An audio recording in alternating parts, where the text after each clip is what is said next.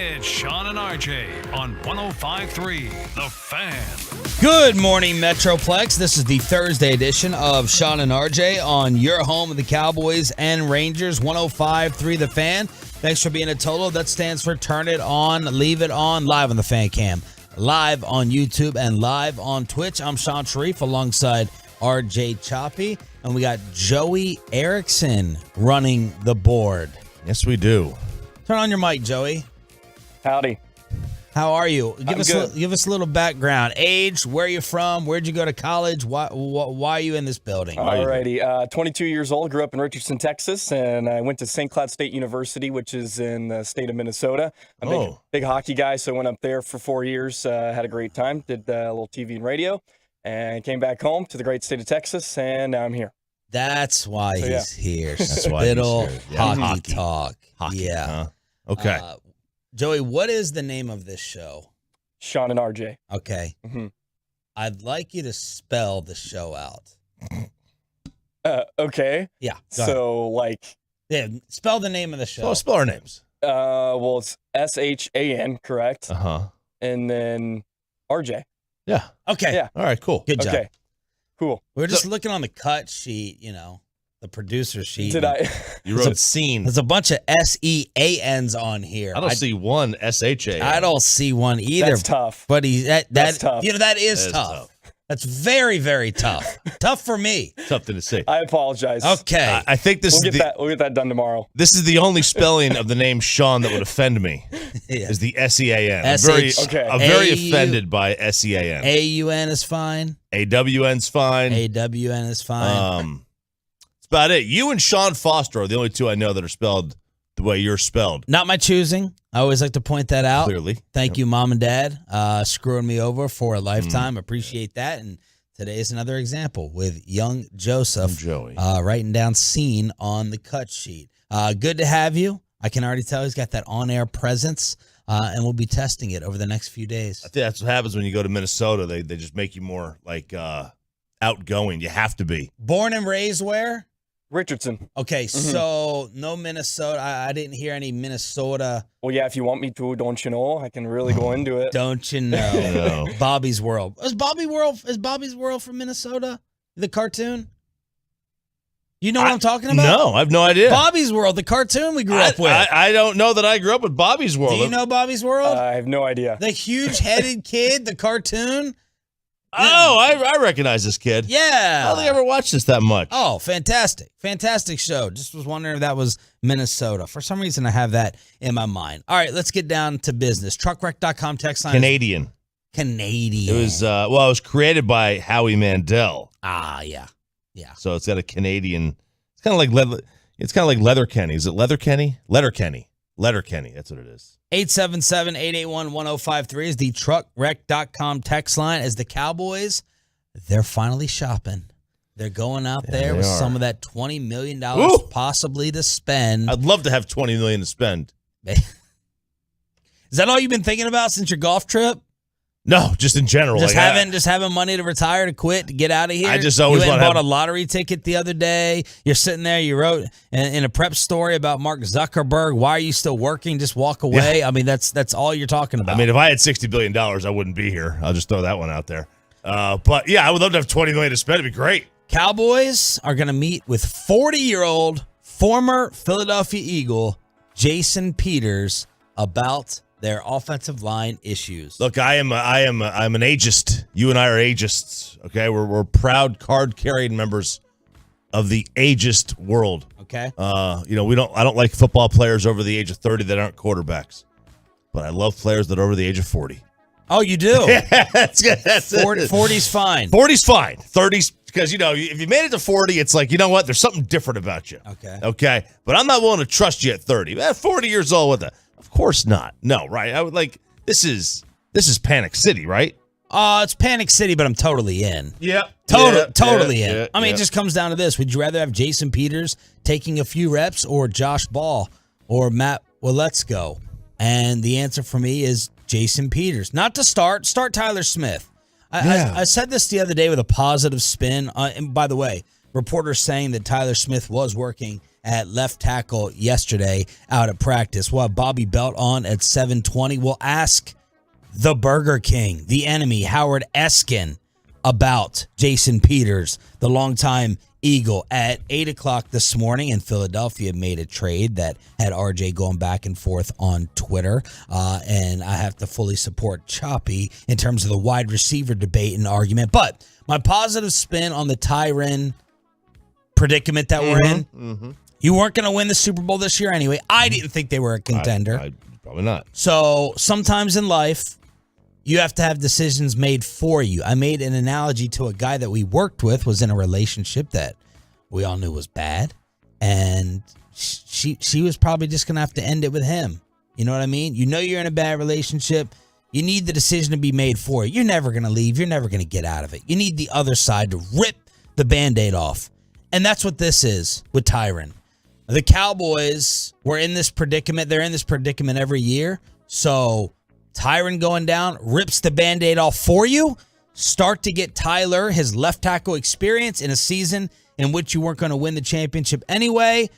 And now we know that we need a new left tackle moving forward. That's my positive spin on it. The decision made for you. Yeah, that is the positive spin. You could have just said it was me that we were talking about with the past relationships. I didn't want to. Whatever. I didn't want to put names on it. It's pretty out there by now, right now. Yeah, look. But it's true.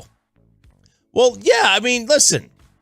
You know, there is that. Tyron's been a safety net for this team. More than a safety net. For 12 or 13 games. Yeah, right. Like they really do need and have needed to find a way to have his replacement. It's like, you know, it's okay to move on from guys that are still good. It's okay to. In the NFL, it's more like you have to. Now, you may not do that in the regular world, but in the NFL world, you do have to do that. And that doesn't mean that you move on from him, but you gotta prepare for it and you gotta plan for it. And this is sort of like, this is it taking care of itself. A lot of times things just work themselves out. And this may be it. Jason Peters started 15 games for the Bears last year. And according to Pro Football Focus, he was the 20th ranked offensive tackle. I promise you, if Josh Ball was starting 15 games, he would not be as high as the 20th ranked offensive tackle if he was put into this position for the Cowboys this year. So just go and get him. Have a backup until Tyron comes back, according to Jerry, with what he told us on Tuesday. Going to come back for the meat of the season. Always got to sell us on the future. 6-time All-Pro, 9-time Pro Bowler, but of course is 40 years old. I'm all in. Go out and sign him for insurance. Because if Tyler Smith goes down, you may as well sit Dak Prescott.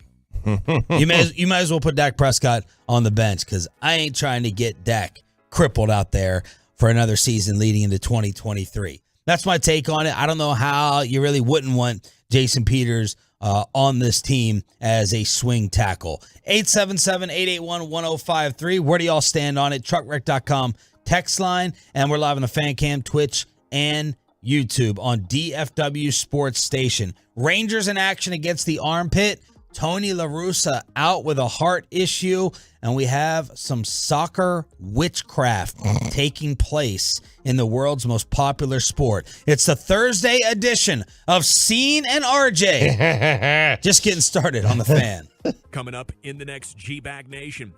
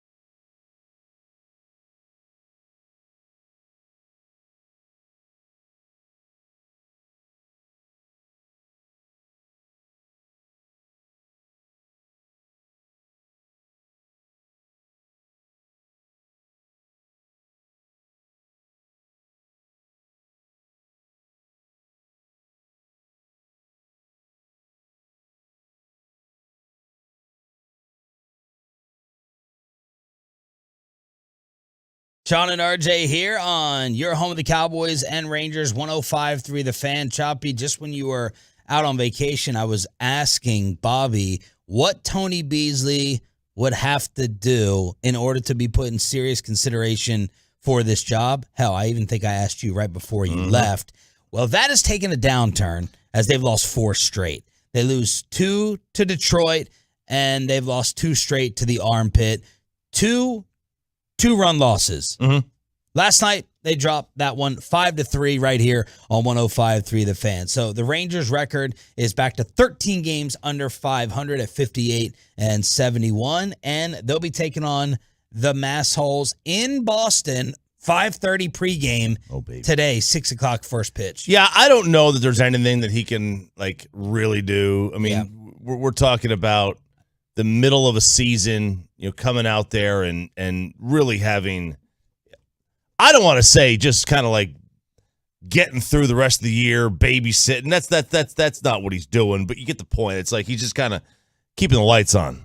That's what the interim manager does, when you get into August and the main guy gets let go. He's basically keeping the lights on for you. So it's really not fair to Tony to try to judge him because this isn't his team. This hasn't been his team all year. I don't think there's anything he could do that would give him the job or get the job taken away from him. I think he'll be part of the process in the offseason. It just depends on where they want to go. Who's your AL favorite? Houston. Just because the Yankees can't beat them? The Yankees can't beat them. It's not who's better, who's got more talent, because those teams are both about the same. It's just the Yankees can't beat. The Yankees can't score in Houston. They couldn't score in Houston with a fistful of 50s. To quote the great Randy Galloway. They just can't do it. So, yeah, I think Houston is the favorites, and I think Major League Baseball would kill for Houston, Yankees, Mets, Dodgers in the Final Four. If they get that Final Four and people don't watch, then they ought to just pack it up and go home. Or they just better get a new TV deal so you can actually find the damn games. Because that's what the people want to see.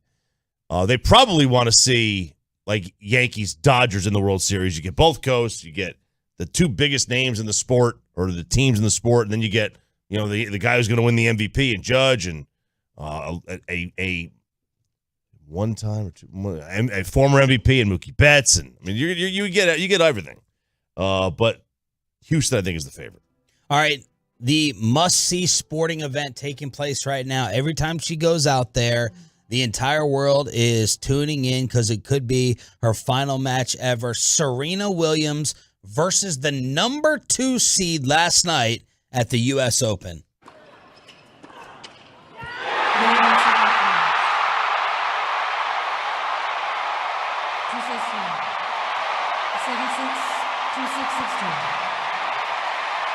Wow. Her first meeting is a memorable one. Serena Williams just supreme in the final set when she had to be. Rolling back the years. Vintage.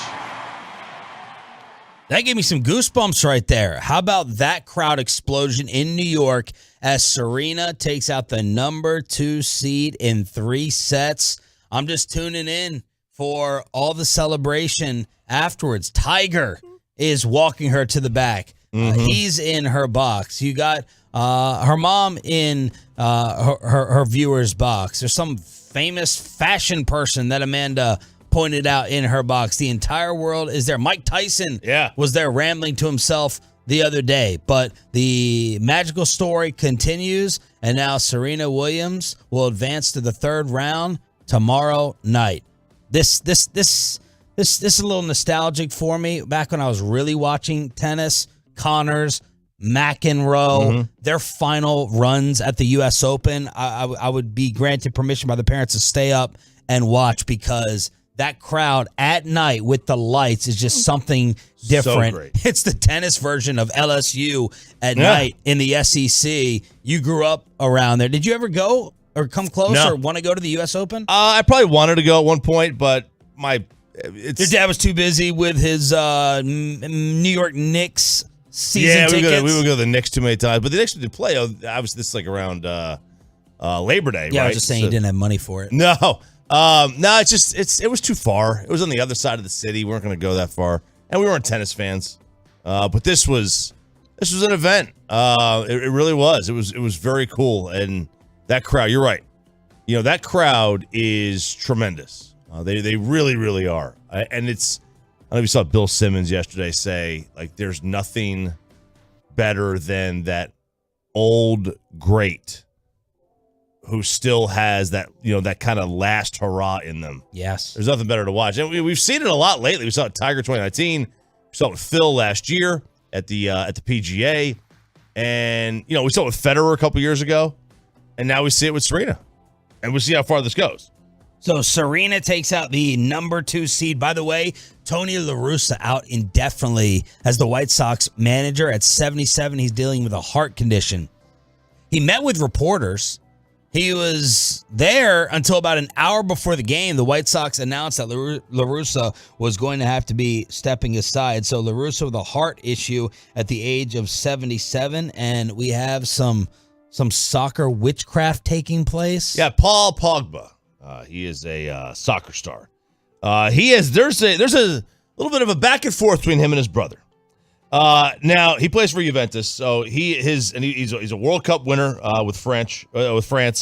His brother Matthias is going back and forth. They are accusing him of witchcraft. They are saying. So they're trying to extort him for like 13 million euros. Otherwise, they say they're going to prove evidence that he engaged in witchcraft to try to get Mbappe hurt, who's his teammate. This is a real story. It's a teammate on the French national team. So they're trying to. His brother's part of a $13 million blackmail attempt against him. He claims the gang told him they would leak that the player asked a witch doctor in his family circle to cast a spell on Mbappe, and they're attempting him to give in to their $13 million euro attempts. Would you be worried whatsoever if you found out that someone who you knew like really believed in it is like, I'm going to put a hex on you? Oh, I'm witchcrafting you, RJ Choppy. Yes, you would definitely, of course, freak out. I don't even care if it's like real. Like this fact that somebody wants bad juju against me. If someone prayed to regular God, okay, not witch God, regular God, for my demise, I would be panicked. Forget about. Well, I don't trust this voodoo witch stuff, man. Like that stuff to me is real. Will you go see like a psychic or these scammers? This Tyler. I can't remember his last name, but, they're talking to the dead for you, connecting with your relatives. A medium. A medium? Yep. Okay, so are all mediums, are psychics are mediums, right? I don't know. Some people tell your future, they check the palm of your hand, but then some people have you bring in, a New York Yankee card and connect with your grandfather. Up top. Would you play a would you mess with a Ouija board? I've not. I think I may have messed with a Ouija board when I was a kid. I would not, it's all like if you had neighborhood night in the Nook and they're like, this is going to be Ouija board night, would you participate? Yeah, I'd participate. And then something weird would happen. I'd be like, oh my God, does that really happen? Is that it? But no, I'd go see a psychic, but I don't think I would lose my mind over it. Yeah, Democrat would show up and you'd be like, whoa, wait. Guys, what's going on here? Wrap up the game. We're in Roanoke. Wrap up. Guys, we're in Roanoke here. Wrap up. I don't know what you're doing here. Wrap it up. So that's the soccer witchcraft story that is apparently taking place. 877-881-1053 to hit us up here on Sean and RJ. Joey is running things behind the board. Glad to have you with us. Going to try to get you to your extended weekend as quickly as possible. The Cowboys have a backup quarterback. Are they having a new left tackle that used to play in Filthy? And how should we look at this Cowboys trade after what the Eagles did yesterday with the TCU Horned Frogs? 6 a.m. headlines on a Thursday with Sean and RJ next. In this market.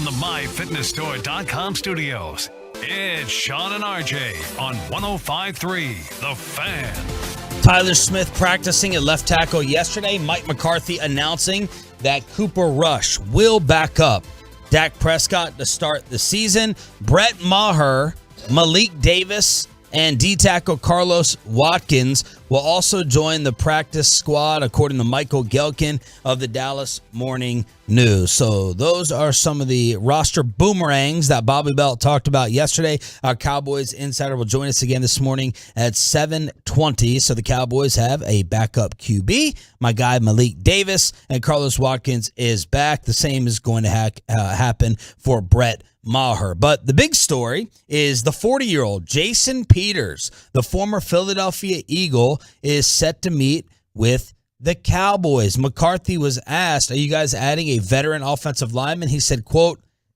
stay tuned. So Peters, 6-time All-Pro, 9-time Pro Bowler, spent the first 5 years of his career with the Bills, and then one of the best offensive tackles in the league while playing with Filthy until 2020. Last year started 15 games for the Bears, and according to Pro Football Focus, the 20th ranked offensive tackle last year. Ed Werder chiming in on the possible move. Bear source on Cowboys' interest in Peters. Likes him as a swing tackle and veteran presence. Says he's great in the locker room. As for his playing ability at 40, the source said, quote, going to jump off sides one time a game, will get beat a couple of times. So I'm all in. Makes total sense. You got to have someone in case Tyler Smith butchers it out there or Tyler Smith gets injured. So I'd rather have Jason Peters than Josh Ball or Matt Waletzko. That's what it comes down to. Sign him up today if you can. Even if, I don't want him to be obviously the progress stopper. I don't want that. I would rather have them just go with Tyler Smith. Obviously, I don't want progress stopping at this point. However, man, I'll tell you, dude, it's going to be hard to beat Jason Peters. It's going to be hard for him to match what Jason Peters is, Tyler Smith. Jason Peters last year had like a 77 Pro Football Focus grade. Wow. Why is he still out there, though? Age of 40. Maybe he wanted to skip camp. I don't know. But got to be a reason he's out there if he can still play that well. Yeah, you got to be a reason. I don't know why. I mean, I remember us kind of making fun of him, I think, in Philadelphia towards the end. But look, I'm not wanting him to start. I just want him as a backup. Yeah. Nothing wrong with wanting him as a backup, I don't think. Yeah, right here. Look at that. His 77.5, his pass block, his run block, they're all in the 70s. Wow. I mean, I wouldn't want him to start either. But man, it is surprising to see him perform at that level. All that being said, to me, progress is something that you cannot stop and you shouldn't want to. And the growth of Tyler Smith is the future. They drafted him to be the future of that position. You don't draft somebody in the first round without that idea in mind. The number one thing they've got to make sure is that they do not, whoever they bring in, if they do, does not stop his progress. Well, Tyler's going to start. Yeah. You're not stopping it. You Right. need a backup. You do need a backup. You need a backup. You need insurance in case Sure. he is whiffing blocks, in case he can't stop holding, and in case he gets hurt. Yep, absolutely. Need a backup. So go ahead and sign him up. Some of the Tolos are not that thrilled with it, understandably. Is it because he's an Eagle? And he's 40. Yeah, I hope it's because he's 40. I hope there's not a single person out there who says because he played for the Eagles that you don't want him on the team. Right. I hope there's not a single person out there. You want to get Dak Prescott killed? You want to get Dak Prescott murdered? I don't ask those questions because I think there are a lot of fans out there that be like, yeah, they're not Dak fans. They're crazy to me, but there's plenty of them out there. JMar84, you really think Peters would come to Dallas to back up the rookie and be a swing tackle? What else is he doing? I mean, he's out there for a reason. No team is signing him up to start right now. Maybe he's waiting for a tackle to get injured and go down and replace that tackle on another team, but he's meeting with us. I'm sure he understands the role, and I really, really seriously doubt that Jason Peters would be brought in here to start this close to the first game of the season. You just bring him in as a backup. So I am all for it. I'm all in for anyone that's better than Josh Ball and not better than Tyler Smith, who, again, apparently practiced at left tackle yesterday. Where are we at on the truckwreck.com text line with this? Is there any filthy hate, or is it just ageists saying no to Jason? Let's see. No, they're saying, who cares about progress? Best player plays. Peters has said to someone I know that he wanted to play for a contender only at his age. It sounds like they saw Tyler Smith in practice and said, no, man, we need to bring someone else in. I think they've seen Josh Ball in preseason games. Yeah. I mean, every game there seems to be a play where Josh Ball is just torched out there. He cannot be your backup left tackle. Jason Peters or and Eric. By the way, real quick, you may need Terrence Steele insurance. Wait, like this Tyron Smith, Tyler Smith story has totally taken the spotlight off of Terrence Steele. Mm-hmm. Terrence Steele started off last year, right, in this high ascension. Joe Philbin, great offensive line coach, moved Terrence Steele to left tackle. Well, when that happened, all of a sudden Terrence Steele's stock started dropping down. Yeah. So you may need a backup right tackle as well. Let's see. Jason Peters waiting for the right deal with a playoff caliber team. He's in no hurry to sign. Offensive linemen don't jump off sides; they false start. Yeah, I was wondering why Ed wrote that in there. He'll be off sides at least once a game. So that's where we stand with the Cowboys and some of the moves that took place yesterday. You got into it on social media a little bit after the Eagles made another deal. They sent Jalen Rhaegar, the bust out of TCU, to the Minnesota Vikings in exchange for a conditional 4th-round pick. It would drop to a 5th-round pick if Rhaegar doesn't hit certain stats in Minnesota.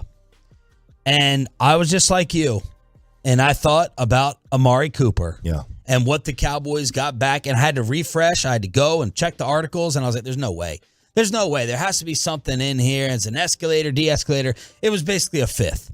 They got a 5th back for Amari Cooper, and the Philadelphia Eagles got a freaking 4th-round conditional that at worst would be a 5th for Jalen Rhaegar, and a lot of the diehard Cowboy fans / homers came at you with the difference in salary. I mean, they can come at me all they want. They can try to spin this all they want.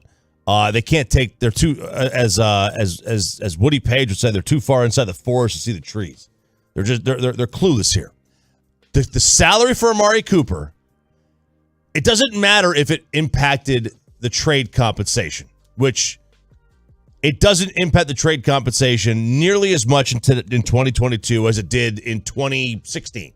People are saying, because Amari came with a $20 million price tag, the Cowboys were going to get back less because Rhaegar makes nothing. The Eagles are going to get back more. Okay. Jalen, you're not going to get back more for a nothing player. Jalen Rhaegar is a nothing player. That's what you guys are missing. Yep. He's not even a bad football player. He's a terrible football player. So there's nothing to get back for him. Howie Roseman is putting on a clinic.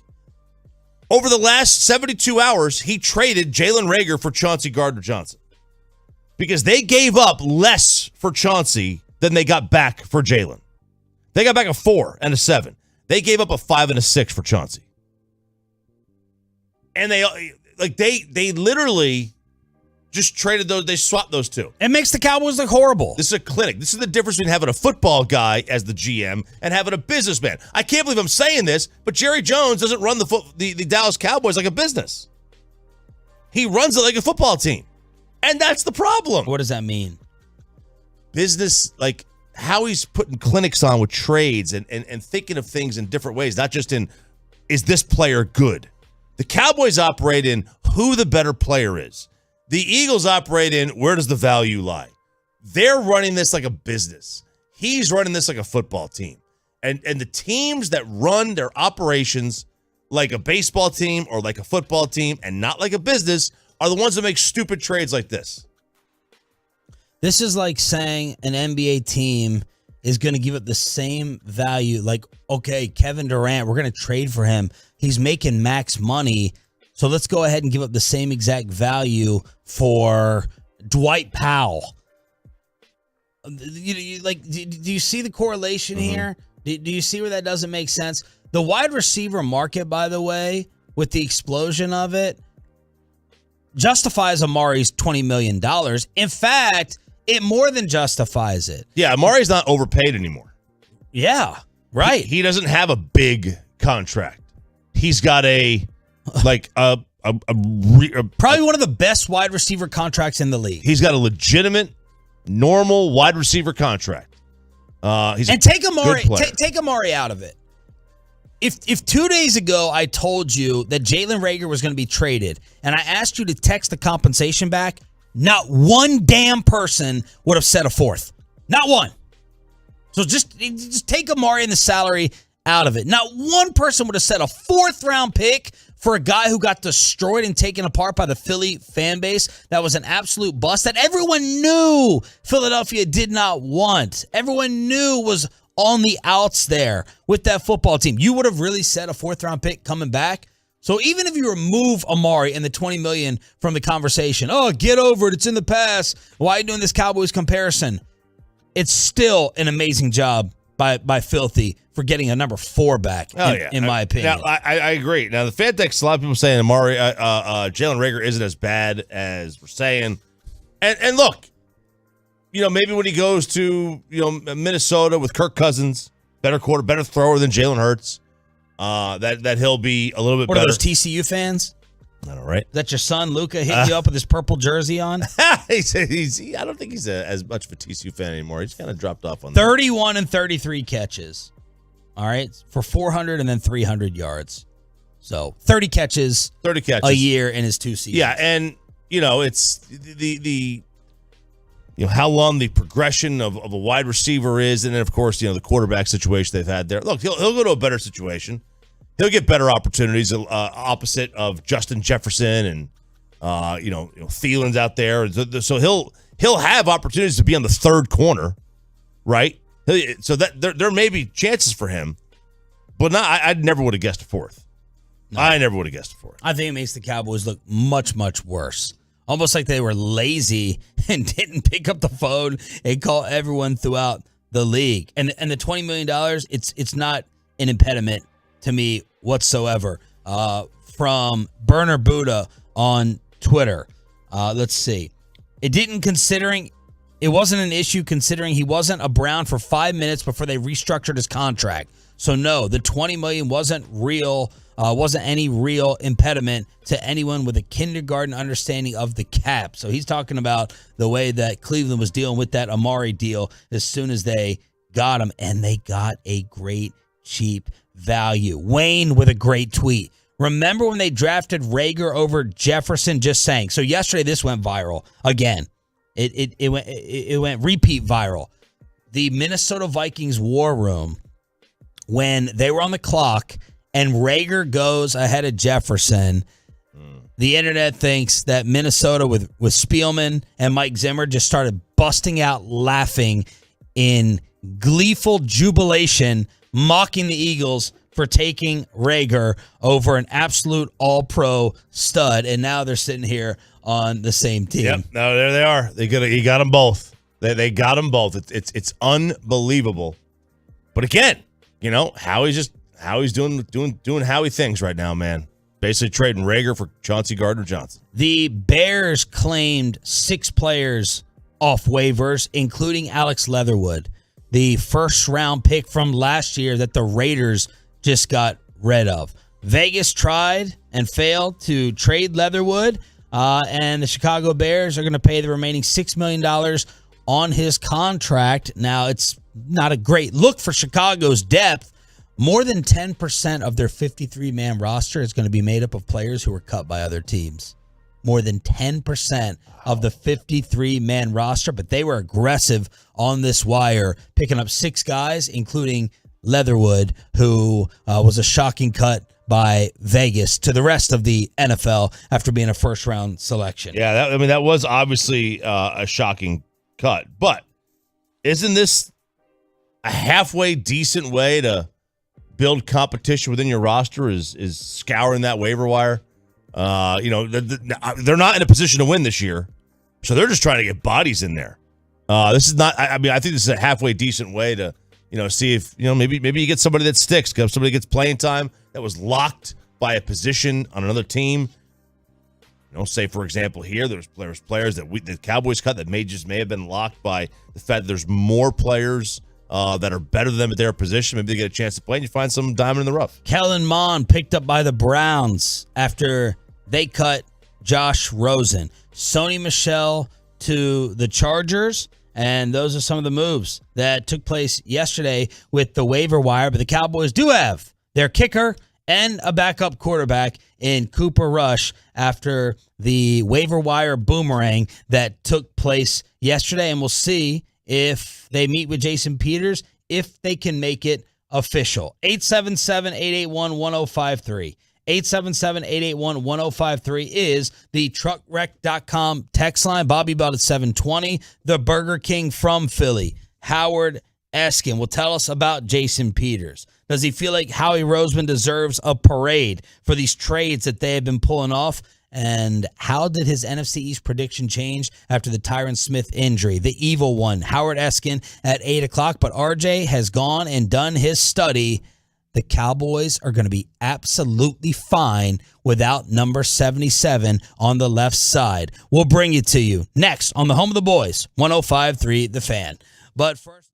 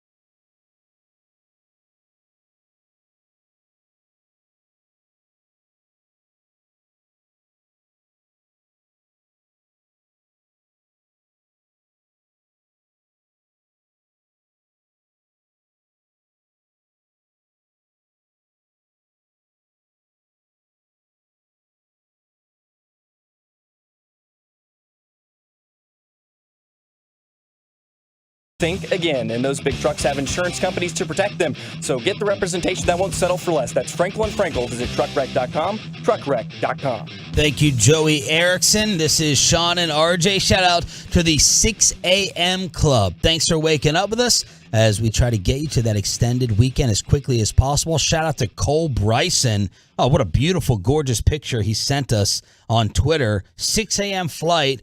Calls for chicken and waffles with a little Sean and RJ best there is.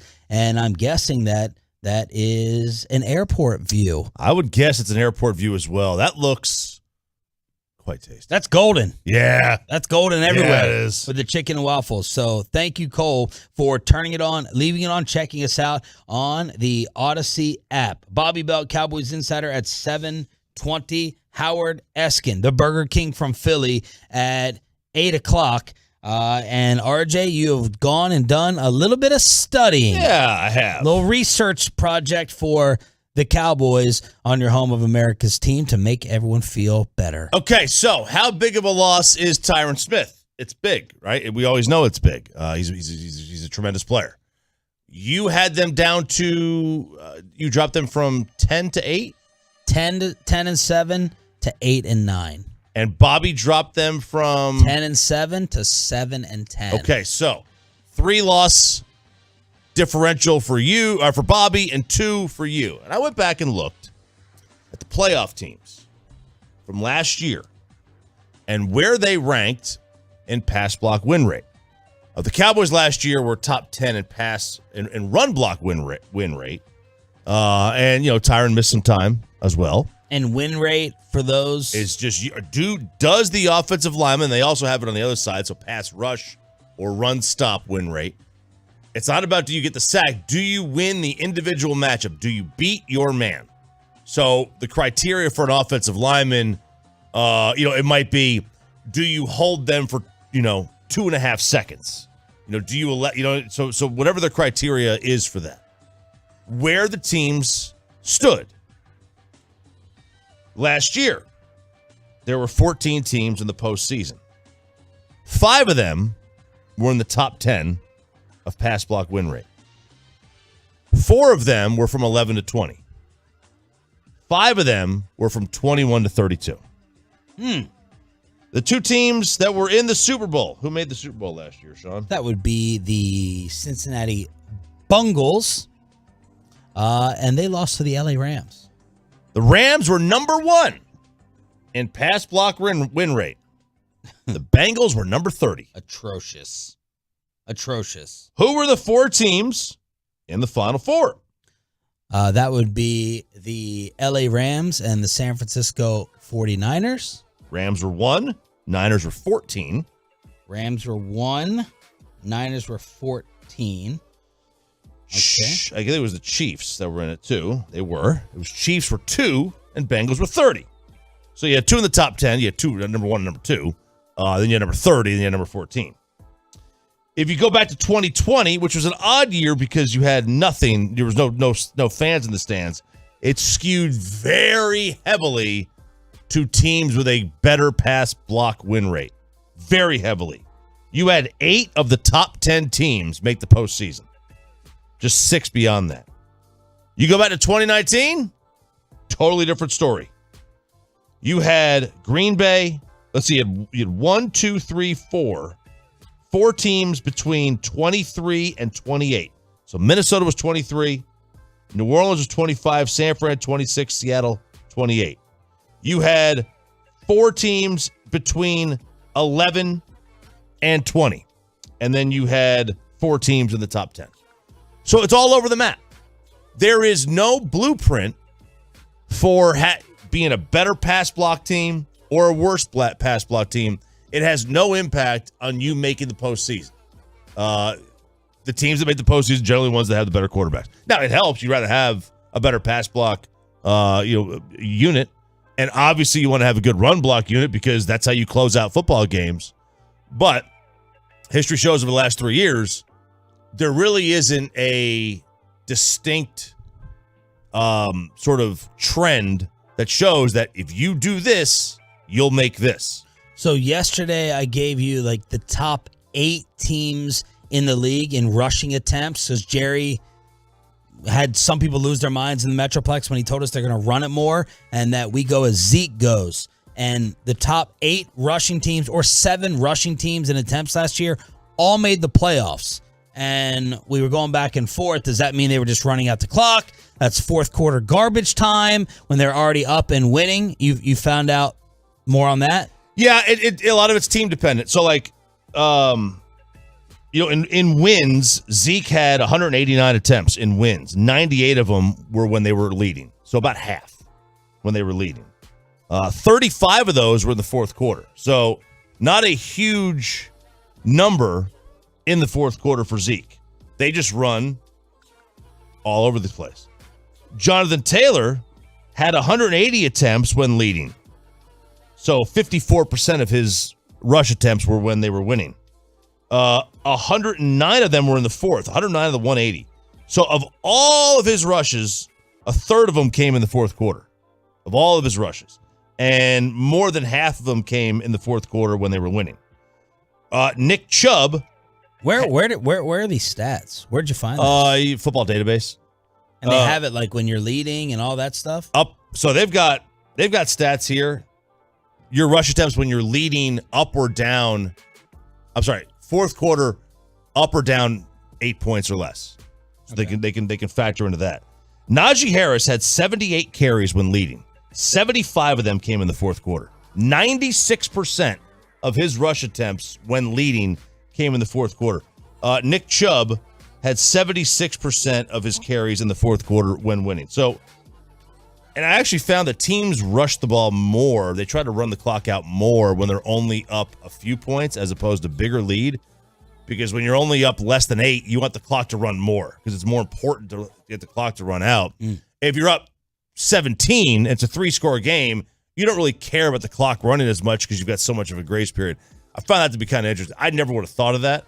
Yeah. But evidently, teams show that they want to run the ball more with a smaller lead than they would with a bigger one. So RJ Choppy is going from 12-5 to 11-6 after the Tyron injury news. It's Sean and RJ on 105.3 The Fan. Let's kill off this Josh Gordon thing. I usually love my guy Kevin Gray. KG has hit me up all the time with the stories and the angles, and he's been lighting up the Cowboys front office. He's like, you got $20 million to spend. No excuse not to go and get Jason Peters locked up, and I totally agree. But he sent out a really bad tweet the other day, and some Tolos agreed with it about Josh Gordon. Here we go. Josh Gordon released by the Kansas City Chiefs. And KG said, go and bring him in, Cowboys. Please do it. Are you kidding me? What? The Randy Gregory of receivers? Josh Gordon is done. I tried to get Josh Gordon a couple years ago in fantasy when he was with Seattle. And I was like, this guy's done. But he's one of these Mike Tyson characters. Like, no matter what wrong he does. And I know he's got individual struggles. You know, I get all that. But he can do no wrong in people's eyes. People absolutely love the story of Josh Gordon. No, thank you. I don't care how desperate the Cowboys wide receiver situation is. Keep him away, and I'd be surprised if he plays for other teams moving forward. Come on, this ship sailed years ago. Stop. Is this 2013? It is not. It is not. That was 9 years ago, guys. That was the last time he was like great. He's only 31. I know. It's sad. How much of his career has he burned? Literally. Yeah, literally. Man, it really is sad what happened to Josh Gordon. Rooting for him. Hope he's good personally, but don't need him on my football team. I'm all for bringing talent in, man. Like, that talent's got to play every now and then. And they've got he had like 30 yards last year. I'm not really in on Josh Gordon. Like, yeah, you know. How many career catches do you think he has? How many games he played? He's played 75 games. Oh, God. 5, 6, 7, 8. He's played 75 games in 9 years. Oh, God. That makes Randy Gregory look like Brett Favre. Yeah, it does. 75 games. 280 catches. 252. All right. 252. His career high was 87 in that spectacular Cleveland year. His second highest catch total for his career, 50. Stop. 50 was the rookie season, then 87, then 24, 18, 1, 40, 27, and 5. Give me Antonio Brown all day before you're talking about Josh Gordon, please. It's not even a conversation. Yeah, I totally agree. I'm out on him. You know, if this was 2016, I'd give him a chance. If it was 2018, I'd give him a chance. We're talking about it's been almost this has been a decade since this guy's been a viable football player. If Patrick Mahomes couldn't find a way to use him, then I don't think we are either. We don't even really hear or see Josh Gordon like speaking in interviews a ton. Why is he so loved? Why is his story so embraced by the public? I would say, well, that's good, great. Because I think that they think, and a lot of people do, and I believe rightfully so, that the NFL's policy on marijuana was, outdated. It was not on the same level as people just in the general populace. People don't care about marijuana for the most part. Right. Whether they do it or not, they don't care. You would be stunned at the amount of friends that you have, and I have, that keep it secret. I found out about people that I know, and I was like, really? Yeah, I found out about you, and I was shocked. Would have blown my mind. Blew my mind to find out about some of the people that I was like, you don't drink. Right. I blown away. All right. I'm hoping this audio comes to on the radio. I just thought this was relatable for any father or parent that tries to coach their kid, right? Peyton Manning's son is not going to listen to him give football advice. Nope. It's just not going to happen. It's got to come from someone else. So this is some video that the Jets put out of Joe Flacco. Mm-hmm. Flacco is trying to... Joe, you think this audio is all right to play? You think it comes through okay? Yeah, it comes on. Comes through all right. Joe means business. Now he took his hat off. Oh, it's not the greatest audio, but I think it's hilarious. This is Flacco trying to coach his kid in baseball, and his kid is like, you play for the New York Jets. You guys stink. I know my kid like, Dad, you stink. You guys have lost again. It's like you lost 30-10. I'm like trying to tell my son one thing about listen, when you're hitting the ball, you got to get some load. You got to be able to get your timing right. You want to get your arm. Well, you stink. You're not good at it. First and only time I Googled Joe Flacco videos. Joe Flacco highlights. Not good audio. But his son is like looking up box scores, and he's like, "You lost 30-10. Like, why are you talking to me? Why are you giving me advice?" And then Joe said for the first time in his life, he had to go to Google and research and type in Joe Flacco highlights to prove to his kid. As Joe was like, you gotta have a loaded stance. You gotta keep your weight back. And he's like, you stink, Dad. Why are you talking to me? You stink. You suck. Player. So even Joe Flacco can't give his kids sporting advice. Nobody can. This is we were talking about this with Bassick, right? We're guys like Vlad Jr. and Bo Bichette, or Drew Jones. All these players that are making the major leagues, or Matt Holliday's kid getting drafted first and second.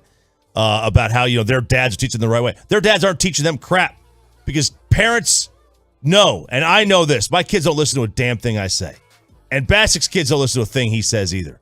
You listen to other people. If I want my kid to learn something, well, who's responsible for Luka's power surge? I'm sure he listens to you.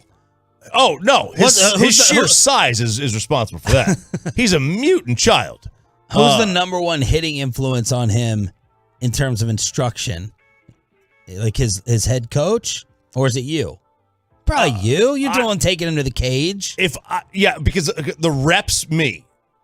When you won the Cowboys home run derby, that did not open his eyes. No, it did not. My dad is a legend in his own mind. So if I need to tell him something about like instruction, I tell one of the other coaches to tell him that, and he'll listen to him. He won't listen to me. I know better. And Julian, same way. Julian won't listen to a word I say. Julian is not gonna. pay attention to anything that comes out of my mouth. Instruction, discipline, praise, anger. He's in his own world.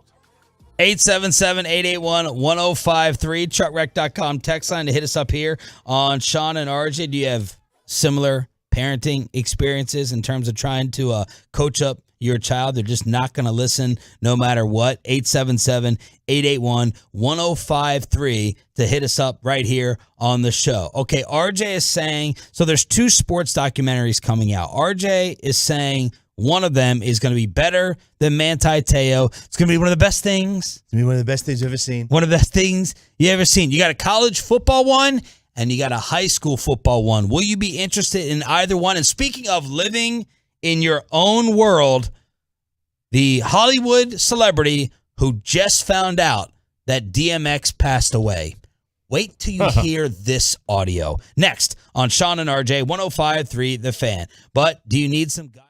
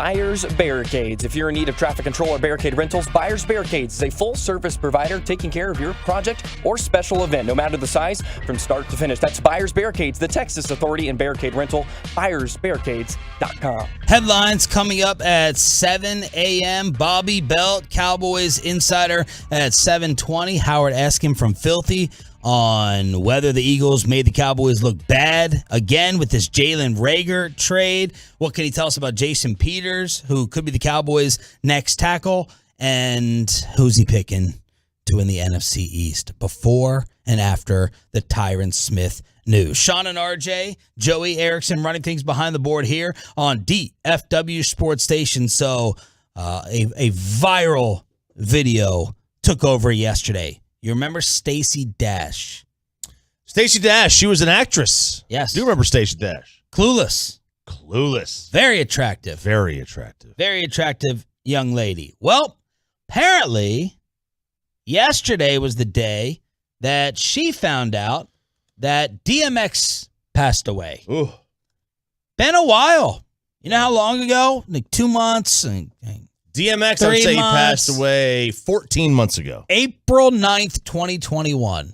Okay, so that's 16 months ago. April 9th, 2021. But apparently Stacy Dash just found out yesterday and decided to go on TikTok with music in the background to react. Okay, y'all. I'm ashamed. I didn't know.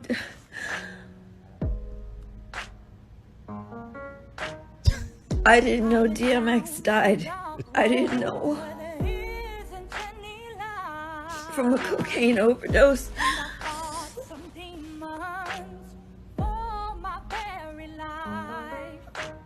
I am today 6 years and 1 month clean. It breaks my heart. Breaks my heart. He lost to it. He lost to that demon of addiction. Please don't lose. Okay. So there's an addiction element in there. Yeah. She's relating, 6 years for her, DMX with whatever drug issues. But still, you didn't know? How you don't know? 18 months, you said? That DMX has been gone 18 months. So, of course, last night, I just had to spend 20 minutes on, this is what Twitter is for all the jokes and all the comedy being thrown towards her way. Like, I grabbed Amanda on the shoulder and I was like, oh no, like, I'm sorry. And she's like, what? I was like, Tupac's gone.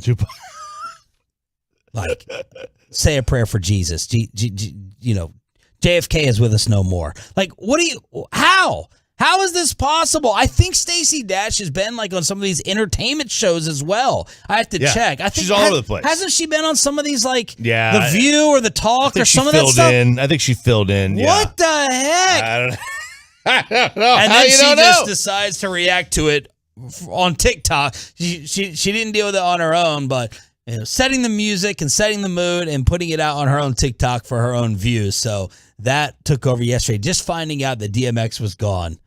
I still don't know how you're just finding this out. Like, this isn't like, we'll do this with like coaches. Like, is he still alive? Are they still alive? Like some of these old hats. Like, Tommy the Sword is still around? I don't think he is. Right. You know what I mean? Like yesterday, I was watching Serena win, against the number 2 seed. And I was looking in her family box and I was like, where's Richard? Yeah. Like, where's Dad? I was like, is he still alive? I didn't see him in there. Those types of things. Those things, but like DMX, I don't know. Does she know about Biggie? I think that was publicized. Like, this highly publicized. I thought DMX, was kind of out there as well. Yeah, I don't know how she didn't know this. I'm just trying to think. I would have picked a different background song. I would have gone with "Where the Hood At." That's what I would have gone with. But teach their own. So there you go. Now, speaking of celebrities on morning shows, this is amazing. I didn't know this existed. RJ Choppy has one of these for a local establishment, but this was on Dan Le Batard's show. This is Regis Philbin's son-in-law. Oh, yeah. Regis Philbin's son-in-law talking about Regis when he was alive. I had to think about this. Is Regis still alive? Regis is not alive. He is. Listen to this classic McDonald's story from Regis's son-in-law. This theoretical magic card that gives you free KFC for life. So my late father-in-law, Regis Philbin, had this for McDonald's. So he did an ad, I think, for McDonald's sometime in like the early 90s. And as part of the thanks for this, he was given like a gold, not real gold, but like a gold colored like credit card thing that said like this card entitles Regis Philbin to free McDonald's for life. And he loved this. And so when my wife was a child, they would be on like a car trip somewhere and he would see a McDonald's and he would get really excited and he would pull in to the McDonald's and he would go inside and he kept this thing with him in his wallet and he would rush up to the counter and they would order a bunch of Big Macs and stuff. And then he would go, look, I get free McDonald's for life. And then the cashier would just stare at it confused because it was like, what is this? Why is Regis Philbin in this random McDonald's demanding free $3 hamburgers? And they would go, I've never seen this before. I have to call someone. And then like, it would be this confusing thing. And eventually he would go, it's fine, just here. And he would just pay for the food. And it never worked because it was just a very confusing object because it's not a thing that anyone has. So he's in there, and they're like, why is Regis Philbin fighting about paying for $3 hamburgers? And he's like, screw it, because they weren't even aware of the free lifetime McDonald's card, so the Reg couldn't get his Big Macs on the house. These cards, you get these cards. I have one of these cards, Sean. I know. Not for McDonald's, though. When I go in there, I got it for Palmer's. When I go in there, they don't know. They don't know what it is. They don't know what it is. They have no. They're like, look at this. Like, and then you feel thing? like a cheapskate. It's like kind of using it's like a gift card. Yeah. I have certain friends when I get them a gift card, I know they're not going to use it. Like they're not using the gift at the restaurant. Yeah. Because you kind of feel like it makes people feel a certain type of way. Like, all right, now make sure $50 off here, $75 off here. And they're kind of looking at you. If they don't know what it is, it can kind of be embarrassing. Yeah, like I've got this gift card, right?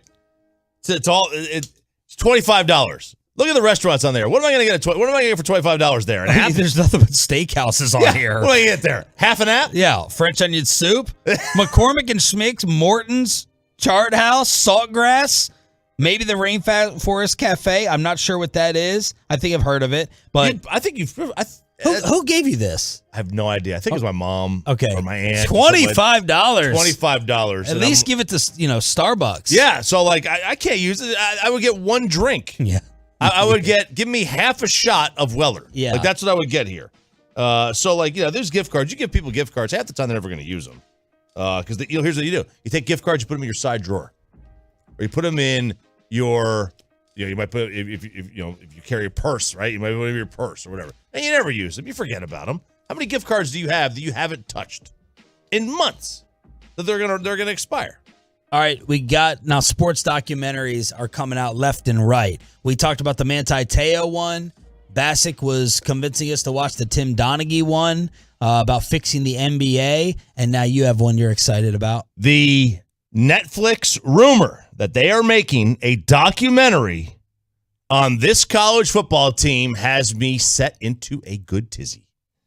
The 2008 Florida Gators. Now, I hate the Florida Gators. Tennessee Volunteer. Play tonight. Opener. Ball State. The 2008 Florida Gators, Sean, had a Heisman Trophy winner, 6 first-round draft picks, 19 draft picks overall, and the national championship. They had Tim Tebow and Percy Harvin and Brandon Spikes and the Pouncey twins and Janoris Jenkins and Riley Cooper and Cam Newton and Aaron Hernandez. Wow. Oh, by the way, they were coached by Urban Meyer. Woo! So you are telling me that's impressive. That this is we're going to look back on that team like, man, that is the greatest collection of personalities, talent, and normally that's reserved for the U. Yeah. Or USC. Yeah. But this team had a sleazeball coach, a cult hero, probably one of the biggest cult sports heroes ever, Tebow, and a murderer on their football team. Literally everything you could possibly want. Oh, I forgot to mention this one, Sean. They had 40 players arrested. 40 in Urban Meyer's tenure. I knew there was some high number in Urban Meyer's tenure at Florida, which lasted like 7 years. He had 40 guys arrested. I cannot wait. You had the goodiest of good people in Tebow. You had Percy Harvin, who was this great star, but never amounted to anything in the NFL, or didn't live up to it in the NFL. Oh, you had offensive linemen that were great. You had defensive players that were great. This team was everything. That or the story that HBO is working on. They announced yesterday they're releasing next year the story of Bishop Sycamore. Do y'all remember that? Does it instantly come to mind? The fake football team. BS High. Yeah, that's what they're calling it. Yep. BS High, the fictional Columbus, Ohio-based high school that took over the sports world last year. This is like the 1-year anniversary of it. Yeah, it was. I remember that story just like it was yesterday. I mean, they were playing these, powerhouse teams. They were getting absolutely. They lost 58-0 to IMG Academy. Yeah, on ESPN. Yeah, they were using kids that were 20 years old. ESPN got taken. Yeah, they did. Everybody got taken. I don't know how they. I want to see how they pulled it off. I still want it because this was like. I think I may be more interested in the Bishop Sycamore. Well, because the. I mean, I'm going to watch both, but.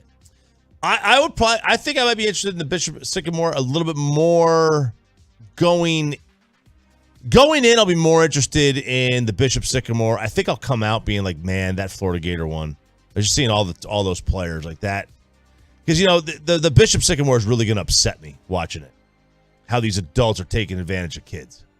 That's really going to upset me. All right, did the Cowboys have a backup QB and a kicker? Are they bringing in this Philadelphia Eagle to be their new left tackle or swing tackle? Did the Eagles make us look bad again with a wide receiver trade? And the legend Serena Williams moves on. Headlines on a Thursday with Sean and RJ next on The Fan. Let's get you over to Diamonds Direct right now. 5 years.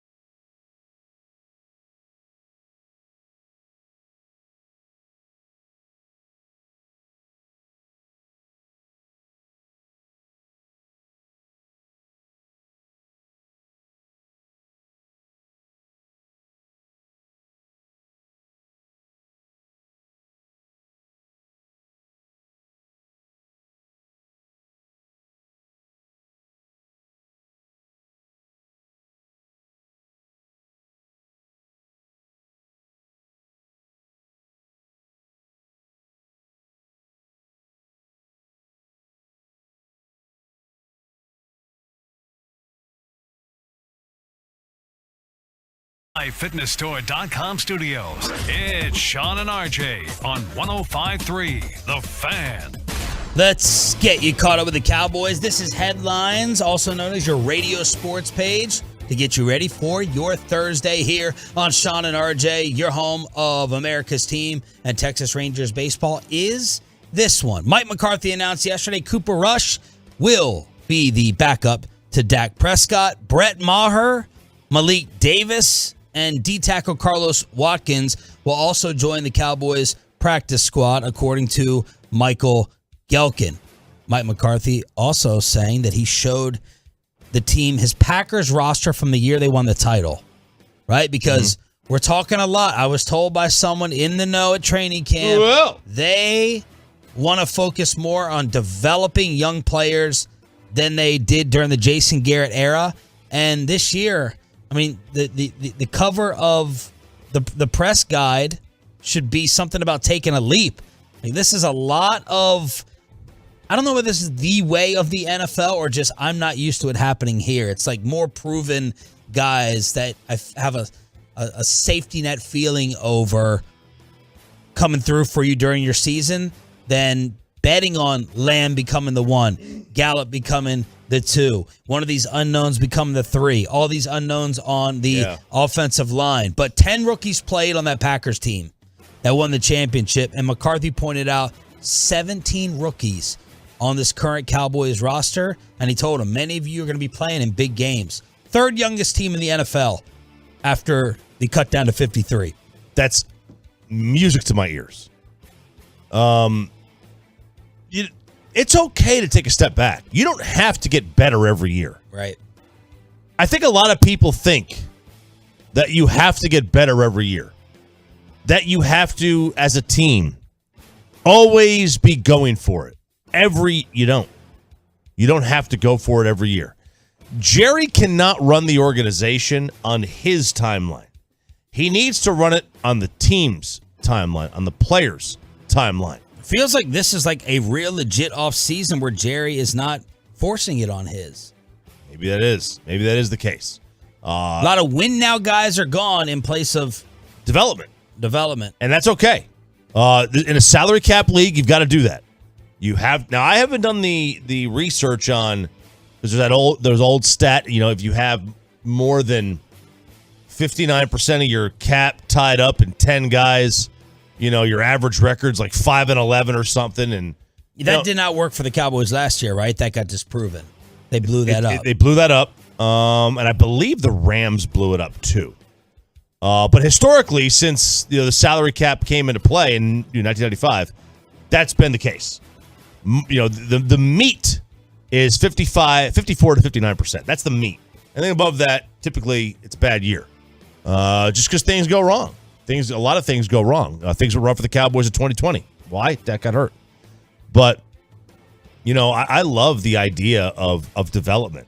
I love that idea of getting younger. I love the idea of, not always having this philosophy that we have to go for it every year. We have to get better every year.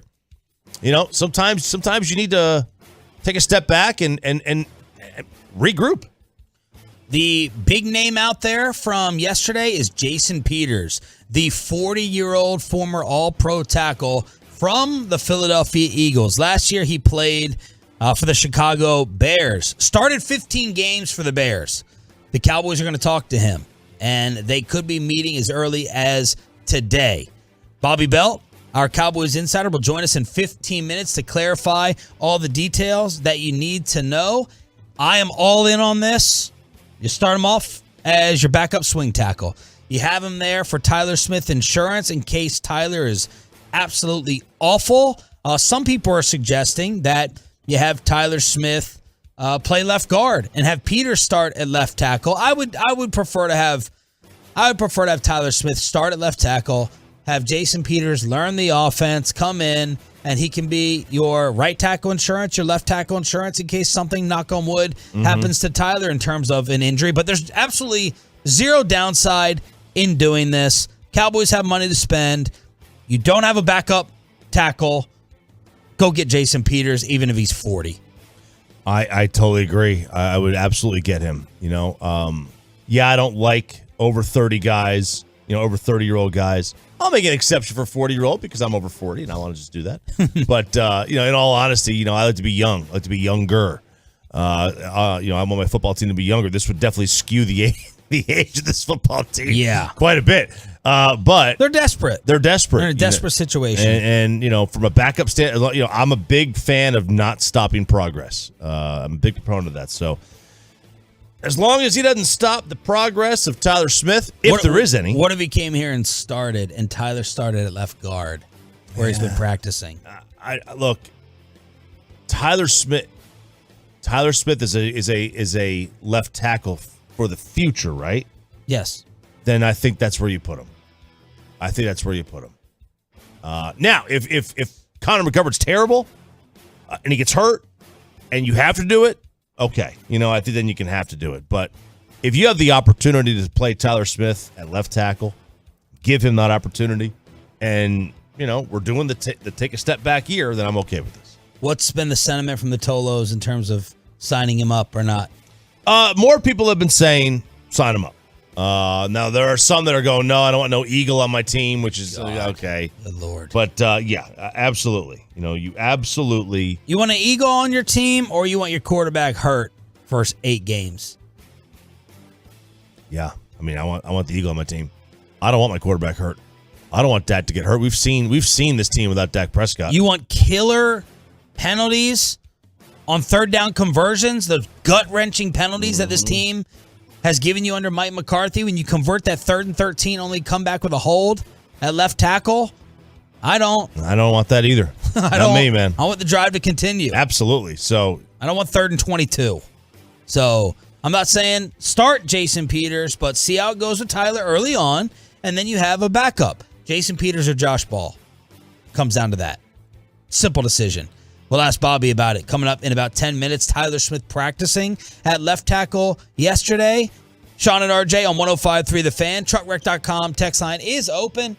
877-881-1053. The Philadelphia Eagles making another move. And I totally agree with you. It makes the Cowboys look bad again. They trade Jalen Rhaegar.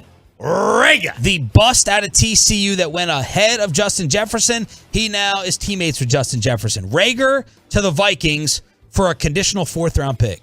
A 4th that could drop to a 5th if Rhaegar doesn't have a certain amount of stats. The Cowboys got a 5th for Amari Cooper. Are you kidding me? How did they get a 4th back for Jalen Rhaegar, and we got a 5th for a guy that Cleveland is probably going to keep? So I know a lot of Cowboy fans said, well, it's because Amari came with a $20 million price tag. That's why. That's why it was a 5th. And Rhaegar makes nothing, so it influences the compensation, and I don't see it that way. If you just type Amari Cooper trade into Google right now, I'm going to give you the top stories. Amari Cooper trade looks even worse now for the Cowboys. Amari Cooper is trending following the Eagles trade today. Oh, my Lord. More evidence that the Cowboys botched the Amari Cooper trade. Brown's wide receiver, the subject of Twitter trends after Jalen Rhaegar trade. Yep. It's all over the place. I can't imagine a scenario where this makes the team look good. I can't imagine the one where it makes them look good. Could you argue that the league told you that Amari Cooper stinks, and that's why you didn't get compensation for him? I suppose so. I think the league is pretty slow to tell you guys stink, and a lot of times the league goes for names, and Amari Cooper's certainly a name. I don't know. Where's Amari in cap hit now this year for receivers? Is he in the top 10? I doubt it. Do you have it in front of you? I can find it real quick. No. And again, take Amari out of it. You still have to give filthy props because they got a 4th for Jalen Rhaegar. If I told you 48 hours ago they were going to trade him, first off, you would laugh and you would say, he's not tradable. They're going to have to cut him. But even if he got dealt, what would they get back? Nobody would have said a 4th. No one. And look, the Browns did restructure him. And it's probably going to be a 5th. Like right now, I think he would compete for their 4th wide receiver spot. So it's probably going to fall down to a 5th unless Thielen or Jefferson get injured or hurt. So they did restructure him. So his cap hit is less this year than Cedric Wilson's is with Miami. Cedric Wilson's got a $6 million cap hit. Amari Cooper's got a $5 million. They restructured it. Contract was a real problem. Yeah, the contract was not a problem. Real problem for him. It was not a problem. It was a problem because the Cowboys, made it a problem by not seeing the market of the wide receiver market, what it was going to do. Or not recognizing that the Browns would just, restructure that deal anyway. Browns had boatloads of cap space. They restructured it anyway. Kellen Mond gets picked up by the Browns off of waivers. Sony Michel to the Chargers. And Alex Leatherwood, the first-round pick that the Raiders got rid of, he gets picked up by the Chicago Bears. So that is a recap of Around the NFL here on DFW Sports Station. Rangers lose another 2-run game to the Armpit. Astros win 5-3, but last night was all about the GOAT. She's wearing a GOAT jacket. I don't like that. I kill LeBron. You don't call yourself the GOAT or the Tom Brady. Especially when you're not.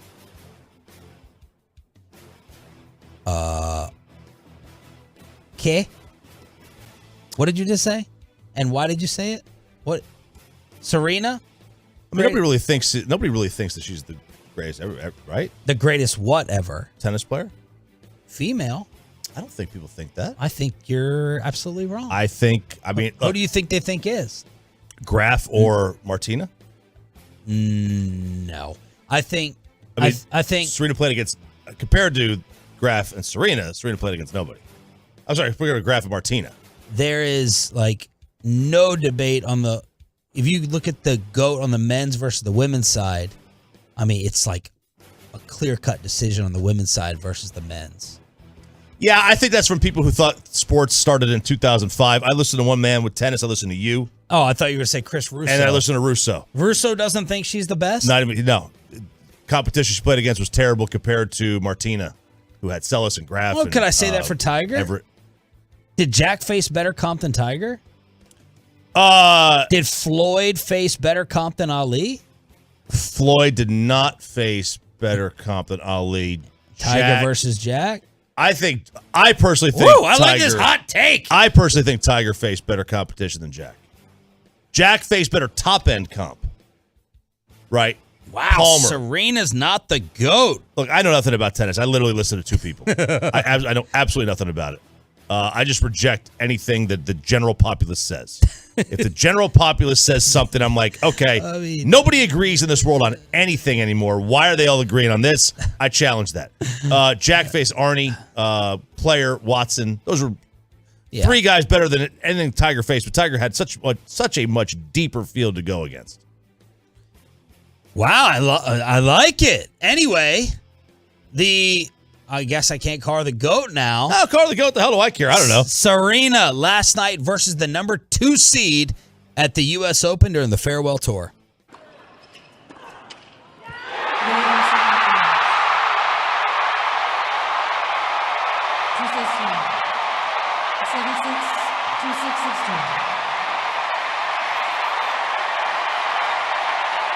Listen to that crowd. Her first meeting is a memorable one. Serena Williams just supreme in the final set when she had to be. Rolling back the years. Vintage. That was the call on ESPN, and now round 3 tomorrow night. Tiger was in attendance. He was escorting her to the back of the players' locker room. It is an electric scene. I'm telling you, even if you don't love tennis, and I haven't paid attention closely to tennis for a long, long time, just this type of electricity. U.S. Open at night, the lights, New York. Tune into it. They're only playing 2 out of 3 sets. She won in the 3rd set. It's not 3 out of 5, so it's not going to take up too much time. But check it out if you love athletics and great stories. The Trucker.com text line. Save a lot of these for like 8:20. Okay, I will, but they're overwhelming on Serena. Real quick, Floyd Mayweather brought this one up. Faced 16 different champions. Everyone in boxing has beat them all. 4 belts. Muhammad Ali only faced 11. Oh my God, no. And lost 3 of them. I don't. 820, and overwhelmingly you're getting destroyed, right? Well, yeah, because people are morons. They just go whatever ESPN says. You know, like I said, I know nothing about tennis. I literally listen to two people on tennis, and one of them is like emphatic about this. I'm like, okay, he's got to be right. Going over himself. Yep. All right, let's go with Bobby Belt. How did Tyler Smith look at left tackle? Is Jason Peters getting signed to this team, and is it definitely going to be as a backup? Our Cowboys insiders, we go inside the star. Bobby Belt joins us next on The Fan. But let me get you hooked up with some legal representation.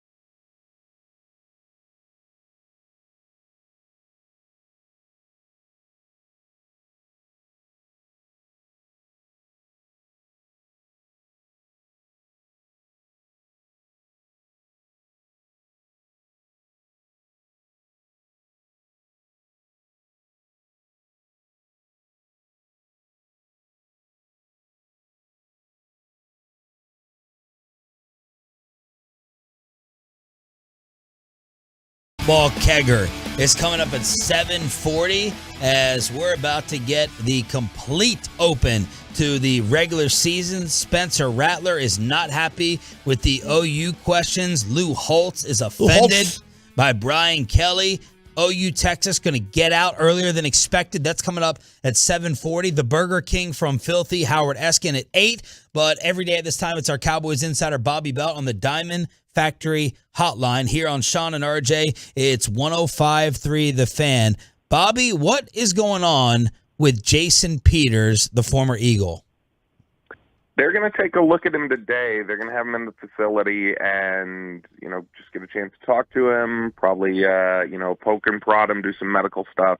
But I think that even if Tyron Smith hadn't gotten hurt, I think that Jason Peters could have potentially been an option for them because I think they like the idea of having him here as depth and having him here being a big brother sort of player for these younger guys that they have all across the offensive line. So I think Peters could have been somebody that would have, had this phone call even if Tyron was healthy. And so I don't know that it necessarily reflects on he's going to come in and immediately be the starting left tackle.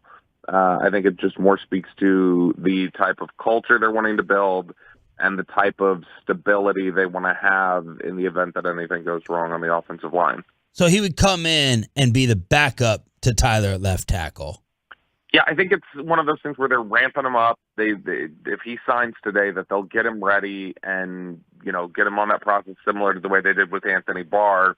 And then by the time he's ready or they feel like he's ready to step out there on the football field, then they'll make the evaluation of, okay, we've let Tyler Smith go for a couple weeks here. Is Tyler Smith good enough that we can run him out there at left tackle every week? Or do we make the change now? So I think they'll ramp him up as if they may need him to play, and then once they get to that point, they'll evaluate it. But I think Tyler Smith will get the opportunity to hold on to that job. Did you hear anything about Tyler at tackle yesterday? We got a chance to be out there when they were doing some offensive line drills and things like that. He did have that ankle that Jerry mentioned, that high ankle sprain. It was heavily taped up. It was pretty bulky, but it didn't look to be limiting him. He was moving around really well. That top-tier athleticism for his size and position, I think you were able to see looked like he had the full ability there. And so it doesn't look to be hampering him at all right now. We didn't get to see him, obviously, in team period. Now that the regular season's begun, we're limited on what we get to see at practice. We get to see just a portion of it. But just in the individual drills, watching him work with the other offensive linemen, his movement skills looked good. And so now it's just a question of how is that technique coming along and how much more comfortable does he look at left tackle during team period versus left guard? Has that time at guard been wasted essentially when he could have been ramping up and preparing for tackle? Bobby Belt joining us here on 105.3 The Fan. Recap the roster maneuvering that took place yesterday. Do we have a backup quarterback and a kicker now? Yes, we do. Brett Maher and Cooper Rush are those two, and while they're on the practice squad for right now, that's part of the roster manipulation. They'll be able to call them up.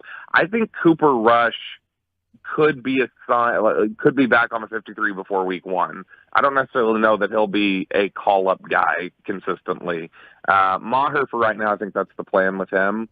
But after they put Tyron Smith and James Washington on IR, they brought back C.J. Goodwin, their special teams ace, and they brought back Jake McQuaid, the long snapper. So they fixed half the problem there. Then they go with the practice squad route to make sure that Rush and Maher are back in the building. But like I said, I think Rush is somebody, and Mike McCarthy confirmed it yesterday, Rush, even though Rush and Greer are both on the practice squad, Rush is the backup quarterback. That's the guy who won the competition. And so just some of the chatter you hear is that it sounds like Cooper Rush, sometime before the opener against Tampa Bay, could be back on the 53-man roster. Robert, what was your reaction to the Jalen Rhaegar trade? Look, I mean, I liked Rhaegar coming out of school, and I think that it's a good buy low opportunity for Minnesota, but I understand why everybody's frustrated because it potentially could be a fourth rounder. At the very least, they got equal for what the Cowboys got for Amari Cooper. And, I understand why that's frustrating everybody, especially with how low the stock was on Jalen Rhaegar. And I get that. Look, there were a lot of ways that that was fumbled, I think. I know, Chop, you were frustrated with how much they seemed to project that they wanted to get rid of Amari Cooper and that damaged his value potentially across the league. And they were pretty frustrated and fed up. It's that old Jerry Jones line, don't let your money get mad. They may have let their money get a little mad there, and it caused them to just say, get him out of here, let's move on, let's do this. But, you guys brought up a good point last segment. You could have done things to lessen the financial burden on Amari Cooper. I think that clearly when you see how the receiving core has been banged up and how they've had trouble replacing the snaps, that it was probably in your best interest to just roll with Amari Cooper, whether you thought he was available consistently during practice or not, and whether you liked his demeanor or not. I think that you were a better football team with Amari Cooper, but they've seemingly been pretty consistent in the fact that they were fed up with Amari Cooper's fit inside of their culture. But and it's like Jerry. Yeah, what do you say to those who say, oh, you can't compare Amari to Rhaegar because Amari was making $20 million and Rhaegar was not? Rhaegar's money is fully guaranteed as a rookie contract. And so, on paper you can say that, but again, you can manipulate that any way you want. And there were ways for teams to get free of that money pretty easily. If the Cowboys hadn't gotten a trade, they could have just released Amari Cooper and not really felt much of a financial penalty at all. And so I don't know how much that's an actual factor here. But look, Rhaegar again has some high upside. So you're kind of buying a lottery ticket there, but you should have gotten more for Amari Cooper. And even beside that, you should have just kept Amari Cooper. But Jerry told us the other day that, pretty much said anybody they got rid of, it's because they wanted a certain culture. And Amari Cooper clearly didn't fit that for them, they thought. Bobby Belt, Cowboys insider here on Sean and RJ, 105.3 The Fan. The other day you were talking about Denzel Mims, the wide receiver. I saw a report that the Cowboys were one of like 3 or 4 teams interested. Vikings, Cowboys, and Seahawks, along with Carolina, called the Jets about trading for Mims. According to SNY, the asking price was a 4th, and no team was willing to offer that, so the Jets kept him. What do you make of that, Bobby? I think it's interesting that, Mims has been a disappointment in New York, but I think it's interesting that Rhaegar was able to go for a potential 4th and Mims wasn't. But that's more just at my surprise that they were able to get that for Rhaegar. Because Mims, I don't think I'd give up a 4th rounder for Mims at this point either. Like I said, he's been really disappointing since he got to New York. And he was a 2nd round pick when he was coming out. But that was somebody that Dallas liked. I'm not surprised that they had interest and they were willing to poke around on it. But they are very hesitant to give up any sort of draft capital in the first 4 rounds. The Cowboys are. And so the one area that we've seen they're willing to do that is for receiver, but it's got to be for the right receiver. It's got to be for a name, over the last 20 years. Joey Galloway, Roy Williams, Amari Cooper. That's where they're willing to give up that capital and make that move. But Mims would be an interesting player, I think, in this system, and similar to Rhaegar would be a good value buy, a lottery ticket type. But a 4th rounder just feels really rich, especially when the Cowboys, I think, value the type of players that they can find in the 4th round. When they've gotten, Jake Ferguson or Jabril Cox or Tony Pollard or guys like that over the last couple of years, I think they view 4th rounders as really high value picks that they don't necessarily want to sacrifice. Is it even close that Howie Roseman is the best GM in the division? No, probably not. There's a reputation, I think, across the league that Howie's a little bit of a two-faced, a little sneaky to deal with. Yeah. But in terms of just getting the job done and doing what you need to do, it's I think pretty clearly Howie at this point. But we'll see how that Giants front office comes together. They've got a lot of really highly touted individuals that came over this last offseason, but they've never kind of run the show that way. And so I think that it'll be interesting to see what the Giants' reputation becomes in the next 3 years. But right now it's hands down Howie Roseman. All right, Bob. Anything else? Or are we good to go? No, I think just that I love you all. When did you wake up this morning? 6:30. Okay. About an hour ago. All right. good. It sounded a little cobwebby. I didn't know. I didn't know if you just woke up. Oh, You sound good. You sound good. I have chest pain now. Oh my gosh. You have chest pain? Yeah, just you saying that cuts me deep. you know I'm the one who you know I'm gonna hang up this phone before you said that, and I text you and I say, "How'd the hit go?" No. Now you stab me in the heart here. That's painful. How's Joey doing this morning, Sean? Joey, he's been good. He's throwing a perfect game except for one thing. Yeah. He spelled my name completely wrong on the cut sheet. So Joey, you're fired. Sean. Yeah, you're probably done there, Joey. But not a good tryout. Big upside. He's very tall, and that's always a good. Stand up, Joey. Stand up. Let's see. And RJ, I think. Okay, you look like you're probably 6'2", 6'3". That would be correct. 6'2". It's on the license. It's official. I think the hair may save him in RJ's eyes. It's tremendous hair. Very good hair. He does look like an extra from Ladybugs, the movie. Ladybugs? Remember that one? Yeah. Yeah, he kind of looks like an extra. You think he has any idea what you're talking about with the reference? No, he was probably not even born. Bobby, do you even know Ladybugs? No, and I pride myself on pop culture references. Oh, wow. No more movie. Troy. Thank you, Bob. All right, love you all. Bobby Belt on the Diamond Factory Hotline every morning. There goes 2-hitter. Lost the lost the perfect. Now lost the no. Yeah, you could have gotten away.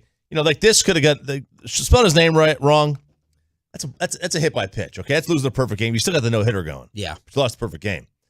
You know that right there, coupled with the no music, the commercial comeback was weird. So what do you think? What do you think is his stat line? We're working like Martin Perez right here? Now. He's Quality start at least, right? He's thrown 4 innings, 1 run. 4-1. I'll go 5. Maybe I'll give you some men left on base. I only did it because we're at like the 4th inning of the show. Okay. So if we're at the 5th inning already, then maybe he's only giving up 1 run through 5. All right, let's see if he gets the intro right for the college football kegger. We're about to officially get started. Why are the Sooners still trolling this guy? Lou Holtz is ticked off of Brian Kelly, and OU in Texas may be out sooner than we thought. College football kegger, followed by the Burger King, Howard Eskin from Filthy, next on The Fan.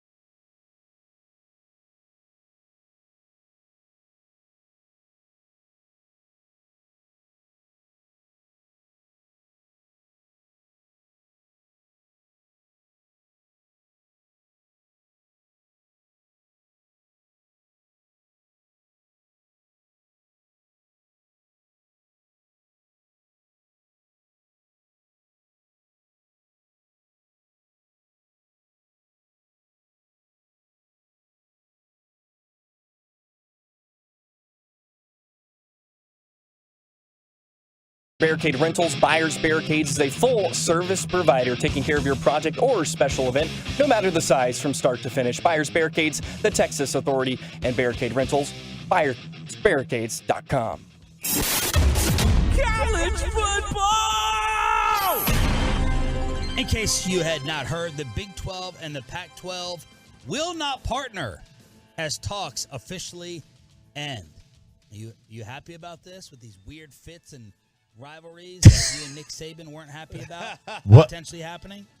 Yes, and what is going on? Joe, I'm not talking. I think Joey pulled up the podcast. What is this? I think it's a podcast. Me too. That was weird. That was what a well-oiled machine we have here. That's fantastic. Oh, that was something. All right. We were getting the college football kegger intro, and then I came in talking about the Pac-12. All right. That was not me live. Now people are going to think that we're just rerunning. I know everything. Hours around here. Hours and hours. Yeah, just going ahead and pre-taping the show. All right, this is the College Football Kegger here on Sean and RJ, 105.3 The Fan. That is Joey Erickson running things behind the board. I didn't know about this vote that was kind of gaining momentum last night. Yes, last night, Dennis Dodd has been all over it.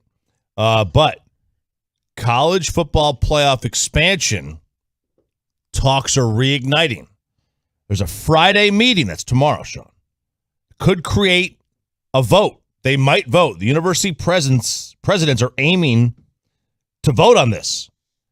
They could vote to create a larger playoff field as soon as 2024, which would be great news.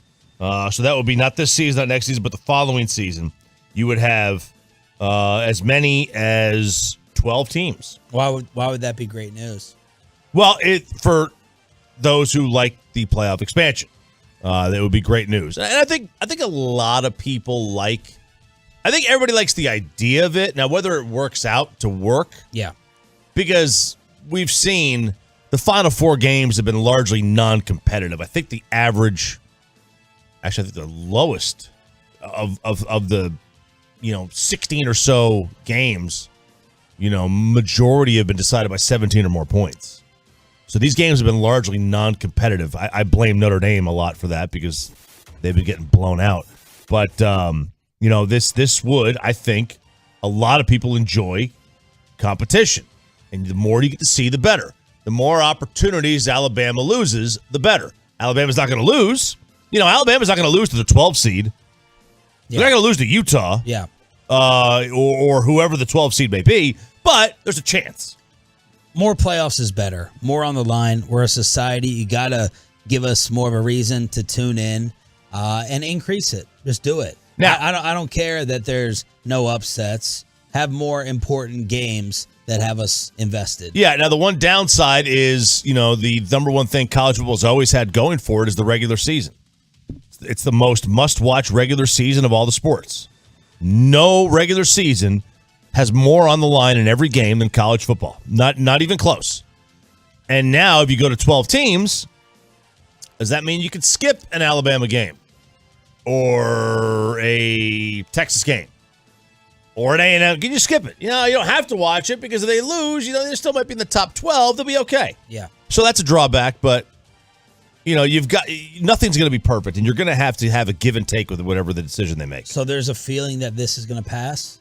Expansion for 2024. Yes. The feeling is that this is going to pass. Now, the one holdup has always been the SEC does not want guaranteed automatic bids for all the conferences. The SEC has been steadfast at saying, bro, top 12. It's just because you win the Pac-12 or the Big 12 or the Big 10 or the ACC doesn't mean you should get a guaranteed spot. And I agree with them. I don't think geography should ever play a role in who makes what. I totally agree. Then again, I'm an SEC guy, so what the hell? All right.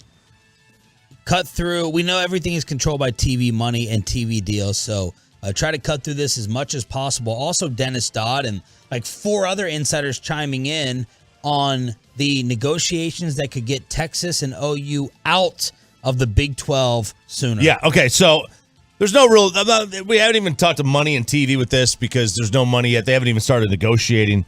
But the Big 12 cut the line. They cut the line, and they did a great job doing this. The Pac-12 had one advantage left. This is from Dennis Dodd. One advantage in their fight with the Big 12 over survival, and that is they were up next to renew their TV media rights deal. The Big 12 decided, and they basically cut a deal with Fox and ESPN, like, we're going to meet next week, and we're going to renegotiate our TV deal. Now, what this does is two things. One, it allows the conference to stay alive, be viable, because they're going to have a new TV deal, hopefully. The other thing it does is it allows an opportunity for Texas and Oklahoma to leave the conference early. The TV networks are looking at this, and they're going to be like, well, look, we're not going to pay you for Texas and OU being there when they're not there. So let's renegotiate. Let's renegotiate this entire thing right now, and that's what they're going to do. So this leaves an avenue for Texas and OU to leave as early as next year. This always felt like it was going to happen sooner than what was originally intended or scheduled. Agree. The Big 12 contract expired in 2025. It was set to expire in 2025. That's when Texas they were basically going to leave in 24. They were basically going to do that. I wonder if Longhorn and Sooner fans, truckwreck.com text line right now, would like to go sooner. No pun intended. Would like to go versus staying in the weaker conference and trying to make some type of major run. Or do you just want to go to the big boys earlier? Just go. Just go. It's the old saying, whatever will be done tomorrow must be done today. Just do it. Just go. Let's just go. If I'm one of those two programs, you're gonna go anyway. You might as well go. That's not. I don't apply that. If you can keep me in the NFC East for another year before going to the AFC West, I want to be in the NFC East. That is, look, I agree with you. That's not how athletes look at it. They want to compete against the best. Fan base is all I care about. I don't care about the players. The Longhorn and the Sooner fan bases, I wonder if you'd just rather rip it off, go a year or two earlier, or sit back for a couple more seasons in the easier conference. Okay, I'll say this. If I'm an OU fan, I am sick of watching dreary October games in Manhattan, Kansas. Get me the hell out of there. Get me out of the Big 12. Why would I do you want to move into the nice house? Move into the nice house. I know. It's got a little bit more to you got to deal with Alabama and LSU, and Florida and Georgia, A&M. I know. Yeah. I know. But A&M proved it makes you better. It makes you better. Man, I don't know who this reporter is, this troll. I haven't been the biggest fan of Spencer Rattler, but this poor kid, he's sitting here getting ready for his brand new season at another school, and here he is at a press conference. Is Spencer Rattler taking on Oklahoma to start the year? Is that their first game? I don't think so. You don't think so? I mean, I haven't looked at South Carolina schedule. South Carolina. Let me know where Oklahoma is on that schedule for South Carolina. Well, let's see. They open up on Saturday with Georgia State. Okay. Then they're on. They must play the Sooners after that. No, they play a state that borders Oklahoma. They play Arkansas. Oh, okay. And they play Georgia, which is not Oklahoma. That's not Oklahoma. Okay. They play Charlotte. Okay. South Carolina State. Got it. Let's see. I think Kentucky. Is Oklahoma on the schedule? Is Oklahoma in Missouri? So why is Spencer Rattler at his South Carolina presser getting this? Question here, but going back to your anticipation to running out to 2001 and all that, just going back to your days at Oklahoma with the very famous Boomer Schooner, what was it like? Schooner. Did you guys actually run out behind that, or how did you view what they did as you guys were coming out of the tunnel with that? I'm just talking about South Carolina. You know what I'm saying? I'm excited to run out to Sandstorm. I don't even remember what we did running out. We kind of just ran out, but yeah. What the hell? What's going on? What are you asking about Boomer Schooner for? What are you asking him about the Oklahoma tradition for? I believe it's the Sooner Schooner. Not the boomer schooner. Man, poor Spencer. That's a boomer schooner's an old man boat, right? We got breaking news from Adam Schefter. Thanks to Tolo Andre. Always sends out little clips of the show afterwards. Sending us this breaking news. The Broncos and Russell Wilson just reached agreement on a 5-year, $245 million extension that includes 165 guaranteed. Oh, in your face, Lamar. Russ is now tied to Denver. I like that you were waiting for that part of it. Russ now tied to Denver for 7 total years and $296 million. So this just got done by the Broncos. Wow. And I agree with you. Normally, we're looking at average per year. But now after Watson and Kyler and the Lamar saga, we're looking at the guaranteed. Yeah, it's the guaranteed money. It's all it is. That is exactly what you would want if you're 49 a year. Oh God. 49 a year. That's for the 5-year period. Can you imagine coming up the worst year of your life as a football player and getting a raise? Now the 7-year total is 42 per. Right. So yeah, because it's an extension. Don't know how he'll survive off of that. I mean, it's really going to be difficult. I mean, he doesn't really have to, another reason ramen noodles, man. Making RJ think about retirement yet again. Man, if you're not thinking about retirement at any point in your life every day, TradingWealth.com. I just think you're doing it wrong. Look, some people can't be retired. I know, those poor souls. Your dad, I feel bad for your dad. And you don't know how bored you would end up being. Oh, I'll be bored out of my mind, but I will get a job. You will get a job? 100%. I'll get a job that requires no thought. None. Like? A podcast. That requires a lot of talking, a lot of thought. You know what I'll do? I'll go work at a sporting goods store. Full circle, man. Life comes at you full circle. I'll go work at a golf course like I did as a kid. My first job was working at a golf course. I'll go be a marshal. I'll go, hey, let's go. Get out of the woods there. What are you guys doing there? What are you doing with that golf cart in the woods? What are you doing? What are you guys doing over there? Call back to yesterday. All right, so there's the breaking news here on 105.3 The Fan, and it's presented by Beat the Streak. For tips to win a $5.6 million prize, listen wherever you get your podcasts. We'll continue with the college football news later in the show, but we got to get to the Burger King. Are they the new favorites in the NFC East? Did he have them as the favorites? What can he tell us about Jason Peters? How did they pull off the Jalen Rhaegar deal? Howie Roseman versus Jerry as a general manager. Our enemy from Filthy, the Burger King. Howard Eskin joins us next on Sean and RJ. All day.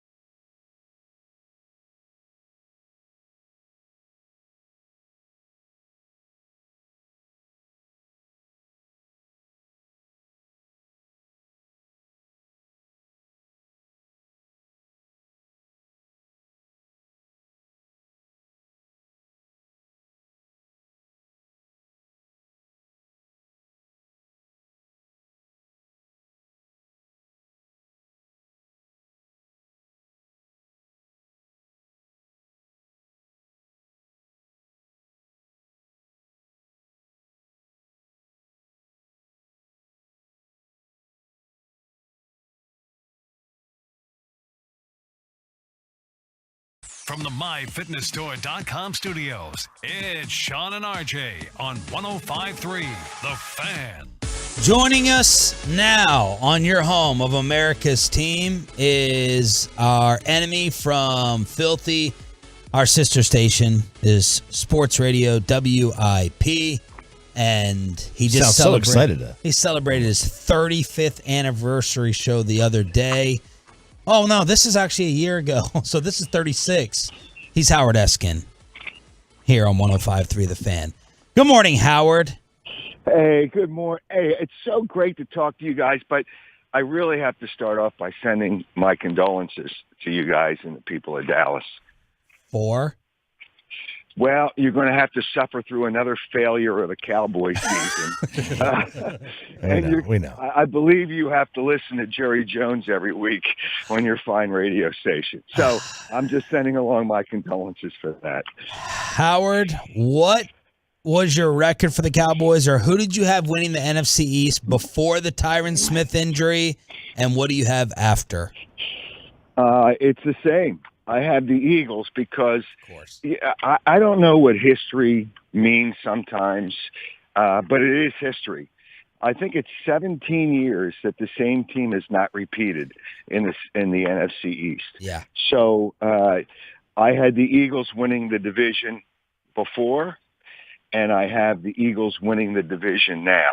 Because, again, the Cowboys are starting to get old, and they always find a way to Third youngest choke roster in the league. Well, I don't. They're old to keep. Well, not the quarterback, but I'm not a fan of the quarterback. Zeke Elliott's done. You might as well use Pollard. It's a joke. Now your offensive line is screwed up, but they always find a way to screw it up. Those Cowboys just can't help themselves. I want to send you some dust rags to dust off those Super Bowl trophies because that's all you guys talk about. But you have to dust them off all the time. It's been so long. Hey, listen, if there's a trophy for a playoff game, you got to dust that off too.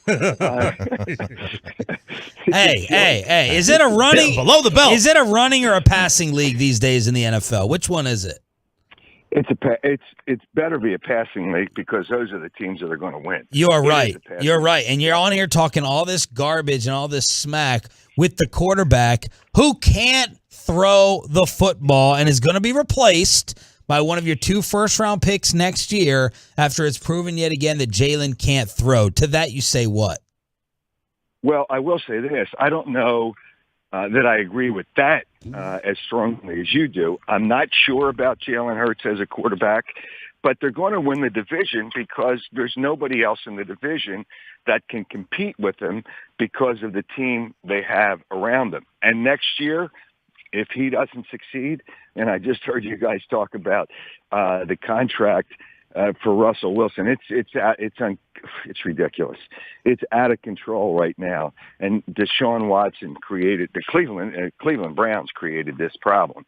But all these guys getting all that money, so they'd have to pay him. So I'm not so sure that they won't go after another quarterback if Jalen Hurts is not where they need him to be. But they're still better than the Cowboys. The Cowboys, they are just they're an enigma to America. You can call them America's team.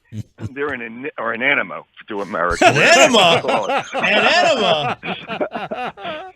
Howard Eskin, the Burger King, here on the Diamond Factory Hotline from Filthy. Okay, we need to figure out our tackle situation. They're going to meet with Jason Peters very, very soon. What can you tell us about Jason Peters, who had a possible Hall of Fame career in your disgusting area, neck of the woods? Well, I will say this. He is a Hall of Famer, and there's no question about it. But right now, if he gets a contract, they ought to take him out in handcuffs for stealing money. It's unbelievable that Jason Peters, and he was terrific. There's no question.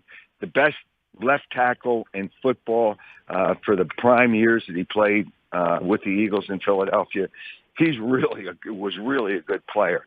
But he keeps on getting contracts. And then, if I remember correctly, last year he got a contract and got hurt again. So is it going to be better than what you have? Maybe. I don't know about the rookie. and I guess he's only going to be a backup. I wish him luck. He is a good guy to have in a locker room. He really is good with his teammates, but you still have to go out there and play if needed.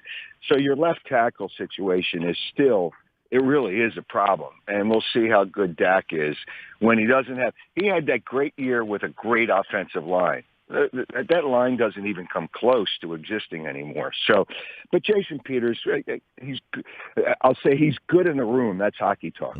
He's good in the room for you guys that don't know, although we don't have a hockey team here in Philadelphia. No, you guys haven't had one in a while.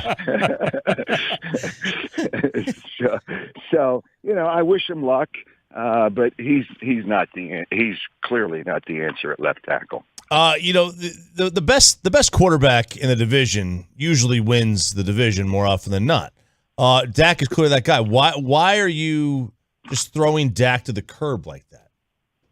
Because I just don't think in the big games he had probably the most awful, dumbest. It's just dumbest playing football last year. Even Tony Romo got pissed at him, and it's hard for him to get pissed at the Cowboys because he's such an ass kisser of the Cowboys. God, man. So, I can't get that play out of my head, but I love it because I love to replay it. You guys don't. He's just not. He's not good enough in big games. There's just something about Dak Prescott. He's good, but he's not good enough. And that's the way I've always looked at.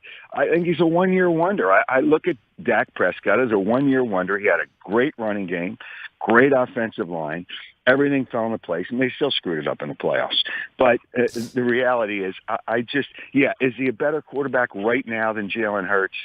Yeah, but I don't know that that's really giving him a lot of props because we don't know where Jalen Hurts is at this point, and we're not going to find out until the first game, and even then we're probably going to have to wait because the reality is when the head coach doesn't play anybody, and I don't know that I agree with that part of it, we're really not going to see until he starts playing in that first games against Detroit.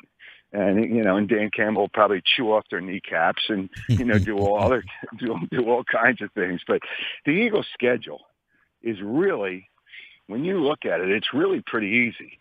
And then when they beat the Cowboys in the sixth game of the season, then you guys are really going to be in trouble trying to sell that team. Please, the Eagles are going to be favored in 8 of their first 9 games. That doesn't mean they win 8 of their first 9 games, but they'll be favored in 8 of their first 9 games. And in the game that they're the underdog is the 5th week of the season at Arizona, and I don't know that they're all that good. So we'll see. You think they'll be favored of the Cowboys? In Philly. The first game's in Philadelphia, yes. Yeah. Listen to their schedule. At Detroit, Minnesota in Philly, at Washington, Jacksonville in Philly, at Arizona, Cowboys in Philly, Pittsburgh, Houston, Washington. Win. Woo! I mean, that does look pretty easy. Look, y'all have been all hyped up. We have to give credit to like your all-around roster, the draft picks. We'll get to your GM in a second. But I heard your boy talk earlier that Howie Roseman was the best GM in the division, right? I think he is. You telling me the Odyssey app is working? Hey, that's the breaking news here. You've been listening to us over there previewing this? Hey, don't feel bad. We have the same issue here. This may be all of our final segments here in a second. But, Eskin, you live with that team, the big names, the A.J. Browns, the draft picks. Who has jumped out in training camp? Well, nobody ever gets hit.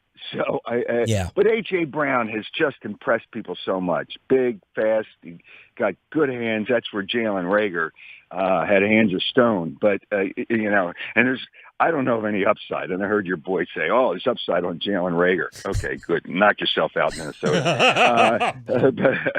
But A.J. Brown is the player that everybody wanted to look at. And then the 2 picks out of Georgia, Jordan Davis and Nakobe Dean have impressed people. Jordan Davis is really going to be good, and Nakobe Dean won't start, but it doesn't matter who starts. It's how many snaps you get. Yeah. He's really good. So those players are the players that we have looked at in training camp. Obviously, you're looking at Jalen Rhaegar. But those are the guys you're looking at. And Jason Kelsey, for those Dallas Cowboy fans that were hoping after his minor surgery that he wouldn't be ready. He was out practicing yesterday. I had no question 3 weeks ago that he was going to play. And he's a Hall of Fame center. And he's the best center. He's the best center in football. There's not even a question in my mind that he's the best center in football. So their offensive line is really good. But the players that I kind of mentioned are the ones that we've looked at in camp. You know, we mentioned Howie a moment ago. I do think he's the best GM in the division. But every town hates their general manager. It seems like especially Philly, they hate everything. Do they actually like Howie? Is this one of the three people that they actually like in the world?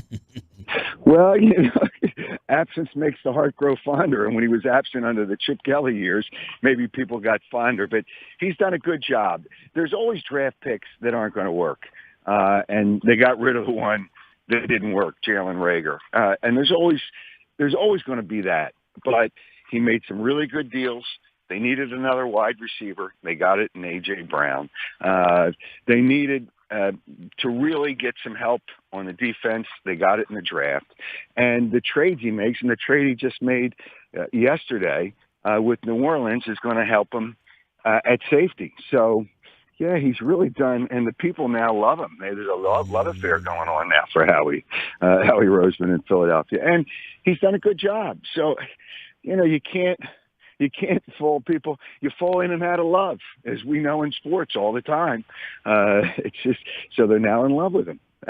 So they do say the fans and the people really recognize he's really done a good job. But they have to do it with wins and losses, and they have to do it on the field. And we'll see how it all works out. There was years ago that loser, Vince Young. Boy, what a stiff.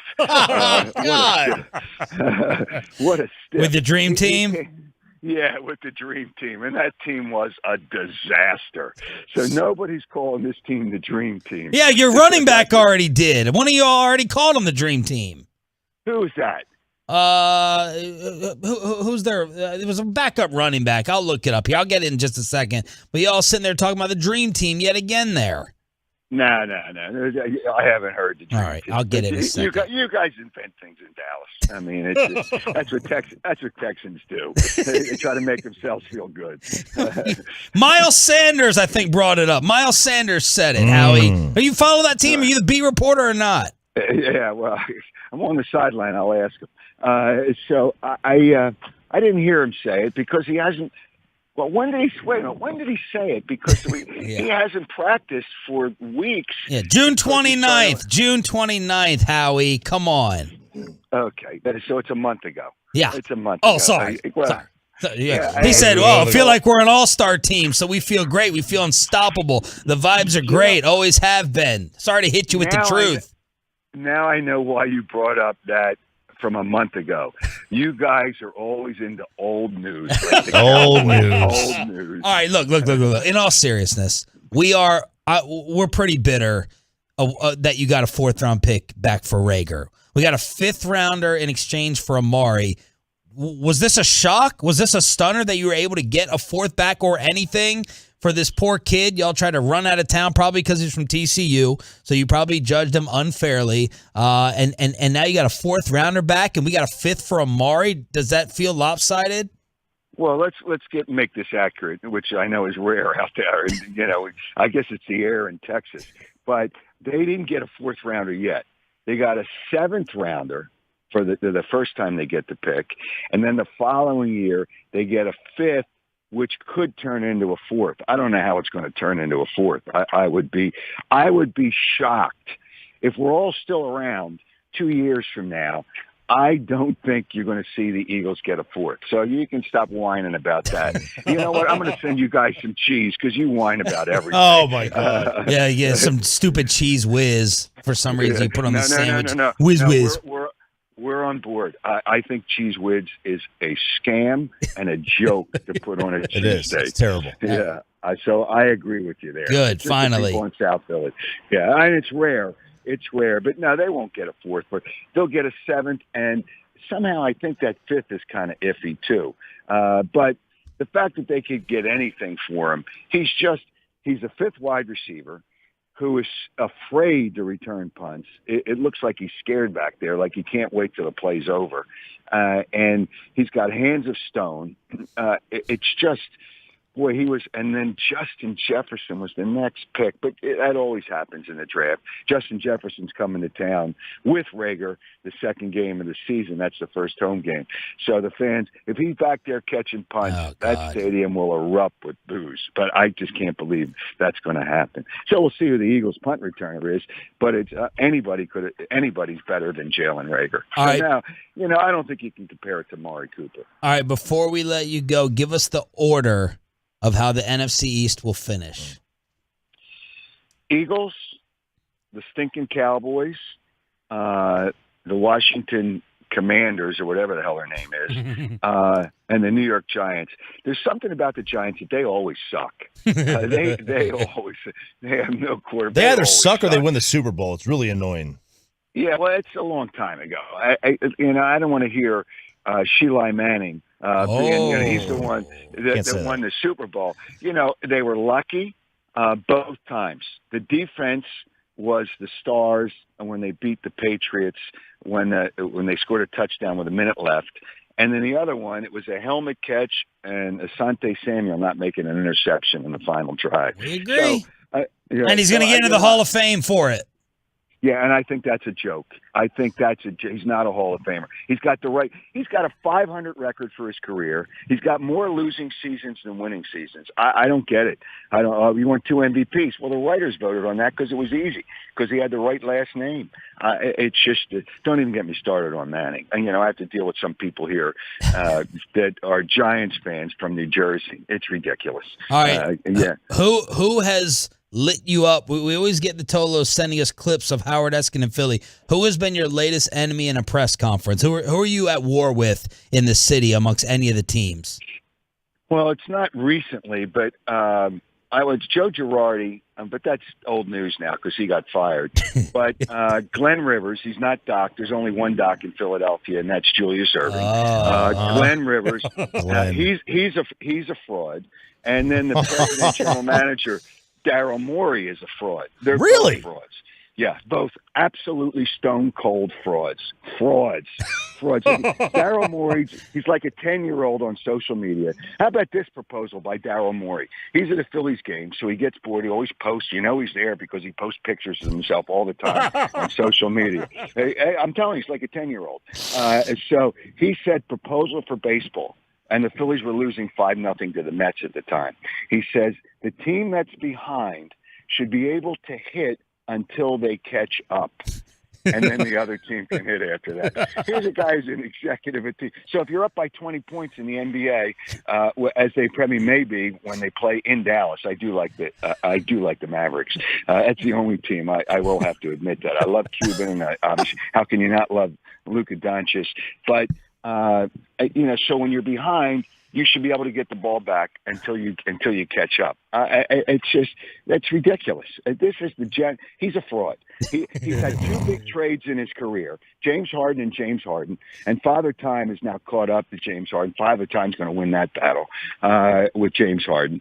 That was a mistake. Believe it or not, Ben Simmons was a stiff, but the Nets got the better of the trade because the Sixers traded 2 first-round picks along with that, their bench, and now they can't make a pick with a first-round pick or trade with a first-round pick until 2029 because of the rules in the NBA of not trading number ones in consecutive years. He is a fraud. And there's a guy, my promotion for the Sixers at halftime, both Glenn Rivers and Daryl Morey be put and taken out in handcuffs for stealing money because Rivers is making close to $10 million and Daryl Morey's making $12 million.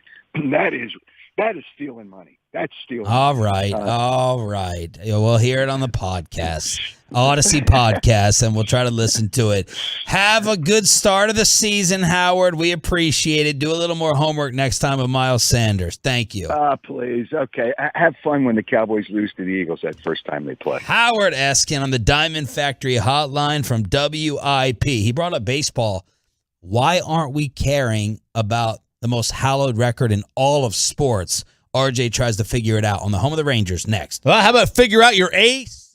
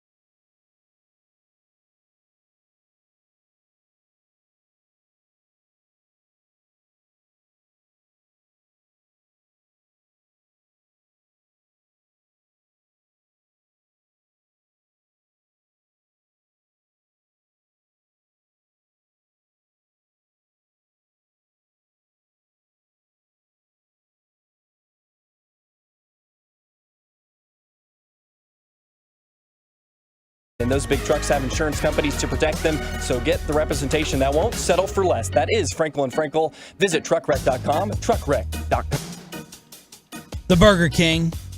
Howard Eskin just joined us from WIP and Filthy. It's Sean and RJ on DFW Sports Station. A tweet from Tolo Clint. Listening to Sean and RJ, and as much as I hate Philadelphia, and I hate them, Eskin is a real one. Nothing he said this morning was a lie. Good radio, fellas. And he was scouting us for an hour. He called out Bobby Belt. He heard our compliments of their general manager, Howie Roseman, but we wanted to get the insight on Jason Peters, how these Eagles have actually been playing in training camp, and we'll touch on the Peters possibility again a little bit later on in the show. Patrick Walker from DallasCowboys.com will join us at 9:20. But yesterday, you brought up something, and I was thinking about it after the show, and I want to get into it a little bit further because I think it's a problem. If indeed we agree it's a major, major problem. Aaron Judge has 51 home runs, and the coverage of it is what? I mean, it's not high. The baseball record book has been largely forgotten about because of a couple of things. One, Mark McGwire and Sammy Sosa in 1998. Two, Barry Bonds in 2001.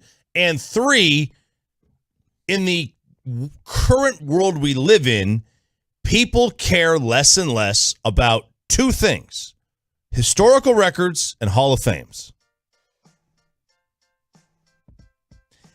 Case in point, the Mets just retired Willie Mays' number. He played 135 games for them. Oh, my gosh. Soft retirement decision. Dumbest thing in history. Who was another team who was doing that? Was it someone retired Jordan's number? Miami. The Miami Heat. The Heat retired Jordan's number. Now, if you want to retire that across the whole league, right? Go ahead. Yes. But the Mets retired Willie Mays' number because the owner of the Mets in 1973 made a promise to him that nobody would ever wear 24 again. Of course, somebody wore 24 like 1990 for them, some guy you've never heard of. What a joke. So it was just dumb, right? It was just, this is why you can't allow owners to decide team Hall of Fames. It's got to be like, I don't know. Who? The journalists? You can't let the marketing department decide it. They're just going to try to sell some merchandise. And the owner's the marketing department, basically. Anyway. So. Except Jerry, who doesn't want to put anyone in who's actually deserving. Right? So, the home run record is what? First of all, what is the home run record? What is the home run record? Is it Roger Maris' 61, which was PED free? I don't even know what Bonds' number is all the time. 72? 73. 73. 73. Is it 73, which is Barry Bonds, which is the most home runs ever hit in a single season? But many people view it as PED-aided. We don't have proof, but I think we know. Yep. So what is it? And therein lies the problem. Like, Aaron Judge is not going to hit 73 home runs. He's at 51 with a month to go in the season. That means he would have to hit 23 home runs? Like, he's not going to hit 23 home runs this month. That's just not going to happen. So what is it? If it's 61, then this needs to be a bigger story. But I think that's the problem with baseball is, so at night, I will tune into a few, if I'm not busy, I'll throw MLB Network on and see what they're yapping about or see what they're cutting to. It's another big thing. So last night they didn't have a show. They were airing Mets Dodgers. But the night before they had a show, and they kept cutting to pennant race games. And that's great. It's great. But the NBA does not promote individual teams. They promote individual players. And right. Baseball promotes individual teams. It's like, hey, pennant race, big. But they never promote the individual player. Albert Pujols is closing in on 700 home runs. Yeah, the biggest pub he got the other day was from that Serena stat. The Serena stat. In 2001, on the same day, Serena won a match of the U.S. Open. Albert Pujols hit a home run. Vlad Guerrero had a hit. Dante Bichette had a hit. And somebody else. And then they fast forward to a couple of days ago. Serena won a match. Albert Pujols hit a home run. Vlad Jr. had a hit. Bo Bichette had a hit. I mean, like, you just don't, you know, it's a wild stat. Like, that's how long those two have been doing it. But instead of that, you know, they're just cutting to the Twins game. Like, who cares? Yeah. If MLB Network is not showing every single Albert Pujols at bat and is not showing every single Aaron Judge at bat, they're missing the boat. And that goes for ESPN too. ESPN should be cutting in to every single one of them. And they did it with Bonds and Sosa and everything. They did. And McGuire. Remember, chasing history. It was nauseating. And I'll tell you this. I loved it. I did too, but it was nausea every day. And here's the other thing. Every single Pujols and Judge at bat needs to be live on Twitter, on the MLB page. And it needs to be live on Instagram, on the MLB page. And it needs to be live on TikTok. You get the point. That's the way to do it. Yeah, people like individual teams, their team. Everybody likes Albert Pujols. Everybody wants to see Aaron Judge. Everybody wants to see Shohei Ohtani and Ronald Acuna and Mike Trout and Mookie Betts. And when they only come up 4 times a game, it's really hard to keep someone's interest who's not a fan of that team through 8 other spares that you don't care about. Yeah. You know, it's really, really difficult. So when Julio Rodriguez comes up to play, up to hit, put his at-bat up there on social media. Put his at-bat on MLB Network, because that's the future of the game. Put Aaron Judge's at-bat up there when he's got 51 home runs with 30 games to go, or however many, and he's closing in on 61, which may or may not still be the real record. How about that? How about you come up with what the real record actually is? Yeah. Okay, instead of just, you know, farting around with, well, you know, there's a 73, but there's also 61. And yeah, what happens if Judge hits 62? What would baseball do? It's probably going to be here at the ballpark, at the Globe, because they, you know, October 3rd, 4th, 5th, whatever, they end the season. The Yankees were supposed to start the season here, but they end the season here now because of the lockout. So there's a really good chance that if you're buying tickets and you want to go see history be made, if it's history even at all, who knows? But what would baseball do? That's what I'm saying. Are they going to have Rob Manfred in Arlington to announce it as the new record? If Rob Manfred is in Arlington, let's just say that he is sitting on 61 home runs and it's the 3rd game of the series. Rob Manfred will be at that game.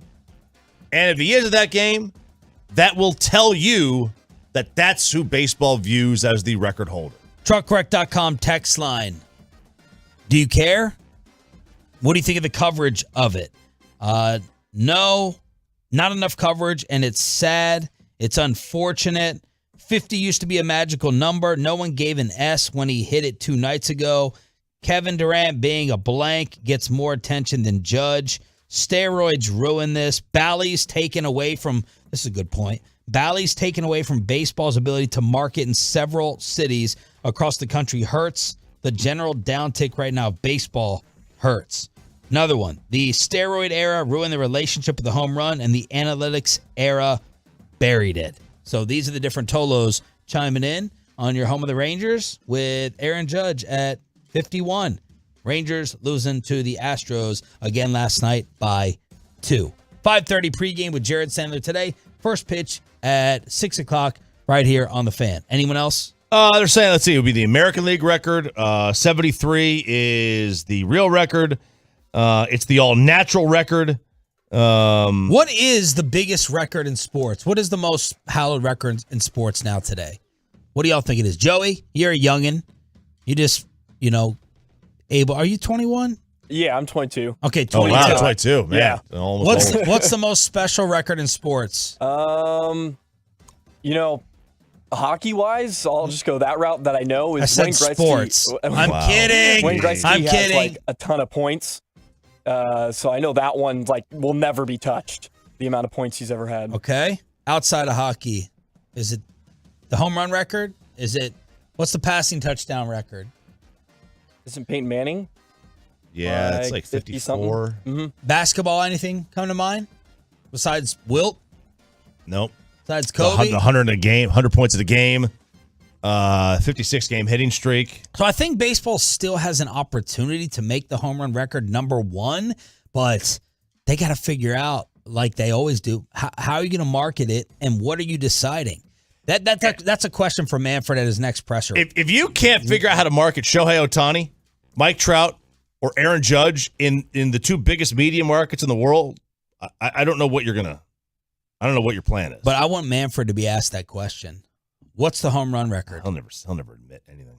Well, he has to say a number. He has to say what they have to have a record. What is the number? I guarantee you he answers it somehow, some way. I think he'd probably say it's Bonds. I think he'd probably say it's 73. I would guess. But I'm interested to hear it. He has to have an answer. Not that there is none. It's either Maris or it's Bonds. From the commissioner of the sport. Right? 877-881-1053. I don't think they would disqualify Barry out of it, although he's not going to make the Hall of Fame. So would you say it's Rogers still? I don't know. I don't look at it as Bonds. If Bonds is not making the Hall of Fame, which, I mean, although that was my favorite baseball run ever. I mean, it was magical to watch. If he's not making the Hall of Fame, then that tells you, I guess, everything you need to know. What the real record is. This is one of those things you can't take down those banners, right? Michigan, the banners. They never won they never made the Final Four. Well, yes, they did. You can't take down the banner. But we saw it. We saw it happen. And whether it was happening illegal, cheating or not, we saw it happen. So I mean that's probably the record. How much better does Dak look now after the breaking quarterback news this morning? That's next on Your Home of the Cowboys with Sean and RJ right here on The Fan. But what is next?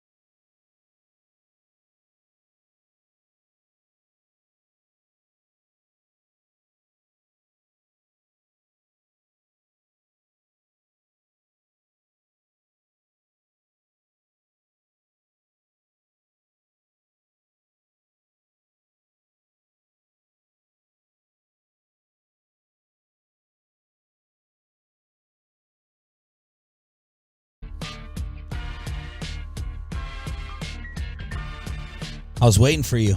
Kick in on this. Your boy. It is my boy. Can't really sing the song. No? There's some words. Sean and RJ here on DFW Sports Station 105.3 The Fan. How are you looking at Dak Prescott now after the breaking news came out? Russell Wilson and the Broncos redid the deal. 5-year extension, $245 million, $165 guaranteed. That $165 part is probably not good for Lamar Jackson. So now Russell's deal ties him to Denver, 7 for $296. This is who I drafted in fantasy in my college league. Russell Wilson was my quarterback. Oh, really? What round? Late? Pretty late. Yeah? Okay. I think Rodgers is going like round 13 in some of these other drafts. And then I got Derek Carr kind of at the end in order to be little insurance policy. Carr, but Russell Wilson, I'm going with him this year. At least in the college league, we'll have the radio draft, which Joey, our new producer this morning, played a role in screwing up. Him and Corey Majors making this a 14-team league. And I think you have pick 14? No, I got pick number 1. You got pick 1. Corey has pick number 14. Oh, wait, you know what? I may need to apologize to you. Who was in late with Corey? It was Ruben. Right, Ruben. But Absolutely, Ruben.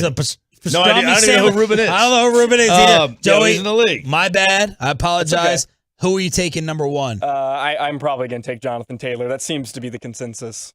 Well, that's probably be it. But maybe I'll switch up. Who knows? I can't give away my whole strategy. Who else would you consider? Derrick Henry would be the other one, but I don't know. I think he's kind of at that running back age. You should let him go. Yeah. I've picked 12 in the radio league. What do you have? You have like 9? No. You have picked 9 now. Something changed. Okay, on the website, I have picked 4. No idea how. What? Yeah, I have no idea how. Corey just said I begged not to be in the leagues. I want Carter out. I think I would rather have Carter out than Roger Goodell out. Carter Freeman. Hey, you talk about a power trip. Holy crap.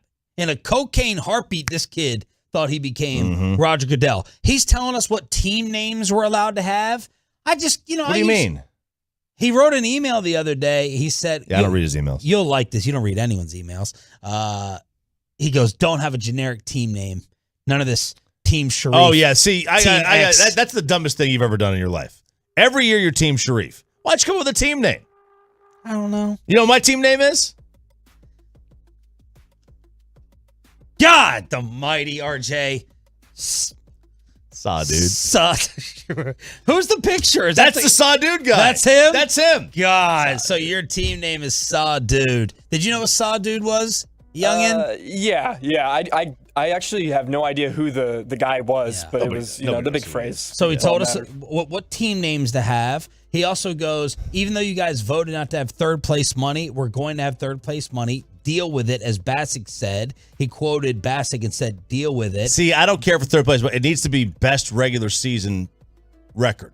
I think he's doing that too. Or most points. With third place money. And then I think they're taking out like the second running back can also be a wide receiver, a tight end, all that stuff. So he is on a power trip. But is this what you asked for from a commissioner?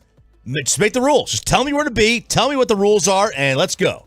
Because no one's going to agree on everything. Regular rules. You know, when do you not have 2 running backs? No one does that. I don't think no leagues do that. Yeah, I think every other league. If anything, people have been making an argument to have 2 quarterbacks. Yes, there are that. They said it makes it a lot more fun. Yeah, so my other league is 1 running back, 2 wideouts, a flex position, which includes the tight end, a tight end. Yeah, I've played in leagues with an individual defensive player, which I hated. Yeah, stupid. And then, I played in leagues with – I've not played in a 2 quarterback league. That sounds kind of cool. Anyway, after Russell Wilson's extension, the Dak homer, Bobby Belt, had to hit us up and say, Dak already 8th among quarterbacks in guaranteed money. He'll be 9th once Lamar is done. Always pay the quarterbacks early. And you Dak proponents of getting that contract done sooner rather than later ended up being right on it because it's just a leapfrog game in the National Football League. That's it. That's all it is. So get it done. Dak is down to 8, kind of where everyone puts him on that list. in terms of the hierarchy, and this is not great, I don't think, for Lamar Jackson, who wants all of his guaranteed after Watson's deal. No, I don't think it's great for Lamar either. Lamar is not going to get the same Deshaun Watson deal, and that he just better to get on board with that now. He's the one that's got the leverage. Does he? Yeah. Fine, don't give it to me. And then you can franchise for me. Someone will give it to me. I think someone would give it to him. I don't. When does the team ever lose versus the quarterback? Cowboys lost.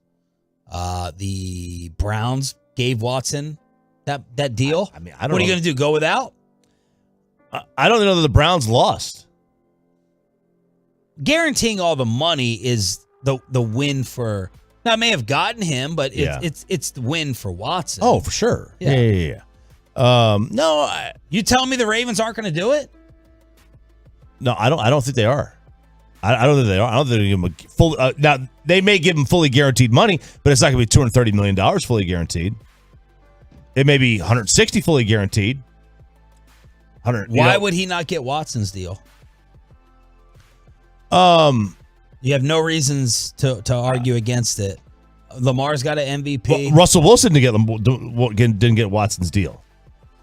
Maybe Russell wasn't threatening to leave. Like Lamar's like, fine, I'll leave. I'm out. What are you going to do then? You always have to give in to the quarterback.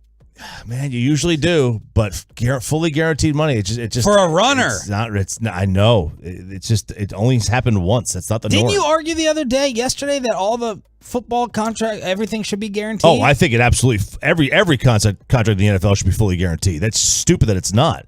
This is the worst players union in sports. Period. They should all be fully guaranteed. But until they are, it's just not the norm. So you think the Ravens are finally going to be the team to let the quarterback go? I didn't say they're going to let him go. He's going to give in. He'll either give in or he'll go somewhere else and give in. But I don't see. This is like that. The phone companies. They give the other person coming in the better deal than the current player. So somebody else might give him that. Yeah, somebody else might give him that, but they also might tag him. Do you think Justin Herbert's getting fully guaranteed? Do you think Joe Burrow's getting fully guaranteed? They would have an equal case. Yeah, to Lamar because Lamar's won the MVP, but Burrow's been to a Super Bowl. Depends how far they want to push it. Yeah, it depends. Maybe Herbert and them, Burrow aren't willing to take it that far, but it sounds like Lamar is. Yeah, I think the Russell deal screwed him up. I think it screwed him up a lot. By him taking 160 guaranteed versus... kind of erased the precedent. It kind of erased the precedent. It undercut the market. Now, if I was Lamar, I'd be really livid at Russ and for his agent for not demanding the fully guaranteed contract because that would have set a huge precedent. All right, blogging the boys with 5 reasons the Cowboys should absolutely sign Jason Peters, the 40-year-old former Eagle who started 12 games for the Chicago Bears last year. 1, he would immediately be the best left tackle on the team. So I don't know if they are starting him. I would sign him, no doubt. There's zero downside. But I'm starting Tyler Smith at left tackle to see how it goes early on. And I have Jason Peters learning the offense. He's my backup swing tackle. He's my Tyler Smith insurance. I'm not automatically starting him at left tackle with Tyler Smith at left guard, even though that is going to become a debate. Tyler Smith can stay at left guard. That's their number 2 reason for it. Number 3, depth along the interior remains untouched. 4, Tyler can learn from a future Hall of Famer. There's also absolutely no downside. And bonus, it'd be fun to troll Eagles fans if and when Peters was amazing. So those are the Blogging the Boys reasons that the Cowboys should no doubt go and get the 40-year-old who they may be meeting with today. I would, go. Let's see. Let's see what he's got. To not me, as a starter though. No, not as a starter. I don't want him to stop progress of Tyler Smith. But they do need backups. They do need help. And he may be better. He may be better than Tyler Smith. Tyler Smith may be terrible for a couple of games. Then you got to make a decision. What about Terrence Steele? We still don't even know about him. There's a lot of questions with him too. 877-881-1053, truckwreck.com, text line to hit us up here on Sean and RJ. It's the Thursday edition coming at you live as always on the Fan Cam, on Twitch, and on YouTube. Patrick Walker at 9:20 from DallasCowboys.com. But are you ready for the college football season? Apparently, a legendary coach is being disrespected by a current one. And do we have a fix to settle down all the NIL movement, and is it affecting your favorite school? More football, more pigskin. We'll go college next on Sean and RJ, 105.3 The Fan. Well, let's get you over to Q.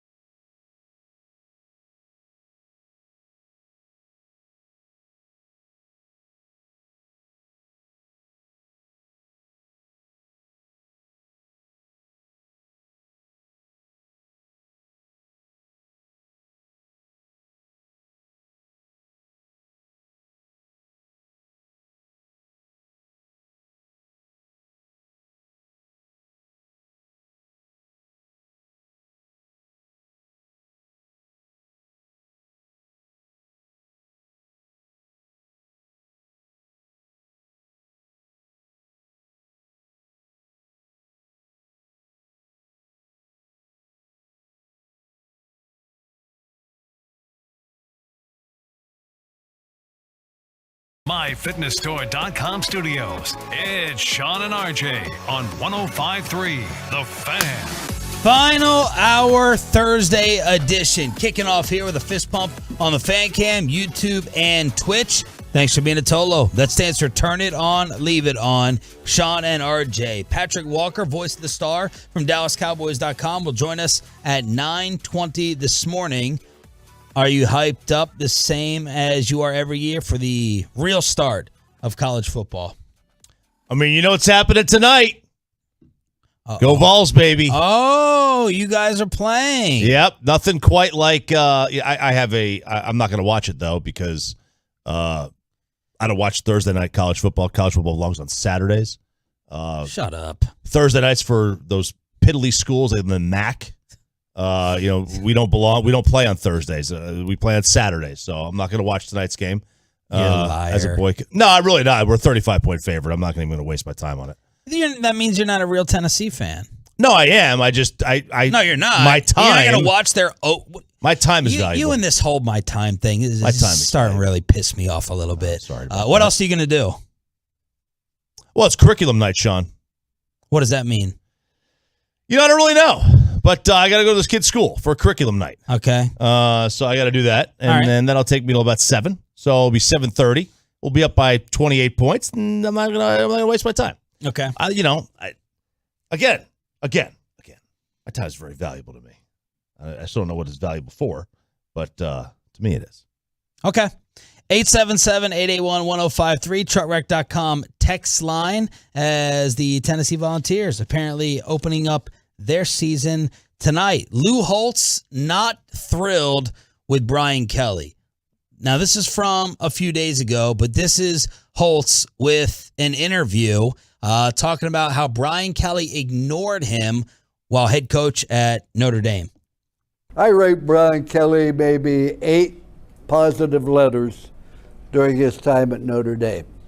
And I go to the mailbox every day hoping I'm going to find an answer. He never responded to one of them. So, but that's his choice. I answered every letter that came into Notre Dame. When you get a nasty letter, you write, Dear Jim. Just thought you ought to know that some idiot's writing this letter, signing your name, and hurt your reputation. I'd find out who it is and put a stop to it.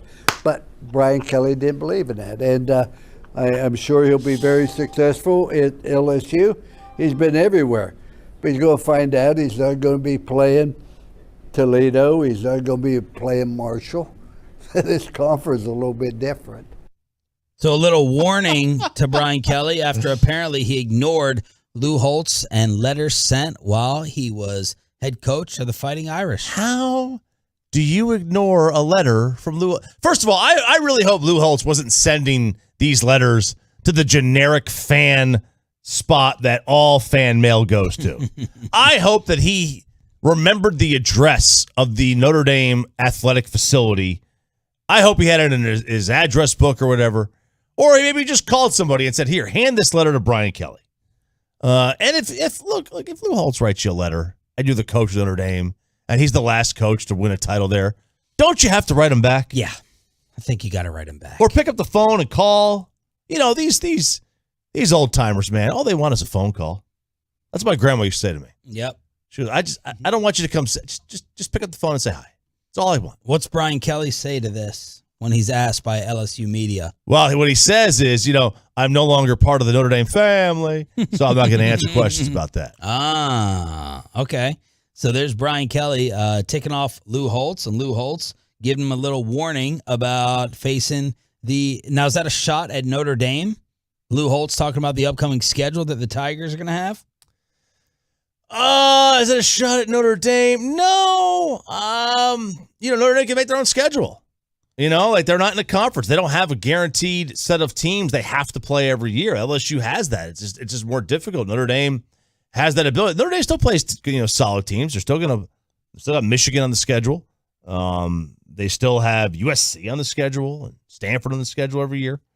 So they've got good games. All right, what's going on with transfers? By the way, in case you missed it earlier, maybe an earlier window for Oklahoma and Texas to get out of the Big 12 because of TV contracts that are being negotiated. And then Bobby Belt sent me Power 5 commissioners urging Congress to take action on NIL regulations. The conference leaders sent a letter to 2 senators outlining how donors are abusing the current lack of name, image, and likeness structure.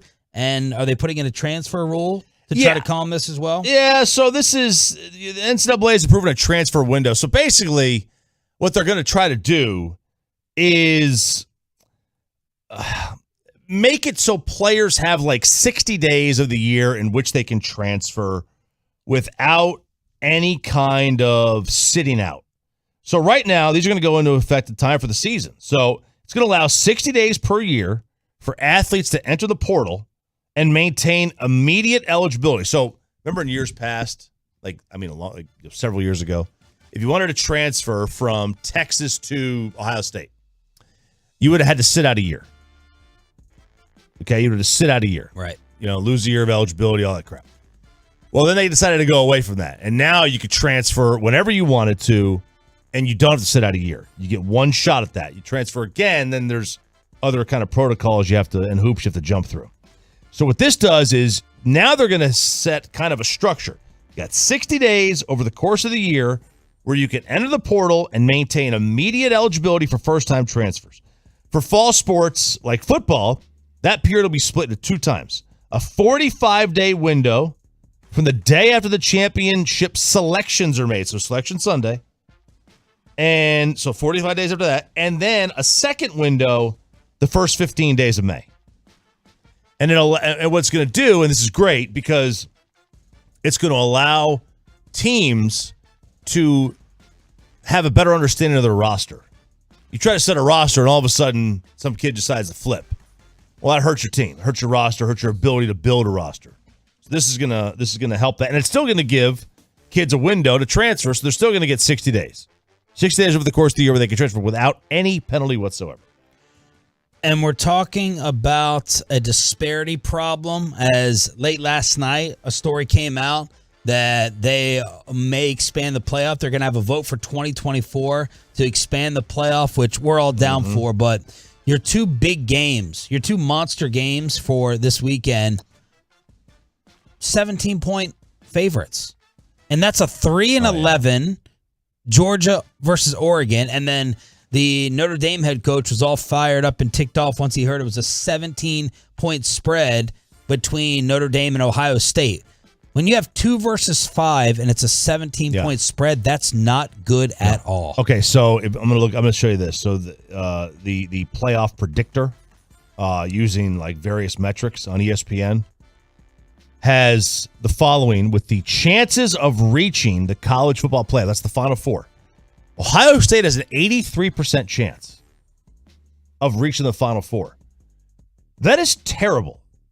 What other sport is there a team with an 83% chance of making the Final Four in that sport? No other sport besides the NBA is there a team with even a 50% chance of making the Final Four. The Dodgers don't have a 50% chance of making the NLCS or the World Series. They just don't. It's terrible for the sport to have 4 teams with a greater than 50% chance, and then nobody else above 30 to make the Final Four is Luda. Flat out Luda. So there you go. Ohio State, Alabama, Georgia, all above 74%. Clemson, 57%. Notre Dame, 30%, and then down to Michigan at 16%. Texas at 13%, by the way. A&M, 2%. Even though they're ranked higher than Texas. All right, so there's a little bit of the leftover, what do we call it? When the keg was skunked, like the leftover beer, it's just been sitting out. Tapped, man. Tapped keg of the college football kegger here on Sean and RJ. Little around the NFL, Bill Barnwell, we gave you his list of teams that would improve. Here is his list of teams that will decline. Over the past 5 years, he's gotten 20 out of 25 correct. 20 out of 25 if he thinks your team is going to win less games than the previous season. Over to his list this season, Tennessee Titans, kind of an easy call. They were 12-5. They were labeled one of the worst number 1 seeds of all time, and you saw why in that horrible horrible game against Cincinnati. It was a pretty ugly game on both sides. Tennessee will be worse. The Green Bay Packers. Now, they had a record of 13-4. They had a 9.6 win differential a few years ago, but they had a 13-3 record again in 2020. So this team is just always on top of the NFC. Their general manager, for all the heat that they caught over the Aaron Rodgers saga, has still built a heck of a team up and down. But Green Bay is being picked here to fall back. I'm a little bit more down on them than RJ is because of the Devontae loss. The Raiders are on here. They were 10-7 last year. And Bill Barnwell, ESPN, has them declining. Season-long advanced metrics didn't think they were a good football team. 21st in DVOA, 4th within their own division, 23rd best team in the league according to FPI, all these analytic things. And they were 6-7. Okay, they got blown out by the Chiefs. They were 6-7. Week 15 went up against the Browns, who had Nick Mullins. Week 16, Broncos, Drew Lock. Then they faced the unvaxxed Carson Wentz, who had only been removed from COVID just before the game. We know what happened against us on Thanksgiving, so that surprises me. The Raiders will be worse than 10-7 after all of their hype. And then the Pittsburgh Steelers are on here at 9-7-1. Yeah, that should be easy. As everyone is waiting for Tomlin's official decision on Trubisky versus Kenny Pickett. I think it's going to be Trubisky, and he's got Atlanta getting worse after they were just 7-10. I mean, a lot of this has to do with the quarterback, right? Denver was an easy one to get better, right? When they got Russell Wilson, that was an easy one. And then you go from Matt Ryan to Marcus Mariota or, Ritter. What is that going to do for you? They're probably going to be, considerably worse. But though that Bill Barnwell study proves true way more often than not. Yeah, I mean, now when you're 13-3 or 12-5, it's easy. Right. But, the Raiders and the Raiders and who else was I surprised by on there? The Raiders were one of the ones that was surprising. And there was another team as well. NFL.com. Which teams will enjoy the biggest turnaround? Nate Burleson, Lions. Mark Ross, Broncos. David Carr, New York Jets. D'Angelo Hall, Jacksonville. MJD, Baltimore. So these are teams declining, teams that are turning it around according to different publications and sites out there. A lot of people love the Lions. There's been some Lions talk. There's been a lot of that's probably Hard Knocks. A lot of it is. I saw one of the predictions. The other day was, the Lions will have one of the better offensive seasons that a much improved offensive season compared to last year. They did improve some of the pieces around Jared Goff. Everybody loves Dan Campbell. There's always hype around the Hard Knocks team. We know that. Always hype around them. Is their schedule that great? They've got winnable games on there.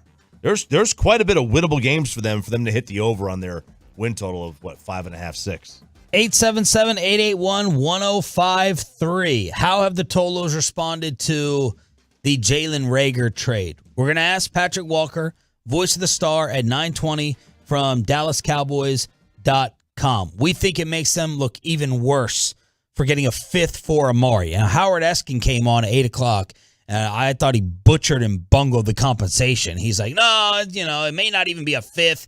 The reports are it's a 4th that can drop to a 5th. It's probably going to be a 5th because Rhaegar, they have a Carson Wentz type clause on it. He's got to hit certain stats to keep it or make it a 4th rounder. Probably not going to do that based upon the Vikings depth chart and Rhaegar's disappointment of a career so far. But I'm looking at it as a 4th for Rhaegar and a 5th for Amari, and that's embarrassing for the Cowboys. Is that the wrong way to look at it? How did Tyler Smith look at left tackle yesterday? And what's the latest on Jason Peters becoming a new offensive lineman for your squad? Patrick Walker, voice of the star, joins us next on The Fan. But first, let me get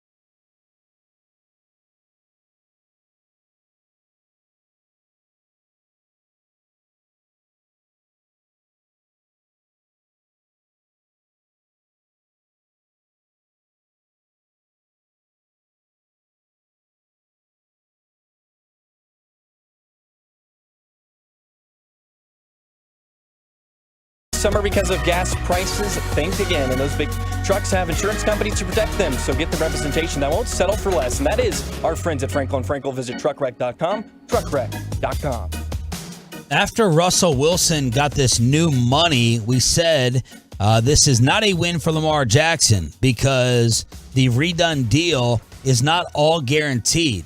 165 of the 245 is guaranteed. Mike Florio tweeted, NFL wins big, with Russell not getting it fully guaranteed. An agent verified named Zach Hiller, NFL agent, responded, company guy, he's talking about Russ, company guy doing favors for the establishment to keep the rest of the men down. He'll get something behind the scenes for this. Wow. Don Van Natta responding, our friend from ESPN.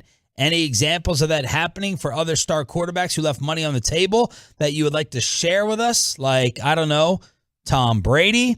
So, little Russell Wilson anger from the agents being directed after this extension news came out. Let's get to Patrick Walker at Voice of the Star on Twitter, joining us from DallasCowboys.com, brought to you by Ford, built for Texas, built for you. Patrick, can you give us a little reset of practice, what you guys were able to see, and the roster moves yesterday? Well, most important as it relates to the headline conversation coming out of the Star is Tyler Smith's ankle. Obviously, Jerry Jones mentioned a minor high ankle sprain there. I'm sorry, let's state that correctly. But Tyler Smith was at practice on yesterday. He participated in both individual and team drills. So everything looks to be a go for Tyler Smith as far as likely being the starting left tackle in the place of Tyron Smith when the Tampa Bay Buccaneers fly into town on week 1. Also saw Kelvin Joseph out there on the field. Obviously, Kelvin Joseph suffered a concussion on the back end of the preseason finale against the Seahawks. Did not go to IR, was not planned to go to IR, but he looks like he's either cleared concussion protocol or he's right there about to do so because he was on the field yesterday as well.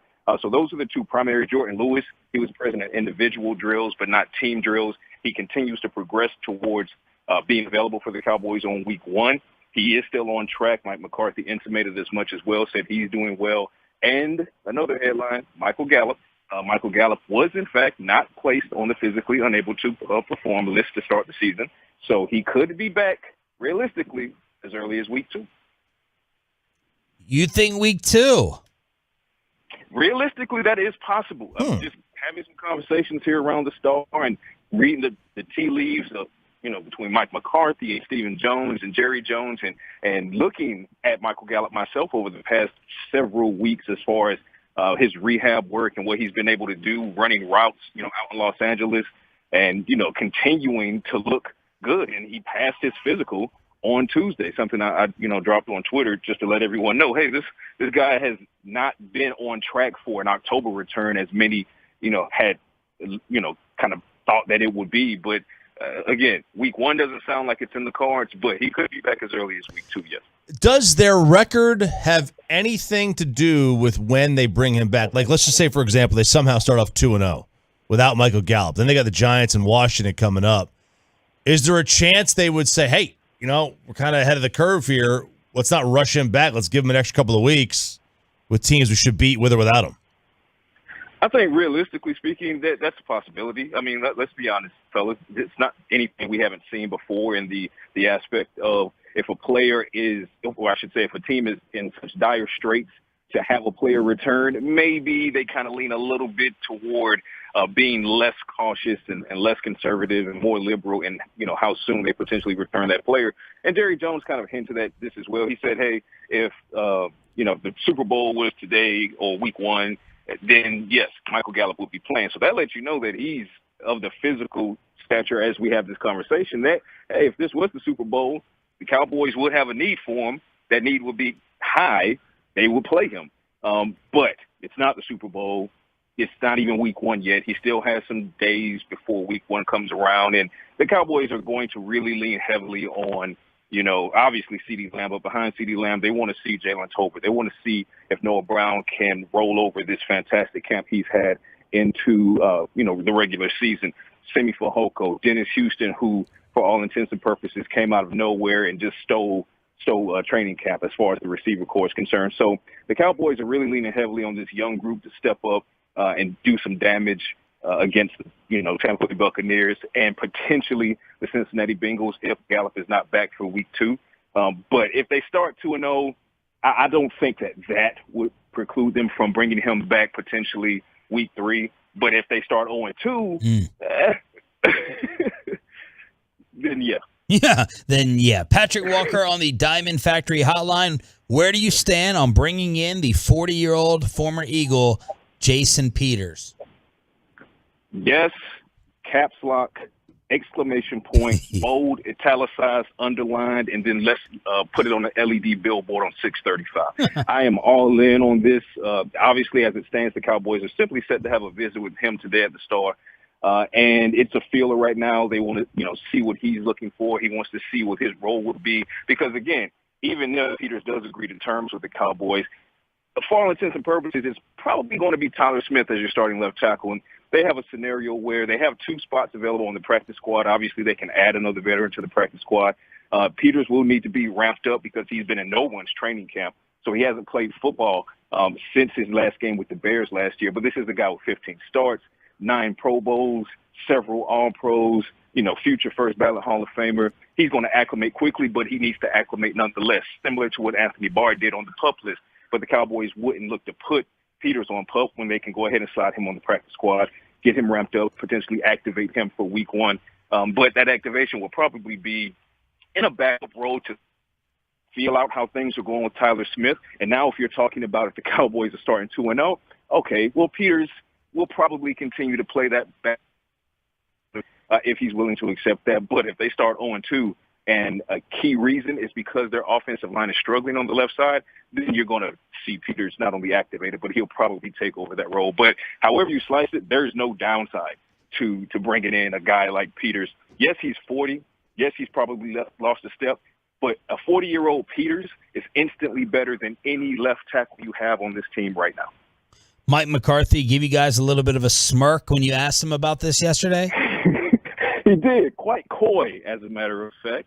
Right after his press conference, the question was posed, are the Cowboys going to, go after a veteran tackle? Hey, week 1 is coming down the pike pretty quickly. And he almost spilled the beans, and he paused, and then he smirked and said, stay tuned. He was right there. He almost did it, but he held firm. And not an hour later, news comes out that Jason Peters will be here in the building for a visit on Thursday. So well played, Mike. Well played. We are not thrilled with the return that the Eagles got for Jalen Rhaegar. I'm looking at it as a 4th that can drop to a 5th if Rhaegar doesn't put up numbers with the Minnesota Vikings. Meanwhile, the Dallas Cowboys got a 5th for a guy who was making $20 million a year in Amari Cooper. How are you viewing that parallel, Patrick, if at all, a parallel? I don't view it as a parallel, 2 different players, but I will say this. Regardless of what the comparison is, I will honestly never be okay with getting a 5th-round pick for Amari Cooper. So it doesn't really matter what happens elsewhere around the league. This guy gets sent here for this compensation, so forth and so on. To me, it really just boils down to I didn't like the move. The Cowboys are looking to move on from it. Obviously, it was a situation where, and I wrote this at the time, that if the Cowboys wanted to keep Amari Cooper, the salary cap implications could have been not a thing, not a big deal, because a restructure could have easily made that palatable as far as keeping that contract. But the Cowboys obviously felt like they wanted to part ways, and so they did. I would have liked to see a premium pick for a 4-time Pro Bowler, and I get it, availability, so forth and so on. But you see what he's already doing in training camp for the Browns, and yes, to be determined what he'll do for the Browns during the season, but we know what he has been able to do for both the Raiders and the Cowboys. And a guy who's able to produce at that level, a definitive number 1 wide receiver, he should be bringing in a bigger haul of compensation than a Jalen Rhaegar, for example. So in that aspect, all it does is solidify what I already believe, which is that there should have been more compensation for Amari Cooper if the team was that hell-bent on moving on from him. Do you believe that is the league saying he wasn't that good, or the team was just just willy-nilly and just took the first thing that came across their desk? I definitely don't think it's the latter. I don't think the Cowboys acquiesced to being so ready to move on from a talent like that they simply said, hey, first come, first serve. I don't think that was the case at all. I think there was some negotiation and some talk. But I think that other teams simply played hardball and used the availability issues for the most part in their favor and against the Cowboys. And at a certain point, the Cowboys they felt that was meeting in the middle with the Cleveland Browns, which tells you that other offers outside of the Browns were not a fifth-round pick.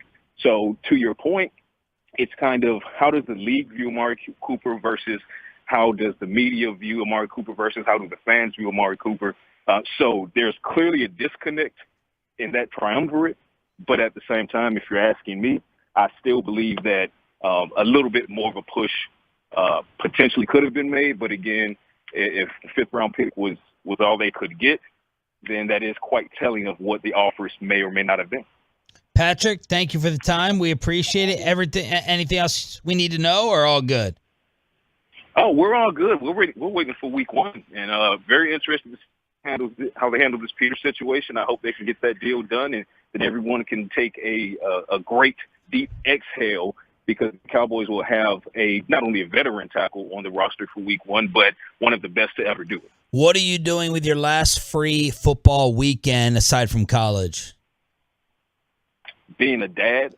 Oh, that's so sweet. That's good. That's basically where we are. Being a dad, spend some time with the family, see about getting outside and getting some air, rain allowing, right? Yeah. But we won't complain about the rain because dire need, right? We went so long without it. We asked for it. We're getting it. Can't complain about having it now. But I'll be a dad this weekend, and then, I'll always be a dad. But the dad activities kind of dwindle a little bit when the season starts because football's back, baby.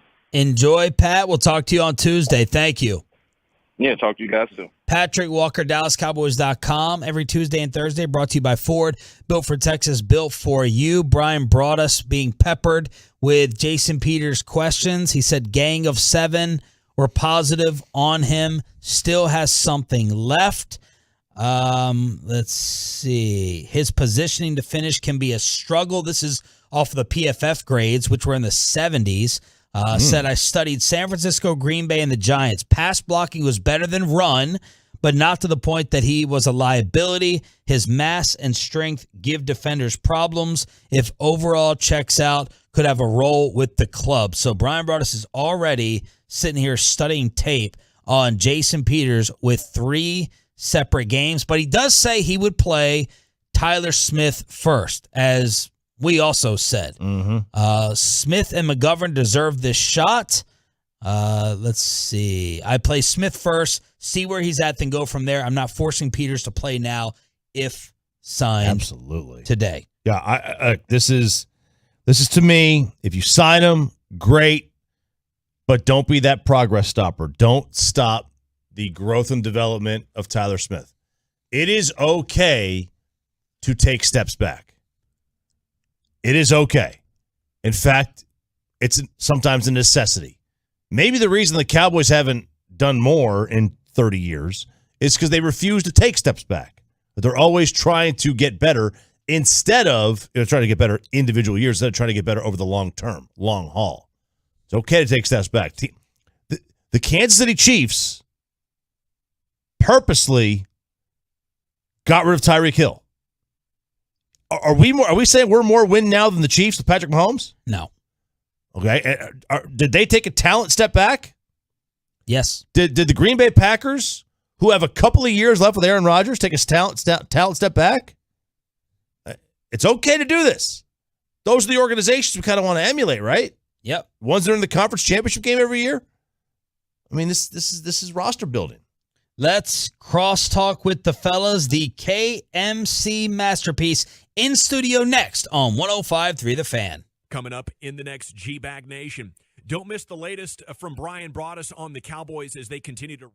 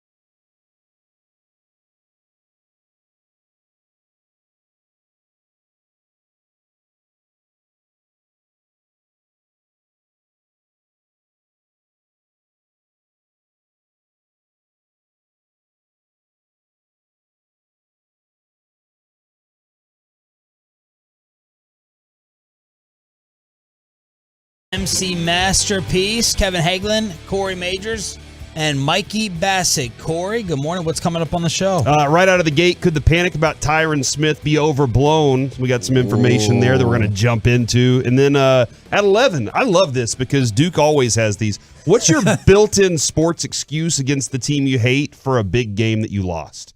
So your team's going to lose, and you're like, you know what? The overall record in the last 60 years is whatever. You're always using something to get back at somebody. So what's your built-in excuse? And if you look at some of our biggest rivals, it's like the Astros. They won a World Series, but they cheated. Cheaters. The Eagles, they won a Super Bowl. Okay, well, we have 5. Yeah. Like, you know what the built-in excuses are, whether they're legitimate or not. Like, for me, the last time Texas A&M played, and I don't want to watch it again, is A&M lost because of the worst pass interference call in football history, and that's what I'm sticking with. Mm-hmm. Well, it's like the Eagles or Tolos are hitting us after Howard Eskin. I think someone called the boss and left a voicemail about Eskin being on today. They were that upset. What? And that worked up. That's how much Howard got under their skin. But we beat Philly by an average of 22.5 points last year. Dak is 7-3 against the Eagles in his career. So there's the built-in case the Eagles win the NFC East. Are you already trying to prepare us for failure this year? Yes. Okay. As I have the Eagles now winning the NFC East. Such a pessimist. RJ says the Cowboys will still win it. And there's good reasoning if you go up and down the schedule, but I just think that we have a quarterback. We have a quarterback. I just look at this like we have a built-in, 8 or 9 or 10 wins, depending on how you look at it. And that's just hard to get past for me. I do agree with Mike that you can't go lose 2 games in this division. No, you can't. Yeah, you have to win 5 games in this division at least, and you should go undefeated. Like if for some reason Dak gets up against the Eagles, he gets up for that game. He's 7-3 in his career against them. Mm-hmm. So like he gets up for that series, but the other 2 teams you can't lose a game to them. Mike, did you say you were getting emotional last night? Well, we'll talk about it, and Mike likes it, and not like, but. I got so excited. I have heard more talk about this subject that you are about to bring up than Aaron Judge. I've heard more in the past 24 hours, like the CBS Sports Minute. RJ was talking about it, social media. So you play the lottery, right? Here and there, yeah. Okay, so there's $1 million moment for people in Texas, and I just thought of it, and I was like, I have a way better chance of catching Aaron Judge's 61st, 62nd, 63rd, 64th home run by buying a ticket in the home run sections of the last games. Because if you catch that ball, just to give you an idea, Barry Bonds' ball that I threw the home run on, it was a little bit tainted, but it sold for $600,000. Because of steroids. Oh, okay. All right. I thought the ball. Is that the one that they sent into space? Or they he sent it in the space. They branded it with an asterisk, and it's in the Hall of Fame. But the guy who bought it, I said he sent it. The guy who caught it sold it for $600K. I believe the McGuire ball went for over $1 million. It went for $3 million because I remember McFarlane guy, right? Yeah, Todd McFarlane, who did Spawn, and so if you catch one of these Aaron Judge's balls, like baseballs, home runs, you're going to get 6 figures, if not $1 million. If you catch, let's just say it ends up being number 62. There's a chance if you're at the ballpark. So that's a much better, there's much better odds. And I know, like, hey, right field's going to be less odds, but there's a chance he hits an opposite field home run. A lot of them in right field. So I think that for Aaron Judge, those tickets are sold out, by the way.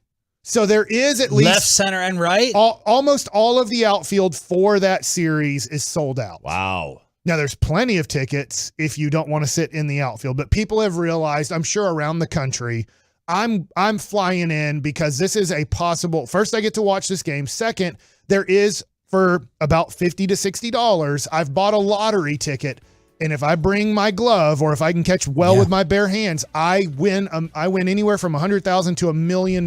This is a great topic. Barring injury, I mean, he's got 30 games to get about 30 games to get 10. Right. Like barring injury, that's pretty. You buy a ticket to get in the stadium, and then you just walk to one of the outfields while he's at bat. For sure. You kind of linger, and then you go past the Walmart greeter who's checking your ticket, and you run down while he's at bat in order to try to win $1 million. Do you think they realize they're going to need extra security for those games? Because, like, to your point, good question. If it's $500,000, there's going to be some sort of scuffle. I mean, people were jumping on top of people in San Francisco when that Bonds home run was hit. I mean, there you can see people jumping on the guy who I guess eventually got it because they know at that time this is a maybe $3 million ball. Nobody knew exactly what it'd go for. They just knew the last one went for $3 million. Who do you view as the home run king?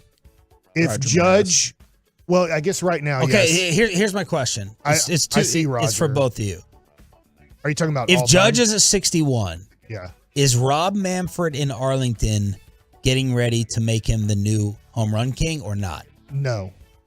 But I think the public will. Yes. I think the majority of the public will say this is now the record. But I don't think Rob Manfred can because he discredits about 15 years of baseball. And I think that they're afraid to sell it and discredit 15 years. But does he care because it's not his 15 years? It was Bud Selig's 15 years. But I think the other thing that they have an out on this is they can make big pomp and circumstance and say you're the new all-time American League season home run leader. And, like, that way you can avoid diving into that at all. But then you're saying Bonds is the leader. I mean, if you qualify it with AL, then he's saying that's Bonds what is the record books say. Like, I don't like that either, but that's what it says. Who do you view?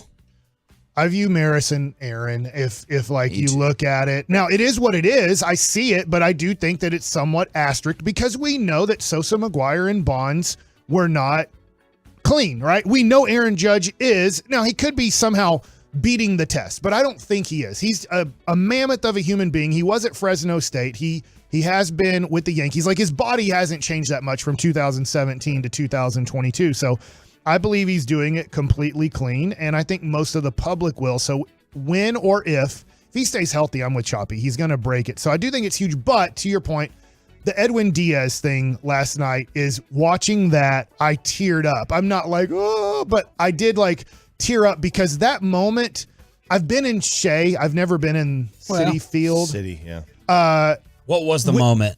So it's Dodgers versus Mets. It's a sellout. So there's a 45, 50,000 people there, and it's 2-1. Jacob deGrom started. So you get like the two best teams in the National League facing off, Jacob deGrom, and you get a 2-1 game. A home run was robbed, I believe, in the 6th or 7th inning, which was an unbelievable catch. And then Edwin Diaz comes in to his Narcos music, and Timmy Trumpet is there live to play the trumpet live, and you just see everybody gets on their feet. It's a moment where I feel like Edwin... This has 6.5 million views from 13 hours ago. Wow. It's crazy. Wow. 6.5 million. Video. It's a lot, Corey. It's the W to your point here, Kevin, because you're a big WWE fan. It's the WWE moment that you need sometimes. It's kind of I feel like closers need to do a better job of picking unbelievably great songs because you can have the WWE moment and you also have to be great. Yeah, be good. Yeah, like Hoffman had Hell's Bells. It was good. So this is Timmy Trumpet. Yeah. Turn it up, Joey. There you go. So they had him come out. And the crowd's jumping up and down. Everybody has their cell phones out. And when he comes out and starts, then it feels like it even goes to the next level. They won't start the music until he exits. Yeah. But this is the type of thing baseball needs. Yes. This is an amazing moment. It's viral. You got music, on the field performance, sitting there talking about it. This guy looks like Max Scherzer in the face a little bit. If I was That's Mr. Met. Chuck Morgan, and I know I'd say, I'm sorry, Texas Rangers. I'm sorry, all of you. You're not picking your music anymore. Because some of you guys have really crappy music that you hit to. Some of you have really crappy music that you pitch to. And it doesn't get the fans involved at all. They're like, I don't know what this song is, or it's not really the tempo, the beat. You think Chuck's going to pick more hip music than the players? No, but I think that 22-year-old that right now. I think you need to hire somebody, and you almost need to give the players, here's your 25 songs to choose from that we know are going to do something like this. And if you don't like it, sorry, I don't care. You're not going to be an individual and pick crappy music that doesn't get the crowd in some sort of frenzy, especially in big moments. They don't have. Oh, you would think these guys would be hip in the moment music. You're out there, obviously. There are some that have good walk-up songs, but there are some too that come into games as a reliever, and you're just like, wait, what? Yeah, it's like picking commercial. I'm like, am I supposed to propose to my wife right now again with this song? What's going on it's here? Like NBA music at breaks, right? Yeah, or Shippy Stars games. Yeah, you know? It's like having the right song in a movie. You know, you have the right song to go with it. That moment's going to be bigger. You got to have somebody with that kind of mind. The other thing too, did you guys watch Serena Williams some last night? Mm-hmm. Yeah. When Serena won 7-6, I believe in the first set, they played Seal like 10 seconds after she sat down, and it's like, what the hell? Like, I think this is how dumb some people just stick to the script, and I think. My opinion, this is what made Vin Scully so great at his job, is sometimes he wouldn't say anything and let the crowd give you the moment. And I think that people are so used to hitting buttons with all the computers they have. And it's like, no. Don't hit a button right now. Let the crowd go crazy, or give them a song for them to go even more crazy about. Yeah, I hate that when the walk-up music hits, they play like 6 seconds of it. Like, let it go. If it's a nothing moment in the second inning, fine. Right. If it's the bottom of the seventh and there's second and third, 2 outs, and you're up, let that song play, man. Crowd gets going a little bit. You get Seager up there. Like, let it play. That is actually another thing that, and I know they have to do the entertainment aspect because that's largely what wrestling does. But I've seen videos where Vince McMahon holds a wrestler back because they're about to go out, and he goes, no, wait.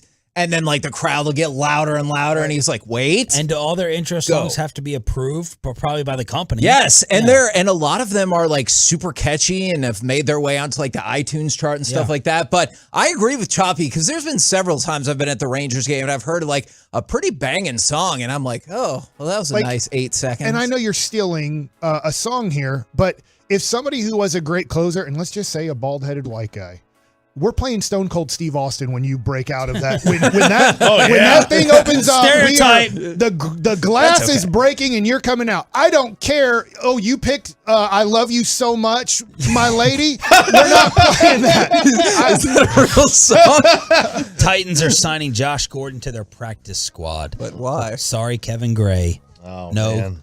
No, Josh Gordon, the Randy Gregory of receivers, to the Cowboys. So wow. Sorry Except it's been even longer since he's been productive. Josh? Yeah. Absolutely. Of course, Randy was never really actually productive. Wow. Take that, 6-sack season. 32 yards last year, man. Oh, look out. On what do you 5 say about, catches. don't you like DeMarcus Lawrence? Yeah. But doesn't he have the same sack numbers? Oh, no, but he's productive because he actually wins his matchups. So I don't care about sack totals. I'm talking about win rate. Win rate, baby. So Randy didn't win much? He wasn't in the top 10 in both pass rush and run stop win rate. Like he was high in spliff rate. Yes, he was. We're Good back reference. tomorrow morning. He'd also ride that pony. Okay. What? He'd also ride that pony. He'd take that guard and he'd be like, my saddle, let's do it. You need to avoid what you said yesterday. You're on a dangerous track today. Did you hear what I said about Tyler Smith by accident? No. I said that people I wanted to say repeat it. I wanted to say that people are going to blow by him early on in the season, and we're going to have to be patient. Mm-hmm. But unfortunately, I left out the word "by," and so it would be Tyler Smith probably committing a lot of false starts if he does what I accidentally said. But you're not going to repeat. I would hope not. I don't think I can. You don't think you can stand still? No, because I didn't say a bad word. Okay. I just forgot to use the word "by" when I said blow by him. We're back tomorrow morning. It is You're Mike welcome. may be on one today. Yes, thank you. It's the KMC Masterpiece next on 105.3 The Fan.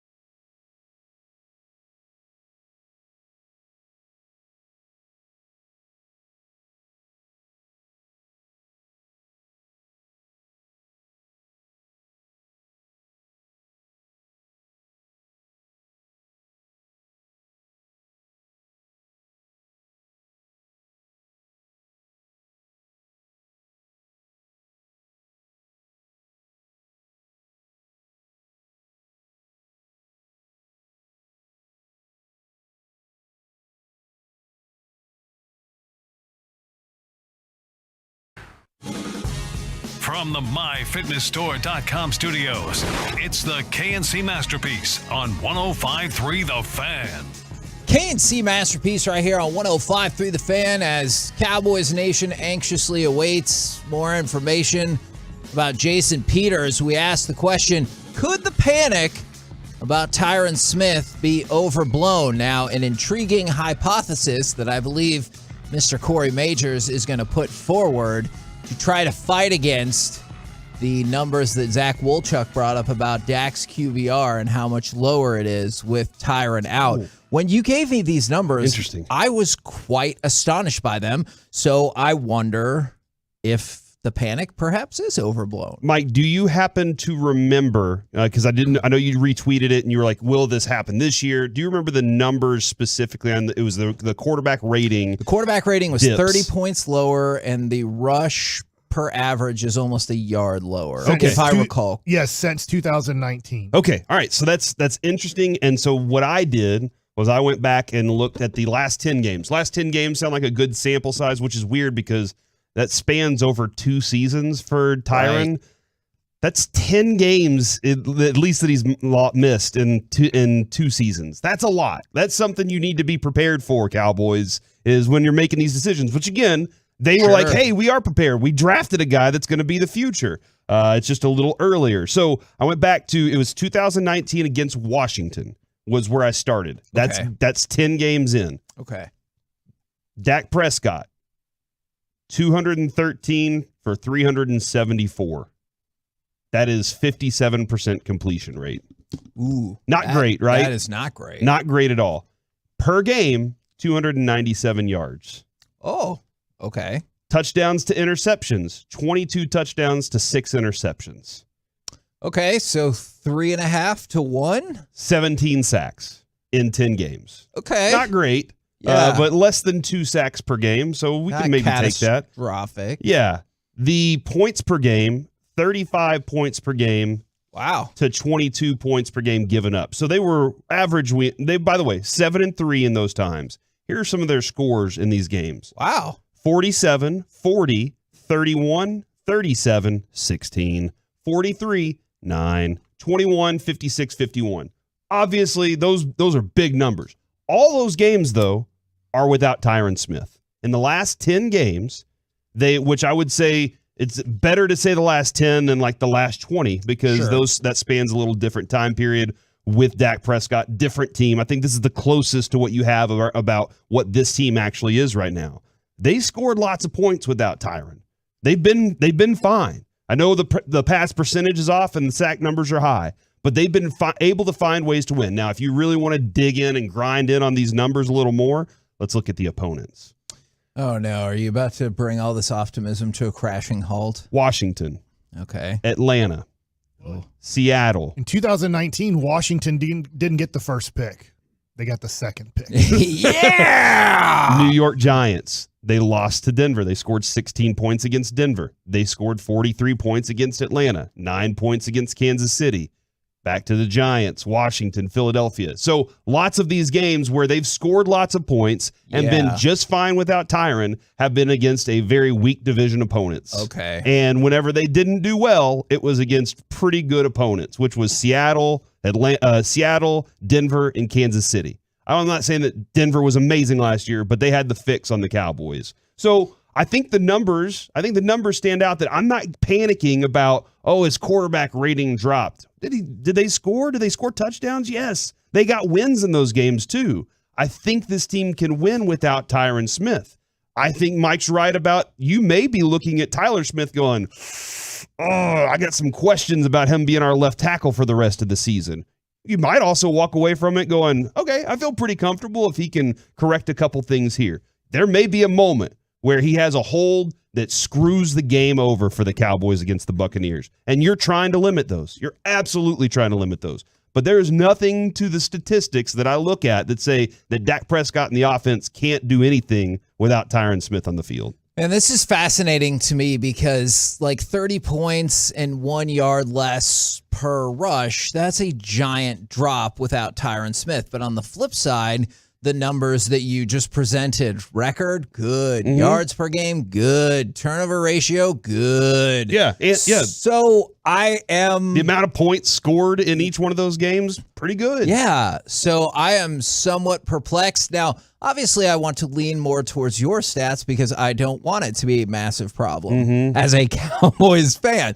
But I can also see the potential for what a massive problem it is. So do you think then, since you put together kind of the opposition research, do you think perhaps the absence of Tyron Smith is being a bit overblown? I've felt this way since Mike and I started our fight that morning in crosstalk with Sean Friday, and RJ. I don't want you guys to fight again. Yeah. Your last day. I was on. You should have seen us in the hallway. Yeah.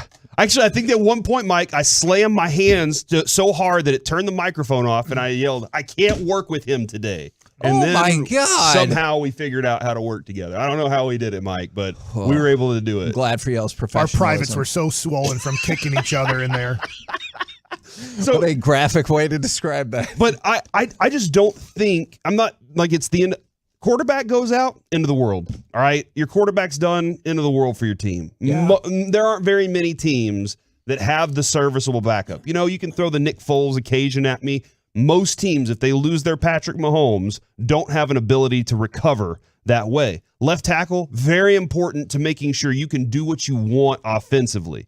Cowboys have to do it a little bit differently, and I think based on what I see here, without Tyron, Kellen Moore's been able to put together a decent game plan to get an average of 35 points per game. And from the, this is an interesting point from the 9-5-1. Lots of those teams were playing again this year. And that is a good point because for every Tampa, Cincinnati, Rams game that you got that do make me nervous, sprinkled inside of there are the Giants, Commanders, Lions, and Bears. And we're talking about 4 of the potentially at least bottom 10 teams in the NFL. So if you think some of those stats were put up against chump teams, well, there's a bunch of chump teams on your schedule again, or we hope will be chump teams. From the 803, this fan base is shell-shocked from the Jason Garrett era of never being prepared when Tyron or Sean Lee got hurt. And I do agree with that. I think that you're kind of hurt going, man, but Kevin, you brought up something yesterday I want to point out, Corey.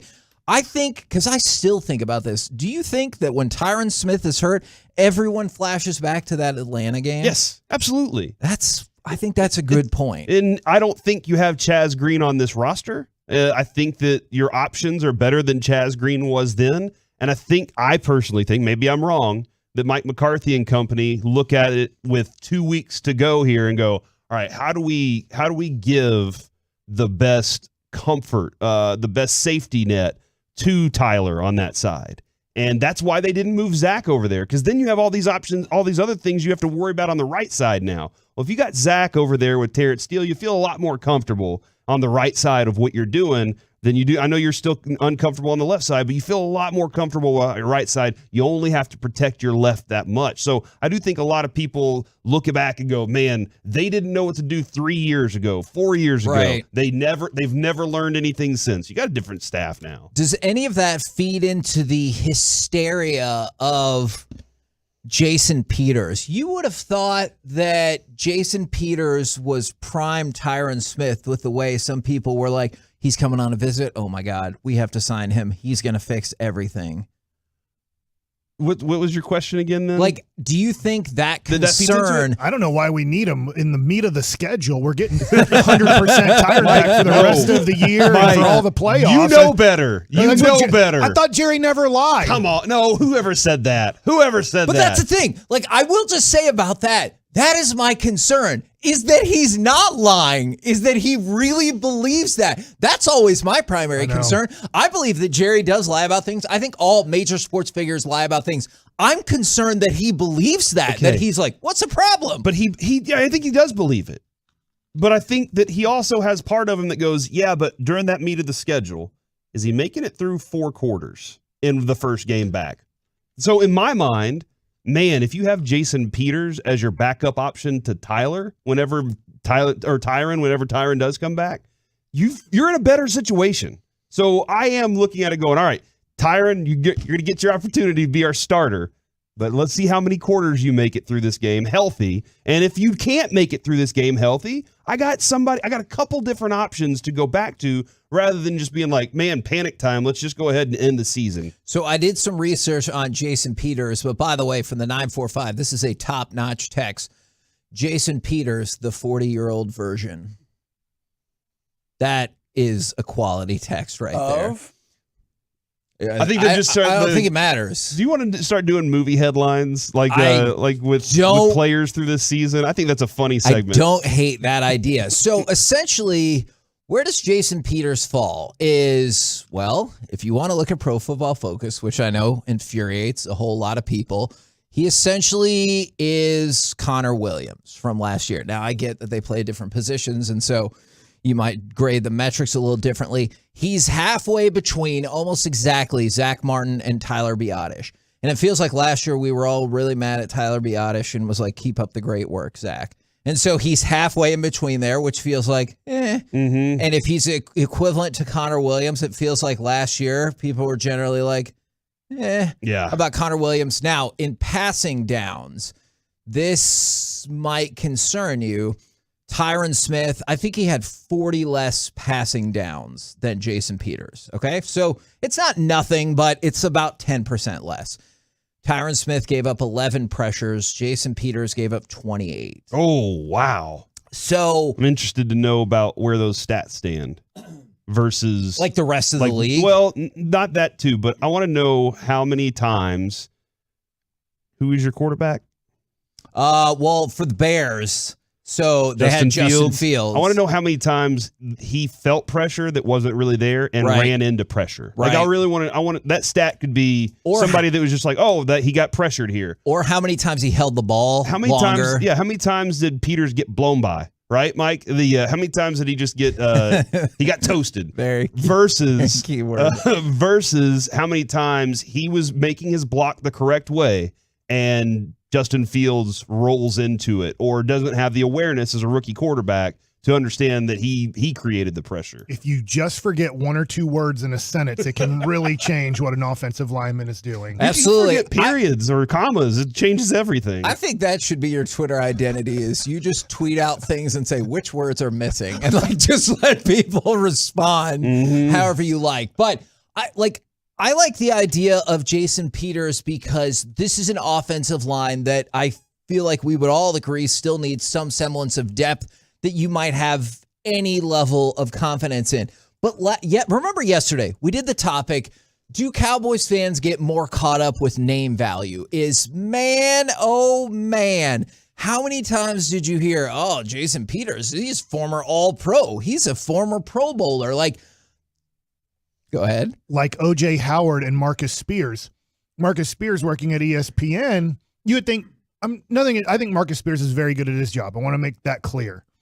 He's like, Cowboys, let's go get O.J. Howard. He hasn't been watching the other guys that are out here. Have you watched what Ferguson has been doing? Like, our tight end situation's pretty solid. I get if Kelsey or Kittle or somebody gets released or Kyle Pitts.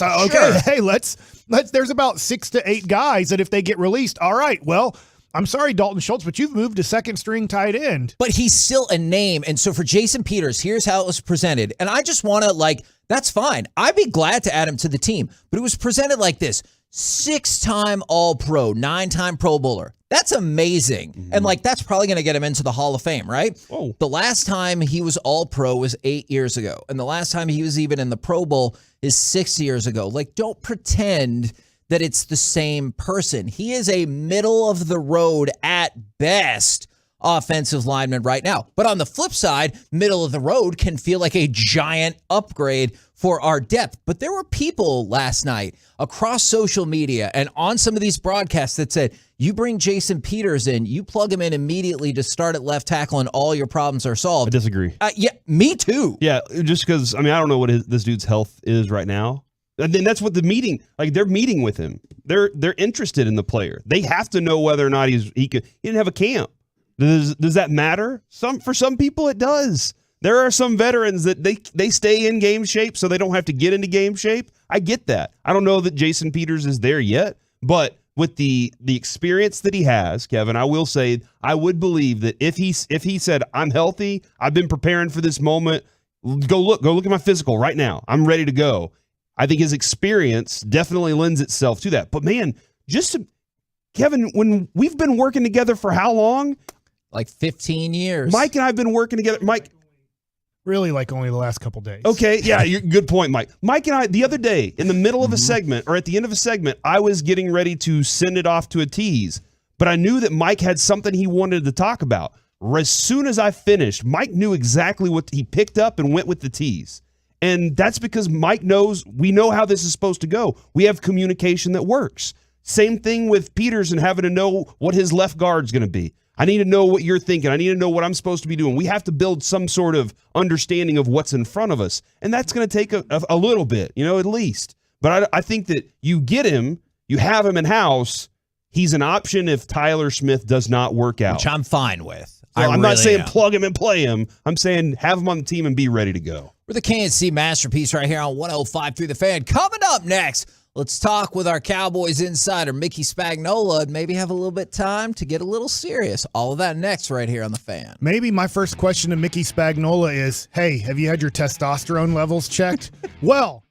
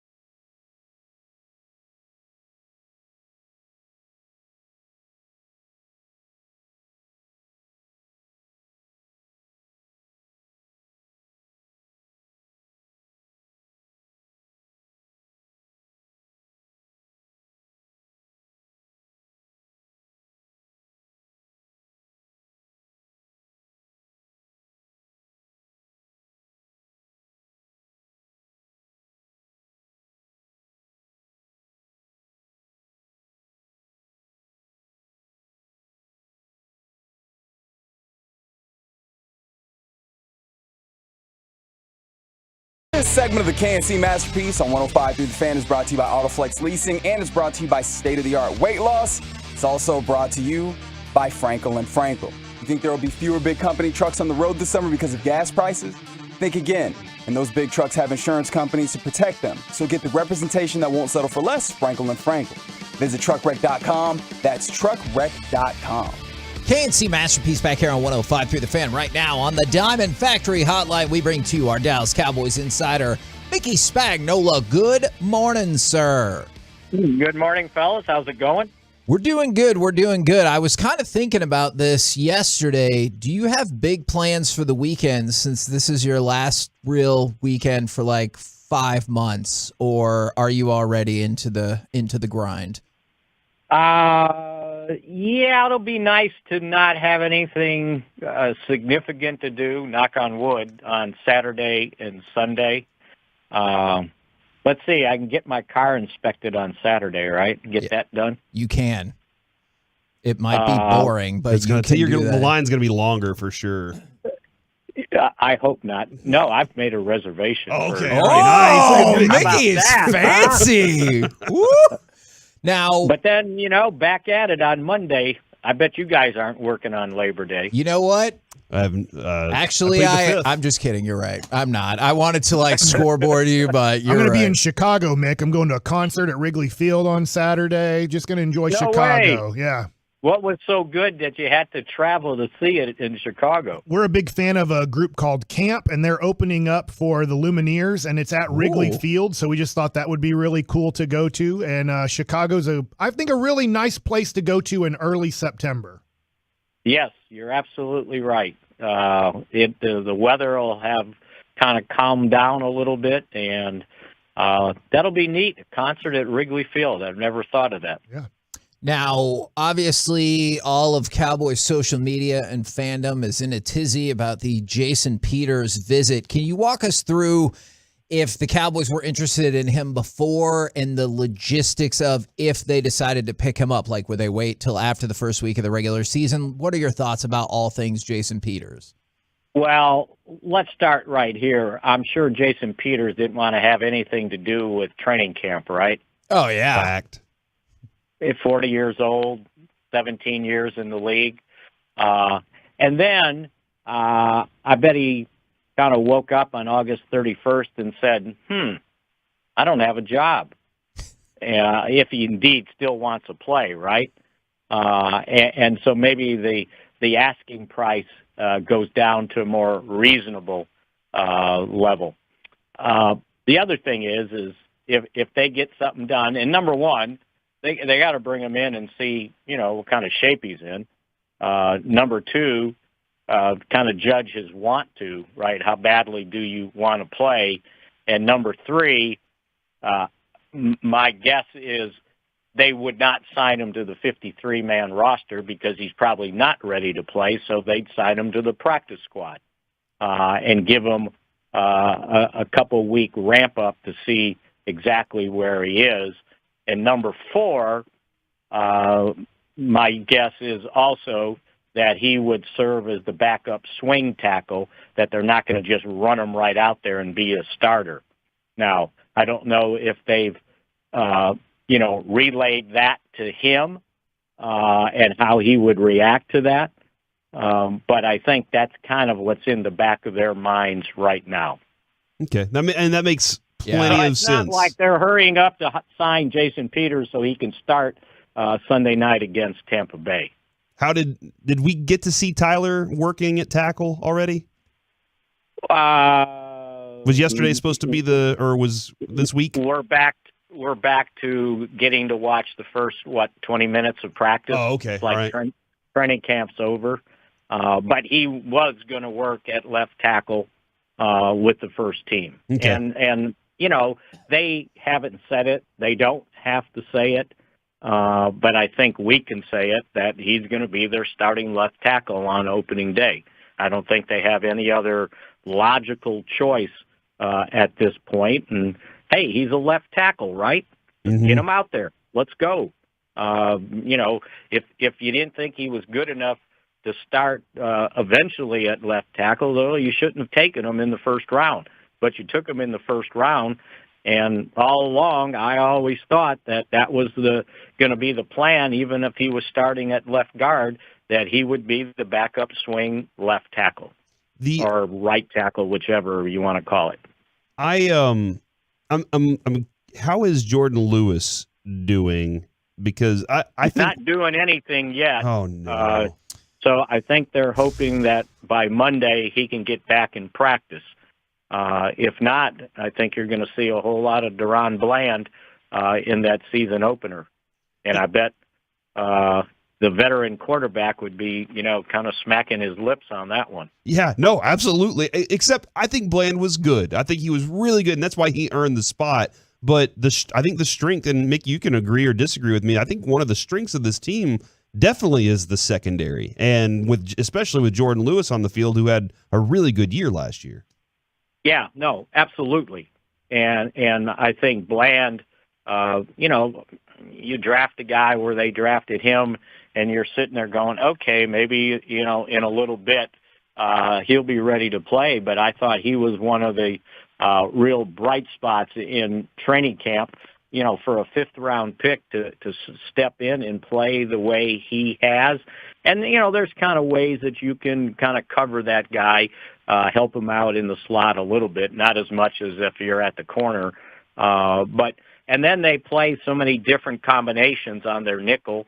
They can zone it and have J-Ron Curse in the slot if Jordan Lewis isn't there. They seem to be somewhat optimistic that he'd be ready to go next week. So we'll see how that one goes. But yeah, he wasn't out there yesterday. And when he was, I believe he was out there doing rehab on the resistance cords. What is the positive news that you bring to us today? Because you got to bring positivity every day, Mickey. Remember, that was the deal we made. Do you have any positive news for us? Well, I think from their standpoint, the positive would have been that they didn't lose anybody on waivers, guys that they had cut, and they were able to bring back, as many of the guys they cut as they wanted to the practice squad. And to go back to where we started, they still have 2 open spots there on the practice squad. So that's why I said if they sign some sort of veteran who they don't think's ready to play, then he can go, on the practice squad until it's like, okay, we can elevate him. But right now, you can only do 2 guys. And right now, the 2 guys certainly would be Brett Maher and Cooper Rush. But you can only do it 3 times. And then you got to put them on the roster. The other thing I didn't realize, I don't know if this may be somewhat of a positive, when you put those veterans on the practice squad, if they are vested veterans, then their minimum goes up to $15,000 a week, and there's a cap at like around $20,000. So they don't get their regular salary that they had. That's what they play for. And then when they're elevated, they get 1/18 of what their base salary had been before they got released and put on the practice squad. So in essence, you actually save a little salary cap money until you elevate those guys on game day. I will accept any savings on the salary cap as a positive. Kevin loves to balance his checkbook. And it's not always, Kevin, and it's not always for this year yes. either. If you have some left over, you're certainly going to need a bundle next year to help out with the salaries that are going to go up. No, I can definitely see that. It's not like our vacation time. We can't carry it over. Appreciate it. Use it or lose it, right? Yes, exactly. Appreciate it very much, good sir. We will catch up with you again tomorrow. Take care, guys. There you go, Dallas Cowboys insider Mickey Spagnola. Yeah, it's your show. You don't have to raise your hand. I just wanted to let y'all know I want to talk. I'm just trying to let y'all know, hey, I got something I want to discuss here. Application denied. Yeah, okay. Reggie's based on the question I just asked you. You like this conversation. Okay. I will go ahead and affirm. Okay, whatever. I'll think about it. Did he just stop talking? He said, I'll think about it. All right, Mike, I want to know how you feel about this. Okay. Kevin, you too. Okay. Reggie, you as well, No. maybe. According to NBA Central, Cam Reddish wants out of the Knicks. He wants a bigger role. Does that player jive with the Mavericks at all? I love it, like some of his things that The he bigger can do. role is the problem. I've talked to my buddy in New York.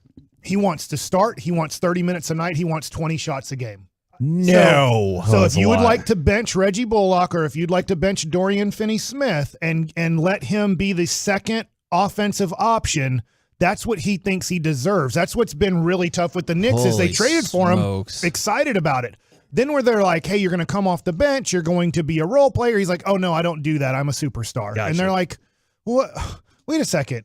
We thought you were going to come in here and be better than Knox, the guy from Kentucky who stunk it up, Kevin Knox. And he's like, yeah, I am. I just need you to play me all the minutes and give me no consequences for taking 20 shots a game. And that is a byproduct of how he came up through the system, right? Like, don't forget, he was a higher rated prospect than Zion in some services. Like when it came down to it, some had him 2 and Zion 3, and all 3 of the top 3 went to Duke, and he quickly got pushed to 3rd at best. And you got the sense that he's like, all right, that's fine. I'll bide my time. And he had a very questionable freshman year. But guess what? Didn't matter. Still got picked number 10. Went right into the NBA. He is a horrid shooter. Now, there are flashes like you saw in the postseason run. There are flashes when if he's even a mediocre shooter that you're like, this could be a good player. But for most of his career, he has been a horrid shooter. I would want him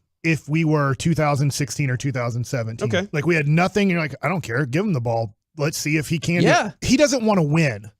Cam is not into winning basketball games. Cam Reddish is into Cam Reddish.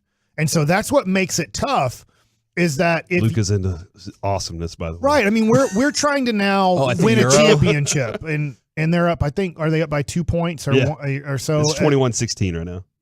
Oh, it's a lot further on than that game. We're at the end of the first quarter. Oh, my bad. Different You hit game. pause. No, I don't know. Maybe. Okay. Yeah, Mike is live streaming and Yes, not I'm- pausing for anything on the Luka show. came out with 26, 8.6 seconds to go. Yeah. Yeah, I think it's 28-26. But I think it's really tough to add young players that believe they need all this time to have the ball in their hands right now for the Mavs. You really need guys that if you're getting them and they're young, you know that they're here to play a role and like whatever I can do to help the team win. And Cam is saying whatever I can do to help myself. Yeah, and that's the tough part about Cam. Yeah, this is the second time because remember, the reason he left Atlanta was he was also looking for a bigger role. By the way, happy birthday, Cam Reddish. It's his 23rd birthday. So 23 years old. So he's super young and he has lots of potential, but it was the weird thing going into the draft. They're like, well, if the shot ever clicks, he's going to be amazing. And I'm like, right. I watched him shoot the ball a lot. It very rarely clicked, and that's a pretty big thing that you need to click. And a little humbling, maybe. Yes. It seems so he's perfect for Utah, right? Like, hey, we'll send him off to Utah. If Utah really for is Donovan burning it Mitchell. all to the ground, And why this the is hell not? his last year on his contract too. I mean, you do have the 5th year, and I don't know, I guess it's restricted free agency for him, but he's looking for 20 points a game. He believes if I get 20 points a game, somebody's going to give me over $20 million a year. Gotcha. Oh, we're the KNC Masterpiece right here on 105 through the Fan. Coming up next, it's time for Baseball Nuggets with Mike Bassick. All right, let's talk about the National League matchup. And is Jacob deGrom the greatest pitcher of our generation? Next. Coming up in the next G-Bag Nation. Don't miss the latest from Brian Broaddus on the Cowboys as they continue.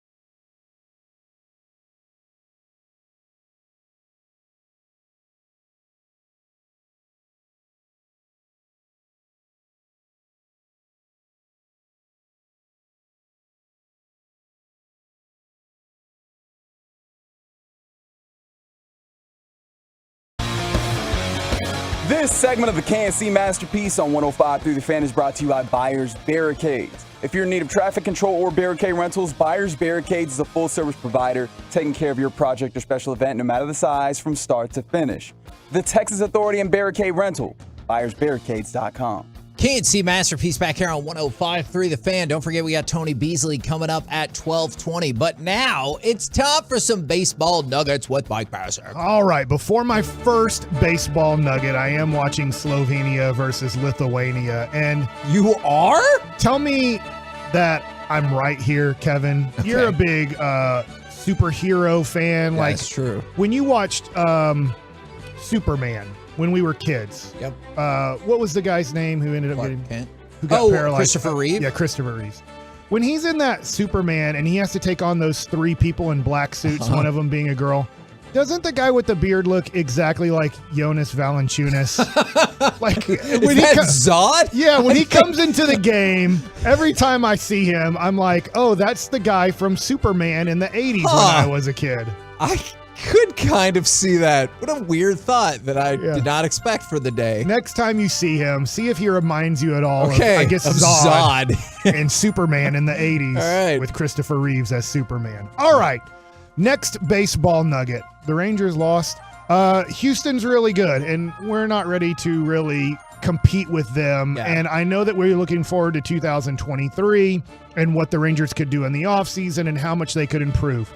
When you watch the Astros play, you go, there's a lot of improvement to do. If they have any chance of competing with the Astros next year, they're going to have to get a whole bunch of starting pitchers. And then Jared worried me yesterday going, well, there's a number that Martin Perez, they have on him. And if he gets over that number, what do we do if we lose him? Yeah. Sign other pitchers. Okay. Develop. I mean, Martin Perez was by far, or has been if by he doesn't far sign with us, somebody who this year. supposedly wants to be a Ranger the rest of his career, like I don't know what the number is going to be. Let's say the Rangers offer 3 for 45, which would be a pretty big number for a guy who's had really one good year. And this year isn't over. He got 5 runs yesterday. I mean, we could get to the end of the year and he has an ERA at 3.5, and then you're like, wait a second. But if a team that's desperate for a starting pitcher that believes, I'll just give you a name, our team, the Baltimore Orioles. I mean, they look like a team that could next year win 90 games. That's a young team who looks like they are really ready to possibly win 90 games.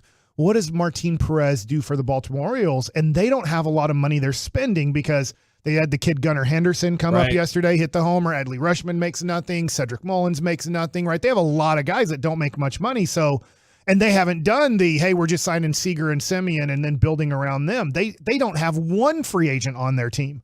So if they say, hey, you know what? I think we can compete with New York and Toronto and Tampa and Boston. What a heck of a division over there. Golly. But we need to get 2 starting pitchers, one that we really think is good and one that we think is a middle of the rotation guy, a number 3 or number 4. And as much as I love Martin Perez, I was talking to my dad yesterday and we were like, what do you think Martin Perez is on a playoff team? And we said, we can squeeze him into number 3 role and be okay, but we'd want him more as a number 4. Okay. So when you look at our best pitcher, you go, hey, in the playoffs, if he's our 3rd pitcher, we'll take our chances. Probably other teams have a better number 3, but it's really close. But number 4, perfect. So that's kind of where we see Martin Perez fitting in the future. All right. Now let's go to what I really want to talk about. And I know this is a little bit of a long introduction to Edwin Diaz. And if you haven't heard it or if you weren't listening to Crosstalk, Edwin Diaz used to be the closer for the Mariners, and now he's the closer for the Mets. And he's been using this Narcos song for a little while now. But like from the TV show Narcos? I believe so. Saying? Is that correct, Corey? Never seen I've not Narcos. seen those. Yeah, me neither. But I believe it's from It's called Narcos. That's the name of the song. Maybe so. maybe it's not. Oh, okay. So it just might be the name of the song. Okay. But the guy who plays the trumpet in this is Timmy Trumpet. Mm-hmm. I know that's probably not his real name. But still, it's fun to think that it is. He was at the sold-out game last night against the Dodgers in Citi Field, because I always want to say Shea Stadium. And Reggie, go ahead and hit this, and I might talk over it a little bit because it's a long cut here. But It's Blaster Jax and Timmy Trumpet. The Blaster Jax is the Dutch DJ who created the song, and Timmy Trumpet plays the trumpet. So this is the greatest intro in baseball right now by far. And this is Edwin Diaz to 50,000 people jumping up and down with their cameras up. and here's live. This is a live trumpet here last night. And it got me teary-eyed. I got kind of like, this is just so exciting. This is what I lived for. My whole life was, I'm going to be a major leaguer.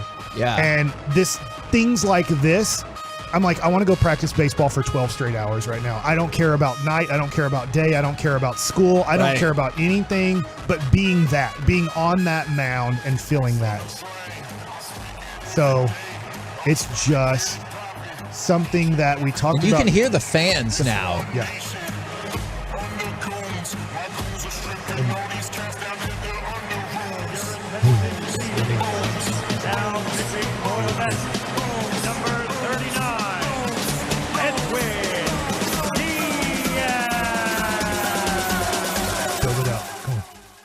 And then it goes crazy, and then the crowd just starts jumping up and down.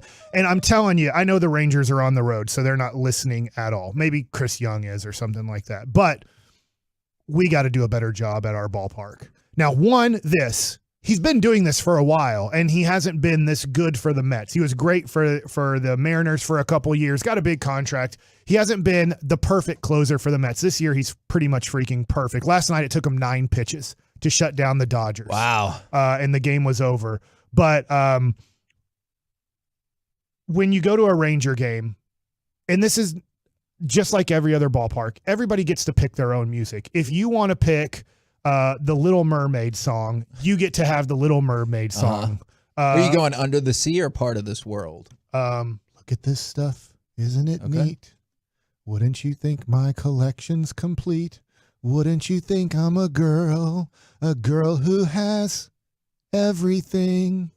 So that was like beautiful. My goodness. Mike, you don't know how I feel about Ariel, by the way. Yeah. And you just did it for me. Thanks, man. I will tell you something. What? Gross. To get a little bit off topic, it does feel a little bit weird when I took my, at time, 2-year-old daughter to Disney World, and there's a lady in a shell bikini right there. You're like, oh, okay. I mean, this is looking pretty good. You know right why here, she but I wears... feel like I'm supposed to be here for my 2-year-old daughter to Do you know take why a she picture wears with seashells? You. I don't know. Because she grew out of her bee shells. I don't feel comfortable with that. That's the size of a bra. I know, Mike. If you didn't know, I mean, some people don't know that. There's a lot more women not wearing bras. Go to Colorado. All right, back to. All right. So, anyways, we have to do a better job. He stopped using that song, by the way, in 2019 until his wife was like, "You need to go back to that song." When he became a Met, Does it help make him better? And she was like, "No, she just said, hey, it's like it's part of you. Use that instead." So. And I know our buddy Groobs, who's awesome. He's leaving the Texas Rangers at the end of this year. Oh, no. You know, and hopefully that's public. But this is where you just cover, and he goes, and he's going to become the king of radio. Yeah. No, he's awesome, but I do think that the Rangers players need to understand that it's really not just for you. It's for the audience to get fired up that you're coming up to bat or you're entering the game. And you have to be, one, good, but then two, you have to have the right music to really get the crowd fired up. Now, out of that game, Jacob deGrom started. So I want to go to Mookie Betts. Mookie Betts, who hit a home run last night off Jacob deGrom, his 32nd of the year, most home runs he's ever had in a season, is talking about Jacob deGrom, and he thinks he might be the best of all time. He's good. Facing Jacob deGrom, what was the biggest challenge or takeaway that you guys have from what you saw from him today?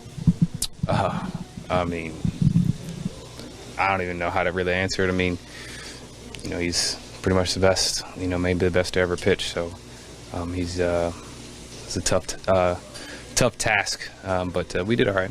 What is the most difficult part of facing him? Is it the fastball? Is it sliders? Is it all of it? All of it. I mean, all of it, and he just kind of lives on the edge too. And so then he, has 101. It's kind of when he does leave it out over the plate, you swing and miss or you foul it off. So it's very hard to hit off him.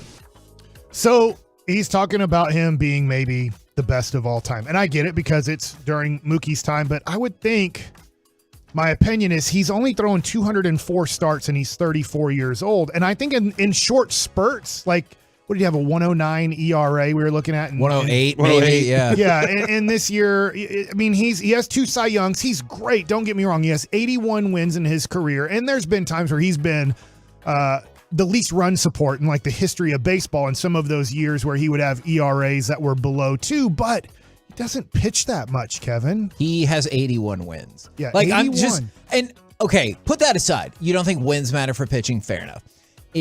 I think if he would have stayed healthy, which is a big if for so many athletes along the way, could have been the greatest pitcher of at least a generation. Last season, think about this. He didn't even start half of the games in the season and finished top 10 in Cy Young. That's how good he was. He did not even pitch half of the possible starts he could have. Still top 10. He was going to, it felt like we need to change the mound type of season that he was having, but he gets hurt time and again. He is incredible, no doubt, when he pitches. Most great pitchers of all time, though, have 500 or more starts. Looking at whether it's Randy Johnson, whether it's Greg Maddux, whether it's obviously Nolan Ryan, Tom Seaver. And how many did you say? 204. Now, he's 34 years old. Hopefully he gets another 100 starts in his career or more. But, I mean, he's probably going to fall approximately 200 starts short of what the greatest pitchers of all time. And I'll ask you this question real quick. I know we're out of time, but I think it's a good question here. Justin Verlander, Max Scherzer, Clayton Kershaw. 10 years from now, and then I'll throw in Jacob deGrom. You rank how we'll see those pitchers, because wouldn't you say those are the 4 best pitchers of this generation? I would say it would watched? go Verlander, Kershaw, Scherzer, even though I think Scherzer belongs higher. He doesn't have, I don't think the popularity the other 2 names have. You know, it's interesting. I agree with that 100%, except I would take it even further. I think Scherzer will end up last in that group for whatever reason, because he does not seem to get the recognition. Sure. But I totally agree with Verlander, Kershaw. Then I think deGrom would slide in there, even though that's not what I would put ahead of Scherzer. I'll tell you what, I cannot wait for the playoffs. I actually looked into buying a plane ticket to New York for Game 3 and Game 4 of the NLCS. Almost going, dude, Dodgers versus Mets. I know that you might not get the perfect matchup, as in after the first round, sometimes your pitching matchups don't go perfectly. And I guess after 2 rounds, even though those 2 teams will have byes, but can you imagine being in New York for Dodgers versus Mets, and somehow, some way, if Scherzer versus Kershaw happened, and then maybe like Tony Gonsolin versus deGrom happens, and then you have Edwin Diaz come in a 1-run game, just to be in that stadium for that moment. It'll be awesome. We're the KNC Masterpiece right here on 105 Through the Fan. Coming up next, I'm really looking forward to this segment. What's your built-in sports excuse against the team you hate, or for the big game that your team lost? 877-881-1053. You want to jump in on Twitch as well? We would appreciate that. We'll do it all next right here on The Fan. All right, great news from DFW Security. It is a Labor Day special, so you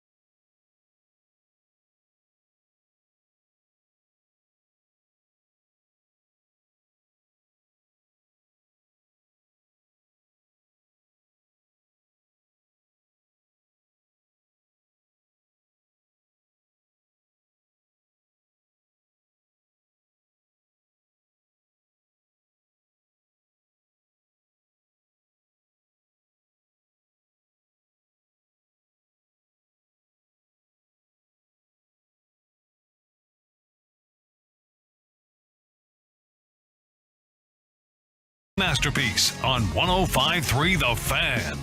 KNC 1991. KNC Masterpiece right here on 105.3 The Fan, answering off-air questions on the mic for 10 years now. 1837. Are we just yelling out years? Or? Throw out a year on the fan text or the Twitch. 877-881-1053. Just give us a year for whatever reason. If you want to give an explanation for that year, great. 1969. Okay, Nice. because we landed on the moon.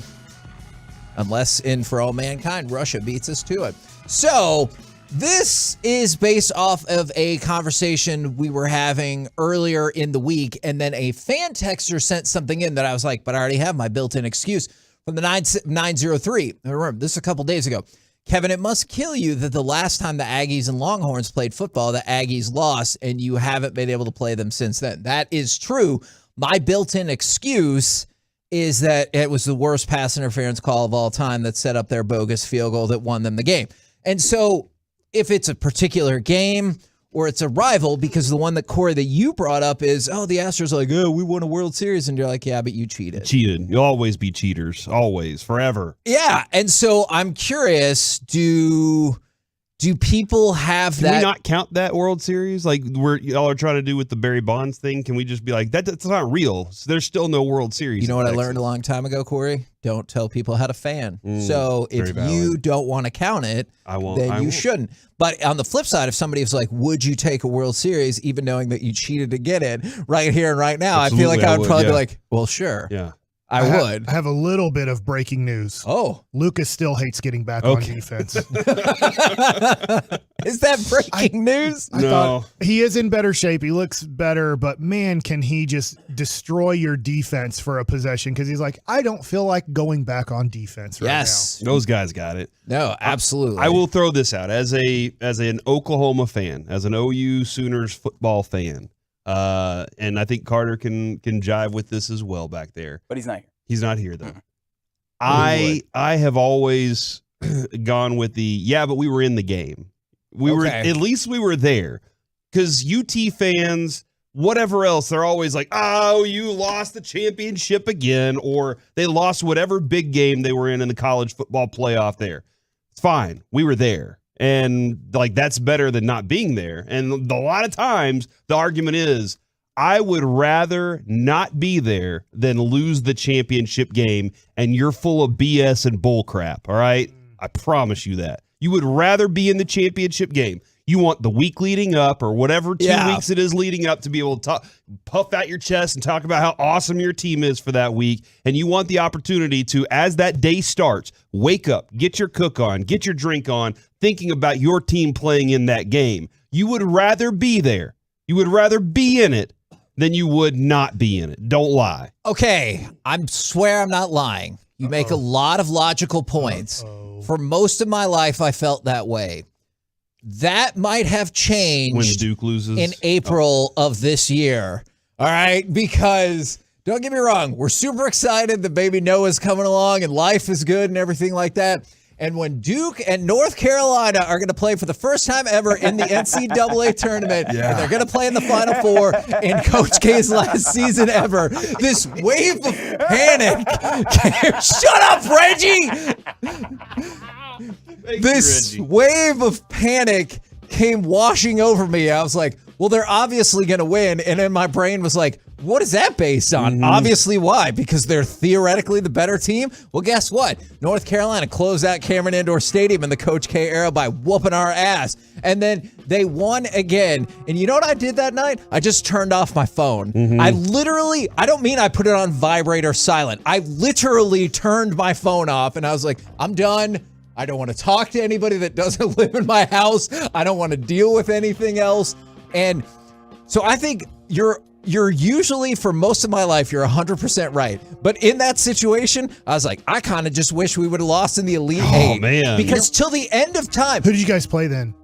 You know what? I don't even freaking remember. Because all I remember is that season ended with us losing to North Carolina and Jesse Holly feverishly trying to video chat with me. And I'm like, I don't want to effing talk to you right now. He was calling me, and I was like, I have nothing to do with this. And you missed my video from SpongeBob where SpongeBob's going, Hi, Kevin. Yeah. My family loved North Carolina. They went to that campus and they said it was awesome. And that, if they want to go to school there, that is fine. I haven't come up with my excuse yet, though. You know, because I told you the last time A&M and Texas played, and like in my mind, I can be like, those are pass interference that screwed us over. And I saw somebody from the 817. Well, the Rangers got screwed because of that stupid ruling about whoever wins the All-Star game gets to host the World Series. And so, like, that's their built-in excuse. Who lost the All-Star game for him that year, by the way? It's probably Neftali Feliz. C.J. Wilson. He gave up the only runs in that game. But how long was his wingspan versus his TV? That's what really mattered. And so I think you can find built-in excuses for whatever rival. I haven't come up with that excuse yet, and I feel like that's why that loss still breaks my soul. Mike, do you think if CJ had known that the Rangers were going to be in the World Series, he would have pitched better that day during the All-Star game? No, I think he tried. Unfortunately, that's not the best rule, and they've taken that out. Also the rain out. Obviously, talking to Derek Holland, who. Oh man, dude. Derek's filling in again on Tuesday. Oh, in your face, Kevin. Well, I mean, he's filling in for you, Mike. Oh, wait, in my face? Yeah. Okay. From the 903, built-in excuse when the Stars lose, those anchor contracts, Ben and Sagan, that won't let us build a winner. You know what? Man. That one stings because that has so much realism to it. Your owner's saying it right now. Okay, and like, that's great. I don't understand what Gaglardi was trying to accomplish with that. I'm like, yeah, we all knew that like 3 years ago, dude. So, like, what does he think's going to happen now? Tyler Sagan and Jamie Benn are going to get together and is like, you know what? He's right. We haven't been playing well enough or staying healthy enough. Let's go try harder. Like, I have no doubt that Jamie Benn tries the 150 million% every single time. It's just he's not good enough anymore. Wow. But he's not. But I have no doubt that he gives the absolute maximum effort every single time.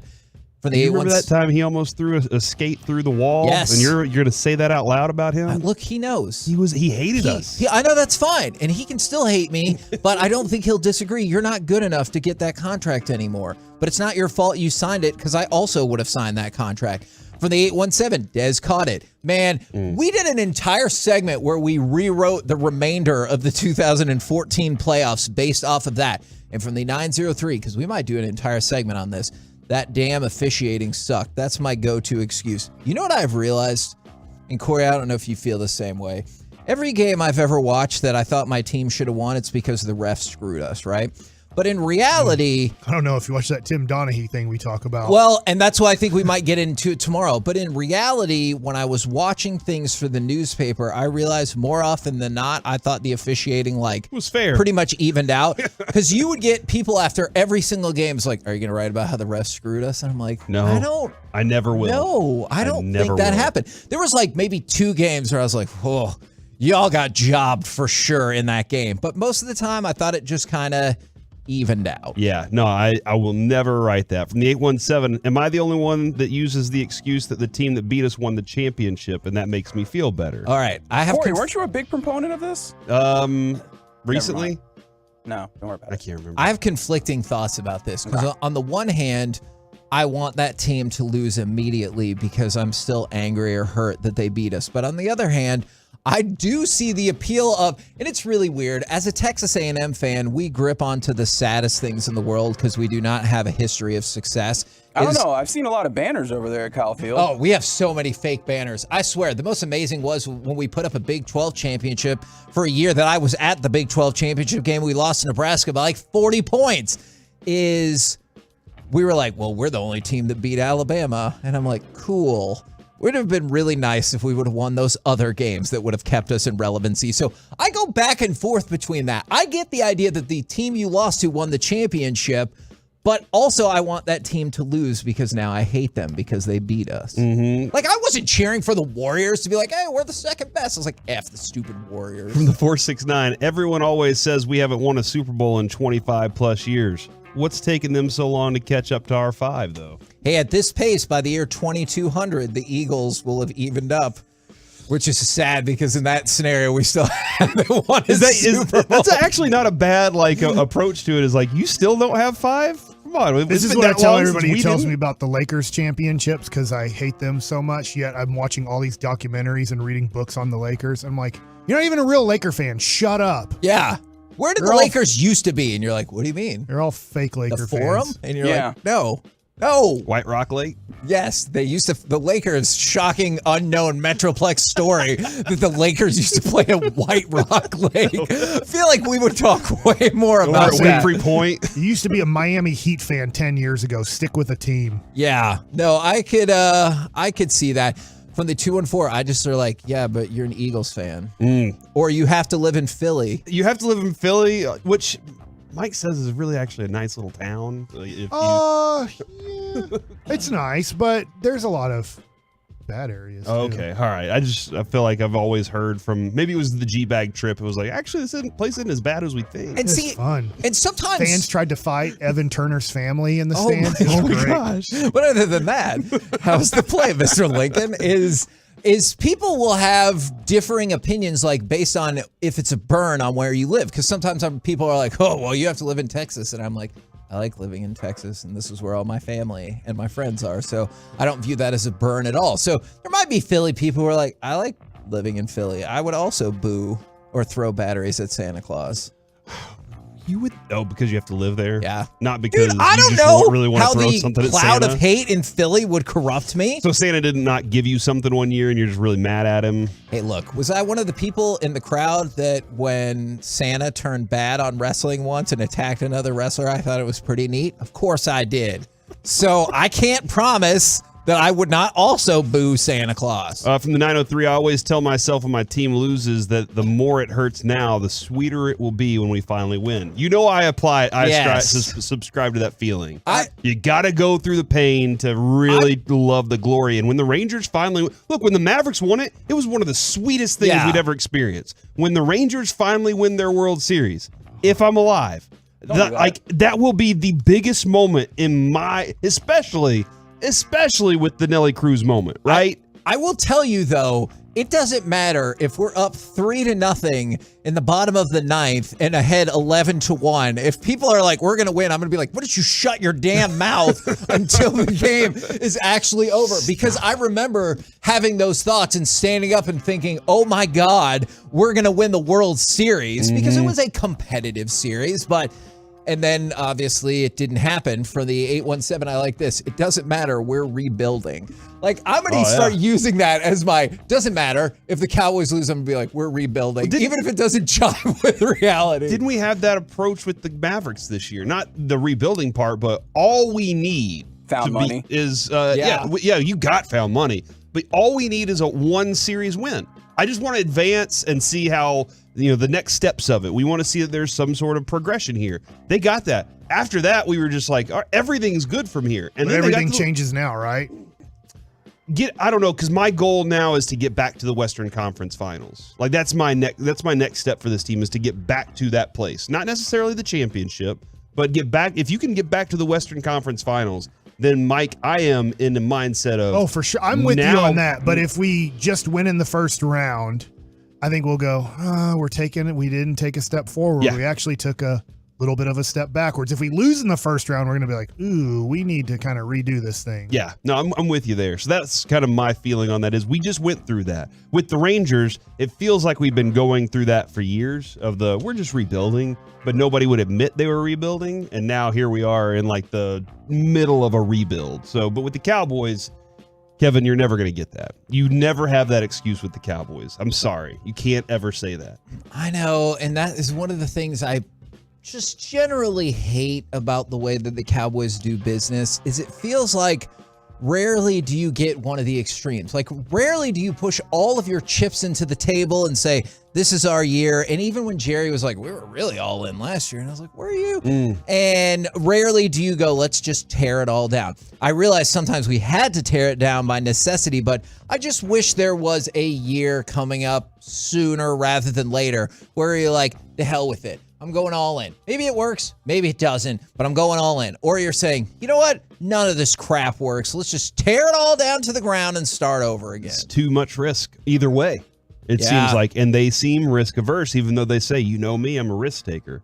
And I'm like, when was the last risk, Jerry? Like, was that what Kevin was referring to when he said 1991? Probably so.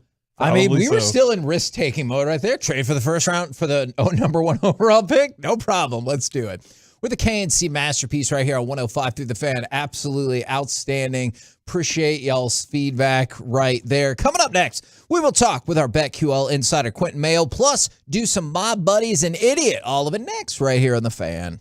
Keep the volume turned up all day and night. And thanks for being a Tolo.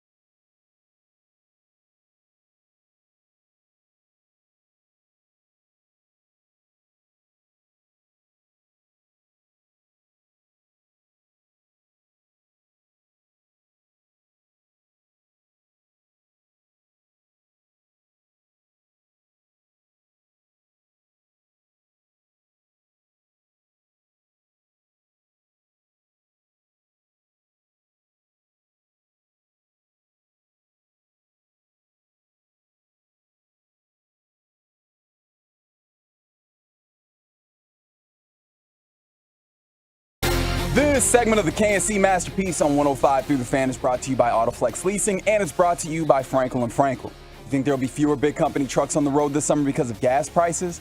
Think again. And those big trucks have insurance companies to protect them. So get the representation that won't settle for less. Frankel & Frankel. Visit truckwreck.com. That's truckwreck.com. KNC Masterpiece right here on 105 Through the Fan. Right now on the line is the host of BetMGM Tonight and Odyssey Sports Betting Insider Quentin Mayo. Insider calls are presented by BetQL. Get access to data and insights the sports books don't want you to see. Bet smarter, beat the books. Download the BetQL app or visit BetQL.com today. Good morning, sir. Fellas, how we doing? We're doing good, doing good. Now, I was curious. I know we talk a lot about basketball on this show, but we're about to move into football season. Did you see that Steph Curry graduated as the only person in his graduating class? And do you think that would be the only tolerable way to go to a graduation that you weren't directly in, is if only one person was graduating? I think so. I mean, first and foremost, shout out to Steph Curry for staying dedicated to the grind, which is very rare nowadays, specifically off the floor. So I appreciate him going back to Davidson and getting that done. But yeah, a one-person graduation, and he's packing out the place. I'm like, what's going on here? But I would show up though if I knew Steph Curry was getting his degree. But it depends though. Like if I'm in the area and let's say I don't know, Michael Jordan's going back and getting a doctorate or something for UNC, then I'd be, of course you got to stop by UNC real quick to see if MJ is getting one.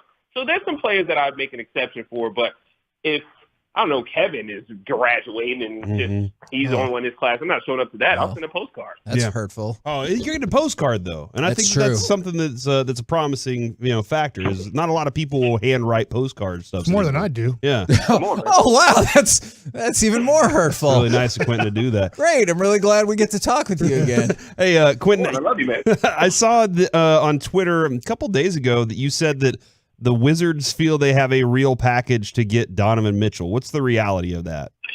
Man, I'm kind of sick of the Wizards. I'm not going to lie, man. I'm not going to lie. I'm sick of him, but I do respect him in this magnitude. Tommy Shepard is trying to answer everyone's question, which is what the heck are the Wizards actually doing? Because after you pay Bradley Beal $250 million, or even before when the words were coming out that you were, thinking about paying Bradley Beal that much money, when you put that much money into one player, the next question is, or even before that is, what are you doing? What is the future? What are you building for? And I think they've gotten to the point where they've locked up their franchise guy for the foreseeable future, especially seeing that he's the only player in the NBA with a no trade clause. And you say, well, we might as well take a big swing. They've been taking swings all season. They haven't pulled the trigger on anything or been competitive in a lot of things. But now you get to the point where they see they've had their eyes on Donovan Mitchell, when the offseason first kind of started and you saw that Donovan and Rudy Gobert are probably going to be out in Utah. And even back then, and even today, I will tell you the same thing. I don't know how the heck they do it. I don't know who they put in this package. I don't even know what the package is. I know one thing that for sure has to be included is draft capital. We know if you're the Wizards and you have draft picks, you're valuable to some of these teams that are looking to blow things up. Now, I know they don't have one of their closer picks. I think it's a 2023 that is in the hands of New York already. But Washington could do something to be really competitive. They could unprotect that their already traded 2023 pick that New York has, and then they would have to offer or could offer 2025, 2027, and maybe 2029. And those are 3 first-round picks for a team that sucks or has had a history of sucking and having decent draft position. Brad could leave and pick as the destination and it all fail. And those picks could be very valuable on top of the fact that, you got some young guys that are still interesting, not maybe as good as all the young guys in New York, but Rui Hachimura, you got Denny Avdia, Corey Kispert, heck, Johnny Davis, a bunch of those young guys that they may feel they don't have a use for, and 3 future firsts. I think that could stand up to a package that, it seems as though it's focused on Quentin Grimes and some other draft capital instead of like RJ Barrett and other draft capital. So if you're talking about Quentin Grimes and some other young guys and some picks, Washington has a competitive offer, and also I think they'll pull in another team or two to sweeten up the deal. So I don't think it's crazy realistic and think it's going to happen, but they are walking around with confidence that their package out there is good enough to get them. So if it's this point in the season and you're feeling like that, you must have something cooking. Well, we know where that 2023 pick is. That was for our Porzingis trade here in Dallas. That's the pick the Knicks have. Yeah. We're almost done paying off that trade that we thought was good at the time and ended up being horrible. So, all right. Hey, I'm new to the Porzingis hype, though. You know me. I've been. You're watching just some excited bars that he in has a York and beard Dallas. now. Yeah, man, don't worry. For 25 games, he's going to be awesome. Man, he's looking good. But now every Knicks fan and Dallas Mavericks fan, they all are immediately in my comments like, "Oh, this is how he always looks in the offseason. Just wait until he plays real basketball. He won't be there in the end." I know. I just real quick. I know we're gonna get to football betting, and it's about to intensify for college and for the pros. But have you gotten in on any tennis betting with Serena Williams or otherwise? If I got in on tennis betting, we bet the Little League World Series. What do you mean? Am I betting the Fair. U.S. Open when Serena Williams is going up against the number 2 player in the nation that I've never heard of? Yeah, we're betting tennis, and it's an easy handicap. Last night I walked into the studio. Serena Williams was plus 260. Imagine LeBron James, Michael Jordan, I don't know, name a GOAT, plus 260 as an underdog. Well, there'll be plenty of times for LeBron this year at that. Well, yeah, that's true. And actually, all of last year, that team was an underdog, so I take all that back. But in any event, our GOATs, especially in tennis, they don't fail us, especially not in their possible last U.S. Open. I'm sorry. So we had 3 bets in the U.S. Open last night. We took Serena in the first set because, of course, it's Serena in the first set, biggest home court advantage in New York last night, which was packed with a lot of good baseball as well.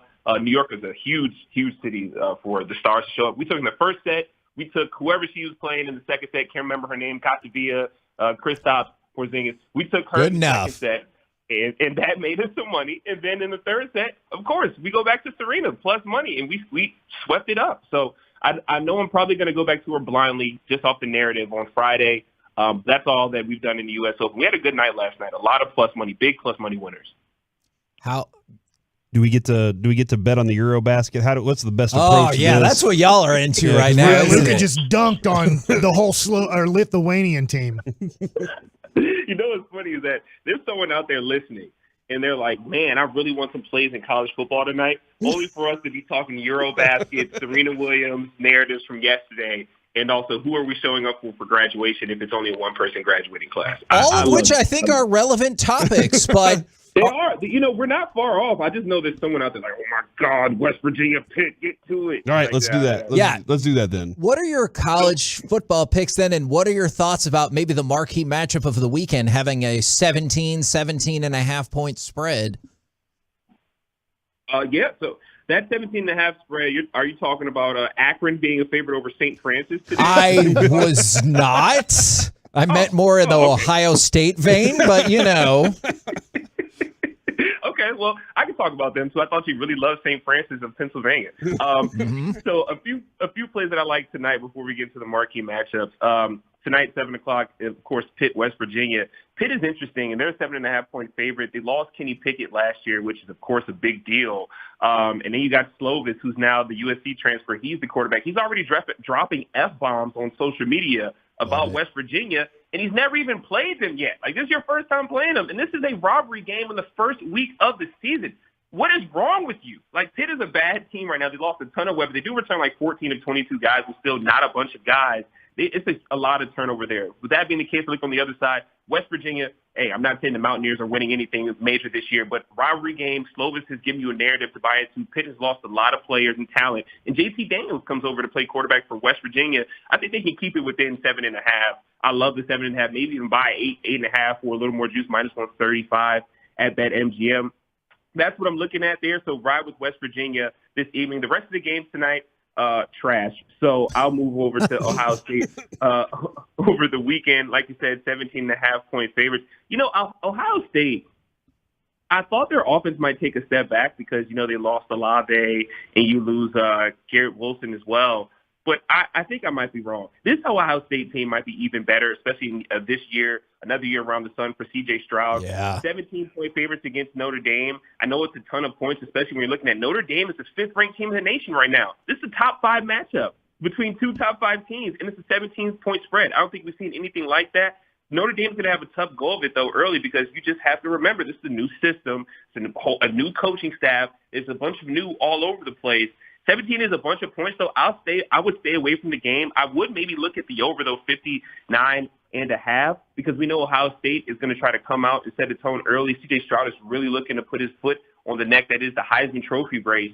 I would lean Ohio State, but 17 points with Notre Dame in week 1 sounds like something I might be interested in too, so I just stay away from the game. But I do like the over 59.5 points. I would even go further and say if you want to look at the game in the first half, their first half spread, they just took it off the board. Okay, well, I look at the first half over rather. I think some points could be scored early, and if not, just double back and take the second half over. I think this is going to be a lot of points scored regardless in this game. However you want to slice it up, I do like the over.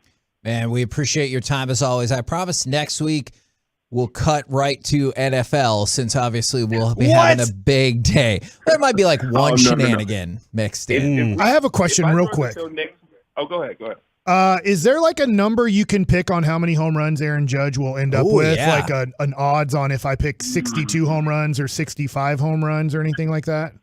There is not right now, but that is a great question. And, of course, this chase is huge for the franchise and their history. I'm going to ask John Ewing, our PR guy and data analyst over there, to see if we can or maybe have some lines coming soon for a home run prop with Aaron Judge. That's a good question. I'm going to look into that for you guys for sure. See, we helped. Yeah, look at us.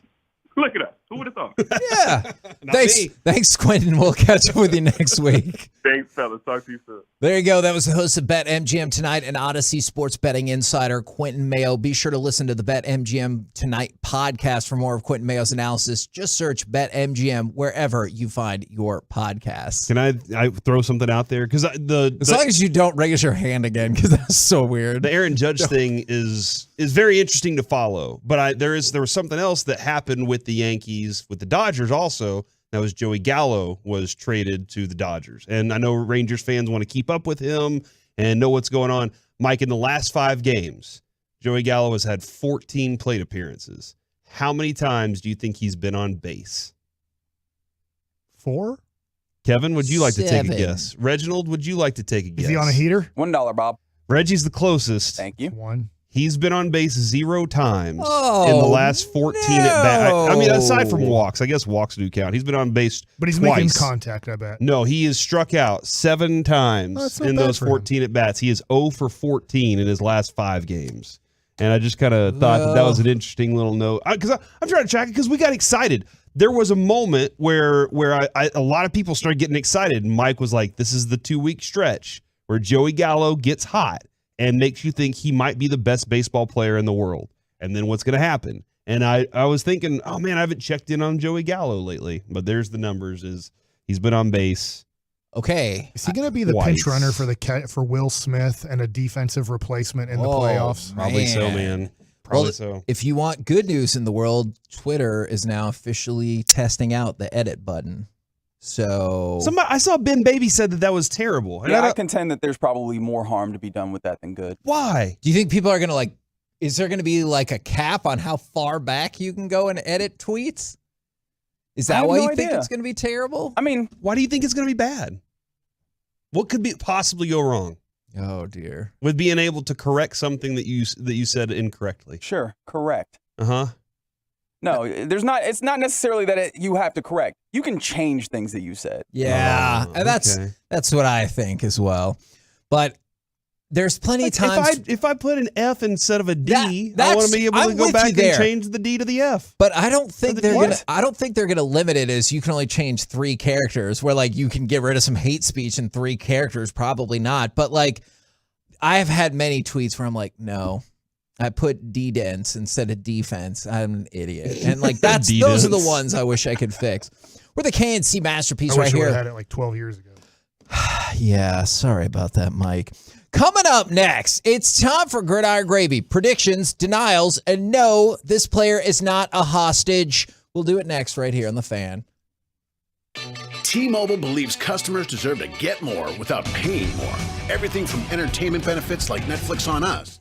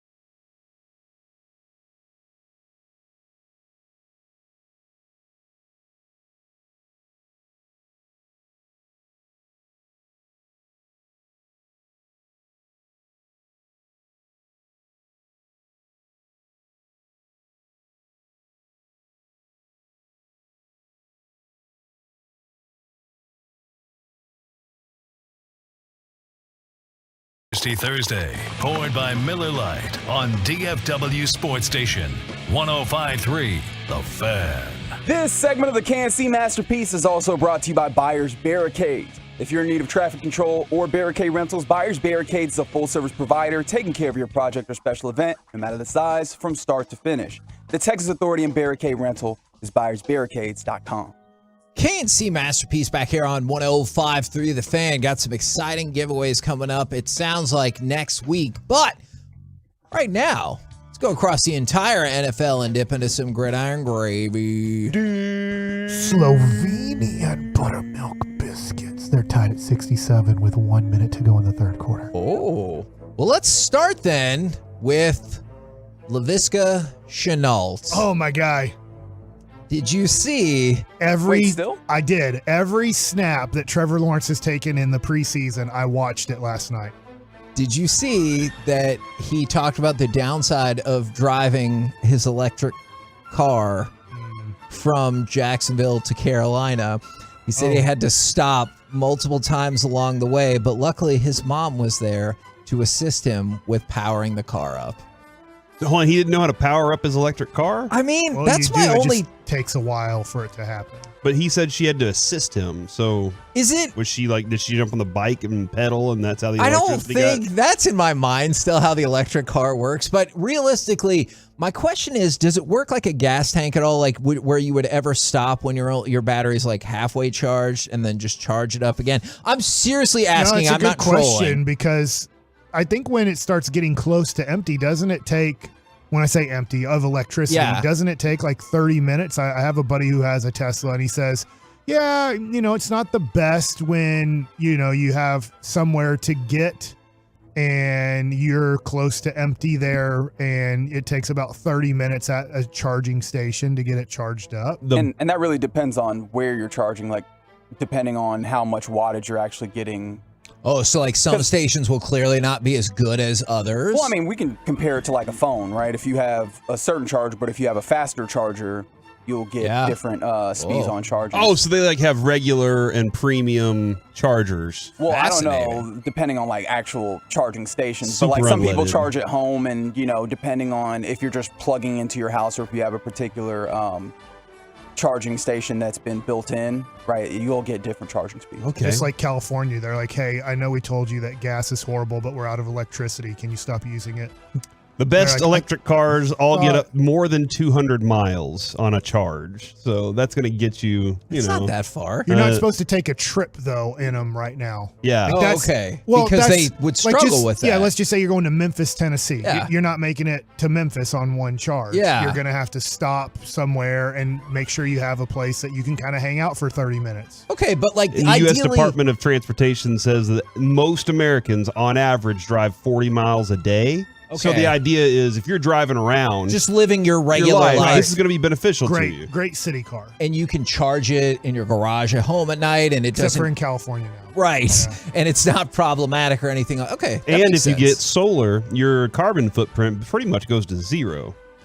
You're a carbon footprint. Look, if you actually care about your carbon footprint, more power to you. But it's the people that don't care about their carbon footprint but pretend that they care that are the absolute I just care how worst. cheap it is to me. And That's if fine. it's solar and I got an electric car, I'm not paying for Well, you got lucky because it costs so much money to do solar. They were already installed. That was great. Right, for the already you. installing. The problem is like, wait, I'm not going to save any money until like 10 years Yeah. from now. And they're like, yeah, but you're helping out the world. And I'm like, well, you help it out. Is that your version of deal with it? Yeah. Every sentence How you about have feels like it ends with a variation How of about the you same. give me the solar panels for this outrageous amount of money, So and then I'll just benefit from the power of it. That's what Corey did, which is tremendous. Now, I got some good news for you. Again, it's good news based on a sad story. Stephon Diggs was in Buffalo as they're getting ready for the school year or just started school year. He partnered with the city of Buffalo, held an event where he handed out 300 Nike gift cards and 300 Nike backpacks filled with supplies in the same general area where there was a shooting back in May. 10 people were killed, 3 other people were injured. He says he's going to make this an annual event, which I always like it when especially kids are being helped out, or like areas that have gone through something awful are being helped out. If you want to help, that is fantastic either way, but it feels like sometimes it has a little bit more oomph behind it. And so props to Stephon Diggs for getting this done. Yep. Let's go from that to the Russell Wilson extension. And I had to do a double take on this because I was like, hold on, I thought we already did that contract because there's been so many new contracts in the NFL. Broncos, Russell Wilson, 5-year extension for $245 million, includes $165 million guaranteed. So Russell Wilson is now tied to the Broncos for the next 7 years at $296 million total. And how old is he? 32? Okay. In his prime. That is a guess. He is 33 years of age. Out of 40 years And old. he will be 34 on November 29th. And I feel like he has been one of those people, though, that has said, like, I could play till 40. Like, whether or not he actually can. That's what you're asking for, because this extension, with the reminder that he has 2 years left on this contract, would take him to age 41. Yeah. So how much do you think Russell Wilson has left? Because I've said I don't think... As long as he wants to play. No. I mean, like, as a really good quarterback.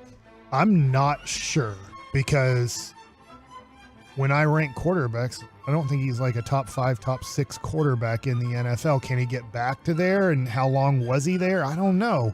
I think he's a really good quarterback. I would guess 3 more years. Okay. But hopefully it's longer for Denver. 33. I think as a really good quarterback, I think he has 4 years works for me. If he wants to play until he's 40, and that's something he wants to do, there might be some things he needs to clean up. But in last year he had 25 touchdowns, and that was the lowest since 2016-ish. And so like that's different. But will a big pop in, like if he gets to 35, 40 this year, will that change people's mind about this revitalized his career? I mean, outside of the stats, like, I think if he's really good for 4 years, the Broncos will be like, great, we did a great job. We made a great decision, and I could certainly understand that. All right, let's go from that to, people in Cowboys Nation were bent out of shape about this. The Eagles are sending Jalen Rhaegar to the Minnesota Vikings in exchange for a 2023 7th-round pick and a 2024 conditional 4th-round pick that could actually de-escalate to a 5th-round pick. And then, of course, all the comparisons with Amari Cooper were made and blah, blah, blah, blah, blah. And I remain steadfast that those comparisons are wrong. Like, it just shows a basic lack of understanding about how NFL assets work. Yeah, because a lot of the things that the Cowboys did that a lot earlier than anybody else, than any of the rest of the market was set at. And I think much more expensive player. Is there any way that anybody that's upset about this overvalues Amari Cooper too? Yes. I think Amari Cooper's a great receiver.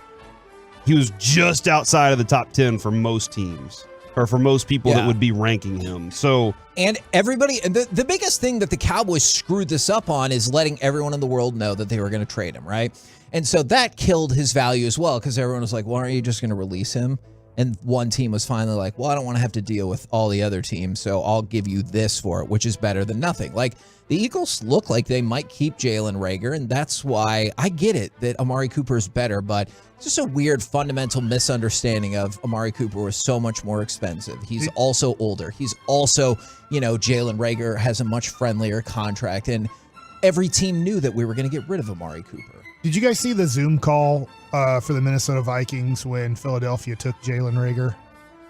It's out there with Mike Zimmer and the rest, because it's Zoom, because that draft was a weird draft where you couldn't meet together and stuff like that. And they started laughing when Philadelphia took Jalen Rhaegar. And they're like, get on the phone. So they could get Jefferson? Yes, because they thought for sure that Jefferson was going to go, and they were worried about it because they wanted a wide receiver and they didn't like Jalen Rhaegar. And they're like, yes, they took Jalen Rhaegar. Let's go to... Even though, hey, he's from this area, right? So, but he hasn't been good. Like, what? Waxahachie.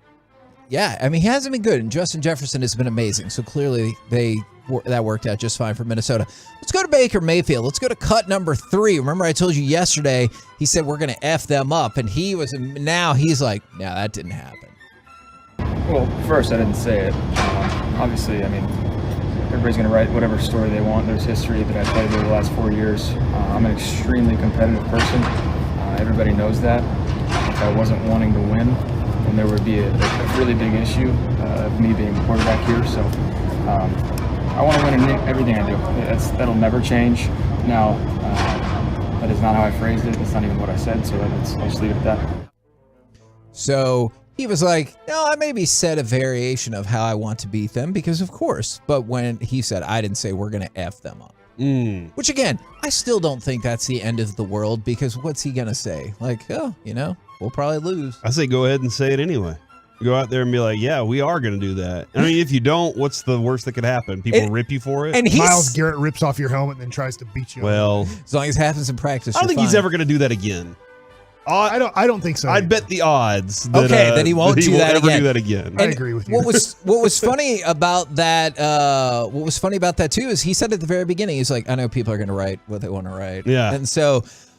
Maybe and also he what was funny it. is it sounded like somebody was using a very large hole punch behind him the entire time. Was that your machining I was trying question? to come up with what it was like. Is that a stapler? It's probably the blocking dummy or whatever, but it's still, I felt like it was something. So Denzel Mims is frustrated because he believes he's a starter, but said the Jets are pretty set on who they want. Yep. So much so that Robert Saleh came out, the head coach for the Jets, and said, is he frustrated? Is he frustrated with all of us? Sure, I'm sure he is. He wants to play, and for that, I don't think he's a hostage. It's a lot easier to kick somebody out the door if they want to trade, if they're jerks. And that's not Denzel Mims. He's a good young man, and I love the way he approaches everything, even with this, the way he's come about it. Very professional, comes to meetings, practice, does it all. So I guess I just don't view him as a hostage. It's always weird when a sports story starts with the coach saying he's not a hostage. I'm a soldier. I'm a warrior. Like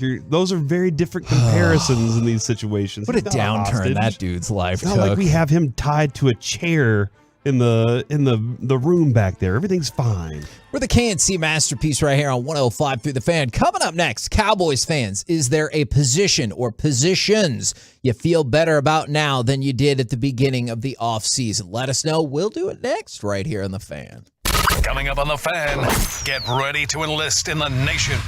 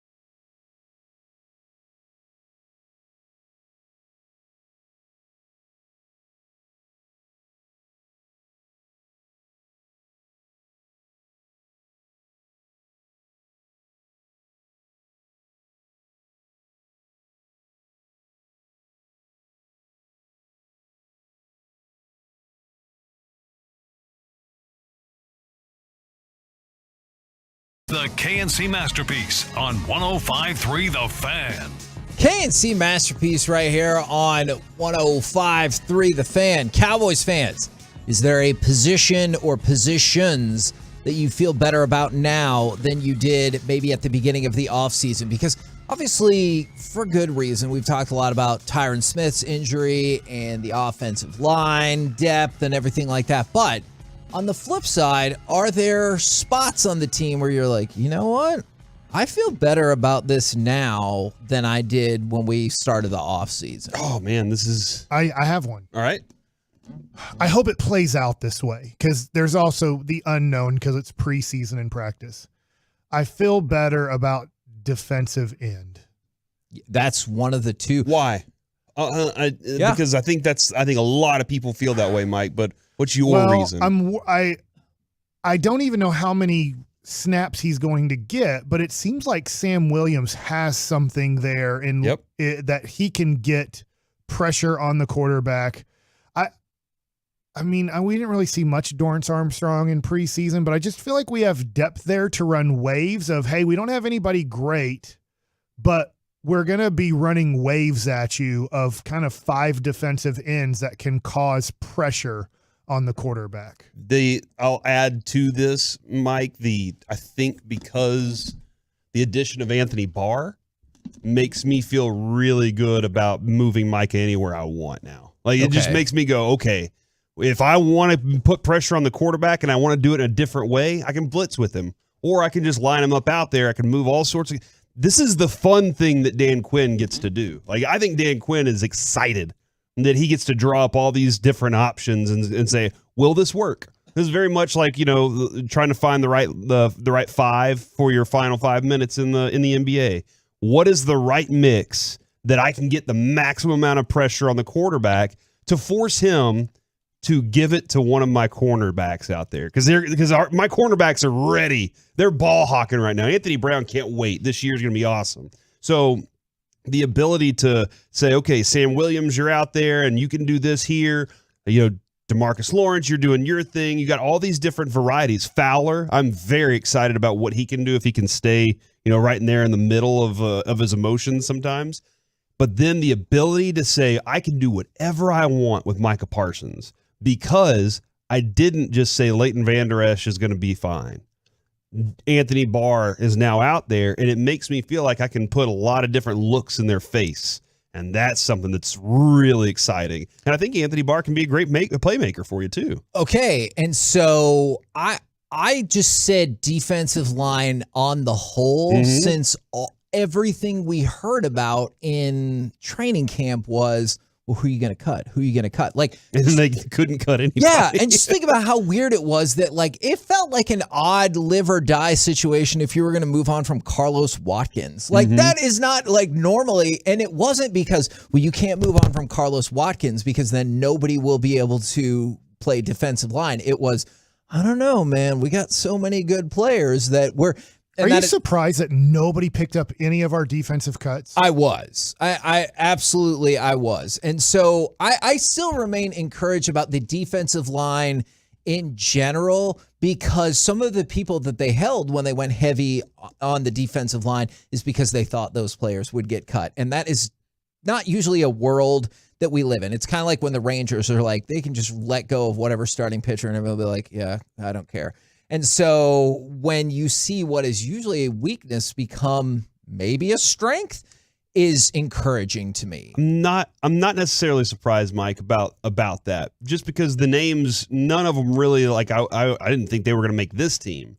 I was surprised they kept as many defensive linemen as they did. I was surprised they kept a lot of even some of their linebackers. I was like, whoa, hold on. So I was more surprised they kept that many, but again, what they're doing with their roster allows them to keep a few extra. So I wasn't as surprised that nobody got picked up, except for maybe Watkins. That might be the one where I was like, somebody needs a defensive tackle. Now, from the 2-1-4, absolutely, I feel better about the linebacking core. We have Leighton Vander Esch, and if he gets anything back like he was rookie year, I would even argue in the last, 6 or so games of last year, then Parsons, and then you mentioned Barr, and still have hope for Jabril Cox. So linebacker's another spot. I saw a play where Barr didn't quite read it as fast as I wanted him to. This is preseason, obviously. Yeah. He didn't quite read it as fast as I wanted him to, but he had the athletic ability to get to the spot just in time to make the play not happen.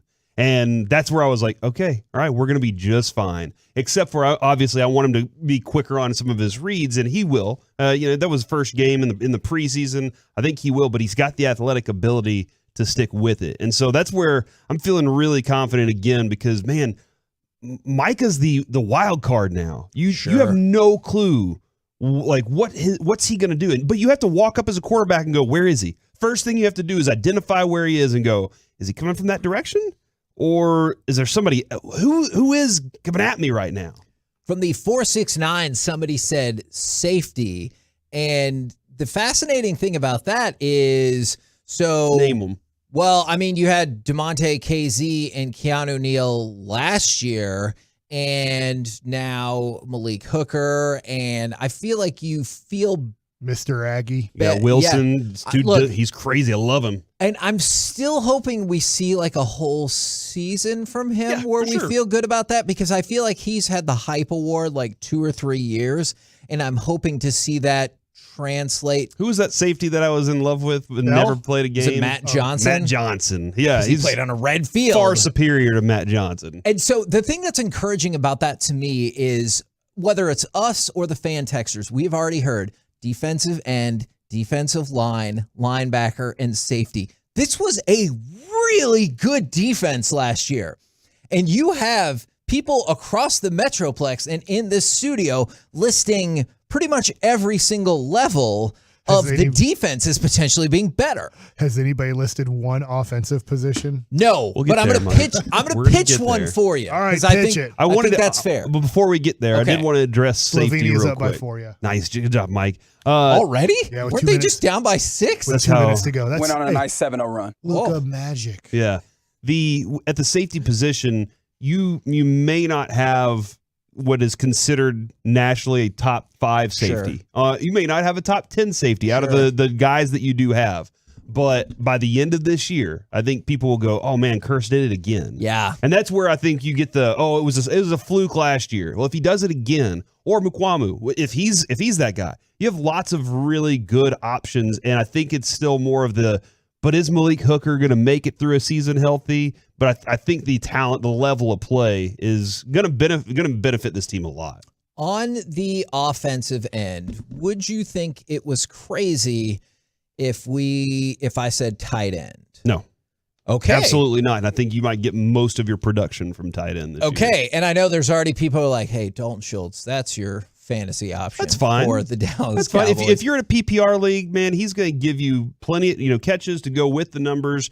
He might get a touchdown here and there. Like that'll be something beneficial to you. But I think if the Cowboys are going to be successful offensively, they can pick up the short yardage stuff and some big stuff using other tight ends, not necessarily just Schultz, but he could have a big season for sure. And I think the potential awesomeness for a lot of Cowboys will be what you see from Jake Ferguson, 4th rounder, Peyton Hendershot, one of the 4 undrafted free agents to make the initial 53 is, don't you get the sense that a lot of Cowboys fans are hoping somehow, some way you see enough from one of those two or both of those two that they don't give Dalton Schultz a long-term deal? Yes, I agree. Yes. I just wonder about the tight ends in this, Kevin, is how much they can impact.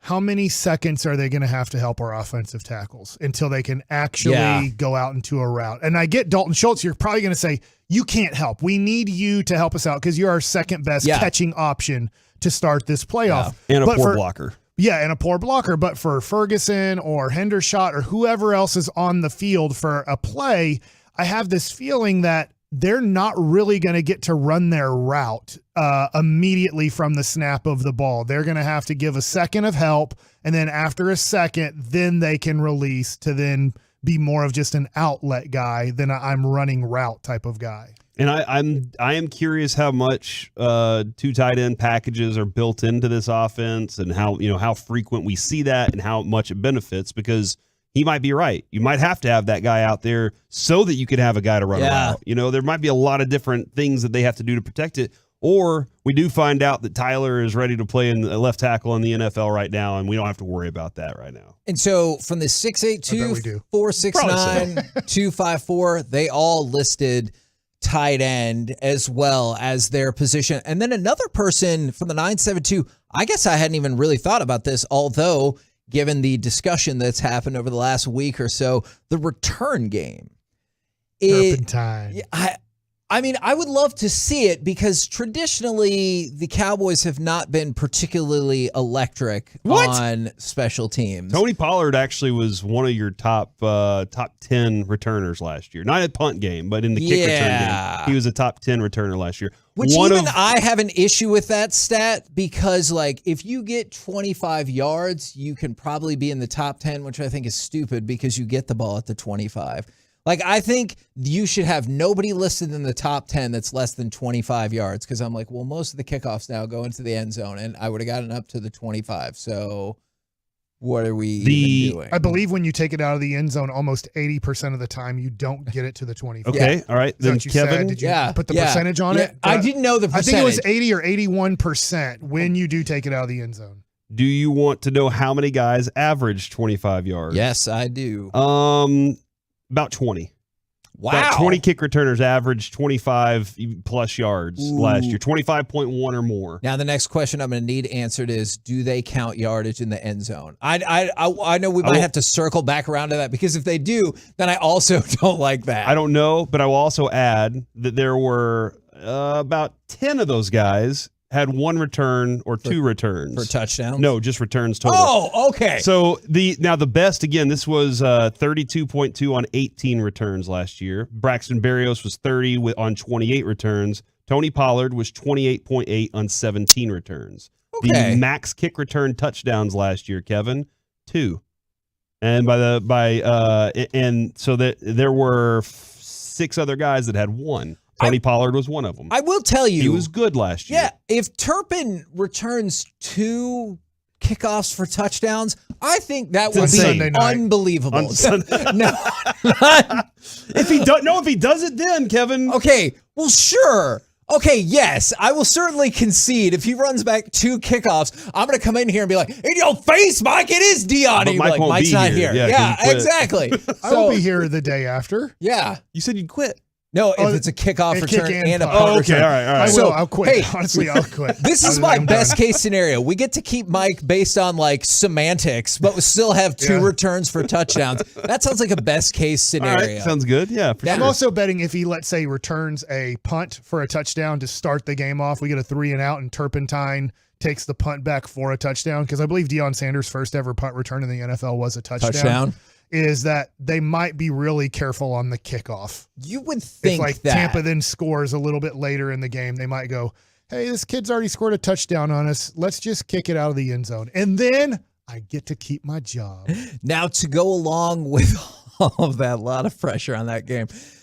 Do you care about Sports Illustrated and what they predicted for the Cowboys record this year? Oh, man. Who at Sports Illustrated? Was it Peter King? It was not Peter King. Mike Fisher. Oh, well. It is Connor Orr, so not Peter King or Mike Fisher. All right. He was a really good left tackle, wasn't he? I do care. I do care. Mine was Michael Orr. I played with a Pete Orr, and he's from Canada. I know a Bobby Orr played a sport. We'll see how any of those are relevant. Right. The Cowboys, they predict, go 12-5 and win the NFC East and take the 3rd seed for the NFC going into the playoffs, behind only the Packers, who are 13-4, and the Bucks, who are also 12-5. But they have the Cowboys losing the first game of the season to the Bucks, and then beating Cincinnati, losing to the Giants. If the Cowboys start 1-2 with one of those losses being the Giants, in my mind, I probably will not think they're getting to 12-5. And then beating Washington, beating the Rams, and losing to Philly. So you're at 3-3. Honestly, I think the first 6 games, if the Cowboys are 3-3 or better, that's success. Okay. I think the first 6 games of the season, looking at the schedule before it starts, before we see teams play, it's definitely a 2-4 looking team to me to start the year. Because from there, it's interesting because right after that, you got Detroit and Chicago. Like, maybe. Are they good? No. Well, at least it doesn't appear as though they'll be good, though I know the NFL likes to be wacky on you. So that would put them at 5-3. Then beating Green Bay on the road and losing to Minnesota. So that's 6-4. And then breaking off 3 straight over the Giants, Indianapolis, and Houston, put you at 9-4. They're beating Green Bay on the road, but losing to Minnesota? If you think that's astonishing, just wait.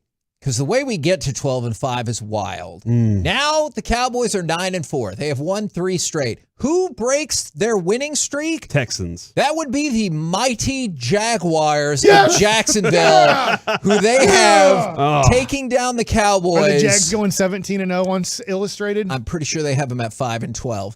But one of those 5 wins is against the Cowboys, and then they have the Cowboys beating Philly again, Tennessee, and Washington to close it out to go 12-5, which would be the number 3 seed, which I feel, by the way, Mike, I double checked. I was way off. They have the Jags at 8-9. Yeah. Which that would be a big That'd be step a huge for them. jump from being the worst team 2 years in a row to being average. Yeah, absolutely. Do you feel like most Cowboys fans, 12-5 third seed in the NFC, God. I feel like that's a good regular season. I know what happens after that is what dictates. Dream come true with this situation, because doesn't Vegas have the over-under at 9? Oh, I didn't realize I'm pretty sure. That low. I'm pretty sure Vegas over/under on Cowboys wins this year is 9. So they're saying if you get to 10 wins, you're beating Vegas. And so they've got them at 12. If you get to 12, you are exceeding expectations tremendously. We're the KNC Masterpiece right here on 105 through the Fan. Coming up next, let's talk with Texas Rangers interim manager Tony Beasley right here on 105 through the Fan. Be a part of the show. Text us on the truckwreck.com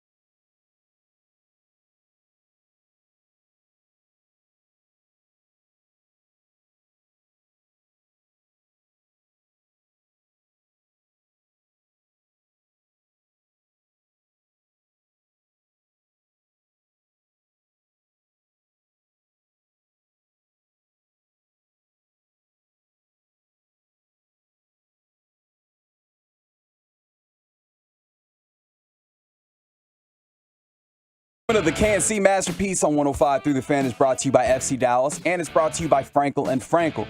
Think there will be fewer big company trucks on the road this summer because of gas prices?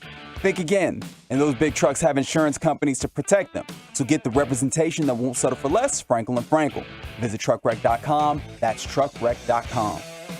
KNC Masterpiece right here on 105 through the Fan. We will talk with Texas Rangers interim manager Tony Beasley in just 1 second. But I also have a topic for y'all potentially for tomorrow to help everybody with. This will be the last weekend without NFL football for a really, really, really long time. Does college football and having meaningful college games help kind of fill that void? Or you're like, that's cool, but it's not the NFL? I love football. It doesn't matter what kind. Yeah, just give me football. I'll go watch Pee Wee football. I wish they played it every day. Yeah. 162 games. No! 5 different quarterbacks per team. I disagree with that, Mike. I would love if they played every day, but it was just like different teams, on that. I don't need them to play 162. All right now on the line, somebody whose team does play 162, Texas Rangers interim manager, brought to you by BioAdvanced and TXU Energy. It is Tony Beasley. Good afternoon, sir. Good afternoon. How you guys doing today? We're doing good. And I know the goal is obviously to beat any team that you play. I don't know what the respect level is like with the Astros, but we've talked about this a couple of times. Do you look at the way the Astros were built or how they have been a very good team for a very long time and say that is the kind of success or architecture that we would like to replicate? Absolutely. I mean, they've been built for the last, 6-7 years to win and to win a championship, to win a World Series. So, yeah, I mean, their rotation is set up. Their bullpen is good. They're good all over the field defensively. They're athletic. They have power. They have a mix of everything you could ask for. So, yes, that's a complete team, and it's obviously something that we are striving towards. Tony, I saw Nathaniel Lowe as the unanimous selection as the Rangers August Player of the Month by writers and broadcasters. Really awesome for him. The tough call there. Yeah. And that's the thing is, like, this dude has been on fire, and I'm kind of curious, like, what has he changed? What did he do to find this place that he's in? Well, he set his mindset, so I'm going to stick with that. I think it's his confidence, though, really. I mean, success breeds confidence, and he's had a ton of success, and the more success he has, the better he feels going up there. I'm sure that when he steps out into the batter's box, he feels like something good is going to happen, and so that's a key component in having this type of streak that he's having offensively. He feels good about it. It doesn't matter who he's facing. In his mind, they're facing him. He's not facing them. And so he's kind of flipped the script on the pitchers, and he's getting a good pitch to hit, fighting off tough pitches, and everything he hits seems to find a hole. So that's a beautiful thing. But that's kind of what confidence does sometimes. Last night, Tony Beasley, Mookie Betts, talked about Jacob deGrom, and he said he's the best pitcher he's ever faced. I have a 2-part question for you. Who's the best pitcher you ever faced? Whoa. And when you're in the the dugout as much as you are for this many years, who's the guy that you've kind of heard from the players that they're like, he's kind of somewhat unhittable or the best I've ever faced? Ooh, that's a pretty tough question there. I guess for me, I don't know. I faced a guy named Marcus Moore. I was in Double-A at the time. He was throwing 99. It was the first time I'd seen 99, so he was really nasty. He was right on top of you, and he had a good breaking ball along with it. So that's probably the toughest guy I've ever seen. But the guys that gave me the most problem was those lefties with that good changeup. I'll say that. That's all of them. So I'll tip my hat to all lefties with a good changeup. I guess one of the tougher guys that you see around the league. It's a lot of those guys, but I guess I would probably go with. I don't want to say this, but I'm gonna go with Verlander because he adjusts to what you're doing and he adjusts to what he sees, and he has a way of just pitching to whatever he needs to do. Like he reads swings well. His breaking ball is nasty. He can do what he wants with his fastball, and he's kind of got that presence about him on the mound that in your face. He's going to come after that the grit and the grind that he approaches on as he approaches hitters. So like what you see the first two at bats, you're probably not going to see the third time through. He knows just how to change it up. But he's a professional and he's perfectionist at what he does. To be at his age and still do it at a high level, it's impressive to see. And when you face him, you're in for a dogfight, and so hitters know that, and they talk about that. So he's just nasty. Now, you preface that answer by saying, I don't want to say this. And I like hearing that because I'm a long time, for the entirety of my life, Rangers fan, and I still hate the Houston Astros. I know you're probably not allowed to say that, but is it okay for fans to be like, I hate the Houston Astros? Well, I don't hate, but they're enemy number one. Let's just say it like that. That's a team that we want to beat. They share our state, and we want to own our state. So, we've got some work to do, but definitely that's enemy number one for us. Tony, you get the opportunity to be the guy at the top of the club, and you don't have to reinvent the wheel on all of this, but there's got to be something that you're like, I had a vision for this is what my club would look like. What's been the thing that you were like, I want to implement this into what these Rangers finish their season with? Well, I mean, when I have the chance, I try to do more situational stuff. The things about as far as hitting behind runners and making sure we have a situational mindset offensively with runners on third, less than two, infield in, infield back, all of those scenarios. Game early, man on second, nobody out. Drive him over early, get him over late, stuff like that. Bunting, whatever the part of the lineup we're dealing with, and the capabilities and skill set of that part of the lineup. I want guys to utilize that and to help us create scoring opportunities. That's kind of the thing that I like as far as offense is concerned. But at this point, we got to go with what we got. There's things that you like to have a whole spring training and an off season to kind of implement. But I try to do a little more things. I'm not afraid to bun a guy over or hit and run or do things like that. I think sometimes we have to induce offense instead of just wait for the long ball. Tony, this kind of follows what you just said, and I was listening to Tom Brady talk about his first year with Bill Belichick, and they're not a champion yet, and Bill Belichick said to Tom Brady and the team, he said, before you can win, you have to know how not to lose. Do you believe that applies in baseball, and if it does, how does it apply? Well, I do think that plays a factor. You have to hate losing. A lot of people say they don't want to lose or don't like losing, but are you willing to do what it takes to win? And that's how you get away from losing. So, it's a mindset. You got to hate it. You cannot embrace losing. And I think if you hate it and despise it, then you'll do everything in your power to make sure that it's not the norm for your team. And that's across the board. So, we just got to keep preaching that, and and we'll get there.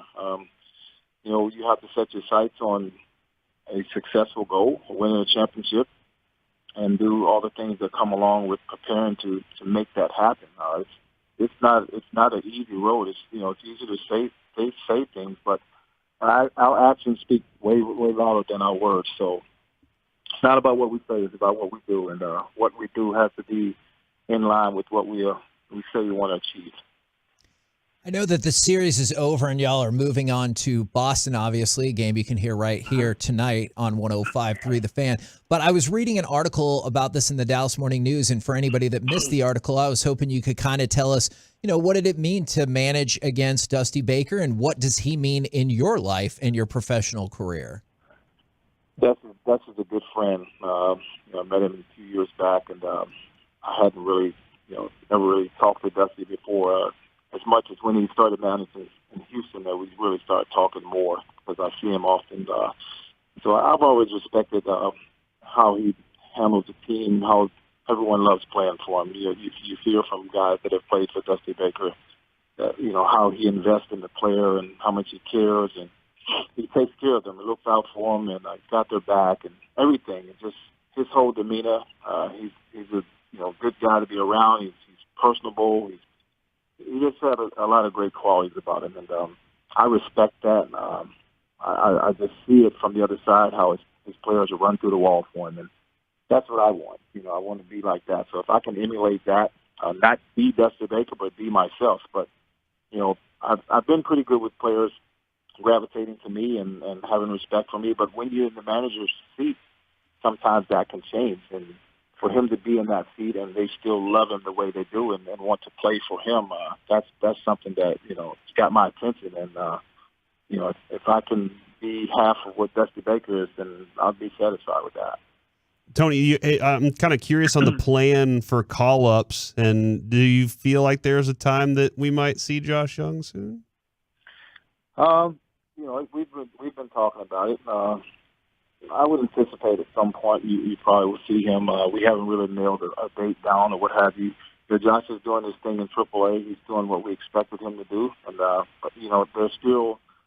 We still want him to play and acclimate himself to being able to play every day and do things, not just offensively, but defensively as well. There's two sides to the ball. So, when and if he gets here, and I would hope that he would be here at some point before we close out the season, and that he's ready to come up and play every day and perform. So we just want to make sure that he checks all the boxes and that the health and everything is good and that we have no concerns about where he's at when we decide to bring him up. All right, so Tony, the last time I was in Boston was 2001. I had to share a locker with Tim Drew because the clubhouse was so small. I'm wondering, has there been any renovations over 20 years to the visiting team clubhouse, or is it still super small and not enough room for a Major League Baseball team? There actually have been some renovations. They've put a coach's room in now, which the coaches used to sit out there with the players when I first started coming here, but now the coaches have their own room, and they restructured the kitchen, and they've done some things different with the training room, and so it is a little more space. I mean, it's tight, but it's way more space than what it used to be, so they have renovated, so it's much more accommodable right now for a team to come in here and not feel like we're just bunched up on each other. But sometimes being bunched up is a good thing, because a lot of times the way clubhouses are constructed now, they're too big and we're too spread out, so we don't really have time to build that camaraderie that we need. So I kind of like it. So if there was ever a losing streak, would you consider like cutting a locker room in half and just forcing everyone closer together? Building a wall. That's a pretty good idea. I'll keep that one in my hat. All right. I like the idea that perhaps we contributed to something for the future. Thank you very much for the time, good sir. We'll catch you again next week. Thank you, guys. Have a good day. There you go. Texas Rangers interim manager Tony Beasley right here on 105.3 The Fan. We didn't get to ask him who won the golf outing last week, Mike. When he was playing with Dunning holes. And everything. Yeah. Dunning, Nate Lowe. Nate Lowe probably won. It was his month. Oh, yeah, it was. That is a good point. And Bobby Wilson. He was the other guy. Quick Cowboys update for you. They have added the last two players for now to their practice squad, running back Quadre Ollison and then center Dakota Shepley. Yes! Not Jason We Peters. got Shepley? No. He makes great donuts. For now, no, they have not added Jason Peters. I feel like I would have given you a little bit more lead up if that was the case. We got Quadri? Yeah. What was his name? And Shepley is the donut creator. Ollivinson? It's Shepley, like with Shepley's an E, not an I. Oh, my God. Take that, NFL. I don't know what that means. We got him. Coming up I'm next. happy with you, Mike. It's time for He's Mike on the Likes squad. It, where I assume he'll dive back into his breakdown of the entire Cowboys practice squad. The practice squad of the future and, really, Serena Williams. How fun was that last night? Next. Coming up in the next G-Bag Nation. Don't miss the latest.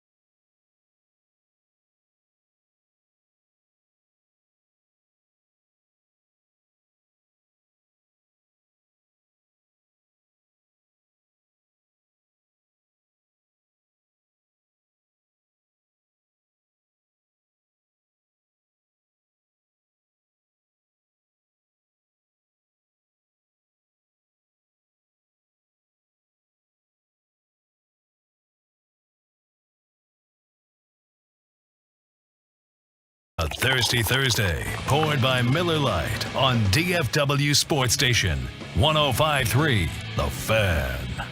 KNC Masterpiece back here on 105.3 The Fan, and it's time to have some fun with some Mike Likes It. It is, and man, did I have fun last night. And I'm not the biggest Serena Williams fan because I'm not really a tennis fan. Sure.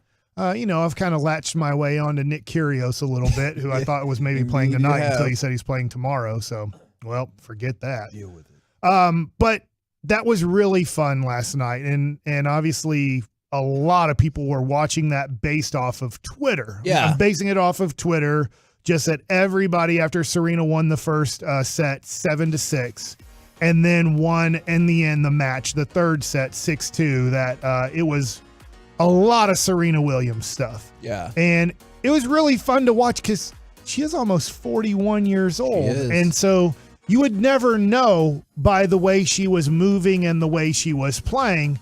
So that was really fun to watch. So I have some questions about Serena Williams and about women's tennis in general, because can I just tell you one thing about her winning? Yeah, keep going. Yeah. All right. So her next two matches, I think theoretically, assuming she wins in the third round, she's a slight favorite in the third round. Okay. Looking at the draw, she would not play another ranked player until the quarterfinals. So essentially until round 5. And now she's in round 3. And you talked about people being in on Serena Williams' run. Check this out.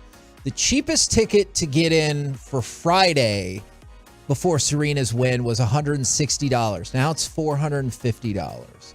And if you want to sit in the 100s for tomorrow, they went from $405 to $1,500 after she won. So your point, a lot of people thought she wasn't, right? Yeah, because she was a decided underdog in this match.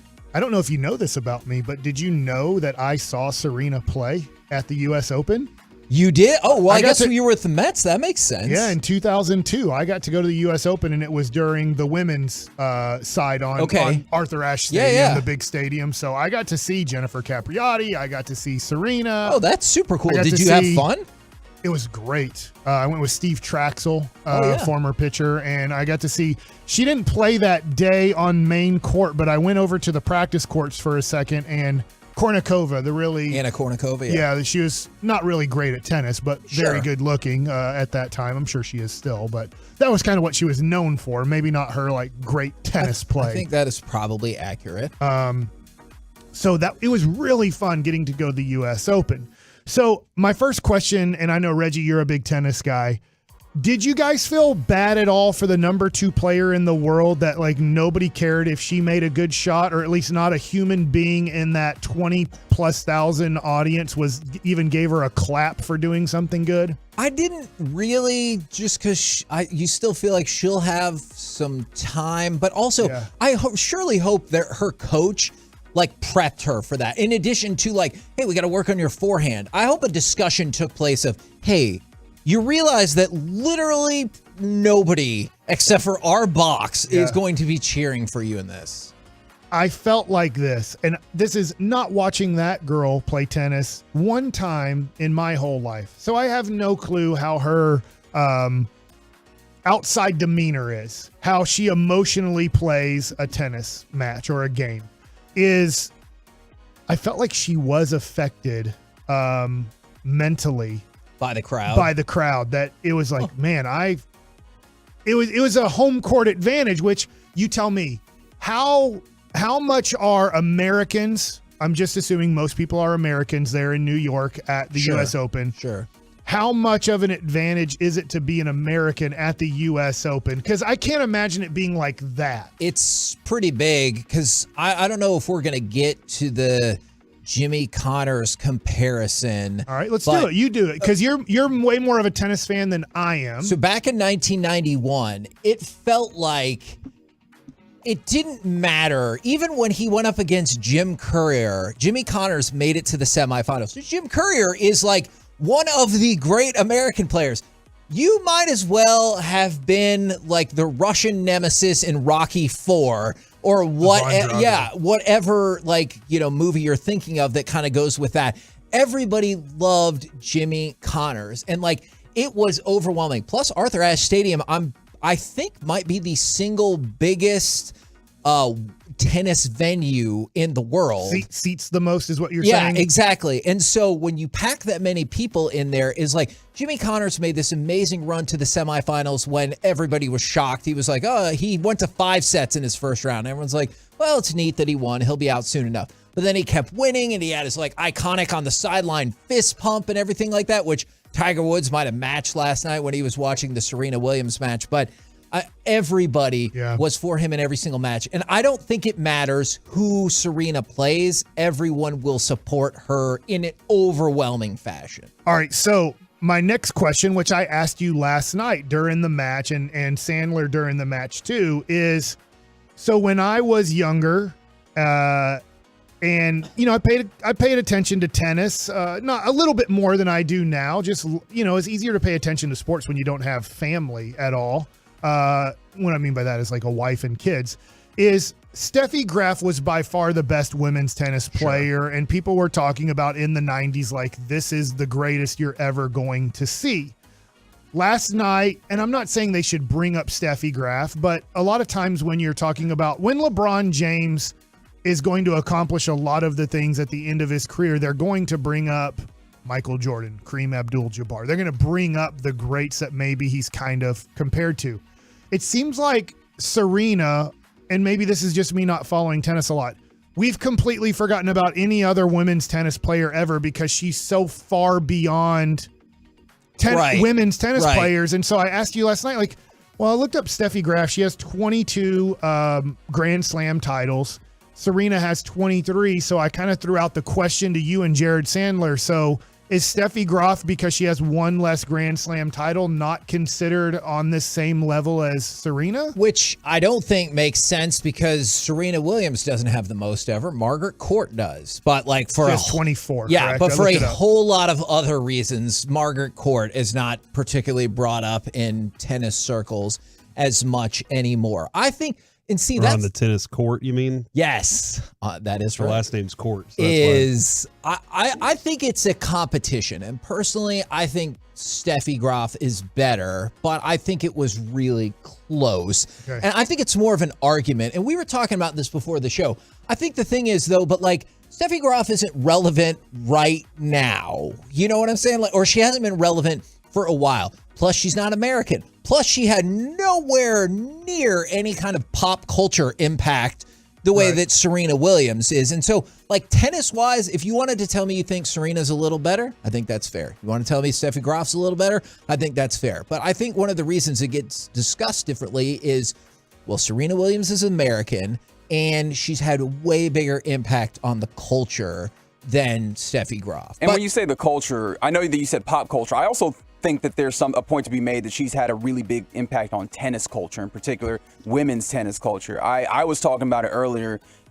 It's been noted, I think Howard Bryant, who is really good baseball historian but also tennis, mentioned how both Venus and Serena have made it so that the women's game, they hit so much harder. It's played legitimately hit the ball hard. Absolutely. Okay, they have to hit so much harder now than they did previously, and that's in large part because of the Williams sisters and the way that they've come through. So I think that is also heaped upon them as well. And I think that is very fair. And Serena does have a decided advantage in doubles, especially when it came to majors. Her and her sister ran roughshod over, I think she has 13, 14. And they play tonight, right? Yes. And so she has a ton of doubles majors as well. I would just say this, if you're wanting to make why I think it's at least a discussion, right, is overall win percentage. Steffi Graf's overall win percentage is 4 points higher than Serena Williams. So 88% to 84%, which is a big amount. And she's also won more matches than Serena Williams, despite playing far less of a time. She also has 34 more titles than Serena Williams, despite playing way shorter of a time. She was also number one in the world for more than a year longer than Serena Williams. So, and she also won an actual Grand Slam, and that same year she won the Olympic gold medal. So people call it the Golden Slam. So I don't like the idea that it's not even a conversation. But like I said, either way, because Serena has a gigantic advantage when it comes to doubles majors. My last question, because I'm not a huge tennis fan and not following it a lot, I just watched the Marty Fish Untold Story, which was great, which was Marty Fish and Andy Roddick trying to kind of keep the U.S. on top of the men's tennis world, and they couldn't accomplish that because then Roger Federer and Nadal and Djokovic came in and just for the last 20 years has dominated tennis, and Americans haven't had really much success. This is it for Serena, and I know she hasn't been winning recently. I know that it's not like she's been winning the Grand Slams. Are we about to hit that with women's tennis? I know that this story is about Serena at this U.S. Open. Is it about to be a major lull in United States women tennis play? We were just talking about this off air as it feels like maybe there's a Marty Fish-esque ceiling for Sloane Stephens. So it depends on if, Goff, Osaka, people like that, step up into the world. Because right now you have a really seemingly on the cusp of being a dominant number one player in Swiatek, and nobody cares. And so I think you might see that kind of lull because let's face it, obviously we care more about tennis when either something amazing is happening or Americans are really good, at least in America. I can't speak for the rest of the world. And then last thing, not on Serena Williams, I find this awesome. Nick Kyrgios was bothered by what he thought was the smell of marijuana during his U.S. Open match yesterday. He was. My guy Kyrgios, keeping it real. Yeah, I really like Kyrgios dictating what is acceptable and what is not around the. He said he's not going to complain about food smells. But Can they smoke weed at the stadium?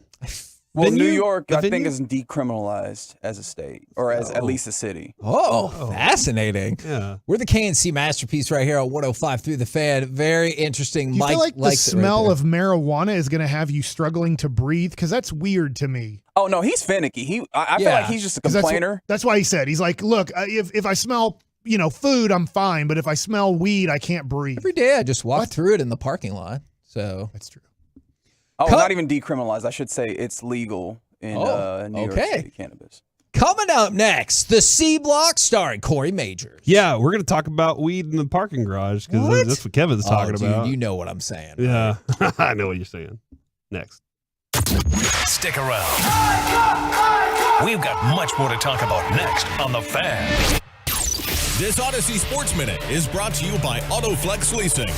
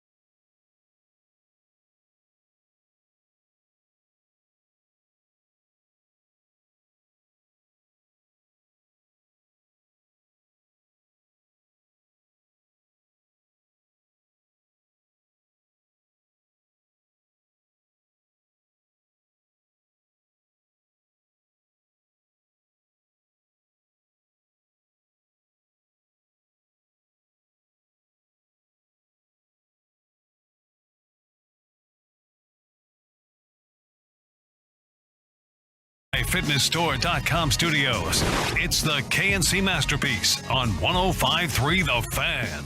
KNC Masterpiece back here on 105.3 The Fan, and it's time for the C Block starring Corey Majors. Back here on the C Block here. We wanted to get with these Defensive Player of the Years. Who wins the MVP? Kevin, who do you think is the favorite for MVP right now? Josh Allen. Josh Allen. Mike, you say Dak? Yeah. He's not in the top 5, according to NFL.com. He is not in the top 5. He's in the best shape of his life. Are they not listening in Vegas? Come on, bro. Josh Allen, Herbert, Burrow, Mahomes, Derek Carr, Jackson, and Rodgers. Why is Dak not in the top? And that was more than 5, by the way. I don't know if you know that, but some of those guys were tied for 5th. Why is Dak not in that conversation right now? Haters. No, okay. Or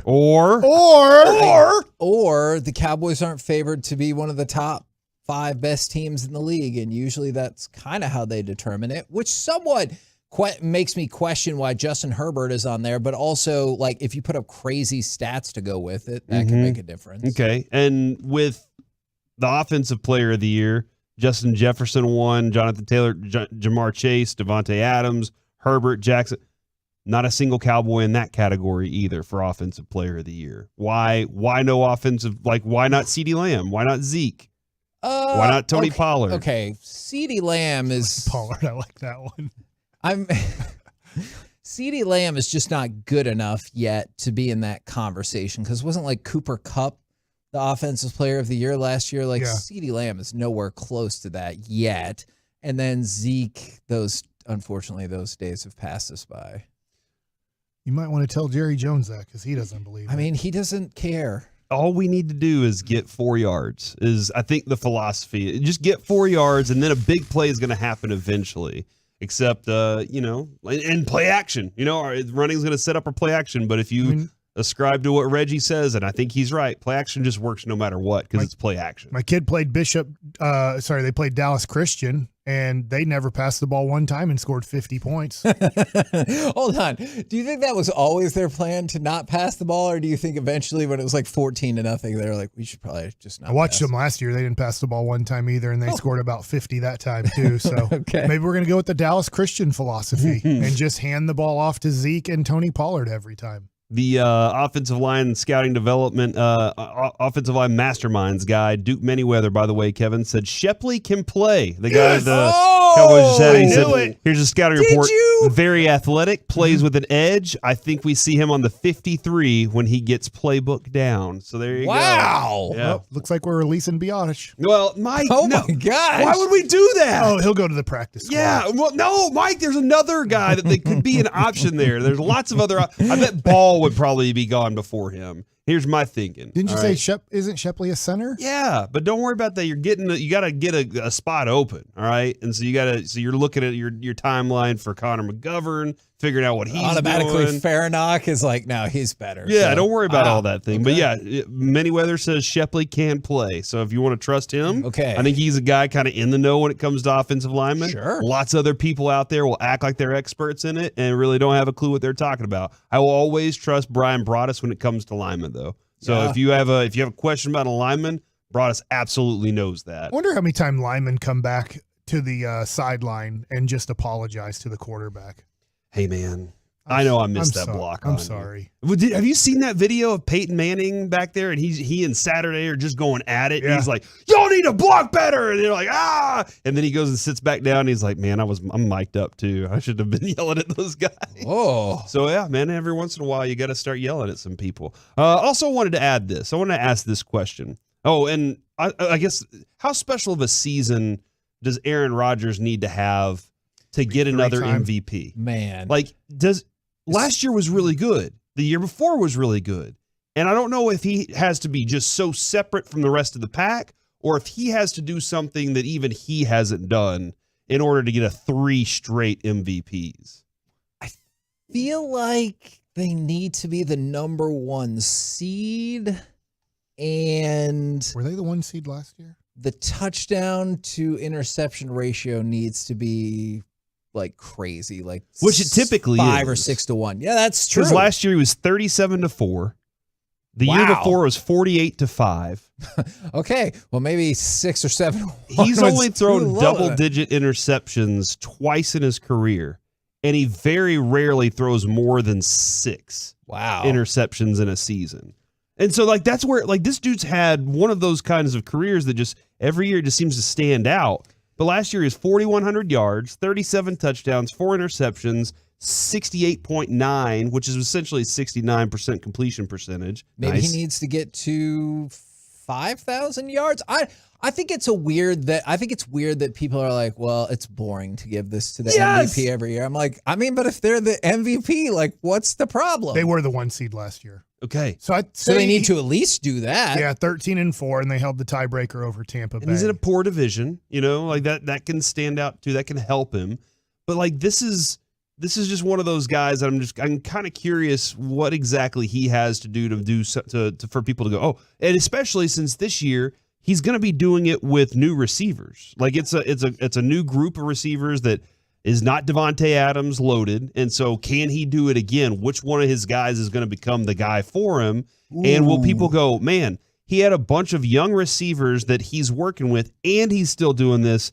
He's obviously the MVP for that team. That is a good point, because what if Devontae Adams has like a solid but not amazing season and Aaron Rodgers just takes whoever and makes turns them into Devontae Adams? Because I feel like that should count. Like you should be like, oh no, Devontae Adams doesn't look so great. Like he's still good, but not amazing. Lazard has 1,400 yards and 12 touchdowns. Then he should be the MVP. I think he's going to get the opportunities. I think he's going to get the targets to create that kind of thing. Lazard is that kind of receiver that he earned the trust of Aaron Rodgers so far. Still has to make sure he holds on to the ball. And that's going to be something that I think Lazard's going to run into. But I'm just kind of curious as to where the Rodgers feel on that is. And then I had this. I brought this up to you yesterday, Kevin. Maybe it was 2 days ago.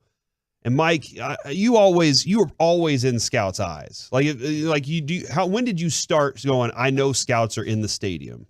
Freshman year of high school baseball. Wow. But not for me. It was for Duncanville was one in the nation, and then I went 9 up, 9 down before they got ready for the playoffs. And then all of a sudden I got major league letters and college letters because they're like, who's that kid? And they're like, yeah, he's the freshman. All right, yeah. And see, that's the thing. Like Mike, you always kind of knew that was going to happen.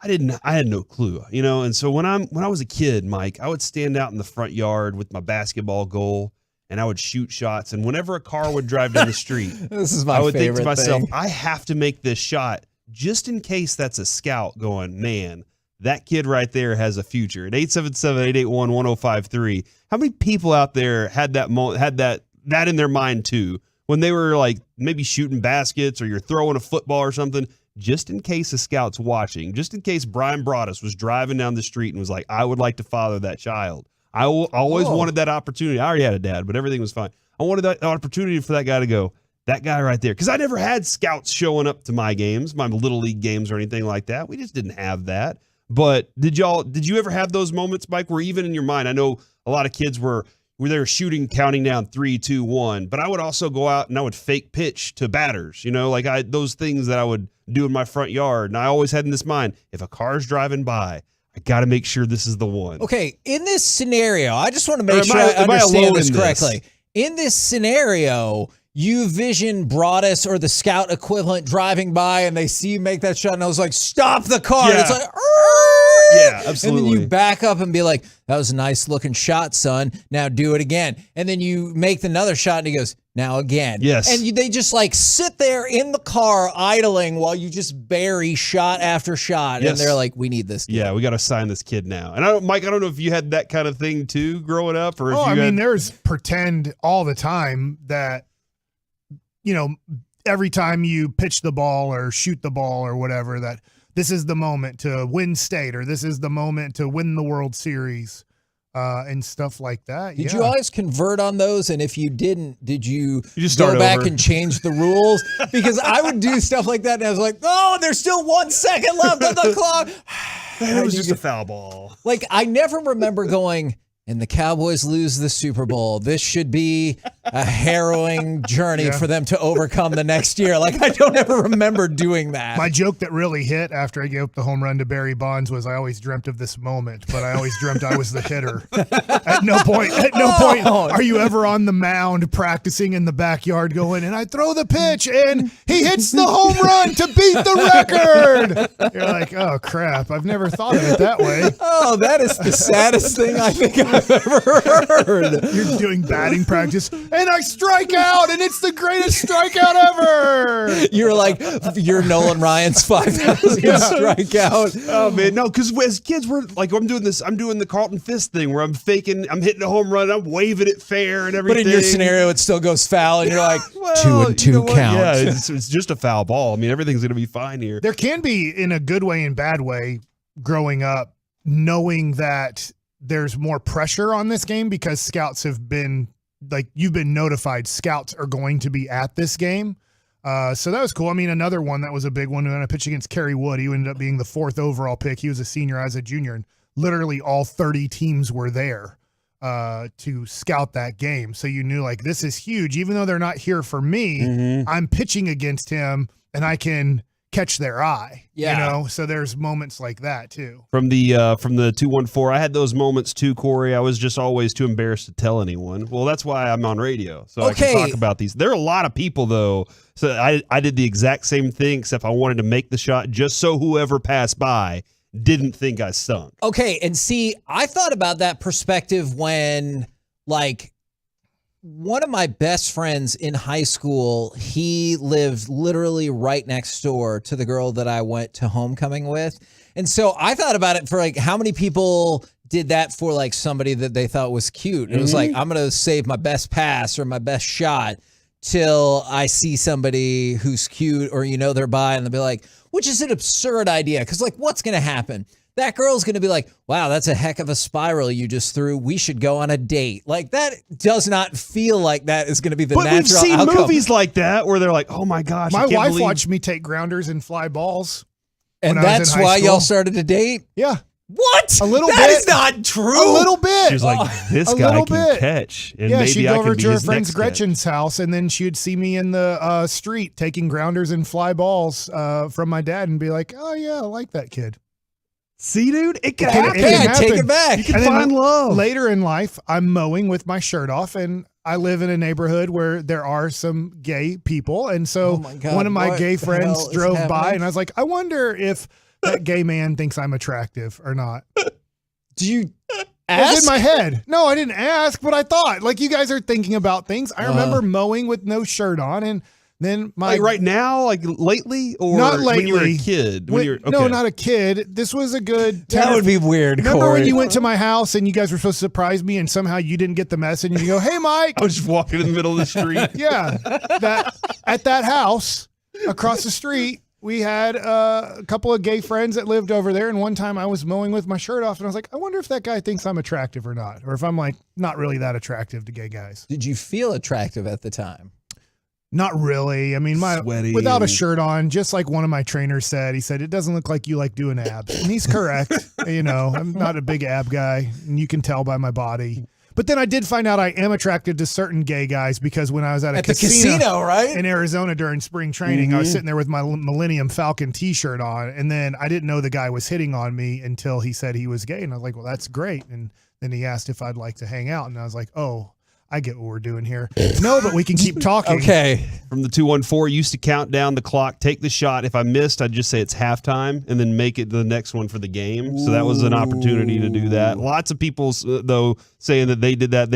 I thought the same thing, but I never made the shot when the car drove by. That's when I knew I should just stick to baseball. See, but that's good. It still helped you decide your career path. Like, you decided to go into baseball, and, you know, we help figure things out. Dude, I thought I was the only one that used to do that. This makes me feel better because I was floating this around the office. Kevin looked at me like I was insane. Chiafalo said, Corey, I think you're 101 on this one. And I was like, oh my gosh. So when the Mavericks were horrible, I'd do this. I would shoot free throws at my grandparents' house. They had a basketball goal there. And if I missed the first one, the Mavericks would get the 5th pick.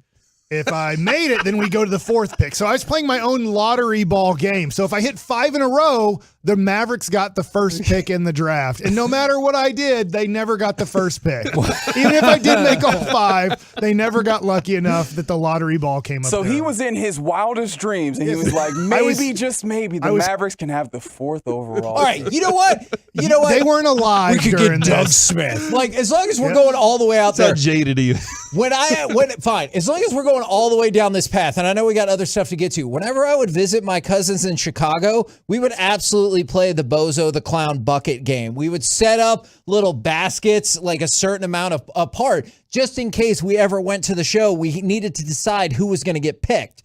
So it's like me, my cousins, Kristen, and Julie. Like, we needed to figure out who was going to be our representative for the bucket game. From the 972, I remembered I drew a strike zone on the fence and my dad got pissed at me. I took tape and put it on my dad's truck, and that was my strike zone. And then he came out before my first pitch. You threw at the truck? I did not get a chance to throw at the truck because dad saw what I was doing and was like, no.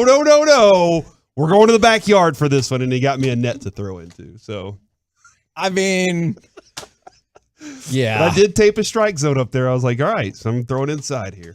We're the KNC Masterpiece right here on 105.3 The Fan. Oddly enough, I think this might somehow carry over because coming up next, it's time for My Buddy's an Idiot. Plus from FC Dallas, we will talk with Matt Hedges. All of that next right here on The Fan.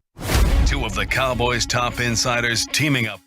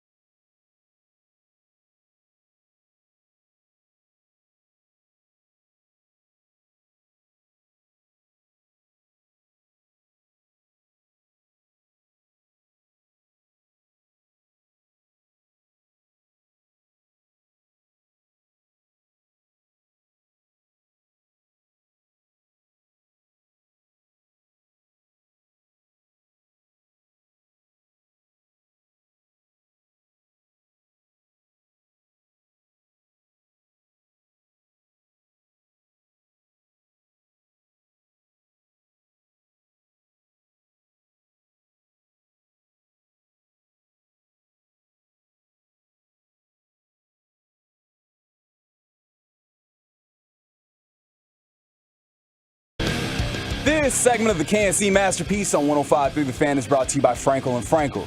Think there will be fewer big company trucks on the road this summer because of gas prices?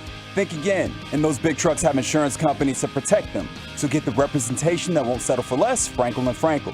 Visit truckwreck.com. That's truckwreck.com.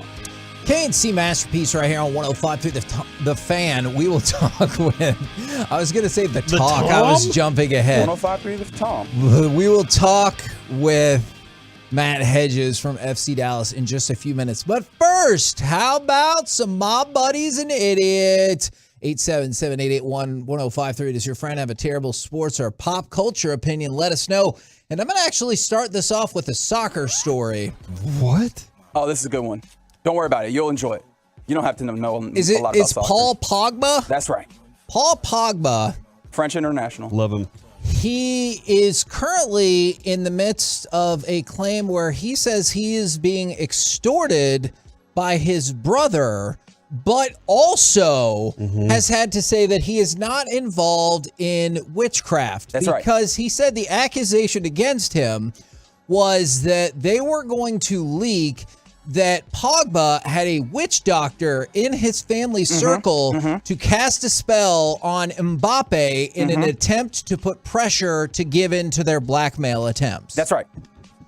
I love it. This accusation was levied by his brother, whom he is saying that is extorting him. And Kylian Mbappe is also a French international. So they are on the same international club or international team. That's going to be a tough talk when you see him, right? Well, it might come up to Didier Deschamps, who's the manager for French national team, to decide between them. We all knew that, yeah.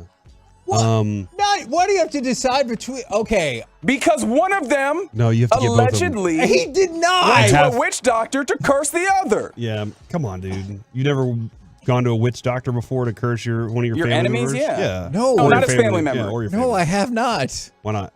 What do you mean, why not? I thought you should consider it. You like it's just not something that you've said, I'm willing to go that far yet? I have to admit, I don't know anybody that I'm sure is a witch doctor. Oh, that can be taken care of easy. Yeah. We know one. We know a witch. We know a Wiccan. But there's a difference between that and a witch doctor, That's true. right? That is true. What's There's the another difference? level. I don't know. I imagine some certifications. Hold on, you're not like going to the Y for your witch doctor class. No, clearly not. You'd have to go to medical school. Yeah, we're here for CPR or witch doctoring. No, witch they don't do doctoring's down witch the hall doctoring today. at the hospital. Yeah, so go to the basketball court. Yeah, wait for the smell of sage. Everything's gonna be fine. You'll see amethyst in there. Yeah, man, that is a terrifying thought. Is like we're in labor and delivery, and I make a wrong turn, and now we're in the witch doctor wing of the hospital. From the 469, I believe that witchcraft is very real. That's a fact. I'm not saying that witchcraft is not real. I said I do not know somebody that I'm aware that performs witchcraft. 877-881-1053. If you would like to help Kevin out with his witchcraft desires. I'm not saying I have that desire either. You're saying there's nobody in the world you want to set a spell on. I mean, I'm sure you've cursed people before. I mean, I wouldn't say that. You've cursed at people before. I mean, why would you not go a step further? Okay, but I'm also saying that I question the legitimacy of his brother being involved or his brother being a credible witness that he tried to get a witch doctor to curse Kylian Mbappe. I am not of the opinion that was likely happened. It's because you're not an elite level athlete. Mike, if you could have gotten a witch doctor that would make you throw 95, 97, would you have done it? You didn't need to go higher than 95. That's plenty great. You just improved me by like 8 miles an hour. I was like, no, if it's 95, no. But 97, no. Yeah. Yeah. I tried really hard. Thought about doing steroids to do it better. Instead, didn't see a witch doctor. Yeah. Instead, stayed in AAA for a long time. So all you're saying is you just need a witch doctor. I am not calling for a witch doctor either. Wink. No, not I don't think witch doctors 469, my aunt is deep into witchcraft. Just give me a shout. See? And I'm at #1 Dallas fan via Instagram. See, you've got the connections right here. You just got to put out a shout. Hey, Kevin needs a witch doctor, and they'll come. I just want to make. I'm not saying that whatsoever. 972. I feel like my mom is a witch doctor. Kevin, I'll give you her number. At thank Kevin on Twitter. Yeah. Okay. Also, send pictures. Also, did you see what Aaron Donald went kind of Iverson-y when he explained what happened with his helmet.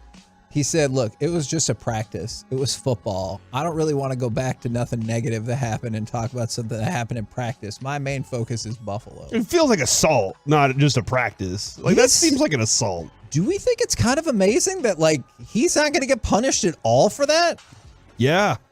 I mean, like, and like, who do you press charges for something like that? Is that one of those things where you're just like, you know what? I'm going to let this one slide today. Nobody's injured, right? Nobody got hurt from it. Like, nobody ended up with a helmet in their skull, like in the Myles Garrett thing. That was more, a helmet hit another helmet, right? So I do wonder if there is anything involved when it's like, nah, somebody's really hurt now, or brain damaged or paralyzed or something. We're the KNC Masterpiece right here on 105 through the Fan. Right now, let's turn our attention, well, I was going to say to the pitch, back to the pitch on the Diamond Factory hotline right now from FC Dallas. We've got Matt Hedges. Good afternoon, sir.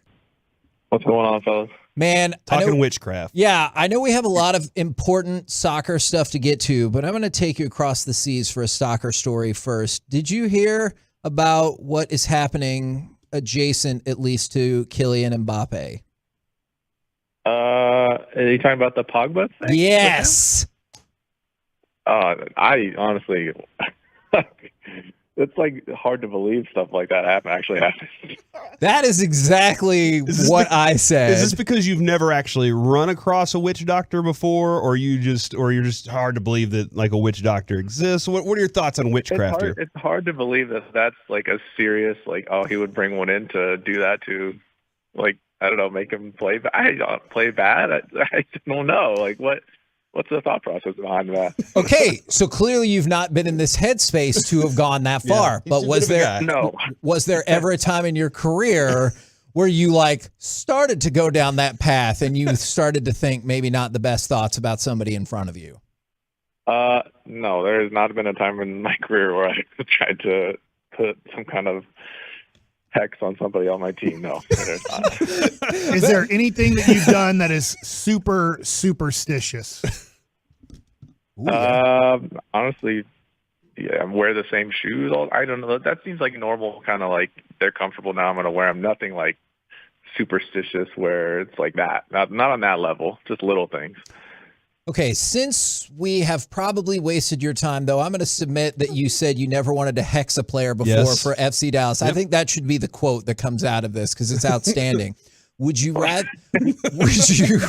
Great. Would you? No. We're good with Chino. We will make sure everything's okay. Would you rather talk about Salt Lake, jump ahead to the Minnesota match, or can I ask a question about your baby? I don't know, man. Surprise me. Okay. Can you tell us how old, because y'all just had, I believe, your second child, and I have a newborn at home that is now 2.5 weeks old. How old is your littlest at home? 4 months. Just turned 4 months. Have you gotten to the point where the kiddo is sleeping through the night yet? Yeah, so actually both of our boys have basically like slept through the night the whole time. What? It's actually awesome. like, yeah. Yeah. Like, he's not taking great daytime naps. He gets like 30 minutes for his daytime naps, 30, 40 minutes. But at nighttime, he goes like 7 to 7 now. And that was like pretty quickly for y'all?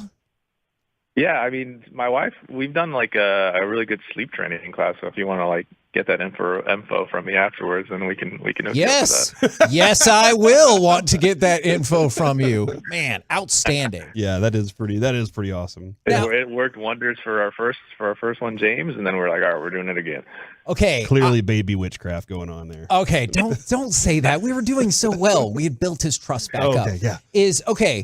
Now I want to talk. I know all the matches are different, but unfortunately, the way the ending part of the Salt Lake match played out has been something that has hampered you guys this season, where you see 3 points go down to 1 point. How frustrating is it that y'all have been in kind of a run of giving up that last goal to lose the 3 points?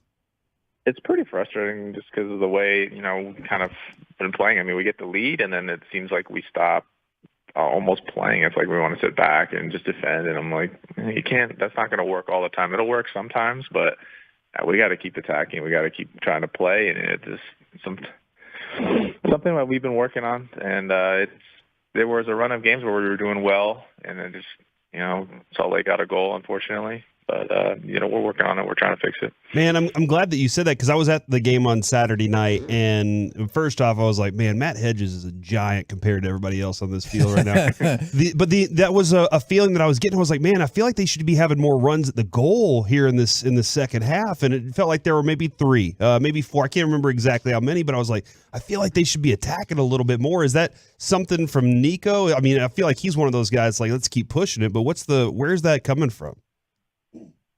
It's just kind of like a game state kind of thing. I think sometimes we get the lead and we're a little too focused on, trying not to concede. So we try to sit back. But I think sometimes we need to just let it loose and go for the second to really put the other team away.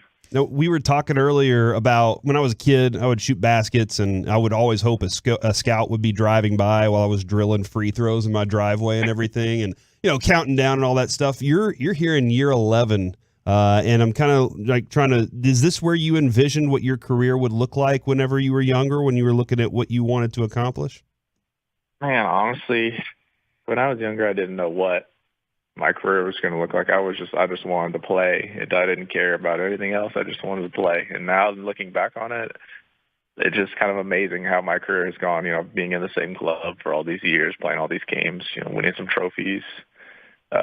Just kind of like, it's kind of surreal to think back on it because you never thought when you were a kid or growing up or even when you first get into the league that it would come to this point, You probably also never thought that you would get asked soccer-based witchcraft questions, right? Yeah, that was no, I never thought that was going to happen either.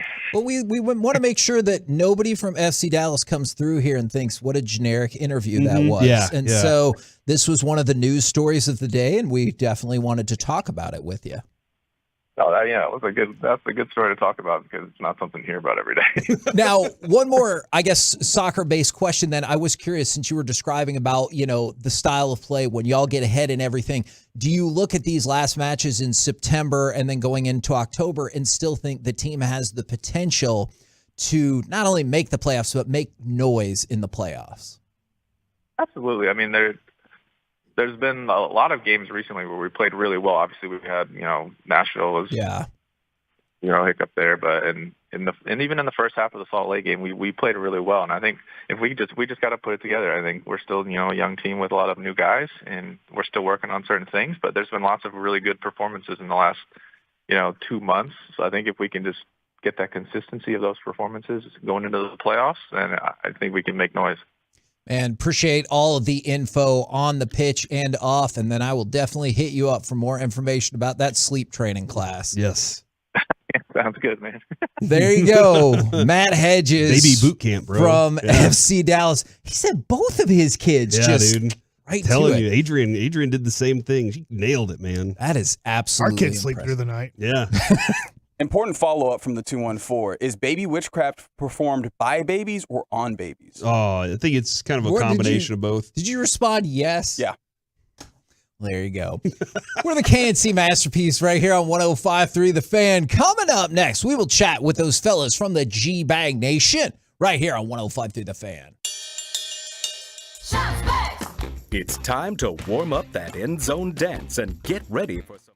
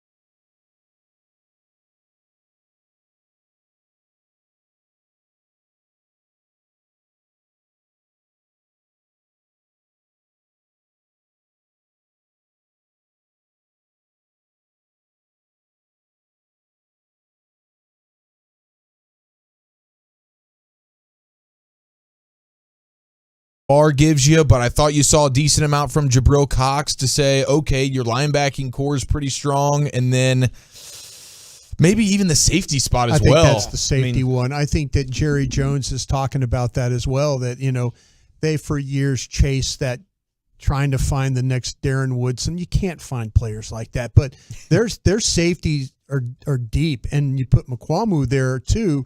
He plays safety, he plays corner. You got some good flexibility with that position. So, yeah, if they could get 2 years removed from Hooker's injury with that Achilles, and they get him playing to similar what he was at Ohio State, the weight and patience will totally be worth it for him. Safety 100%. I was nervous about the depth behind Malik Hooker, specifically at free safety. But I think with Izzy McQuamu and what he's been able to show you in preseason, you feel much better about that. Going back to the excuse, I would always go to with the Eagles, you had to go get a quarterback from Texas to finally go ahead and win yourself a Super Bowl with the Nick Foles deal. That was my retort in that regard. What we talked about a lot is people like to be like, yeah, but you still have to live there. Wherever the place is. Like, I've heard some people like, well, yeah, but you still live in Texas. And I'm like, oh, I like Texas. But then, that could be a good burn depending on how you feel about where you live. Indeed, it could, and you always want to be mixing it up when it comes to the bird turds, Wolchuk, so I like that. I would add probably corner because Jerron Bland has emerged and because every time we turned around, Anthony Brown had an interception. It was like every other day with that guy. So I think they're trending in the right direction at corner. And then obviously the return game, right? You know what I'm saying? Yes, return man. Shoot. You do notice that a lot of it's defensively, though. Like, I wish we had a couple of more offensive positions, like tight end, and then you're like, I was on the Cowboy Break this morning. Can you power rank the offensive linemen of the starters right now don't do it with Peters in their say. Yeah. But can you power rank? We'll start with Jason Peters, and then we'll go to Zach Martin. No, that's what I'm saying. What did you just do? Just power rank. Oh, so we can't do Peters. You can't do Peters. No, I was joking there. But you do see that from people people are like, you're talking about multi-time All-Pro, Pro Bowler. And I'm like, yeah, all of those happened at least 6 years ago. Like, I get if people think he's an upgrade, but people talk about him like he's like prime Tyron Smith if you brought him in. They haven't done the physical stuff with him today and all that they need to do. So we just need to kind of slow play that one. Maybe throughout the day we'll get some information on that. But just power rank the five guys that Martin, Biotish, McGovern, Steele, Smith. Ooh, see, I think I go Steele second. Like, I know people have crapped on him, but this offensive line was better with him last year than they were with Lyle Their Collins. team played better with him somehow. But Scout Gavin took a good look a couple of times last year, and I tell you what, there was a lot of Dak making up for horrible play. Literally a couple of times. Yeah, a couple times, yeah. I checked in. Well, and Scout Gavin, does that mean that y'all discussed the idea of drawing it up with Dawson? Where he scripts the first 15 plays? Exactly. He's scripting them out. Got a whole package. He called it last week before the Seahawks game. He put in a plan in place for Sam Williams, and guess what? Sam Williams went out and balled out. Yeah, he did. So I think not only do we have Scout Gavin, we've got new defensive coordinator Gavin Dawson. Crystal ball Gavin. We found our guy. And to your point, Hagee, I didn't mean to re-raise back in so hard. I think you could rank the next four in any way, right? It's pretty subjective at this point. That's what I was thinking, because to me, I think that Biotish might be their weakest link, the center. And Farniak, if you ask me who to replace, if you could replace one of the guys just right now, because you don't have Peters. Now maybe you'll get him later on this afternoon. But I would say, let me change out the center. And I think I might be all right. It's Farniak's close, isn't he? Yeah, I think there's times where he played better. Yeah. Let's go. But the guy that they picked up on the practice squad today that Corey was saying, Shipley. Yeah. Haven't seen him at all. Okay. I know nothing about him. Duke says he can play. Right. He says he's athletic. Duke knows exactly what he's talking about. So, yeah, I have not. But at 2:40 today, I did watch Jason Peters' tape last night, so we're going to talk about that today. How would you rank the offensive lineman then? I know you said who you'd put at the bottom. How does the rest of the list go? Steele was 4 for me, by the way. McGovern was 3, and I had Smith at 2. Okay, I was going to put the same thing. Yeah. Martin Smith. I'd steal 3. You've got Biotish at 5. I got Biotish at 5. I told you I would replace the center if with Farniak. Yeah, absolutely. He's just a more powerful player. Just a more athletic player now. What do we feel like is the potential holdup there? I know the Cowboys always make decisions that make us scratch our heads, but What do you think is the holdup for like pulling the trigger on a move like that? Which move, the center? Yeah. Yeah, they just, the thing with Joe Philbin, I think it's been very, very difficult. I don't know if him and the scouts and the front office guys have all been on the same page about how this offensive line should look. I think that's a little bit of a problem right now with this team. I think we all know the biggest holdup with Jason Peters is Stephen Jones is trying to tell his agent right now. Obviously, at the end of the day, we gave Dak $40 million, and unlike every other team with a franchise quarterback, that means we can only give every other player league minimum. Right. So we're looking at under $1 million for Peters here. That's what we have slotted. I might have missed that. Did y'all have a conversation about making it feel somehow like Dak is a fall guy for some of their inabilities to make other moves? I think Dak is going to be a fall guy. I think it's really interesting as you look at the next 3 years. If the Cowboys wanted to say to Dak's agent, listen, we drafted your client into the best offensive line in football. We've given him nothing but great wide receivers, and then you busted our ass in negotiation. Okay, let's put him back in a more normal set of circumstances here. You have 1.5 good offensive linemen and 2 good receivers. Go make the playoffs. And as this contract runs, Dak's surroundings are getting lower. Yeah. He is going to be the fall guy with the fans. It could create leverage in negotiations and maybe a whole different dynamic on how you look at the value of the player. Or are you wanting to bet on yourself now? Are you wanting to hold our feet to the fire now, Dak? Because this is what a normal set of supporting cast looks like in the NFL. So I think there's a ton of really interesting topics that go into that. What do you guys got coming up on the program today? Pure gold as always. Yes. Thanks for asking, Heggie. Now, the only problem here is we only have 3.5 hours today because Rangers are in Boston. That pregame's coming up. So we're going to cram 5 hours of content into 3.5, including college football analyst Danny Cannell at 3 o'clock. All right. He's all over it. Former Giant. Rolling home with the G-Bag Nation. We have been the KNC Masterpiece. Make your way back with us tomorrow. We got Jerry Jones at 10:30, but hope you listen to the whole show, 10 a.m. to 2 p.m. right here on 105.3 The Fan. Say overtime, Kevin. Overtime. Overtime. Oh, say baby witchcraft, Kevin. No, I will not say baby witchcraft. I'll say it, baby witchcraft. Baby witchcraft. Miss anything from your favorite fan show? Check out the podcast page at 1053thefan.com or hit the rewind button on the Odyssey app. This is Jim Rome with an Odyssey Sports Minute. Broncos country, let's ride indeed. Because earlier this morning, Russ and the team agreed to a 5-year contract extension worth a reported $245 million, $165 million guaranteed. Bank account, let's ride. Accountant, let's ride. Financial planner, let's ride. Corny as all get out, but rich as all get out. I'm Jim Rome. This Odyssey Sports Minute is brought to you by AutoFlex Leasing. Everyone who's manning the front of Big E's nightclub needs a bouncer with a military background.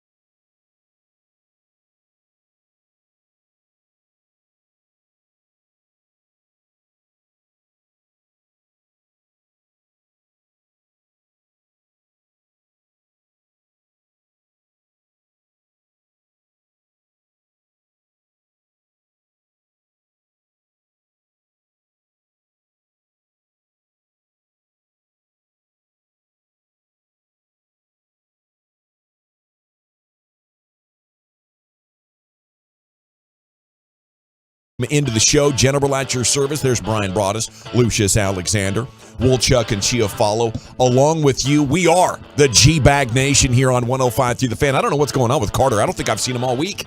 I heard he's on vacation. Okay, maybe that's what it is then. Vegas or something like that. I thought he got dunked on so hard by Sean and RJ this morning for being a terrible fantasy football league commish that he just elected to not come into work today. Couldn't even show face. Well, two things. He can't be worse than our commissioner last year. That guy was very short, no longer works here. Thank goodness. Oh, yeah. Second of all, that was worth a bunch of nothing. Is Carter in Vegas? Because I need to go see him if he's there. You're going to be there tomorrow night, aren't you? Oh, yeah. That's a good point because Carter's newly single. So he might be tearing Vegas up. We can party. Welcome him into your bachelor party. I imagine he's just there by himself. Yes. So you could be the Would you Olive do that by Branson. yourself? Would you go to Vegas by yourself? I'm talking about Carter. In no way am I talking about myself. Wait, how are you talking about Carter right now? Not in very glowing terms. The answer is yes, by the way, though. I'll do basically anything by myself, except go to hibachi. I think that's just insane. You're getting the shrimp flipped into your face, and you got no one next to you to celebrate. You're lying through your teeth right now. Deal. You'll say anything to get me to go to hibachi with you. Solo hibachi is one of the single weirdest things you do solo. I'm a solo, do things solo guy. I'm a do-it-yourself kind of gentleman. But we've got a great section on do-it-yourself. The hibachi is where they cook it in front of you? Yeah. Is that what the hibachi is? Yeah. Okay, I would Don't put your understand. elbows on the table. I'm a solo guy, though. You'll go solo I to don't get the whole hibachi. thing where people are like, oh, I would never be in a restaurant by myself. I'm not saying restaurant. I had lunch by myself today. There you go. Beautiful. Yeah. Probably the best lunch you've had in a while. Well, as long as you got your phone and you can watch YouTube and recipes and He's stuff, conveniently forgetting I was there just 2 booths away. I didn't notice you. I'm sorry. I don't know. Hibachi feels like a date or a group outing. It's a social type of deal. To be the one guy that's sitting there at the corner of the table, and then there's like a whole group. I don't know. It's a weird situation when if you're with you and somebody else, and they put you at a table with people you don't know. Right. Yeah, that's awkward. Gavin, there you go. Yeah. I knew that was coming. Oh, it's very Like, wait, I have to sit with somebody? Are you kidding me? That's why you gotta go. I'm not sitting by anybody. Yeah. Big groups only. Now, if we've got any advice, 877-881-1053, truckcrack.com text line, do's and don'ts, bachelor parties in Vegas, let me know, and I'll make sure a plan of action. And no, I wasn't talking about KT, I was talking about Zero. Okay? Oh yeah, Zero. He was a great producer for y'all, but you're saying he was not a great commissioner of fantasy? Well, first off, we did it on NFL.com. That's a no-no. I just don't like their layout and their setup. You got to go what? Yahoo still? Is Yahoo still the king? No, we're doing ESPN. We're doing ESPN. ESPN. All right, Jeremy Schaap, thank you. I was channeling my inner Gavin Dawson, who was channeling his inner Jeremy Schaap. That's right. Formerly That's right. Tom Rinaldi. Or Dick Schaap, right? Yeah, I guess the original right there, yes. Okay, You're coming one up of those. coming up at 2:40, we do have Krusty's Corner. Brian Broaddus, former Cowboy scout, and he has a show announcement. He will announce in that our weekly player guest, which I believe is going to start next week on Thursdays at 4:30. We had a great time last year with Amari Cooper, and we have perhaps an equal star that's going to join us this year. So the announcement on that's coming up at around 2:40 or so. Jason Peters in town to meet with the Cowboys. This is a no doubt about it to me. You go ahead and you sign this guy. You don't let him leave. You can't let him leave unless he's asking for huge money or something and you just don't have the cap space. But that would be the only valid excuse to me, Brian. You have a chance to get a good offensive lineman on an O-line that doesn't have that many right now you can count on. No brainer. Exactly. And you mentioned Krusty's Corner at 2:40. I got a scouting report on him, and I was at the Star this morning. I was out there just doing my show there with the Cowboys break, and then saw them out there practicing. Kind of reached back with some guys there and said, hey, we're the situation right now with Jason Peters. And they're like, hey, we're still waiting on a physical, still waiting on some things to have to do with him. So maybe during our show before we get out of here at 5:30 today, we'll have some Jason Peters news. Okay, so it's definitely a situation to monitor. How do you guys, Wolchuk, Chiafalo, look at this as far as the urgency of getting this deal done for Peters today? Oh, I think that it's a must, and it's one where I just don't think I'm not a believer in Josh Ball. It's not one where I think you need to. How about let's go? Well, let's go. I am a believer in him, but he's not ready to play right now. No. If we had to start a game, and by we I mean the Cowboys, like I'm part of that roster, right? We're going out there and we're blocking and we're kicking ass and making tackles. But if he had to start, we'd be very, very nervous about that. At least with Jason Peters, he can go out there and you feel good. To your point, Brian, you scouted him out, you watched him. When I was watching any Bears games, Justin Fields, it seemed like he would kind of roll himself into a lot of sacks last year, more so than it was Jason Peters getting beat.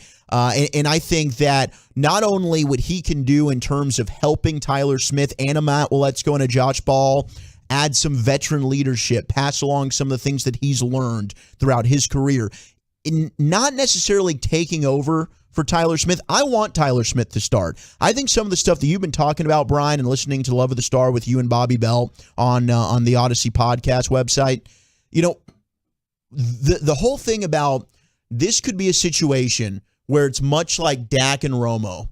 And if Tyler goes out there and the best thing for the Cowboys is they never look back and Tyron Smith never gets this job back, that's the best case. Tyler is so good that he is now your left tackle from here on out. The best case scenario is Jason Peters, who played for $1.5 million, is just your veteran swing tackle. And maybe if Terrence Steele struggles, he ends up starting and being a right tackle for you this year. But I think you're signing him as insurance as a veteran backup swing tackle because right now your guys are just very young and they're not ready right now.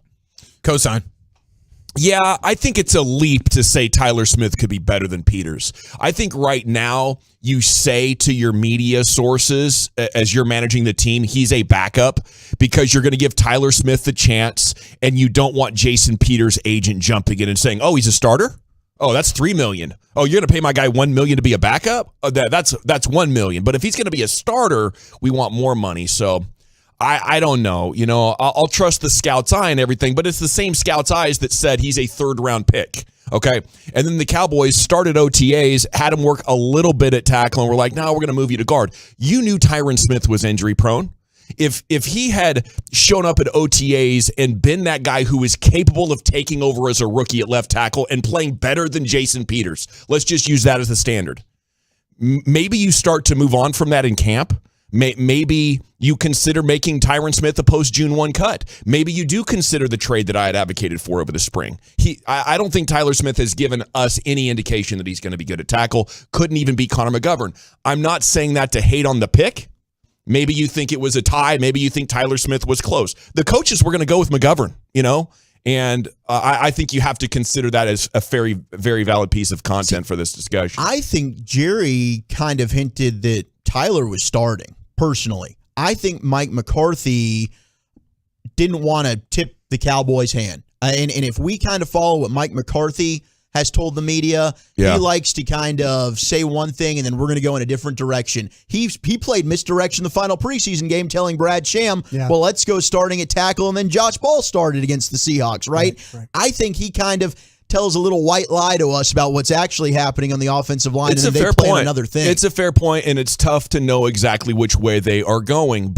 And you can find some plays where Tyler Smith got the best of somebody, but there's also several where the positioning wasn't right or the problems from college were shining through. And if that happens just 3 times over the course of 60 snaps, it's a problem. You can't look at the best snaps. Linemen are going to have great snaps 90% of the time. How often is it breaking down? And if you're Zach Martin, you never hold. If you're Zach Martin, you don't get your guy sacked over a 17-game season. And if you're like projecting Tyler Smith into being a good starter, I think it's dangerous. I think it's buying time for Jason Peters to get in shape. The guy's obviously at 40 years old and no training camp, probably needs quite a bit of work. Okay, so that's one of the stories. And again, I'm with you and Broadus. The best thing is that Tyler Smith is amazing. I just haven't seen any evidence that that's going to come year one. Cowboys were one of 4 teams to call about trading for Jets wide receiver Denzel Mims. Okay, maybe this is what Dan Graziano was hinting about when he said, don't be surprised if the Cowboys add a new wide receiver. We've been discussing this, so I guess they didn't offer enough, Brian? Or? No, I mean, and that's, everybody's now on board with this whole thing as a 4th-round pick. That should not have been the holdup on this deal. Especially with the fact with the compensatories and things like that, you should not the opportunity to add a wide receiver. But then again, this goes back to the Cowboys and their love with their own players. They're going out and looking at, they call it a 24/7 job and they talk about calling and doing all that. And there's times when they do that. But, if you have a chance to add a wide receiver like Mims, with his length, his ability to go get the football, his speed, a young guy, you have to welcome that. This would be a long-term roster acquisition. Yeah, this would be one of those things. Now, if somebody over there calls me and says, "Hey, Broadus, you're way wrong about Mims. He's not any good. He can't get it done. We were wrong about him coming out of the draft. Fourth round pick for him is too much to ask." But I look at him, the measurables. I look at what he was, the type of player he was in college, and the fact that he's still a young guy. Because I don't know if I'm going to find anybody in the fourth round at wide receiver that is as good as this kid. So to me, it doesn't make a lot of sense.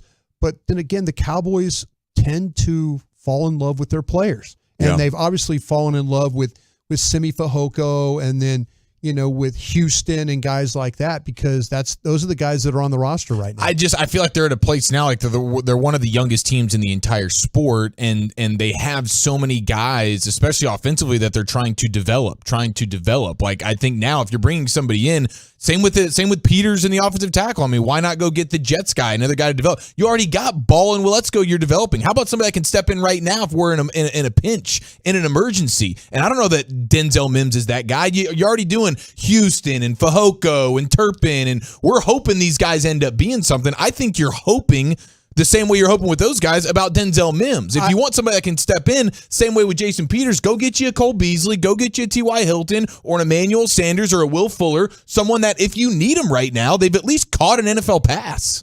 Yeah, your point is well taken. That the thing that I want to believe in, and if I'm going to develop somebody, I want to develop somebody that's better than the guys I'm currently playing with. Right, big time traits. Yeah, that's the thing about it. If you can't. I liked Simi Fehoko. I can't tell you a damn thing about Houston coming out of school when he was in college. And I looked at 190 guys. Yeah. Can't tell you one thing about him. When he came here, everybody's like, no, he's in the right spot. He does this, he does that. I'm like, great. But he got a ton of reps, and I still had questions whether he was any good or not.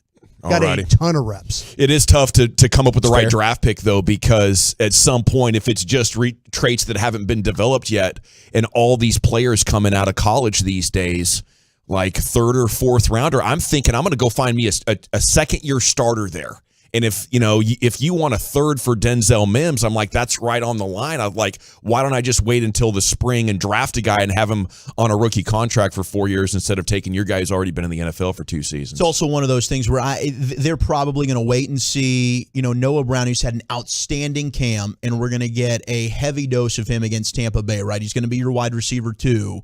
Does that carry over? And if it doesn't, and if Noah Brown gives you a big bag of nothing and he doesn't perform well, then all of a sudden, okay, if Michael Gallup can't go and you're 0-1 and you're playing against Cincinnati, maybe you do need to make that trade for Denzel Mims if they do value him and think that he's an upgrade at that position. And that sense of urgency is a little bit more so where they're willing to give up a third or whatever it might be.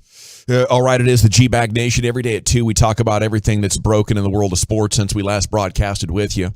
And last night when we got off the air, Serena Williams was in the middle of her second-round match battling the number 2 player in the world. And I went home and I told Abby, I was like, you got to come over here and watch this. An incredible sports drama as she was dominated in the second set as I got home. And it looked like she was running out of gas. And maybe that, age or fitness or whatever was starting to catch up with her. But she goes off in the third despite struggling with her first serve. Like every other time she couldn't get it in. She hit a number of winners. Her opponent just really couldn't put up a fight, and I was stunned. Kontaveit, is that how I say it? The number 2 player in the world really couldn't meet her level. Like Serena wins going away, and the last winner that she just blazes down the line, Kontaveit just looked at it, was like, okay, well, great job. And she comes to the net like a wide-eyed teenager meeting her superstar, with a sheepish grin on her face and, saying something about how, awesome her career was or something. But she made her a fangirl, the number 2 player in the world. And then she did a great interview about, how she's not done yet. And she didn't surprise herself out there. And she's still pretty dang good. And, at 40 years old now, I don't know. Is she going to win the tournament? Is she going to go out on top like Elway or I'll what? tell you what, that was amazing the way that she was able to hunker down and make – I think what happened, though, is when Williams can play and the longer that match went, the more problems it was for her opponent. There was nobody, very few people in that stadium were probably pulling, nobody's pulling. Yeah, the ref had to constantly ask them it is, the pressure of having to face a legend like that. And 25,000 people backing her. And exactly. It's a road nobody crowd.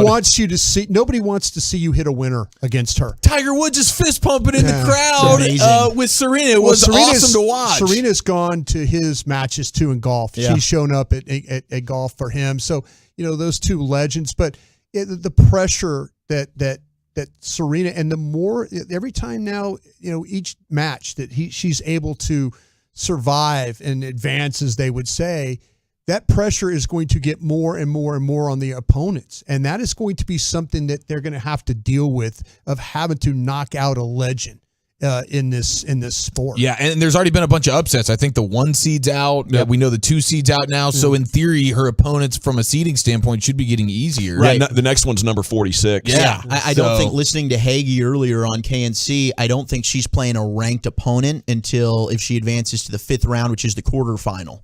So she's looking like, man, this could be a fun run for Serena. I mean, she's serving back at 119 miles per hour. Can we get our Tiger's Masters moment from a couple of years ago? That be a blast? It could be. It's so difficult to win, in tennis. I mean, it seems like every year we have these upsets along the way, and maybe this will be that run that we talk about with her. The thing that I worry about the most is her having to bounce back. When she was a lot younger, bouncing back was not a problem. Health, fitness, and all body, that. With her age and stuff like that. Yes, it adrenaline stuff carries you for so far, but then the muscles start to be sore and tired, and can you bounce back? But she's gonna let this crowd carry her as far as it'll go, and she needs it. Yeah. You can see between points. She's tired. She's very tired. Very tired. Well, and of course she is. It's like she's a mom. She's been doing this forever. She's 40 years old. Yeah. She's got there's no reason why she should still be out here dominating folks. No. Yeah, no. Tennis used to be like in your mid-20s you'd retire. She's an absolute beast and a legend. At least we got a better post-match interview. Yeah, yesterday. it was fantastic. Wasn't cutting her off as much. Oh, Gail King was on fire that night, huh? Jeez. So, I don't have a time for tomorrow yet. 7 o'clock Eastern once again. So pretty 6 o'clock consistent. Yeah, Texas time. Pretty consistent about that. So we'll get off here tomorrow, and then probably head home and get to watch it. I don't remember watching tennis like this very many times over the years. That reminded me what it was like watching tennis in the 80s and 90s and growing up, when it was, real prime time type of excitement, and it was a huge part of the sports landscape. Back then it was, and now at least temporarily it feels like that again. So that was a lot of fun last night. We got G-Bag of the Day coming up 2:30. NFL True or Fart with Wolchuk is next. Where are we headed with that, sir? Ooh, we got some bold-ish predictions that I want to ask you guys. Are you going true or are we going fart? We'll do a little game next on The Fan. Keep the volume turned up all day and night. And thanks for being a Tolo. We're DFW Sports Station 105.3 The Fan. Hey, what's up, Tolo peoples? It's LA. Lucius Alexander for CBD American Shaman Shop, TexasCBD.com. This is the absolute only place in the Metroplex to pick up top quality, locally owned, locally operated seed-to-shelf CBD. We got to give that a bomb, sir. You see, all CBD out here is not created equal, but CBD American Shaman has the Hemp Authority seal of approval. That means you can trust and know that you're enjoying actual CBD and not some sneaky chemical designed to make you believe you've had CBD. All right, it's CBD American Shaman Shop, TexasCBD.com. Swing on over there and talk to a certified CBD consultant. They are there to answer any of your questions that you may have and help guide you to which CBD products are best for you. There are so many people. CBD American Shaman, top quality CBD, 50 locations all over this Metroplex, and every location has free samples. Go see what I'm talking about. Find one near you today. It is worth it. Life is better with the feather. CBD American Shaman, shop TexasCBD.com. When it's time to replace the roof on your home or business, call Blue Nail Roofing. They'll find the damage that other roofers and the insurance companies often miss, which means you'll get a complete repair.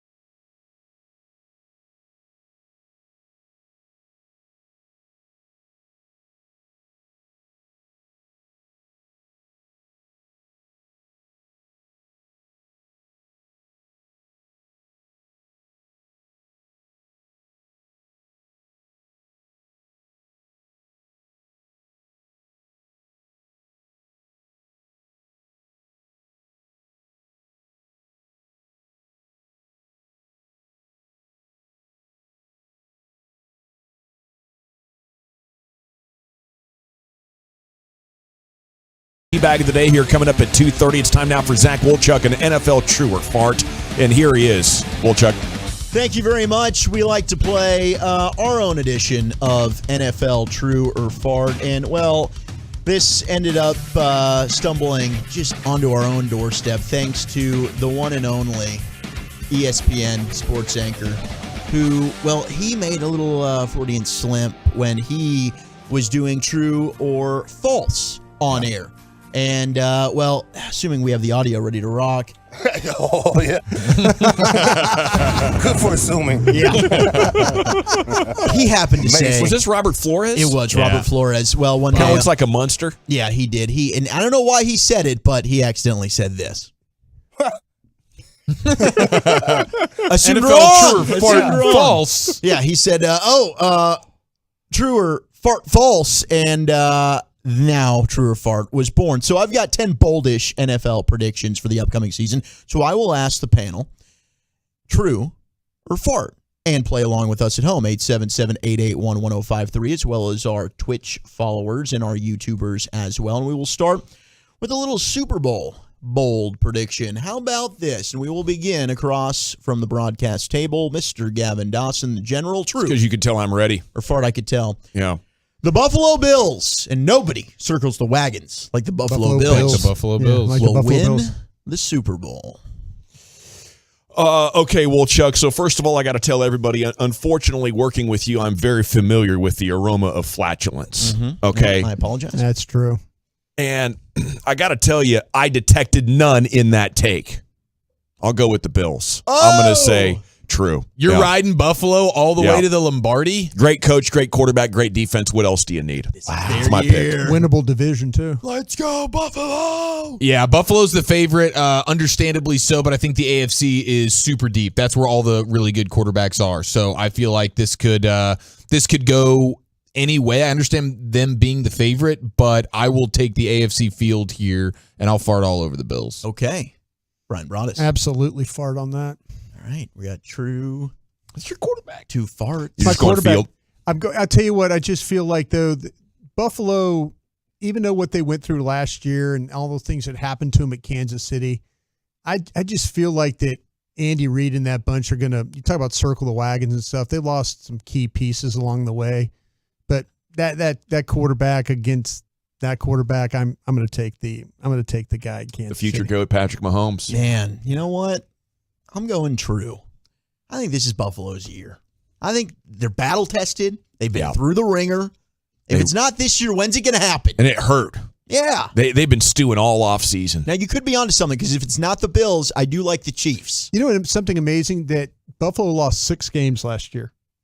Did you know that? Yeah, they regressed. They had a worse year than they did the year before. Yeah. I just wonder. And they had a better DVOA. And I love the coach, love the quarterback. I love the fans there and the fact that you'll have to play. Maybe that will go through Buffalo. But just Kansas City, man. I just keep having Kansas City looks primed again. Here's the reason why I do like the Bills. Whoever wins the West might be the team you need to watch. Everybody's liking the Super Chargers. Bowl. Yeah. But James Cook, I think, is actually going to give them a running game, and they haven't had balance. Tell them about it. They really haven't. Outside of Josh Allen having to run, they have not had a good runner. I think James Cook's going to help them there. How about this one in our own backyard? Start with you, Eric. True or fart? Micah Parsons wins Defensive Player of the Year. Big, fat true right there. I am all in on the Micah Parsons year. And I don't think that's necessarily the hottest of takes, but like he's going to have another monster season. He is that next level kind of dude. I think at the end of the year, it'll be unequivocally Micah Parsons, the best player defensively in the NFL. I think he's going to be getting after the quarterback even more. I'm expecting even more splash plays this year because from what we've seen, I think Micah Parsons is getting after the quarterback even more than he did last year. That is true. Even though he's 4th or 5th on the rankings, I think the Cowboys are going to have a big defensive year, and Micah Parsons is going to be celebrated. He's going to be on the Undisputed show all the time. This is like he already burst out into stardom. Now it just goes to the next level this year, Brian. You know it's true. It's fart. Oh, come on. And I'll say this, though. I think what's going to happen Fart on you now. I think what's going to happen is that Dan Quinn, that teams are going to have to game plan for him. He is going to be the one guy. And I think with that being said, that he is going to demand attention, but it's going to allow others to shine. Can't game plan for greatness, Brian. And I'm going to try. Try coaching around Micah Parsons. I'm trying right here. So I'm going to say he's going to help others have success for a really good defense this year. Okay, that's going to be a hard true there, by the way. Okay, this is perfect. Yeah. I have now backed you guys into a corner. So Dawson and Walchuk would rather have Zach Martin than the Defensive Player of the Year on this current Cowboys team right now. No, it's who is a bigger loss, and it still goes by what we believe, and that is the offensive line has no depth whatsoever, and the defense has way more talent on it right now, which is why they kept more defensive players than they did offensive players. Which is they can weather the storm, or if you have to miss one game without Micah versus if Zach Martin goes down, you're completely screwed. That's the Defensive Player of the Year, right? They're talking about. But that's all I'm Eric, saying. I think you're still confused. It's not about who's a better player. It's who's a. When did we have this loss. discussion? This a couple days ago. You got the memory of like an elephant over here. I don't know why you keep bringing it up. This was the discussion we had. No, because you guys think losing Zach Martin would be worse for the team than losing what you predict to be the Defensive Player of the Year, and that's it. That's all that it is. Yes. Now that we got that out there, thank you, Zach. It is time now for the G Bag of the Day, curated by Lucius Alexander. I wonder. We'll have to revisit those stanky nuggets a little bit later on or something. I wonder when you were going to. I got more of them. Yeah. What's up, Lucius? This is brought to you by CBD American Shaman Shop, Texas, CBD.com. Yeah, I had to crank my computer up over here. Like a lawnmower? Yeah. One of them old lawnmowers? Now it's good and running. It's saving the last thing. There we go. Okay, where we last left off, there was a gentleman, head coach of a high school team in Fort Wayne, Indiana. He jumped on Fox 55 to talk about the upcoming season. They want to have the background, I guess the director of photography, whoever it was, the camera guy, wanted to say, hey, let's have these players playing in the background a little bit while we do this interview with you. Players ran the coach right over.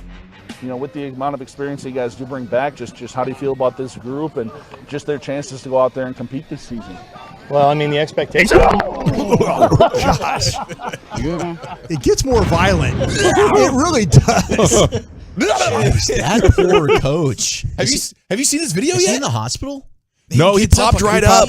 He's a coach. Well, that was then. Yeah. Now, after a night, you know what I'm saying? Then the adrenaline got him back up, and then the next morning. Yeah, coach was doubtful on the injury today. report Bill Smith will be coaching today. He's in a full body cast. It's called a superintendent. I ain't gonna be able to be here. This is random right here. Julian Edelman, he's retired, right? He is. He's still catching strays, though. Who has the most punchable face in the NFL? Most punchable face, Julian Edelman. I know he's retired, bro, but that guy, for sure. He said for sure. Yeah, for sure. I think he's got a really successful podcast. He was telling some Tom Brady stories the other day that were pretty funny. How Tom he always wants you to believe that he's really the protein drinks, but then he's down at the end taking 2 chicken wings out of the. Okay, he better stop talking like that for Tom send some people to hush it up. Yeah, that's right. Yeah, unplug all that equipment in there. He's got a successful podcast he's working on right now. All right, good for him. Hold on, what I got. I think people are jealous of Julian Edelman. People are jealous. Period. Let's see. Great beard. Man on the street right here. Talk to some frat boys about who is the hottest Red Sox. Who is the hottest Red Sox? This is a Dawson Gavin special. Why's that? He always knows who's the hottest Cowboy out there. He can tell you. Oh, yeah, that's the hottest one. And the girls love this one. But anyway, this guy right here was triggered, and he got problematic. Hottest Red Sox player, you think? Who's the hottest Red Sox player? I'm not gay. I didn't say you were, just who's the hottest guy on the team? Wow, you better watch that. If you had to pick. If I had to pick, I'd knock you out for saying that. Dude. No, just who's the hottest player. It's not like a gay thing. It's just admiring another man's. I'm not attracted to guys, so. You don't have to be. It's just you're admiring Dude, that's all I'm thinking right now. I'm not gay either. I'm just saying So why are you saying who's the hottest guy then? Because I'm just trying to figure out who you guys think is the best looking guy on the team. No. Best looking guy on the Yankees. No. Best looking guy on the Sox. You. Hey, thanks, man. For the Yankees, it's obviously Giancarlo Stanton. Look at this man. Oh, it's so sad. And then it's after he's got the teeth fixed up, I think Aaron Judge is right there after him. Tall drink of water, that judge. You got your list together? A You lot got of power. stars. Is and that a surprising? 10, an 8, a 5. Where's Brett Boone on that list? When I think about the Garrett Red Sox, Cole. we know Johnny Damon had the sweetest ass in the whole You're league. darn old right he Judge. did. Holy smokes. Okay. That's a good one. I like that one. I don't think the Cowboys have any good-looking players right now, do they? I'm going through the roster. 53 uglies. Simi Fehoko is outstanding. Okay, we're breaking news in like 15 minutes about the Players Show. First question in the Players Show this year, whichever player this is. Yeah. Who's the ugliest guy on the team? And number 2, who would you not want to date your sister? Ooh, that's a good one. It's a really good one. Yeah, it's a sad cut though, man. It's always difficult to hear, super gay guys who were offended by questions like that, Lucius. I don't know why they get so offended. They get so mad. Nobody wants you, dog. It's the last time you've been to a gym. You're not even sexy. You can't match. Nobody wants you. Can't take you out to a gay bar. They're going to make fun of you, bro. You bring that lush in here. Let's go to Pittsburgh 93.7, The Fan. Oh, yeah. They welcomed former NFL quarterback and my man, Adam Pac-Man Jones, to the morning show, and he got in his bag. Now, between playing at West Virginia and then playing for the Bengals, there's a lot of people in Pittsburgh that they don't like you as a sports fan. I know you have you. I don't like them either. Well, that's okay, but I know This is terrestrial radio, by the way. This is not XM radio. Okay. He's cussing. I know you got people that you do like. You like Vaughn Rivers and Eric Wicks and all of. There's guys from Pittsburgh you're tight with, right? Yeah, Vaughn was actually with me last night. I don't even think Vaughn liked Pittsburgh. But take me through. You seem to have become one of the, I don't want to say enemy number one, but a lot of people in Pittsburgh don't like you. Does that bother you at all? Man, Pittsburgh eats Pitt. Oh, jeez. Oh, boy. Oh, boy. Wait a minute. No, All right. He's gone because I dumped him twice. Yeah, he had to go. Wow. Pac-Man Jones bringing it. Yeah, he got dumped off for radio. We ran out of dump. Had to hang up. I got to let go, man. About to get fined and thrown off the air. You're gone. Pac-Man Jones, a guy who can, really use his words to offend people, Lucius. Oh, he's amazing. Yeah. Especially when you're the VIP of the club and he's standing there with a bottle of champagne in his hand looking at your girl like he's a wolf. And then he looks back at me like, you with this guy? I was like, say, bro, I'm right here. Be respectful. And then what'd you say? I grabbed my girl. So let's go to this side over here. Yeah. Seems to be more room over there. Yeah. Luckily, Pac-Man Jones not one of those good-looking athletes. No. Yeah. He was swaying Didn't have to feel too threatened. I didn't have competition. He was swaying. Yeah. He'll fight, though. His guys would fight, too. They were standing there just looking at me. Yeah. Such an interesting guy. He's gone. We've had stories of like him taking on golf and chess and becoming an intellectual, but there's still this part of him that like almost refuses to grow up. He's got it. And you heard that last night. Yeah. Maybe he got the CTE.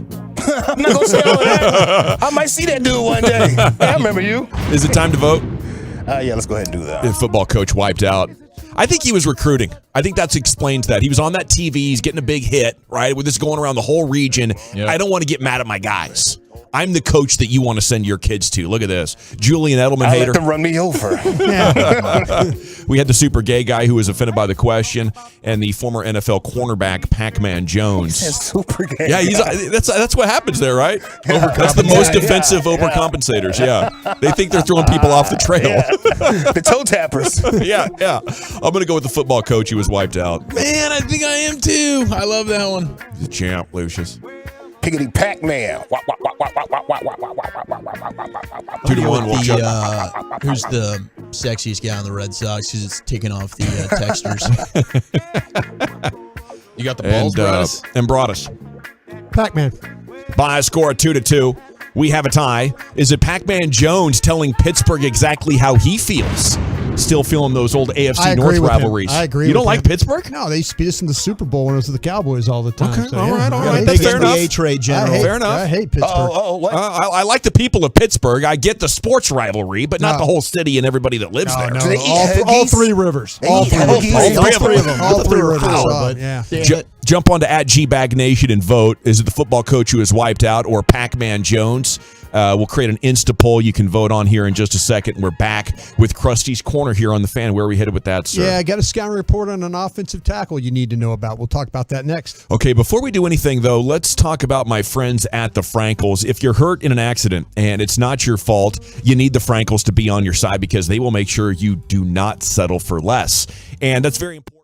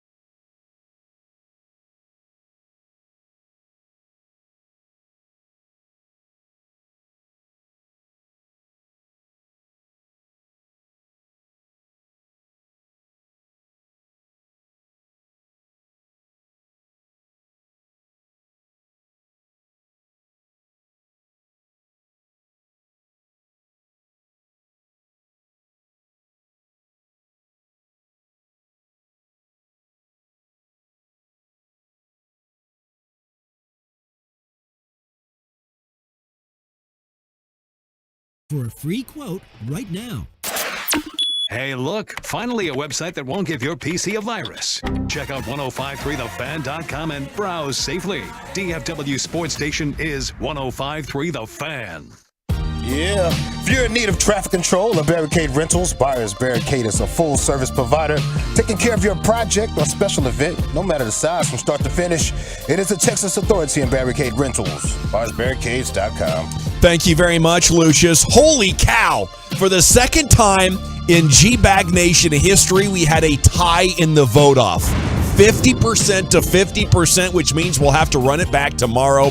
Pac-Man and football coach, your G-Bag of the Day champions. There's a tie right there. Look at that, guys. Historical moment. Okay, Broadus has your announcement on our player guest coming up in a half minute. Breaking news, though. And breaking news on the Fan presented by Beat the Streak for tips to win a $5.6 million prize. Listen wherever you get your podcasts. Jason Peters? Donovan Mitchell. Oh. Traded to the Cavaliers for Colin Sexton, Lauri Markkanen, and 14th overall pick Ochai Agbaji out of Kansas.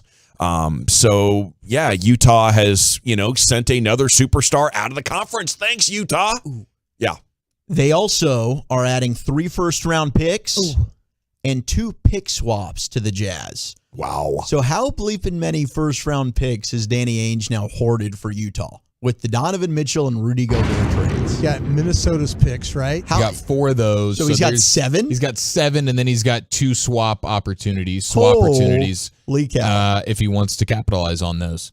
Wow. So, and then he gets the extension done with Colin Sexton, who will now be a solid level guard for them immediately, going from Donovan Mitchell. It's not the biggest downgrade in the world, going from a youngster like Sexton. So, man, that's the monster deal. It makes sense why Utah did it. They got they got the players and they got the picks. Donovan Mitchell wanted greener pastures. He was thinking the lights of New York City, maybe the oceans of South Florida. He ends up in Cleveland. All righty. And that's Lake Erie over there, by the way. You might like that. Yeah. Enjoy it. No salt in this one. Here he is, Brian Broadus with Krusty's Corner. Thank you very much, General. I always liked Lauri Markkanen, by the way. Okay. You teased about a player guest, and we're very, very, very excited to, starting next Thursday at 4:30, one DeMarcus Lawrence. Let's go. Will be joining us on a weekly basis. Tank Lawrence. Nice. Every Thursday at 4:30. Well, I love that because we've seen so many times he can be funny as heck, and he's not afraid to have a take. And when things are going bad, he's not afraid to speak his mind, give a take. That's true. So I love it, man. I'm stoked. That's going to be awesome. Learn more about Tank all year long. Thursdays at 4:30. And hopefully this defense is so bad that he just comes in here with in a great mood every week, feeling like $1 million because he's one of the studs on a top 5 defense. Feeling lit, feeling light. I'll tell you what, I'm excited about. 2 a.m. I think night. The great thing about having Tank in, like you said, General, I think he's very honest. Yeah. And hey, maybe he might be a little salty too sometimes, so you gotta take the good with the bad. And he's a great guy, his whole feed the kids thing that he was doing during the pandemic, when issues come up, he'll speak his mind and give us something on that as well, which is not the most common thing ever. So psyched about having Tank. I am very excited about this. So looking forward to that. Once again, DeMarcus Lawrence will be joining us on a weekly basis here on the G-Bag Nation, starting next Thursday at 4:30. So check that out. All right. Went into the film room last night and did a little homework assignment. Forgot what it was like to watch tape. I hadn't watched the tape since college, like the draft. Kind of sitting down there. I'm like, oh, this is how this thing works. Kind of like riding a bicycle. I was like, back in the saddle, bro. I turned off the lights, got the screen all dark. I'm like, whoa, this is what I used to do. Your natural habitat. I did. But I went and watched. Never going to watch a movie again now. Jason Peters last night. And Bears Jason Peters is what I watched. And I watched him against the 49ers. I watched him against the Green Bay Packers. And then I watched him play against the New York Giants. So I did 3 games of him playing. And these were all games. The Giants game was at the very end of the season, like week 16, 17, somewhere right there. But everything else was near the middle of the season. There was my buddies around the league were, just to recap what they were saying, one of my scout buddies of the Gang of 7 said, he said at the midpoint of last season, was surprising how well he was playing. And so I was like, oh, okay, this is cool. He said it did take him some time to get going. At the beginning of the season, he looked done. And so I was like, oh, okay. Well, I tried to get as close as I could to the front of the season, like I said. But the tape that I watched, my expectations were, I'm like, okay, my scout buddies are good at this, but I wanted to have my own set of eyes on it. I'm thinking, all right, just keep an open mind. And I did keep an open mind about it. And I'm going to be honest with you. I was surprised at how well he played, because I was thinking 40 years old, a guy that generally looks out of shape, but he's a massive guy. He's strong, but he's big, and he's a little bit injury prone. He's had problems throughout his career with the injuries and stuff. So I was thinking, okay, here he is with a team that's not playing very well. That game against the Giants, they were 5-10 at the time. It was just not, it wasn't going very well for them. But he did a really nice job. And I felt like that he was a much better pass blocker than he was a run blocker. And when I say the run blocking things, that the issues I had with him, he plays as your left tackle. When the ball goes away from him, being on the right side, when it goes off that right edge or inside off the right side, he has a hard time of cutting his man off. And it was in all three games. It wasn't just one game against the 49ers or Green Bay because of their defensive ends. But it was because he's old. He's old. Just not quick enough. He's not quick enough. Yeah. That's the thing. He is not quick enough. And so things that are going away, you have to be mindful of that. Going to have to sub Tyler Smith in for those plays. You're going to have to do. He's not signed yet, by the way. No, no. Yeah, Peter. Did he go when he was reaching out? I tell you what, Lucius, he was trying so hard to get to that block. You could probably hear him do that. Yeah, in the stadium. But it's clear, and it was all three games. It wasn't just one time or two times because of the opponent. He just could not get all the way across. But when the ball goes to his side in the running game, what he's capable of doing is he uses that mass and that power that he could take that step, he can get into his guy, and he will push. I mean, get good push too. So going to his left, no problem. Going to his right, that's something you have to be super mindful of as a player. And how big of a flaw is that? Like, you'd rather it be that way, though, right? Where he blocks well on his own side, but backside things get a little bit troubling. But the problem we have is when you watch guys like Schultz. Remember when I was telling you that Schultz, when they moved him from the front side where the ball was going to the backside, if you get defensive ends that know that he can't cut off, they're just going to take a straight line to the ball. Sure. So when they do those plays, they hand it to Zeke, and he's kind of looking for a spot. He's trying to press that hole. And then you got what they call a crash end or a crash linebacker that's going to come down inside. That could be a problem for some tackles for loss. So just know if you get this guy, that's probably what's going to happen a little bit here. I mean, he just can't get his head across enough to make it happen. So watching him, did it make you feel any different about starting Tyler? Like if Jason, I'm starting Tyler Smith, and I'm getting him. I'm going to work him, as they say, the ramp ups and things like that, because this guy can still play. Yeah. I am not going to let a backside cutoff deter me from a guy that's got power at the point of attack and is a good pass blocker. This guy, for a big man, is not on the ground at all, and that's something when you can't make blocks, you're sloppy, you fall on the ground and stuff. Not this guy.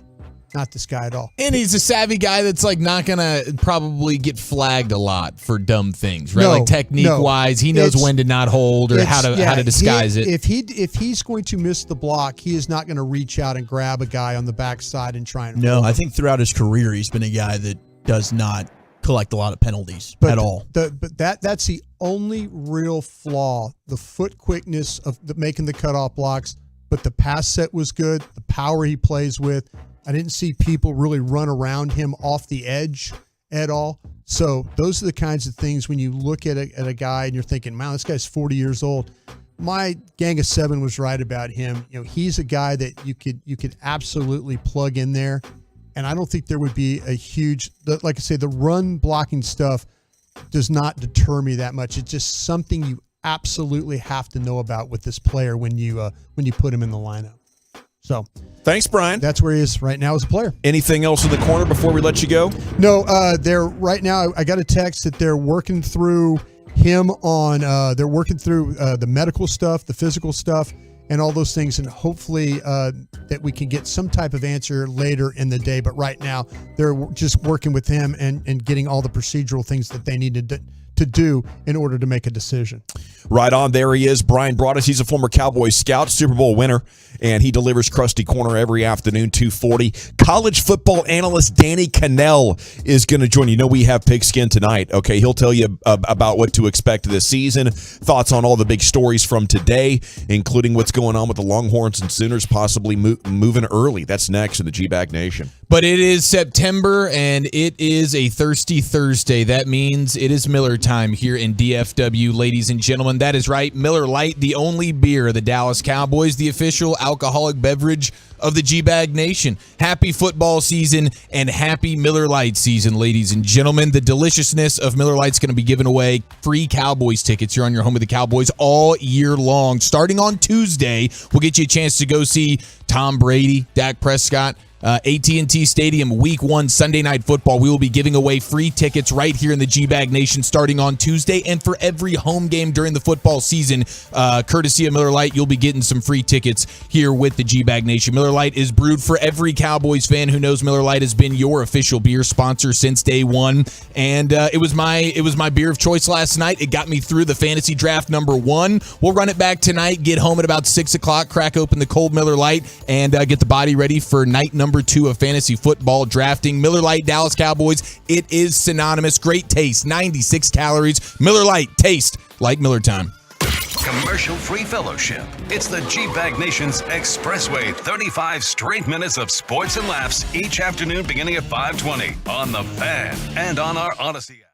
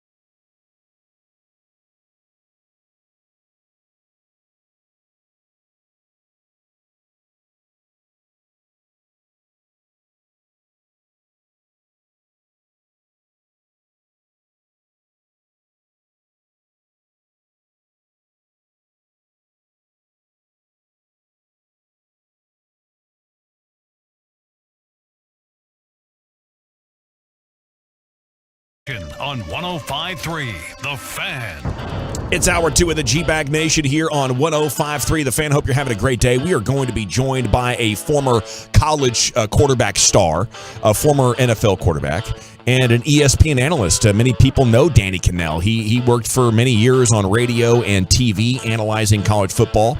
And there's a lot of big news today, including one that's going to shake up the Big 12 footprint a little bit sooner than some of us expected. Right, guys? You got the details on this, Brian?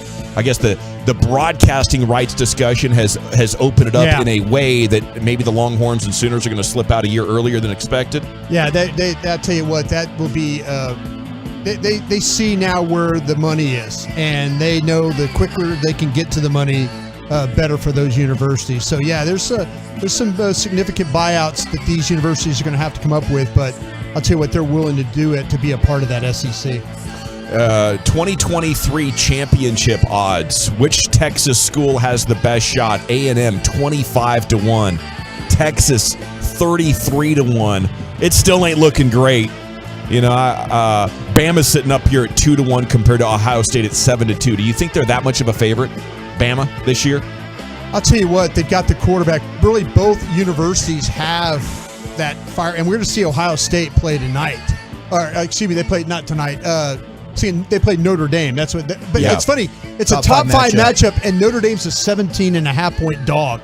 On a top five matchup. Notre Dame's not happy. No, not at all. So, could be a lot of points this game. And people were worried about if, in fact, Ohio State offense would be better than it was last year. I think it is going to be better than that. Jackson Smith-Jigba. Yeah. Wow. Rockwall's own, baby. The quarterback, year under his belt, it's Ohio State's got a lot. They're going to give Alabama a big run, I think, this year. All right, Danny Cannell set to join us now, brought to you by Bet Online. Check out Bet Online for updated college football playoff win totals, conference Heisman, and college football week 1 lines. And a good afternoon, Danny. How the heck are you?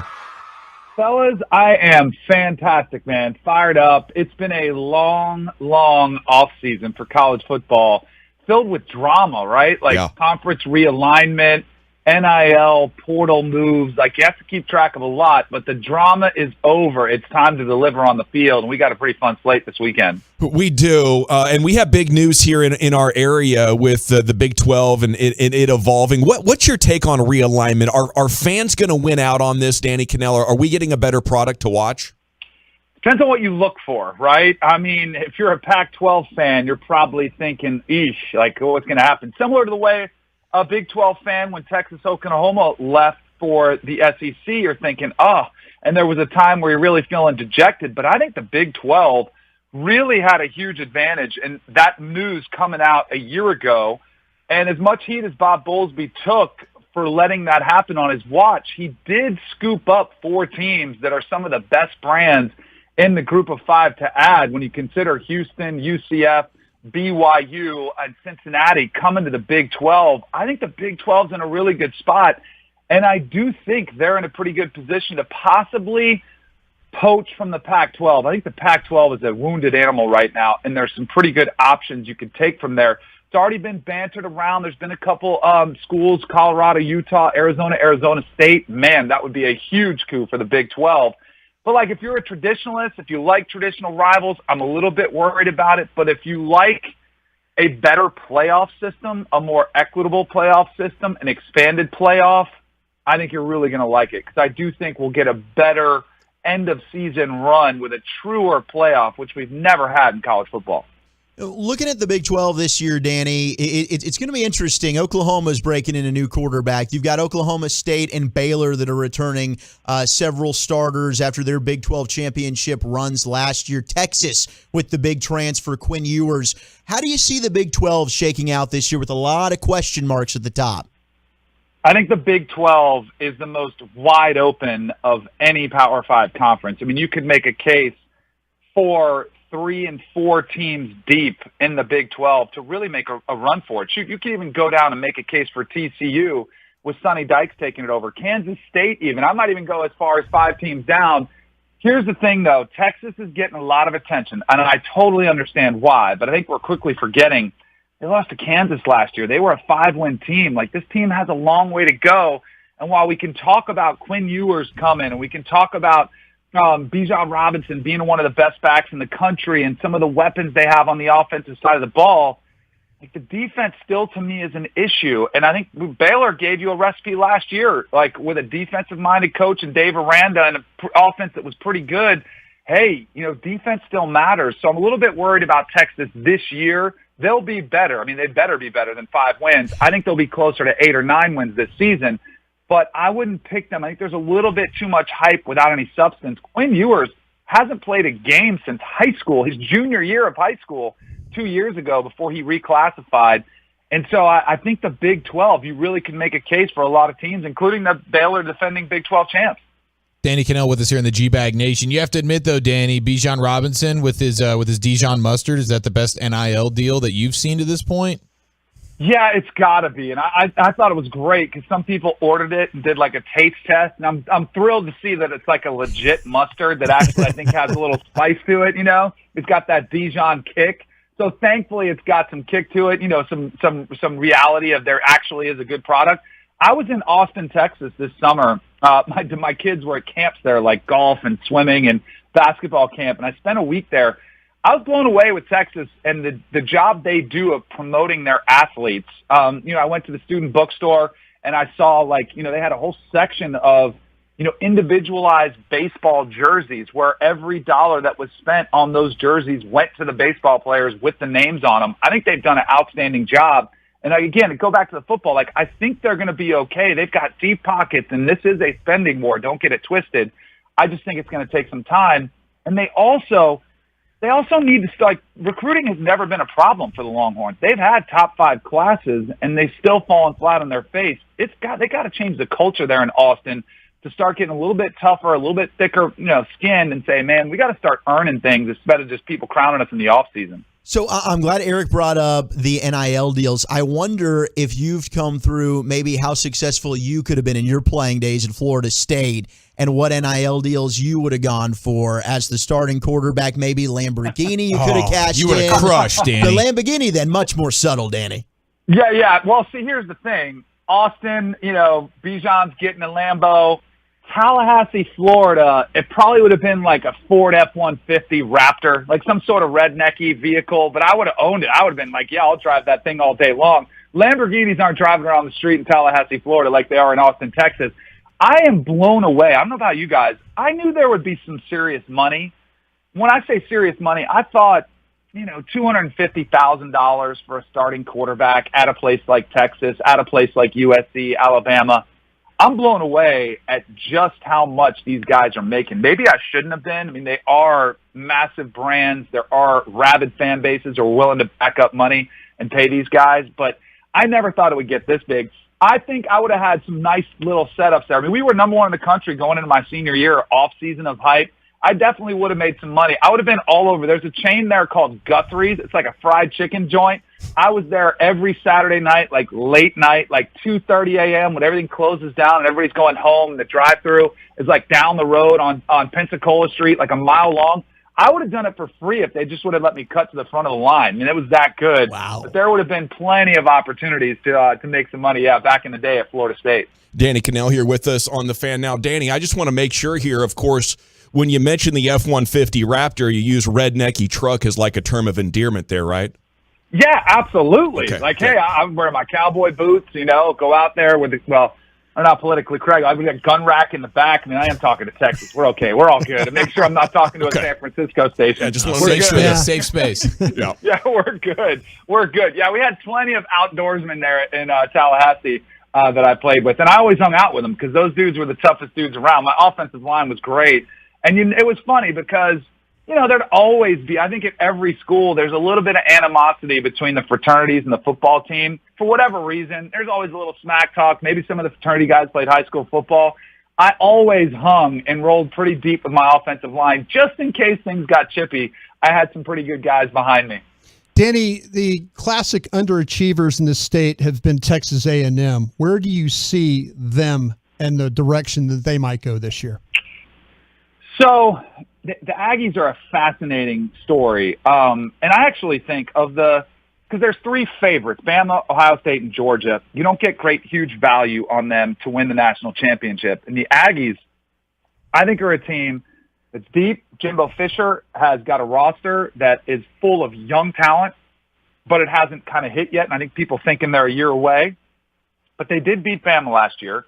They might have somebody really special at quarterback in Haynes King. If that's the case, then I think Texas A&M has an outside chance to win the national championship. And here's the best thing. I think you get a lot of bang for your buck if you take them at 25-1 to win it all. They're going to go to Tuscaloosa, and they beat Alabama last year. I don't think it happens again. Alabama's incredible. That war of words that took place between Jimbo and Nick Saban, that place is going to be absolutely insane as far as environment. Texas A&M doesn't have to win that game. They play in the SEC, and they have the luxury of, if their only loss is to Alabama, and it probably could be by 10 points or 14 points, and if they win all their other games, including a home game against Miami from the ACC, who's supposed to be better, they would get very serious consideration, just like they did in the COVID year when they were just on the outside, almost made it in as a second SEC team.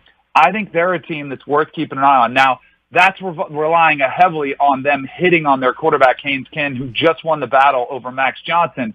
A lot has to come together. If it doesn't, if they're rotating quarterbacks, if Haynes King is okay, I could see them having another 8 or 9 win season, which I wonder if Aggie fans start to get a little restless thinking, man, we had a lot of this with Kevin Sumlin. Like, come on, Jimbo, you came here to get us a national championship.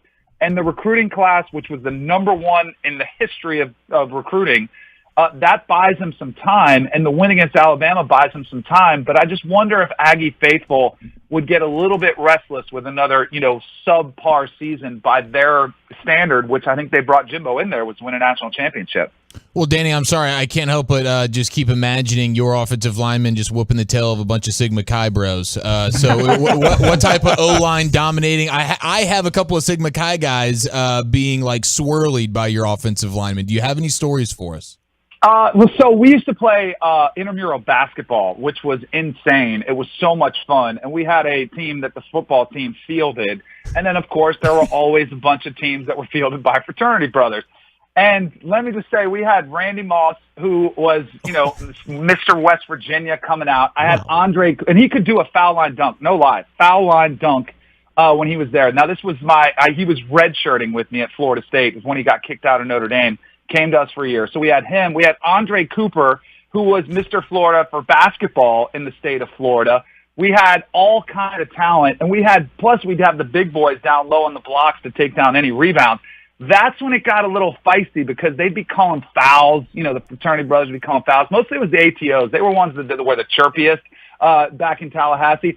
I always wanted to have a good relationship with them because they had the great parties, right? And they had the hottest girls that went to the party. So I didn't want to fight. I wanted to build alliances. Like, hey, when's that social coming up? Make sure we get that invite. Like, I want to be there. So, but man, sometimes it got a little chippy and you see a little nastiness on the basketball court, especially when you run them out of there by about 30 points. They thought they had a chance, but it's kind of like, hey, guys, you got to remember, they're the 1% of athletes you're dealing with. But it was always pretty cordial. There were a couple times it got nasty, of course, over the girls themselves. But for the most part, it was pretty cordial. Well, I plan on getting a little nasty this weekend. I'm heading out to Sin City for a bachelor party. Looking at the spreads for this weekend, do you have any advice, some games maybe that I should put a little parlay together on? Sure. I love it. So I would stay away from the trendy games, the brands, Ohio State, Notre Dame. That's a big number. 17, are you going to lay that? Georgia plays Oregon, another big number, a lot of unknown there.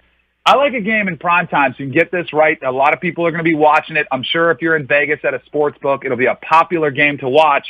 And as a Florida State guy, it pains me to admit this, but go check out Florida playing Utah. Utah, the Pac-12 defending champion, going across the country into SEC territory, into the armpit of Florida where it's smelly and it's gross and, the women aren't that good looking. Like, it's the worst city in Florida. I can say this as a Florida State guy. Yeah. Gainesville's awful. But they do have an incredibly hostile environment in Gainesville. It's going to be a ruckus crowd. If you can get it at a full field goal, I would jump all over. It's been around 2.5 to 3 points. Take Florida as the home dog. Utah, I don't know if they're going to be ready to handle the heat and humidity of the swamp. Plus, Billy Napier, the new head coach at Florida, inherits something pretty special in a roster. Florida fans don't even think so, but he actually has some talent, including a quarterback, Anthony Richardson, who's a freakishly talented athlete. So I like the Gators. And if you want to just go for the full state of Florida swing, Sunday night, the only game in town, Florida State, my Seminoles, are playing against the vaunted SEC West LSU Tigers. I kind of like my Noles as the field goal underdog. Now you might just want to stay away from that one, say he's too emotionally attached with the Seminoles, but I do think they have a chance not only to cover, but to win the game outright. They've been playing with a lot of confidence. They're mentally and physically stronger than they've been in the last 2 years. I like them against this LSU team, which we don't know what we're going to get. Quarterback questions, a lot of turnover on the roster. I think Florida State's got a chance to put a stamp on a pretty strong start to the season. Well, Danny, as a LSU man myself here, I don't believe what you're saying there about the Florida State team. You guys can't beat anybody. Your coach, you guys don't have players like Danny Cannell down there anymore. There are no players down there. You're going to come down there in New Orleans. You think you're going to beat us Tigers? That ain't going to happen out here. No, Danny, I'm an LSU man myself, so I appreciate. It took a lot out of him, Danny. Yeah, to catch his breath. He's exhausted now. I can't. My Coach O imitation is always that great, but no. But I understand what you're saying about the LSU Florida State game. I really do get that. But I wanted to ask you. You said stay away from the Oregon Georgia game, and I'm asking you a question because of Dan Lanning's debut at Oregon. Do you put anything into betting against, say, a coach that leaves a program to goes to another one in a big game like this? So, Dan Lanning coming back to Atlanta, Georgia's backyard. He's a great defensive coordinator. You know what made him even one hell of a defensive coordinator? When you have 5 first-round draft picks on your defense. He's not going to have that with his Oregon Ducks. Now, they'll be pretty physical. I think they're going to try to bang a little bit, try to be physical. If anything in that game, I probably would lean the under, and I would probably lean towards Georgia. It's just such a big number. I think Georgia offensively is going to have to rely. They have Brock Bowers, the tight end, who was incredible last year as a freshman back. Stetson Bennett, the mailman, the walk-on quarterback, the Disney storyline, they should make a movie after him, quarterback. Defense is still going to be pretty vaunted. They've got Jalen Carter, who might be the most talented even of the squad last year at the defensive tackle position. I just think Oregon, we've seen Bo Nix before. We know Bo Nix's record against Georgia when he was at Auburn. It's 0-for. I think it probably is a clean sweep for the Georgia Bulldogs. Bo Nix, a little bit too unreliable at quarterback for the Ducks. I think Dan Lanning, long-term, they went with the youth movement. Kenny Dillingham, their offensive coordinator, is a younger guy. I think they'll be okay. They'll recruit great. They'll bring a defensive mindset there eventually. I just think you're going to see Georgia in a separate class. By the way, Georgia, Alabama, and Ohio State, 2 touchdown favorites every single game this season, all of them, no matter who they're playing. It's wild, this separation that's taken place. I hope it gets broken up. I hope there's a surprise upset. It's hard to look at the schedules and figure it out, but it is college football, and it's one of the things that makes it great, so we'll see how it plays out. It's always great to chat college football with you, Danny. Thanks again. We'll catch up with you as soon as we can. Love it, man. Go Florida State. Sorry, yeah, whatever. Backyard. Yeah. We'll see. Get off the air. Next time I'm on, cut his mic here. Thank you, Danny. Danny Cannell, brought to you by BetOnline.net. That's a spot on, Coach O, and that's a G-Bag of the Day nomination right there for you. Brian Broaddus, former LSU Tiger player, by the way. Now, if he's a few years younger than you, so you guys weren't on the field at the same time. Not at the same time. No, we actually beat Florida State to go in 1982. We beat Florida State to go to the Orange Bowl, and so my success rate against Florida State. But he's right. Who knows what's going to happen with either one of these teams? LSU's been really kind of down the last couple of years since the national championship season. So the fact that the game is in New Orleans, I think, helps LSU for sure. Okay, we have an NBA offseason survey. Anonymous execs. Are they hating on what they say about your Dallas Mavericks? That's coming up next year in the G-Bag Nation. Let's chat about D&M leasing, though, before we do a single other thing. Because, wow, look at this weather right here. Hopefully you're safe and all that. If your vehicle's not as safe,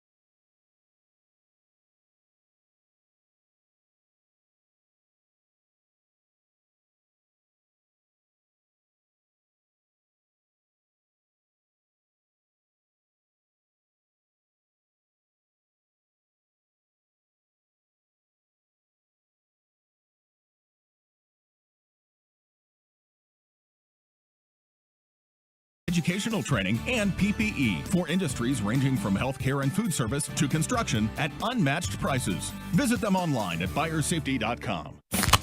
It's a Thirsty Thursday, poured by Miller Lite on DFW Sports Station 105.3 The Fan. All righty, it is the G-Bag Nation here on 105.3 The Fan, and guess what? It's winning time. Call now for your shot to win a pair of tickets to see Bill Burr at American Airlines Center September 10th. You can get tickets now at livenation.com. The number to win is 877-881-1053. So call up, try to win your Bill Burr tickets. You're going to love it. Freaking hilarious. I'm going to be there. Yeah. Are you? Yeah. You got your tickets already? Well, my buddy, it's his birthday, and he got us tickets. I'm like, okay. Let's do this. True tickets for his B-Day? Yeah. I'm like, bro, your birthday, you're buying? Yeah, I'll go see Bill Burr. So hopefully I'll see some Tolos out there. That's like, did you guys ever have a rich friend and you show up for their birthday and their parents have bought the guest presents? Wow. Yeah. No. Yeah. Like, here, you all have a G.I. Joe carrying case in an Ewok village.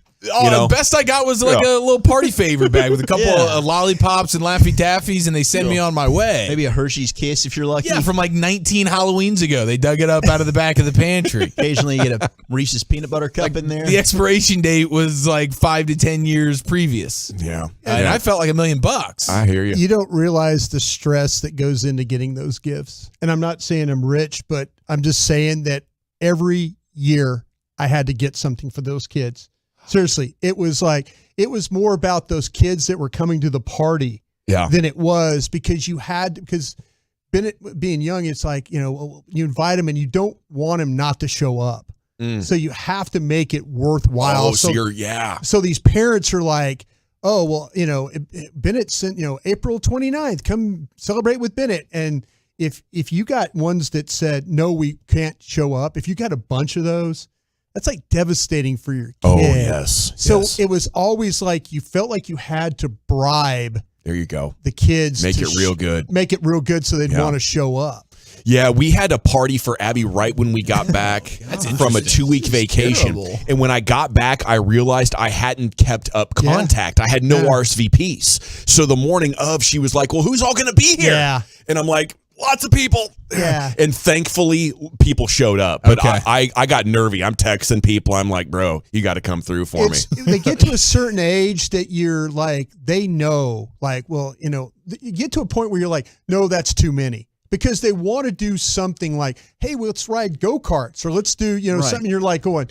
So you start pricing go-karts and it's like, $50 a kid for 2 rides or something like that. Yeah. And he wants, 15 kids to come and you're going, well, let's think about something different here. Dad's going to have to win the Super Bowl again to make that happen. Dad's going to have to take a fourth job. Yeah. Roster cuts are coming, man. Sorry. We're not going to make some tough calls, but little Jerry's not coming along on this one. No, it's just so maybe next year. You just don't want your kids other kids not to show up. Oh, yeah. They're going to make them self-conscious. It makes them very self-conscious. Yeah. Man, that's terrible. Yeah, a big responsibility comes along with it. Okay, it's segment here. It's brought to you by the Frankels. You think there will be less big company trucks on the road this summer because of gas prices? Think again.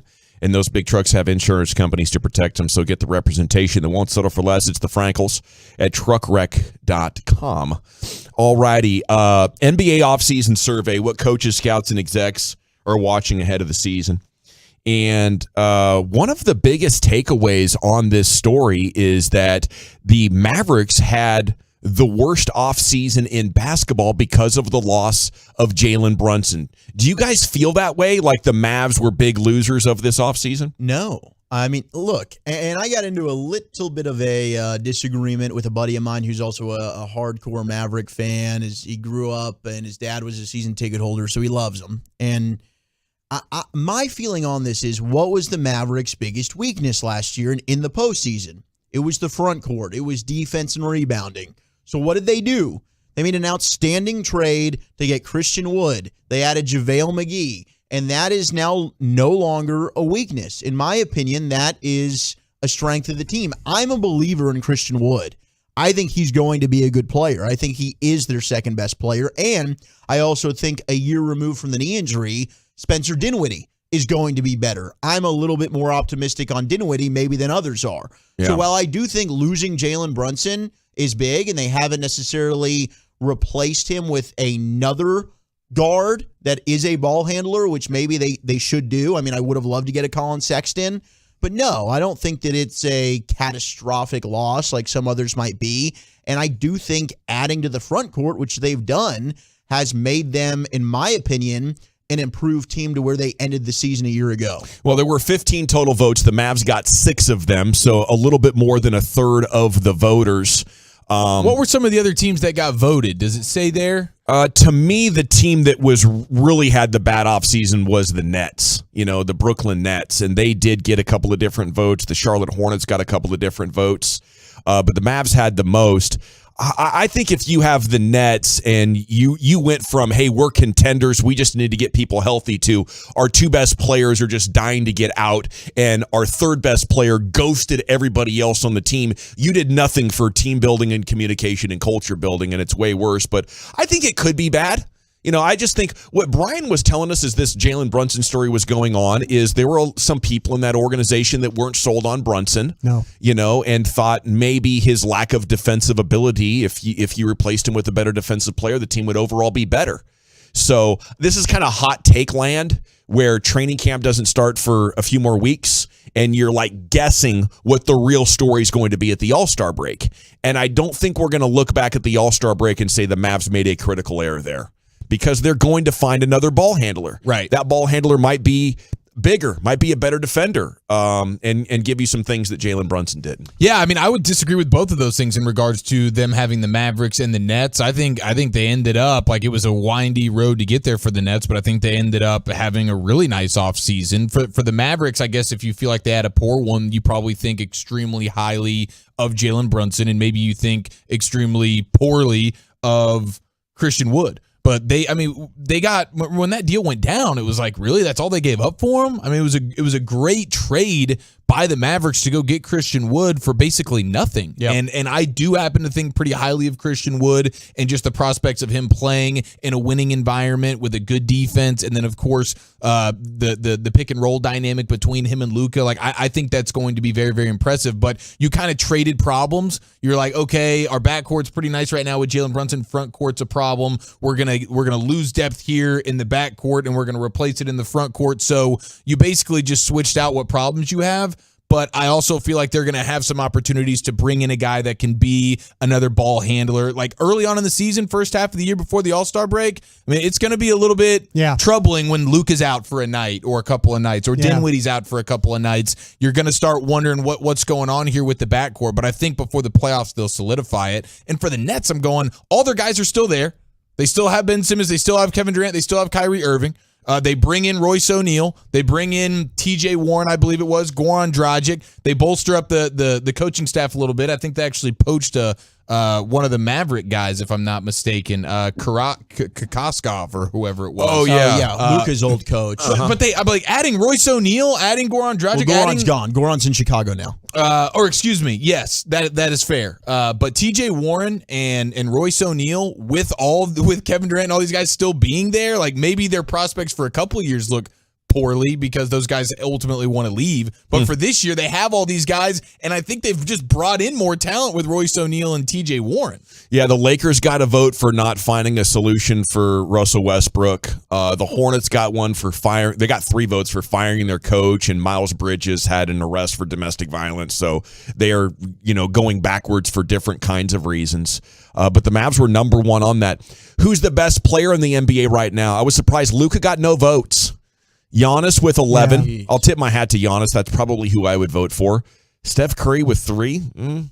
Probably because he won the championship. Sure. Yeah, that's fair. Yeah.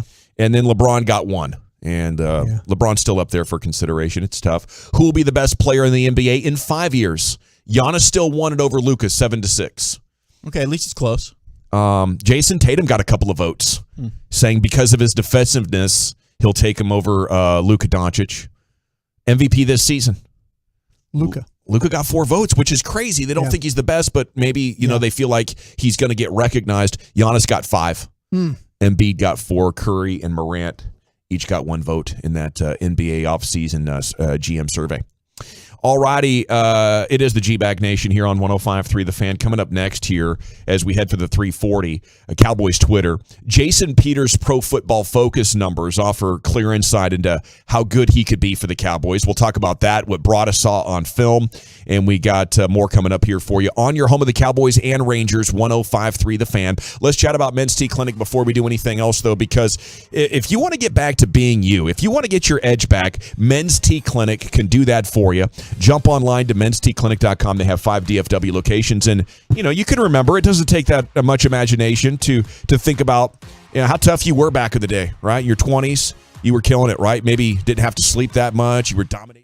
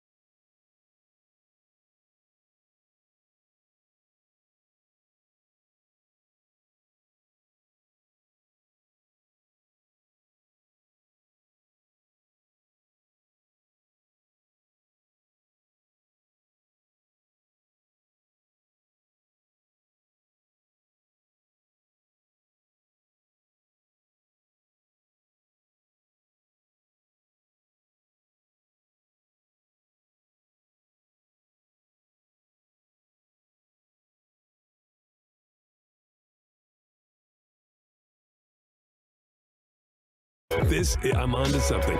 Reese's. The Fan, along with Airview AC, is proud to support the 21st annual Guns and Hoses Boxing Tournament. Police versus fire in the ring in an all-night Donnybrook, Saturday evening, September 10th at the Allen Event Center. Help us support our first responders. Get your tickets today at 1053thefan.com/boxing. Yeah, if you're in need of traffic control or barricade rentals, Buyers Barricade is a full-service provider taking care of your project or special event, no matter the size from start to finish. It is the Texas Authority in Barricade Rentals. BuyersBarricades.com. Well, thank you very much, Lucius. It is the G-Bag Nation here on 105.3 The Fan. We have a little bit of Cowboys Twitter. Top tweets going viral about America's team. You all right, Wolchuk? Oh, yeah. I'm just fired up, baby. You hyping up the crowd right now? I'm trying to get excited. Let's go. It's a big play. It's all raining outside. It's very dark and gloomy. Yeah, it's temporary. You worry about flying tomorrow? I am very nervous. I was actually just thinking about that. I really hope that we do not have an issue tomorrow morning and we have a delay or a flight cancellation, because there's nothing worse than being just stuck at the airport. Are your guys already in Vegas? I will have a guy that's taking off at like 5 a.m. tomorrow morning. He's the guy that's arranged this entire. He's the best man. Okay. So he's going to get there early and secure the room and make sure everything is situated and we're all good. And then the rest of us, I'm flying in with the Bachelor himself. I'm going to make sure he gets there. I'm responsible for him. Wow. Yeah. So you're the best man? No, I'm second in command. Okay. All right. I'm second congratulations. Perfect place to be, man. It's like the backup quarterback. Right. You still get a lot of the good stuff coming your way, but the pressure is just really not there. And I don't have to give a speech the night of the wedding. That's what I mean by pressure. Yeah. 100%. Now, how's the bridal party looking? Do we have a friend or a certain lady who looks, like she might be a prime prospect? Okay. He's already matched with a bunch of them on Hinge. Very strange, because my ex-girlfriend's in the bridal party. Oh, it's this one. Yeah. Okay. Yeah. You're down at New Braunfels with them. Uh-huh. All right. Yeah. So is new boyfriend going to be in Vegas with you? I hope to God not. No, he's not going to be in Vegas. Absolutely. But he's going to be on that Is he wedding. at the wedding? He's going to be at that wedding night dance floor. I don't know if he's going to be at the wedding. He's probably going to be. We'll see if he makes it. Gonna We'll just see if show he's him still up. around by the Did you time get that drunk and wedding take a happens. swing at him? No, there's no bad blood there. Good for him. This guy is probably going to want to take a swing at Wolchuk, because Wolchuk is the one who, he didn't steal her from you, did he? Not at all. No, not even absolutely close. not. Are you trying to steal her back? Yeah, absolutely not. I think I could get her back if I wanted. Wow. Now you might want to take a swing at you. Yeah.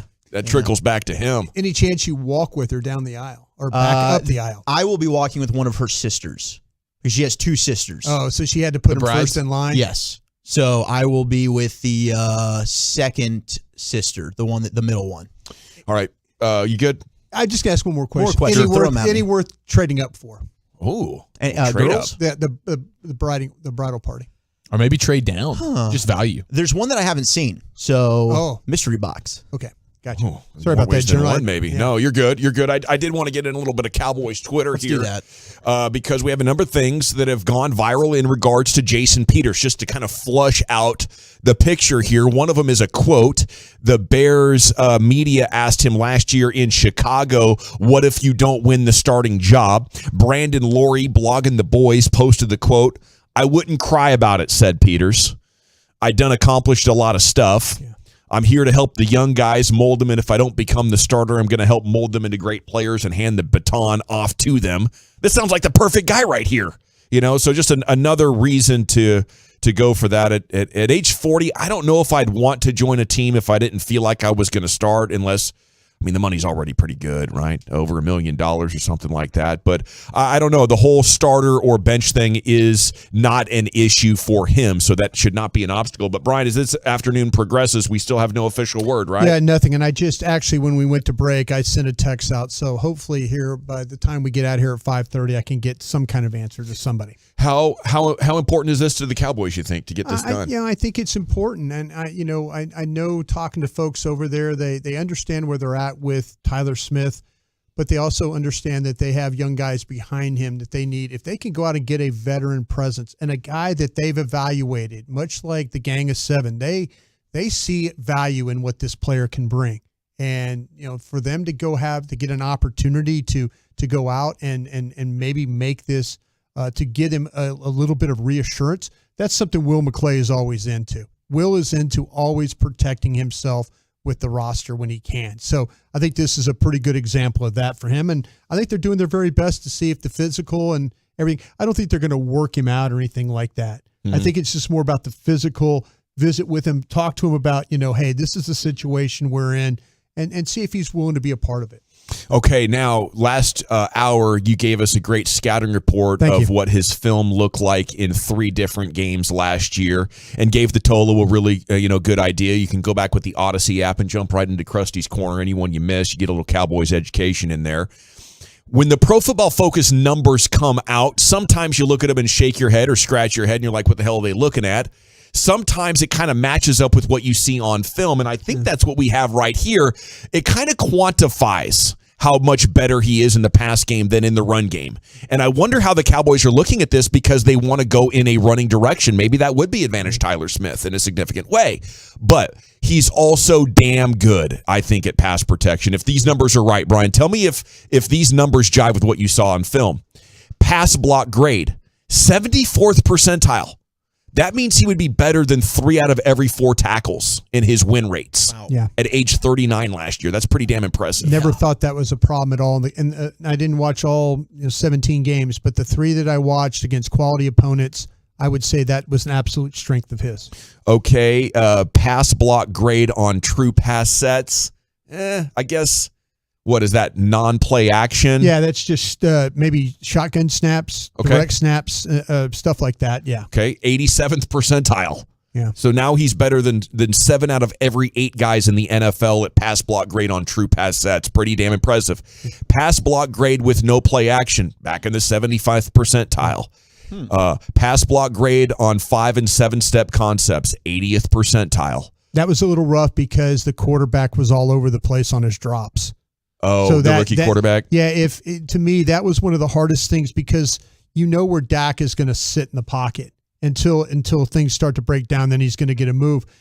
With Fields, it was a little bit more take a snap, not really trust anything, and start running, start moving around. So those Bears blockers had a difficult time trying to form a pocket for him because you never knew if he was going to stand in the pocket. That was a big issue. Very challenging to evaluate that offense. It was like just havoc. Justin Fields would just see the first read's not there, and he was just bailing. He was just running into trouble.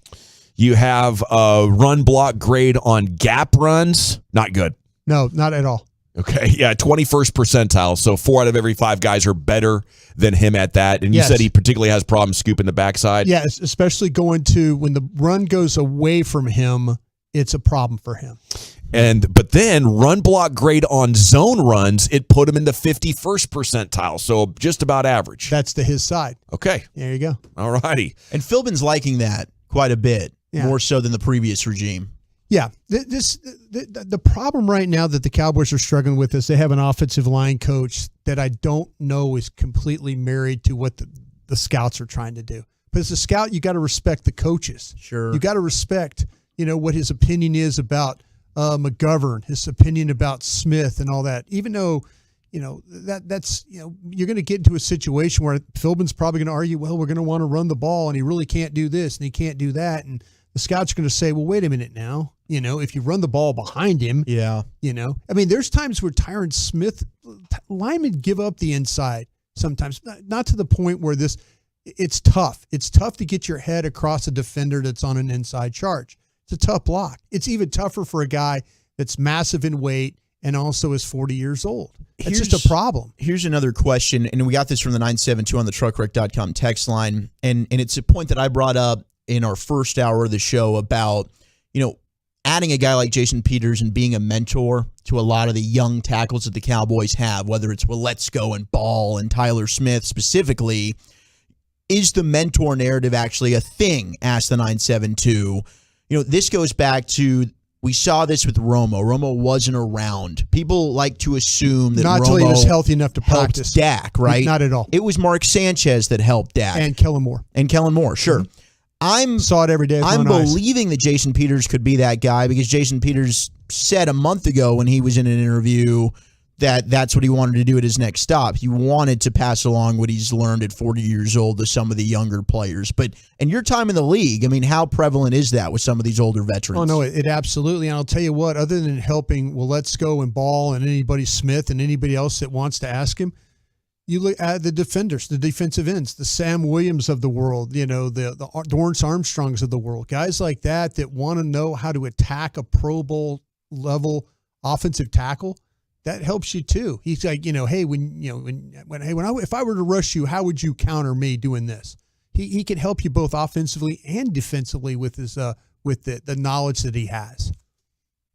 All righty, great stuff, guys. Appreciate the perspective. And again, stay tuned. We'll be on for another hour and a half. And if Brian hears anything about a potential signing of Jason Peters or anybody else, we'll pass it along to you immediately. Chief, we have a big day of college football news going on, don't we? We're going to talk about this coming up next. Yeah, we got a bunch of potential rule change in college football. That would be the single worst rule change of all time. And a G-Bag Nation presents You Make the Call. Next, right here on The Fan. Love it. Also love Absolute Beauty Solutions. These guys are great.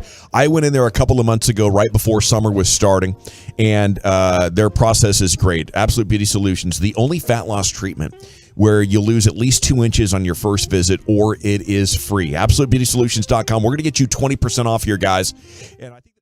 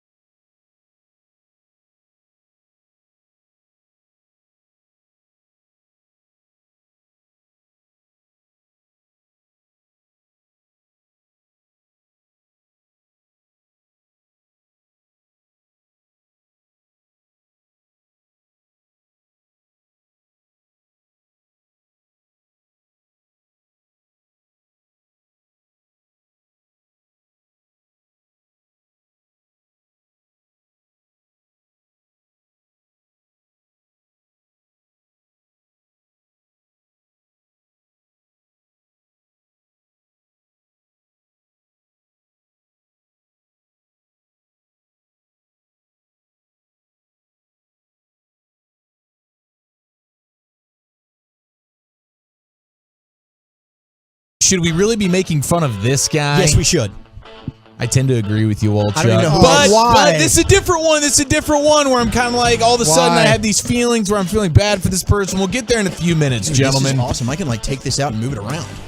Holy smokes, we have a mobile microphone situation going on right here. Can you take that over to the couch where you reside during all the breaks and just comfortably do the show from over there? I don't think so. Therapy couch style? I don't know. And I'm going to put this back in because I am nervous. We can get your innermost thoughts, and you could be extremely vulnerable on the therapy couch over there. I'm always vulnerable. Okay, so how about this for big news? We talk about sports documentaries all the time. We got the BS, the Bishop Sycamore one coming out. What? That fake school. Remember the fake school? Yeah, there's a doc coming out. Oh, there's a documentary. Yeah, there is a doc. Are you okay over there? Your mic is all over the place. Just don't touch it. I'm not going to touch anything anymore.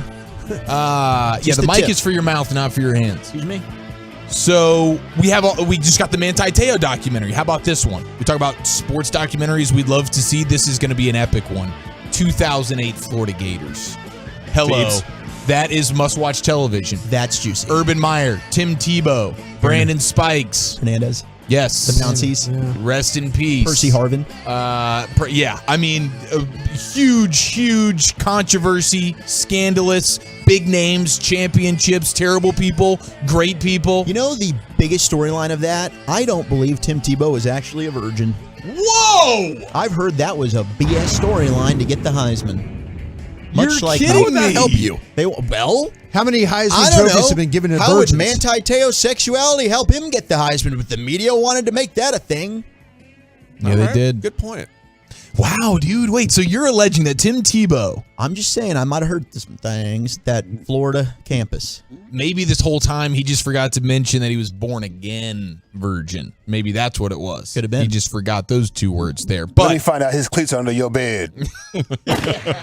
let me find out he's like Wilt Chamberlain, just putting up numbers. I don't know about that, but that'd be quite the turn there. But hey, Really? I think that's a sports documentary we're all going to be fired up about. Florida Gators insider Nick De La Torre has said that Netflix is working on this. You've had Urban Meyer was on campus over the summer filming interviews, so I would imagine sometime around the end of the year or so we could be expecting a new Netflix sports documentary, and it's going to be about that 2008 Florida Gators team. That's going to be absolutely insane. So there is the good news. The bad news is we might be embarking on a new era of college football that is going to lend itself to, well, I guess flag football. It's going to render defense useless. I will say it'll render pass rushers useless, and we're quickly moving towards a place of like flag football, 7-on-7 football, that kind of thing, because we have an update to the targeting rule when it comes to the NCAA. So we know, and the NCAA does the targeting rule for real. You go one of these helmet-to-helmet hits, you're like ejected from the game, no questions asked.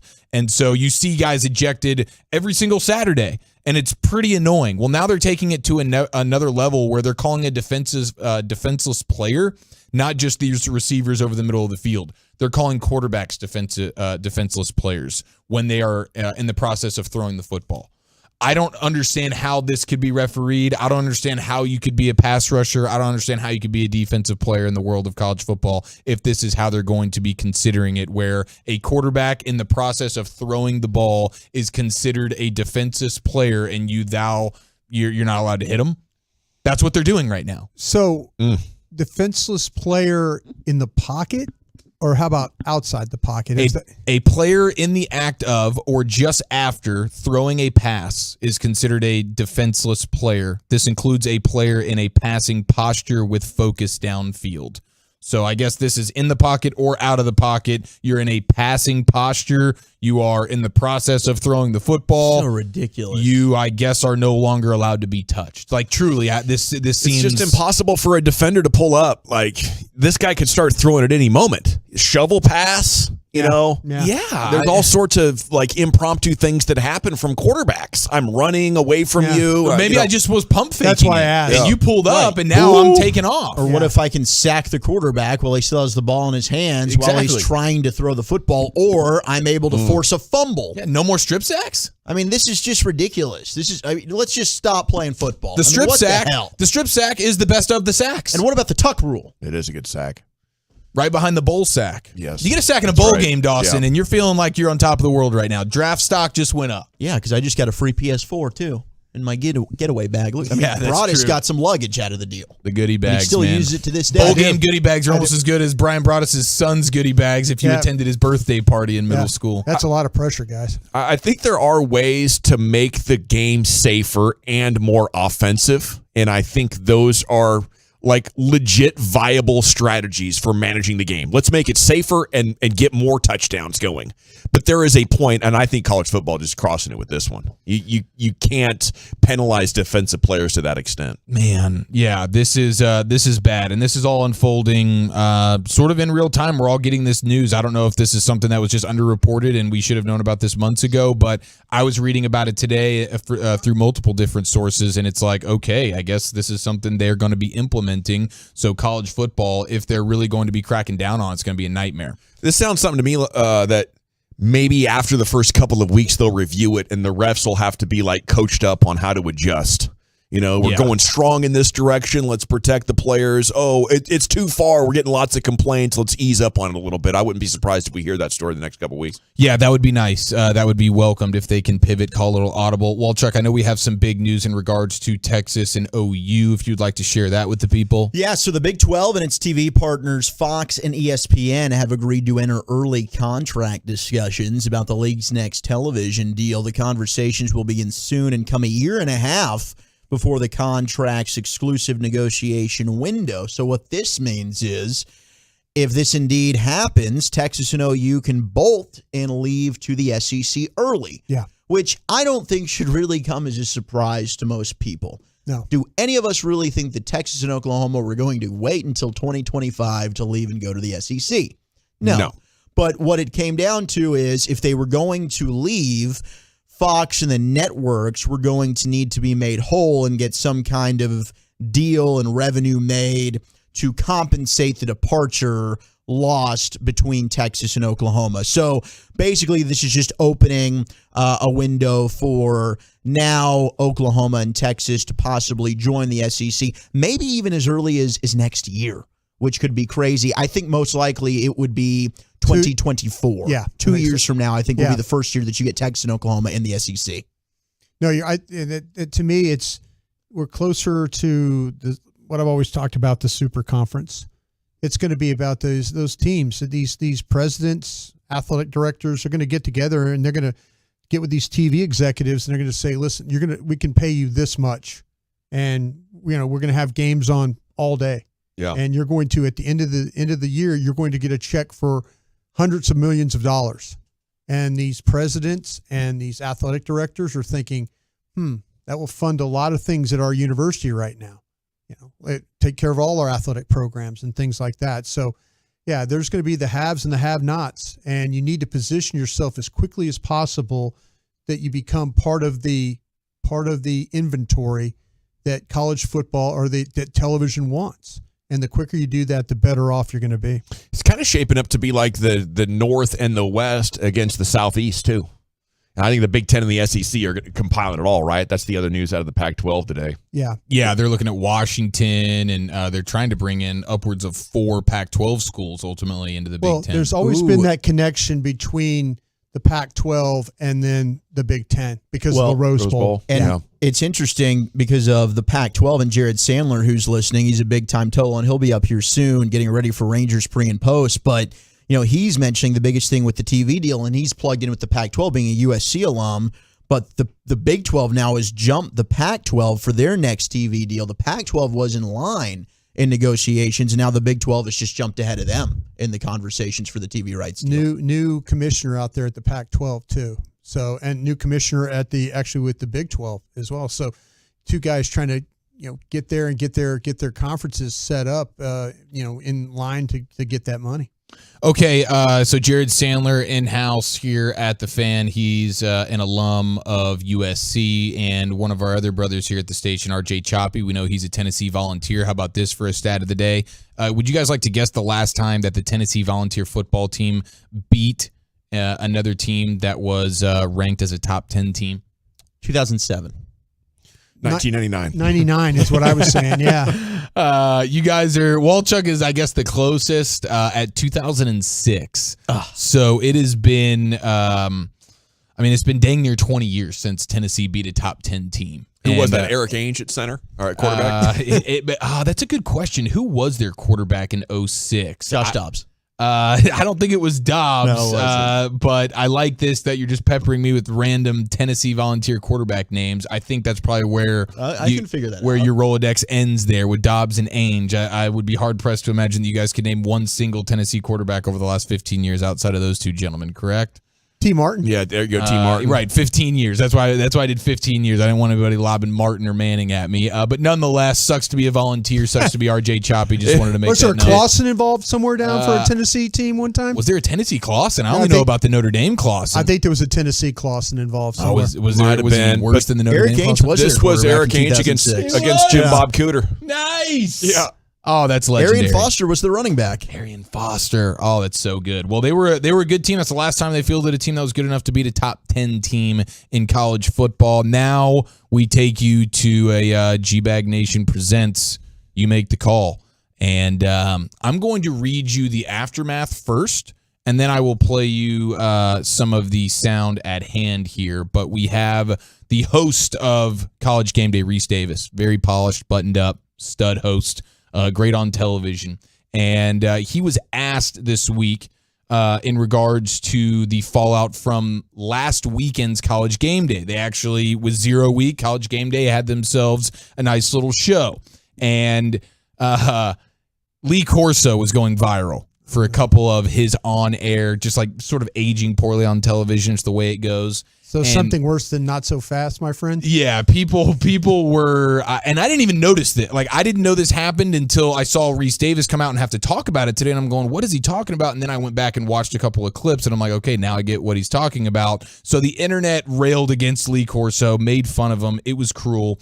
And so Reese Davis went out and said, like, hey, I would encourage the people who were perhaps, to use your word, unkind or cruel, to reserve a little judgment. Lee's doing great. I speak to him regularly. This weekend in Columbus, I think you'll see a much more comfortable environment, and you'll see him to be able to deliver as he still does, which is remarkable. His mind is still razor sharp at the age of 87.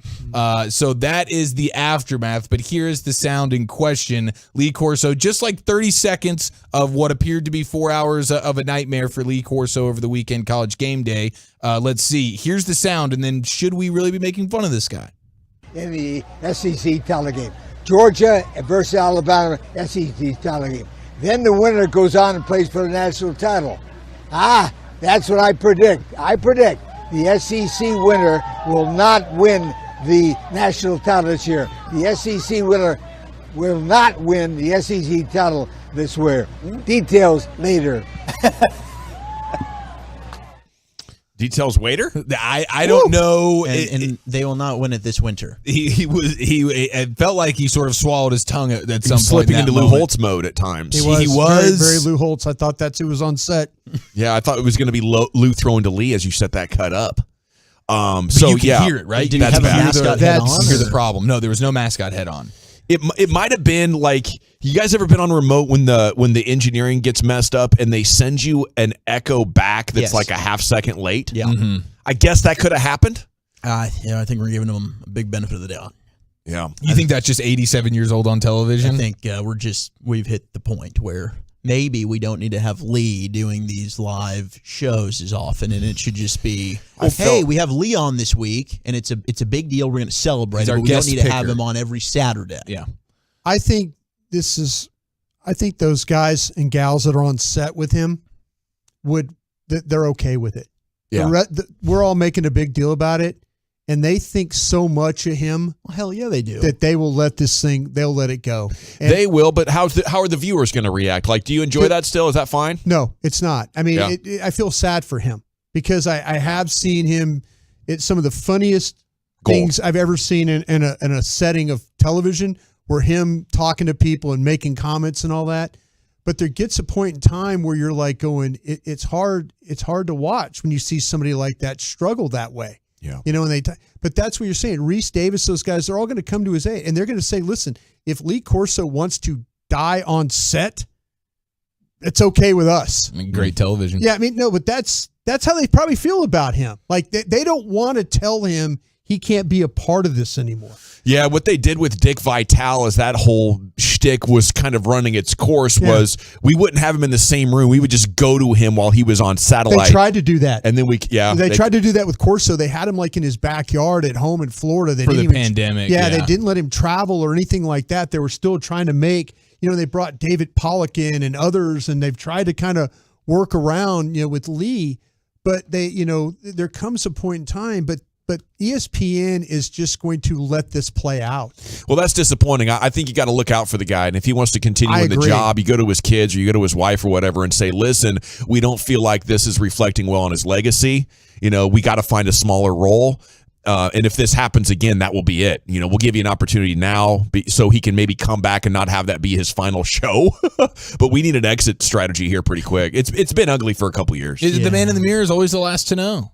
That's right. I remember him like when him and those guys were. I mean, when they were in studio, when they weren't doing college, it was Chris Fowler was like they were doing it in studio. Oh, dude, Chris Fowler is the most secretly jacked dude in all of. I got to see them last legend. year out at the Cotton Bowl. It was amazing. Great biceps. Yeah. So I mean, I feel like that they're going to probably say, hey, Lee can go as long as Lee wants to go. And you're right, General. It's something that somebody should step up and say. I don't know why a family member wouldn't say, hey, listen, dad, granddad, whatever, you need to not do this week. All righty, great stuff. Thanks to Chief for the college football segment. It is a time now for Wooly Bully's Top 10 at 420. Where are we going with that, sir? National Burnt Ends Day. This one's going to be just for you, General. Yes. Broadus as well. Lucius, I know you're a big barbecue guy. Eric, you want to get into the game too, don't you? 877-881-1053. The most popular barbecue foods on National Burnt End Day. What's your favorite? We'll do it next on The Fan. All right, but at Diamonds Direct right now, you can get 5-year 0-interest financing on any purchase. Go to diamondsdirect.com.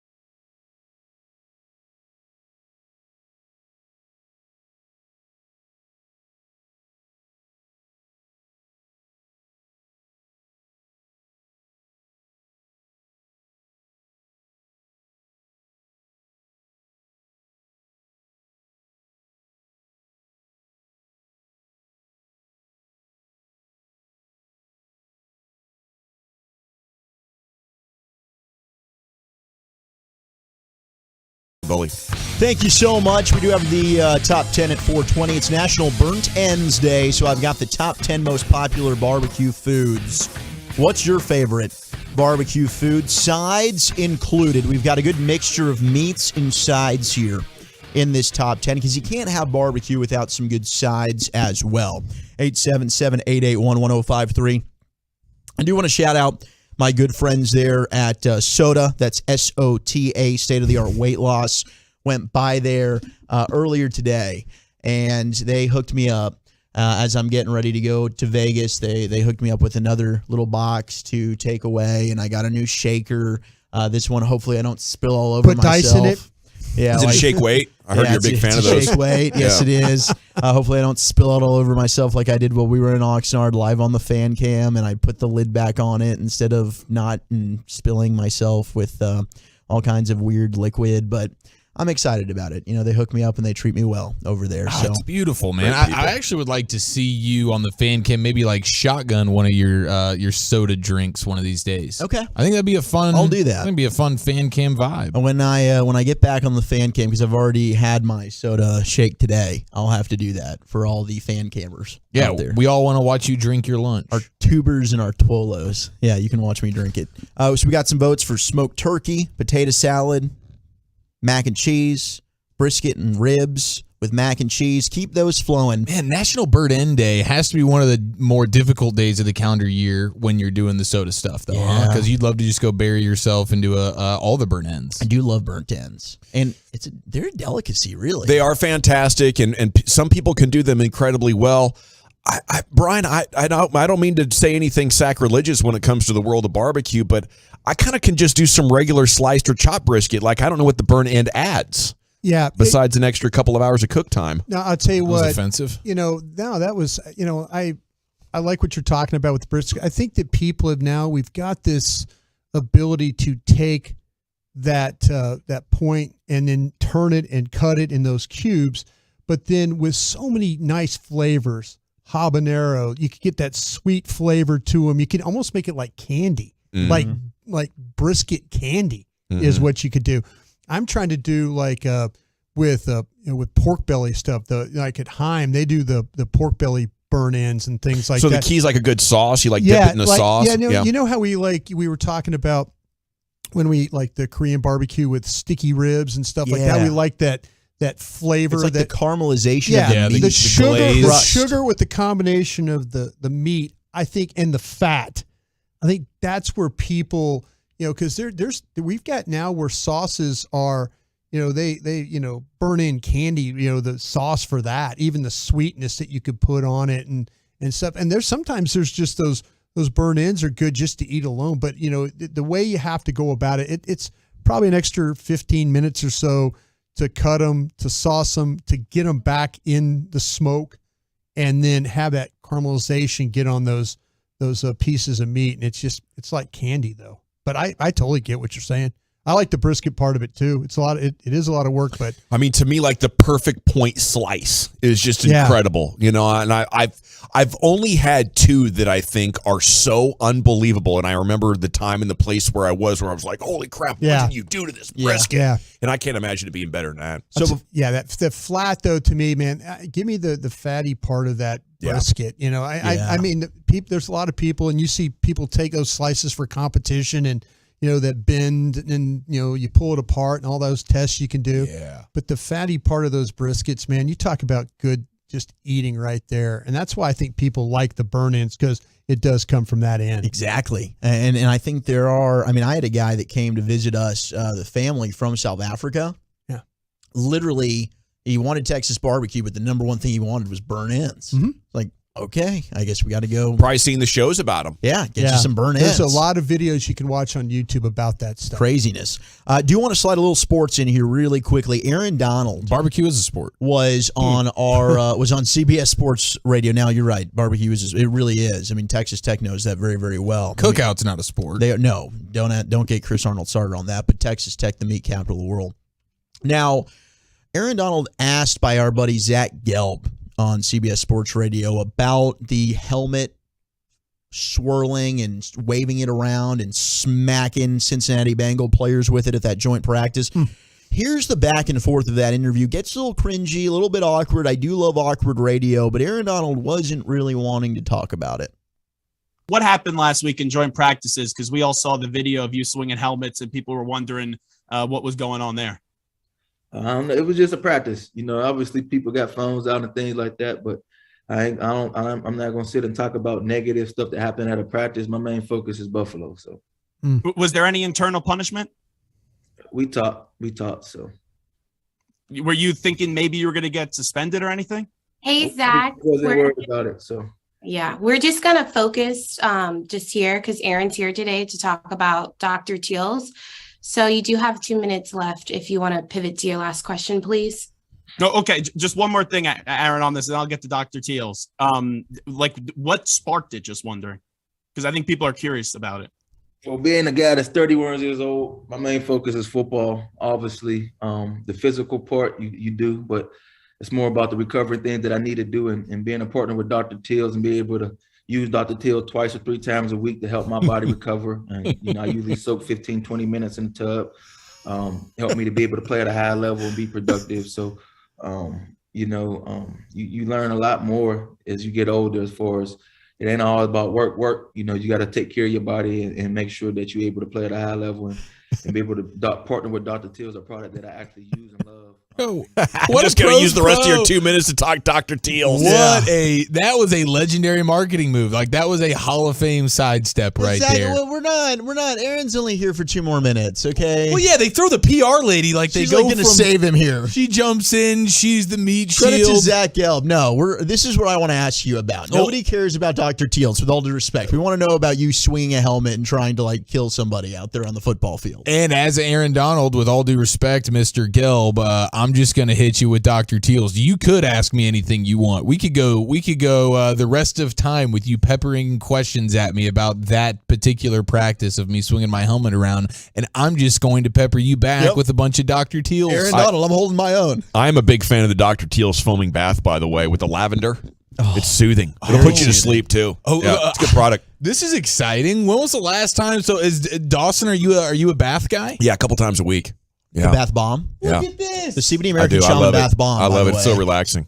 I've never done a CBD bath bomb. It's on my list, though. Yeah. You got to get the American Shaman bath bomb. I don't know. I don't know what it was, but maybe a year ago, a couple of years ago, I just started enjoying it, and now I'm in the routine of it. And I think, it's time to take a shower. And if I do take a shower, it'll be like 90 seconds, and then drop into the bath. And then you just sit down. Just draw up a bath for yourself. Light the candles. I imagine there's a towel wrapped around his head. Yeah. Soothing music is being played. We got played. like a big jacuzzi there you go. at the house. So get the jets going. Broadus, last time you took a bath? It's been a long time, but I had my feet worked on the other day. I went and got a pedicure, and I did use lavender. Gavin's right about lavender. It works. It's very soothing. Very soothing. Lucius, the last time you found yourself taking a bath? Usually on Fridays or Saturdays. Okay. Yeah, I'll watch TV in there. Still treat yourself. Smoke a little cigar. Do the fly pelican like Scarface. Scarface, there's no question. Yeah, for sure. Yep. Now, I think my baths are shorter than most people because I get overheated. Yeah.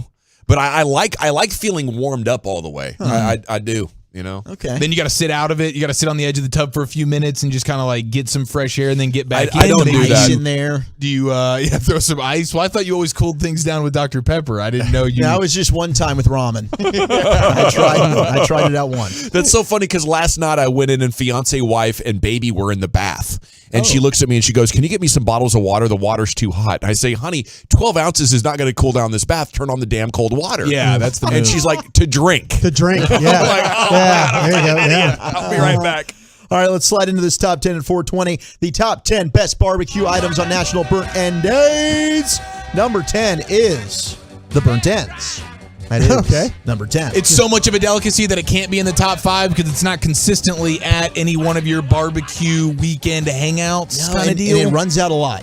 People run out of their burnt ends. It's a if you can do it the right way, again, make them very, very sweet, almost like candy milk. You got to be tender. Got to be tender. Got to melt in your mouth. Yeah. Is the burnt end more of a delicacy than the butt? I think yes. The pork butt. Yeah, pork butt's just a pork butt. You're making pulled pork sandwiches. Yeah, out of it is. Yeah, the burnt end is more delicate. Are you comfortable knowing that it's the butt that you're eating? I think you just don't think about it. It's actually the shoulder. The butt is known as it's the shoulder of the pig.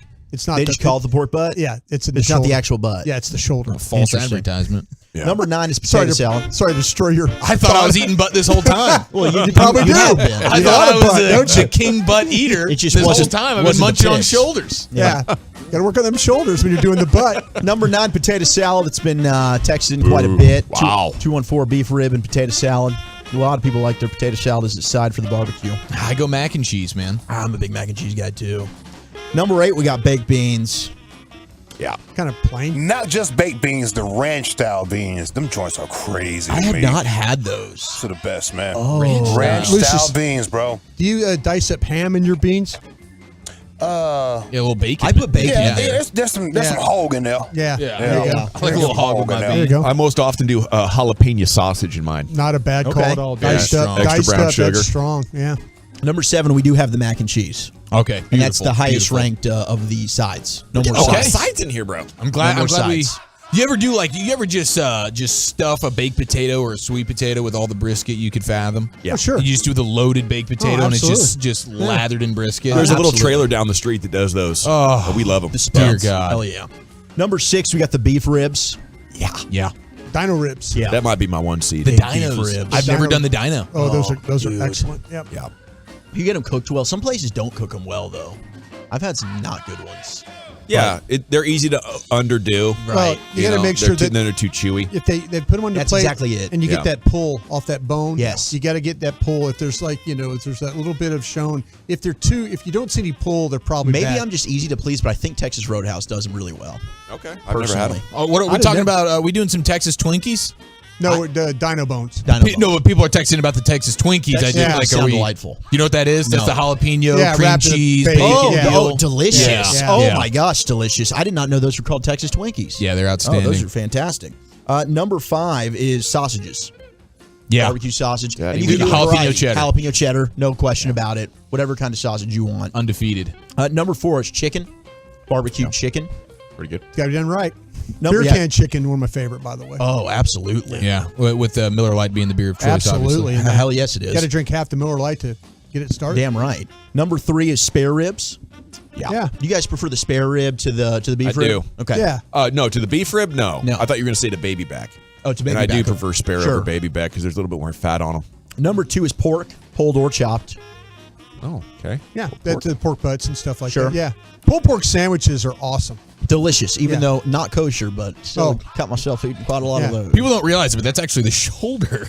You think it's the butt, but it's actually the shoulder. Hold on a second. That's the shoulder, not the butt? Yeah, man. I would have never known. Really throws you off the Been first eating the time you wrong realize thing that. the whole time. You're talking about a guy who watched a lot of butcher videos on YouTube, so Really I know where all freaks these. you out the first time you see it, huh? Yeah, Broadus finds himself. Like, if you're wondering what Broadus is doing on the weekend, he's just buried in barbecue YouTube I've videos. watched Hell's these guys. Kitchen. Yeah, Hell's Kitchen's another one, sure. Number 1, though, the number 1 most popular barbecue food, brisket. Brisket. Oh, I love brisket. In any way you want to give it to me. Yeah. I want the brisket. Wow. That's quite a statement, Wolchuk. Literally. Thank you, Literally sir. any Top possible 10 way. at 420. He is he's looking good over there with his new soda bot, and he's ready for whatever you got there, dating world. Give it to me. We're going around the NFL coming up next here in the G-Bag Nation. All right, it's burn-in day, barbecue day. Let's wash down that barbecue with the deliciousness of an ice-cold Miller Lite. That is right, ladies and gentlemen. It's a thirsty Thursday night in the month of September. It's football, it's Cowboys, and it's Miller Bleepin' Light, ladies and gentlemen.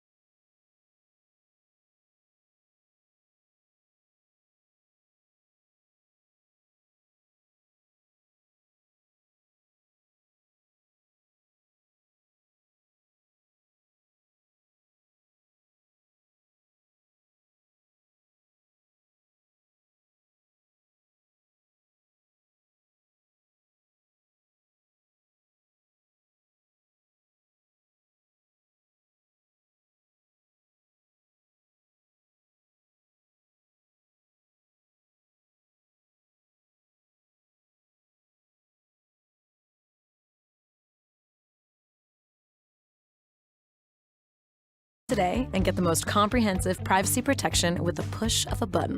DuckDuckGo. Privacy simplified. The upcoming segment of the G-Bag Nation is brought to you by Autoflex Leasing. Are the current gas prices changing your travel plans? Are vehicle prices scaring you away from transitioning to a new or pre-owned car? The Flex Lease can calm your fears and save you money. Call Autoflex at 234-1234 and let them show you how they're helping people save money every day. The Rangers and Red Sox open up a 4-game series at friendly Fenway Park tonight. Hi, everybody. This is Eric Nadel, inviting you to join Matt Hicks, Jared Sandler, and me. Broadcast time tonight, 5:30, right here on 105.3 The Fan and the Odyssey app.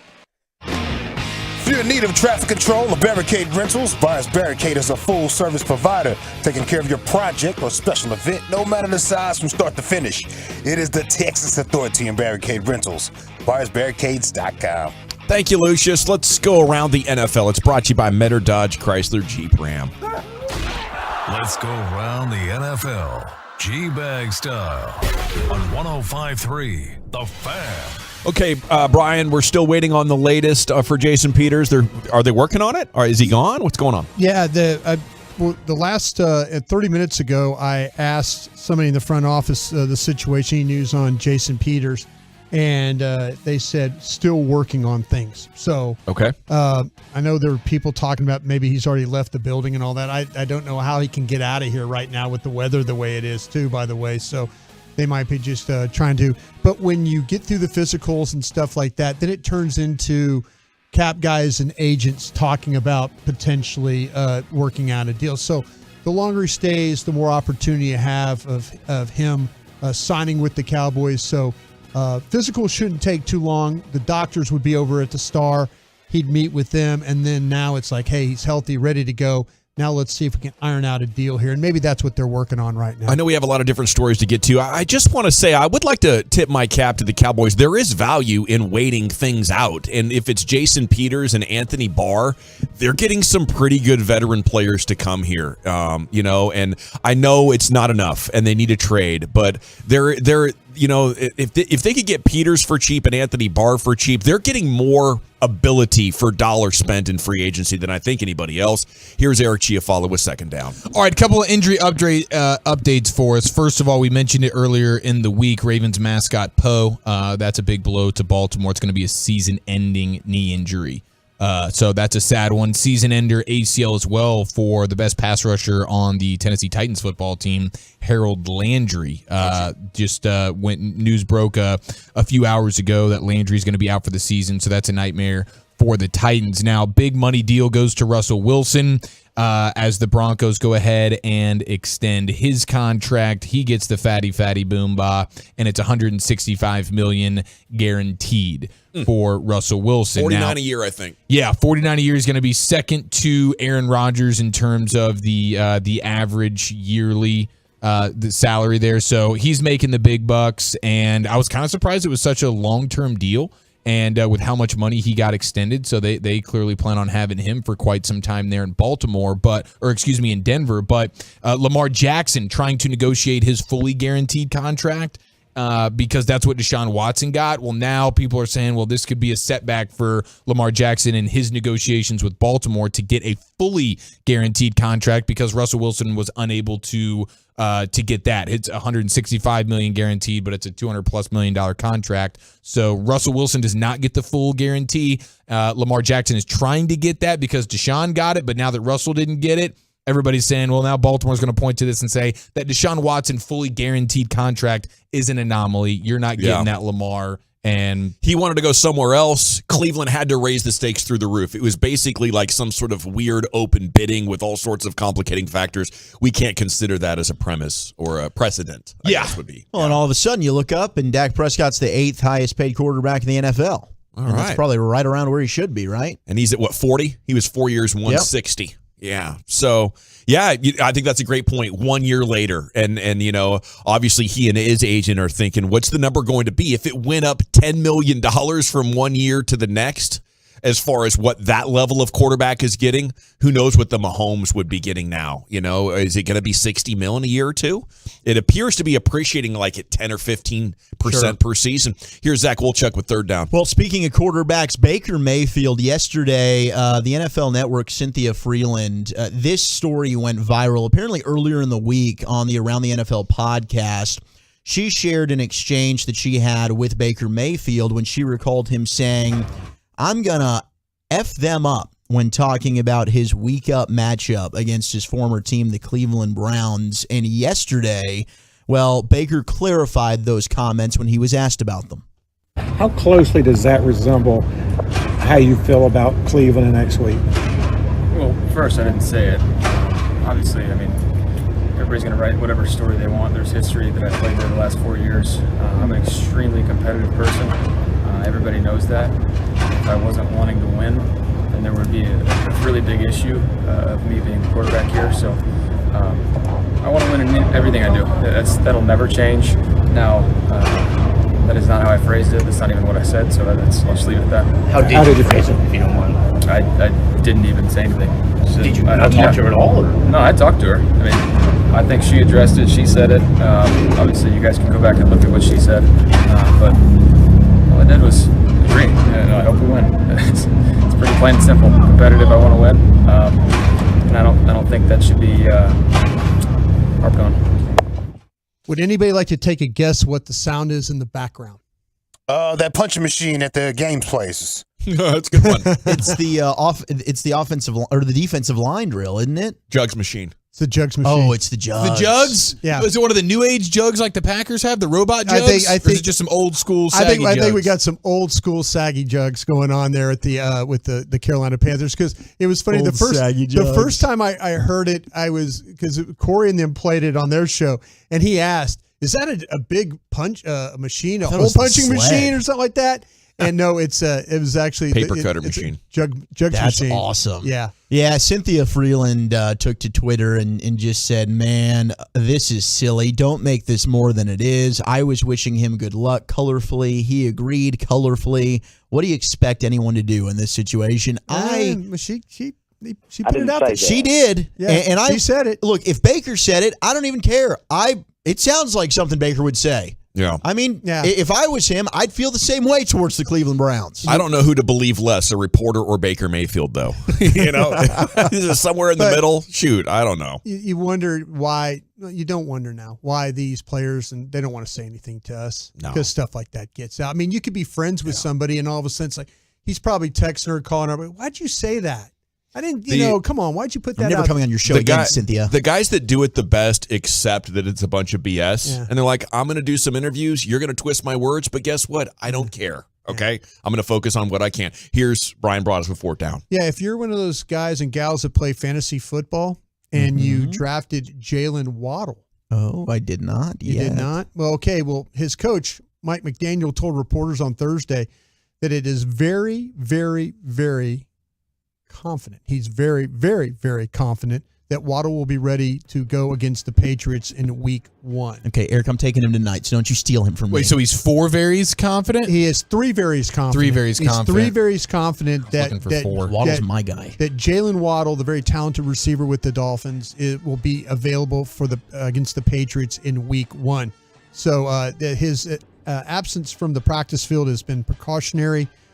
They're talking about him as he's had a lower body injury that they're dealing with right now, but it doesn't appear that there'll be any type of concern for him for week 1. So feel free to make that selection if you so choose. Eric did take his running mate Tyreek Hill though in our league last night. I did, because you took Deebo Samuel when I wanted him. So I was like, all right, I'll default to Tyreek Hill and let's go score all the points. Yeah.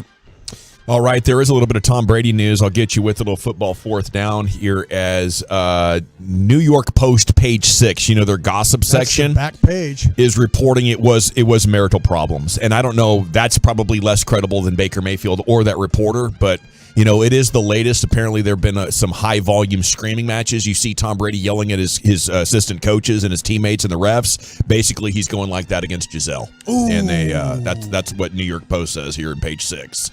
And that's not a good look. Not a good look for the MVP. Got to be a little bit more chill than that. Well, that's why you said a lot of S going on in his life right now. I guess so. Yeah. I got a lot of S going on. He wasn't joking. Who doesn't, But who gets to leave work? Sorry, I'm arguing with my wife. Yes, it's life. You're right. It's life with a spouse. You don't get to miss work for it. Okay. That's my forever excuse moving forward. I'm 45 years old and I got a lot of bleep going on. I'm going to pivot to that every single time. We got to go. Woolchuck actually has a football story about preparing for Brady and what the Cowboys have to do here 11 days from now in the build up to it to give themselves the best chance possible to make it happen. That's coming up next here on The Fan. Let's chat about D&M Leasing. Any local area code and 35 lease. Call them right now on your way home, especially if you got hands-free. If you don't have hands-free, that's an old vehicle, sir, ma'am. Probably time to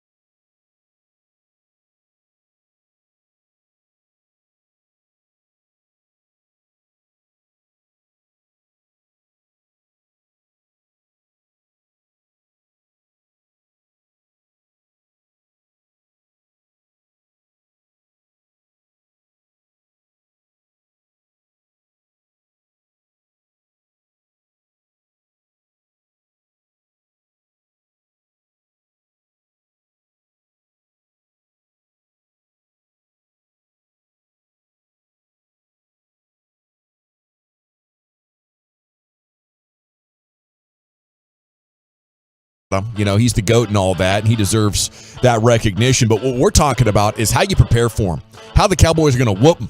Coming up in 11 days, General at your service. There's Brian Broaddus. There's Lucius Alexander in the Pimp Cup at Master Control. Wolchuk and Chiafalo along with you. We are the G-Bag Nation.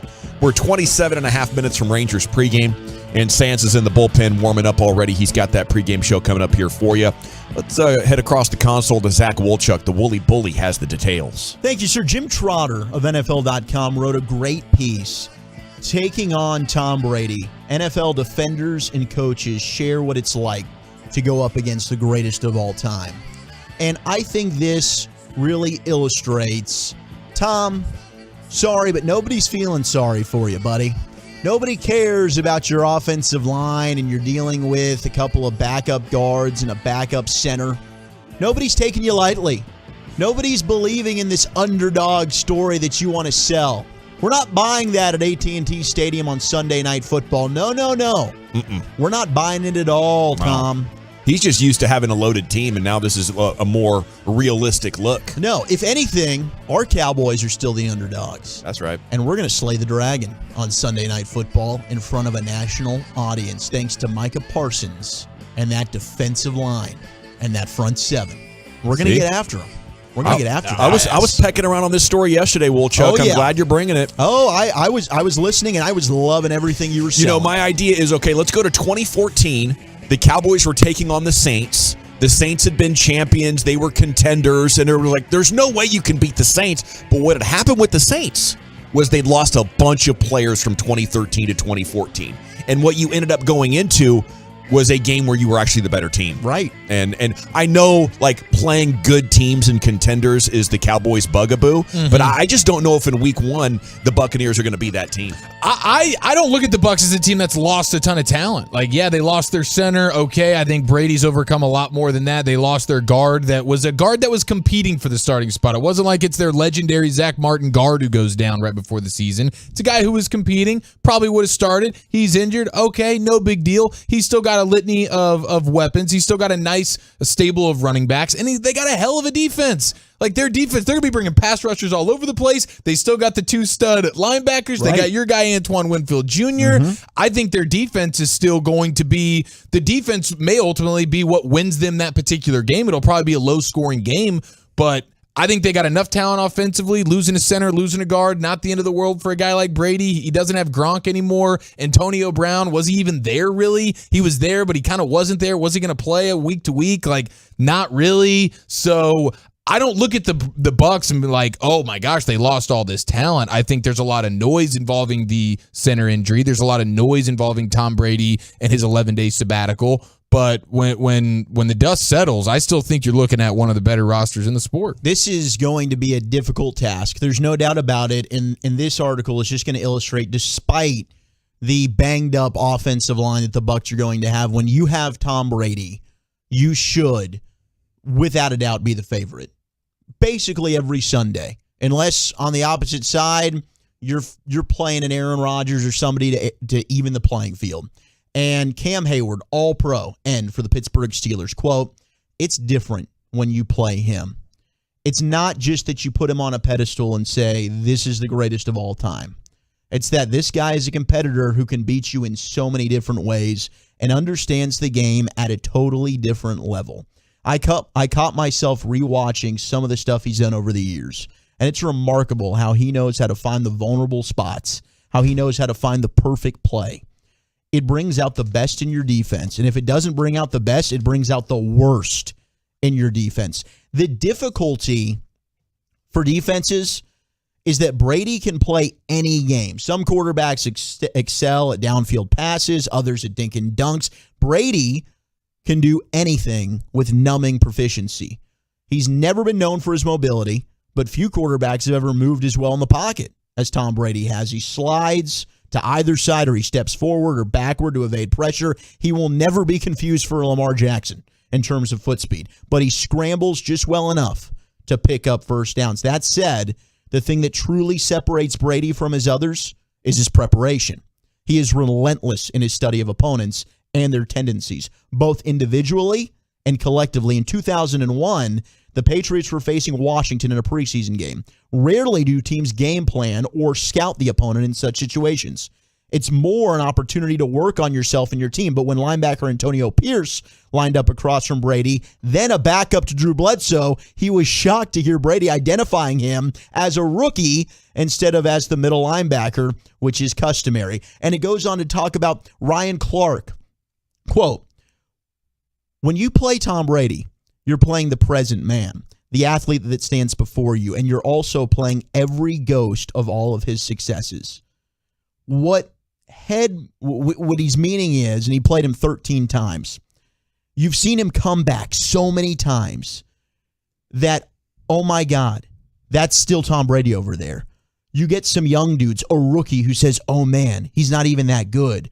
But those who know and those who have experienced it are like, no, that's still Tom. You better lock in. That's the mystique. Exactly. Yeah. You're right. And it's helping his teammates. It's hurting the opponents. 100%. And the article goes on to talk about that. It aids his own team, right? They're never out of it. You saw it in the playoff game against the Rams. They rally and they almost come back to win it. So it's hurting the opposition. He's in their head. They can be down 3 scores. And his own team's never losing belief. Meanwhile, the other team's thinking, this is too good to be true. This is Tom Brady. When's he coming back on us? When is he about to go ahead and lock in, and the mystique of Tom Brady is about to come back and just rip this game from underneath us? And as Cowboy fans, we're going to be thinking about that on Sunday night. If Micah Parsons and DeMarcus Lawrence and Sam Williams and Dorrance, if we're getting after it up front and the Cowboys are up 24-10 or whatever it is, and it's the fourth quarter, you best believe we're nervous, and we're going to have that pit in our stomach thinking, oh my gosh, is Brady about to do this? Is that fourth quarter comeback on? Because that is, without question, the mystique of playing a guy and the greatness of a Tom Brady. Yeah, it's brutal, especially now when he goes to a team where he's like, hey, I'll come there if you torch the future of your salary cap to get me good players. Now you're dealing with the mystique, the experience, the preparation. And then on top of that, I don't know if they say anything about this in this article, Wolchuk, but it's the elite processing. That nobody else, I think in the history of the league, has been able to recognize things and turn that into action. Like, it's a fog of war out there, and I think for a lot of people it's a blur, but because things have slowed down and then because of the mental acumen advantage that he has, it allows him to take things that he sees and act on it quicker than anybody that's ever played the sport. And then on top of that, he's a grinder. And most people should not be able to grind as much without getting bored. But like Peyton Manning, Kobe Bryant, these are guys that could practice 8 hours a day, 365 days a year, and not feel like, oh my God, I need a month vacation. Right. They just want more. They're freaking machines. And that's how, you become the GOAT, Brian. Yeah, just a sidebar here. I'm loving this conversation. I got a thought about this Brady thing, but I just want to report a message I got from the front office is they will not have anything done today. Okay. On Jason Peters. Thank you. So we'll see if this thing carries into tomorrow. I know Clarence Hill was tweeting about something. I wanted to follow back up, but the message I just got is they will not have anything done today. Yeah. Okay. So I just punched up Chill. Per source with knowledge, no resolution until Friday, and nothing is imminent. Off the thing of Chill, though, just to give you your 2 sources there on the story, Wolchuk. Now, and Broadus, I want your thoughts here, but one other quote that I want to put in here from Raheem Morris, the defensive coordinator now for the LA Rams, Super Bowl winner, played him in the playoffs and has played him multiple times throughout his career, was with the Bucs. Mm-hmm. Quote, whenever you play Brady, you've got to prepare 2 game plans pretty much. You've got to have something ready to go in the first half, knowing he's going to get a read on your looks and make adjustments in the second half. Then you have to have a game plan for the second half, not to surprise him, but give him a different look. You've always got to be proactive on your changes and be proactive on what you want to do. It's not like playing everybody else when you go in with a game plan, and if it's working, don't mess with it. You better be ready to adjust and improvise to how he's going to adjust and improvise in the second half. That's absolutely right. The difficulty is he's played so many games, it's hard to give him a look he hasn't seen. So the idea is to, with your back end with the coverage, if you can hold up well enough, then you make him hold the ball. And then the plan, when you look at film on him, is you get him to move. you get him to do things athletically that he doesn't do as well as he did, say, 6-7 years ago. And that's move like laterally. He'll slide in the pocket and do things like that. He'll get a QB sneak on you still somehow. Yeah, that's one of the things you always have to worry about that. But people, when you go back and study, and I've asked people about this, we talk about eye level, the pressure. Can you get 4? You want to sit there and drop, pressure 4, drop 7 all day. He'd probably pick you apart. But if you could get pressure with 4 and then find a way with that 4 to get him to move, and he's not as comfortable anymore when he has to move laterally. Yeah. You get him to move laterally. He's almost like clunky and clumsy and that stuff like that. We saw it in 14 against Denver. Like, there's huge moments in NFL history where it's happened. The Giants got to him in the Super Bowl. Right. I think if you're Dan Quinn, you'll try for 4 sometimes, but you're sending Barr and Parsons a lot, aren't you? Yeah, you're trying. I think where you need to attack Tampa, and I'm really going to study this hard, is you take Parsons and you don't try and let him win on the edge. You let him win through the middle of the pocket. I love it. And that's where he's battling a back, potentially battling somebody like Leonard Fournette, who doesn't pick up blitzes all that well. That could be a problem for the Buccaneers in this game. But people I've talked to said, listen, you've got to get him to move and move laterally, because that's a big, big problem for him. Well, Chuck, you good? Yeah, Skills to pay the bills. To your point, it's all called, about making the team better around him. They call it the Brady effect. That's an ability to get guys to rally around you because they know you're going to make a play when it matters most. Hold on long enough, and he's going to fix it. When your team believes in you that much, you give your team a shot. But since they beat the Cowboys last year in Week 1, Chiafalo, okay, they did get whooped against the Rams. They lose Antonio Brown before that. You lose Gronk. If they didn't have Antonio Brown to torch Anthony Brown last year in Week 1, and what was it, 140 yards or something? It was like every time we turned around, AB was catching one. I could have seen that game going Cowboys' way.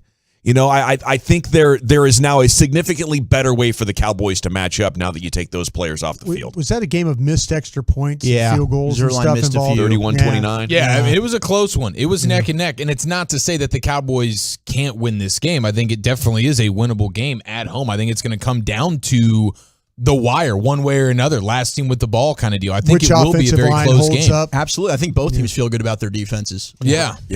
Under, right? Under 50 points? Yeah. Under for sure. Yeah. And you guys are going to be doing the BetQL show on Saturday, right? Chief following Broadus? Yeah, Broadus will be joining me. Walchuk will be I'll be in Vegas for this week. He'll be deep and we in stream Vegas. that's a national platform on the Odyssey app? It is, yeah. Is that what's going on? Yeah, Okay. It's an Odyssey BetQL show, so you can stream it on the app, absolutely. And of course, you always want to be getting Broadus and Bobby's latest podcast there, The Love of the Star. You can find that wherever you get your podcast. Jared Sandler, Rangers Insider, joins us next. Talk about Rangers Red Sox tonight here on The Fan. What's up, everybody? Nick Costos here with the Sports Betting Minute, brought to you by Bet River Sportsbook, your hometown sportsbook. Pro Football Week 1, Cincinnati, a 6.5-point home.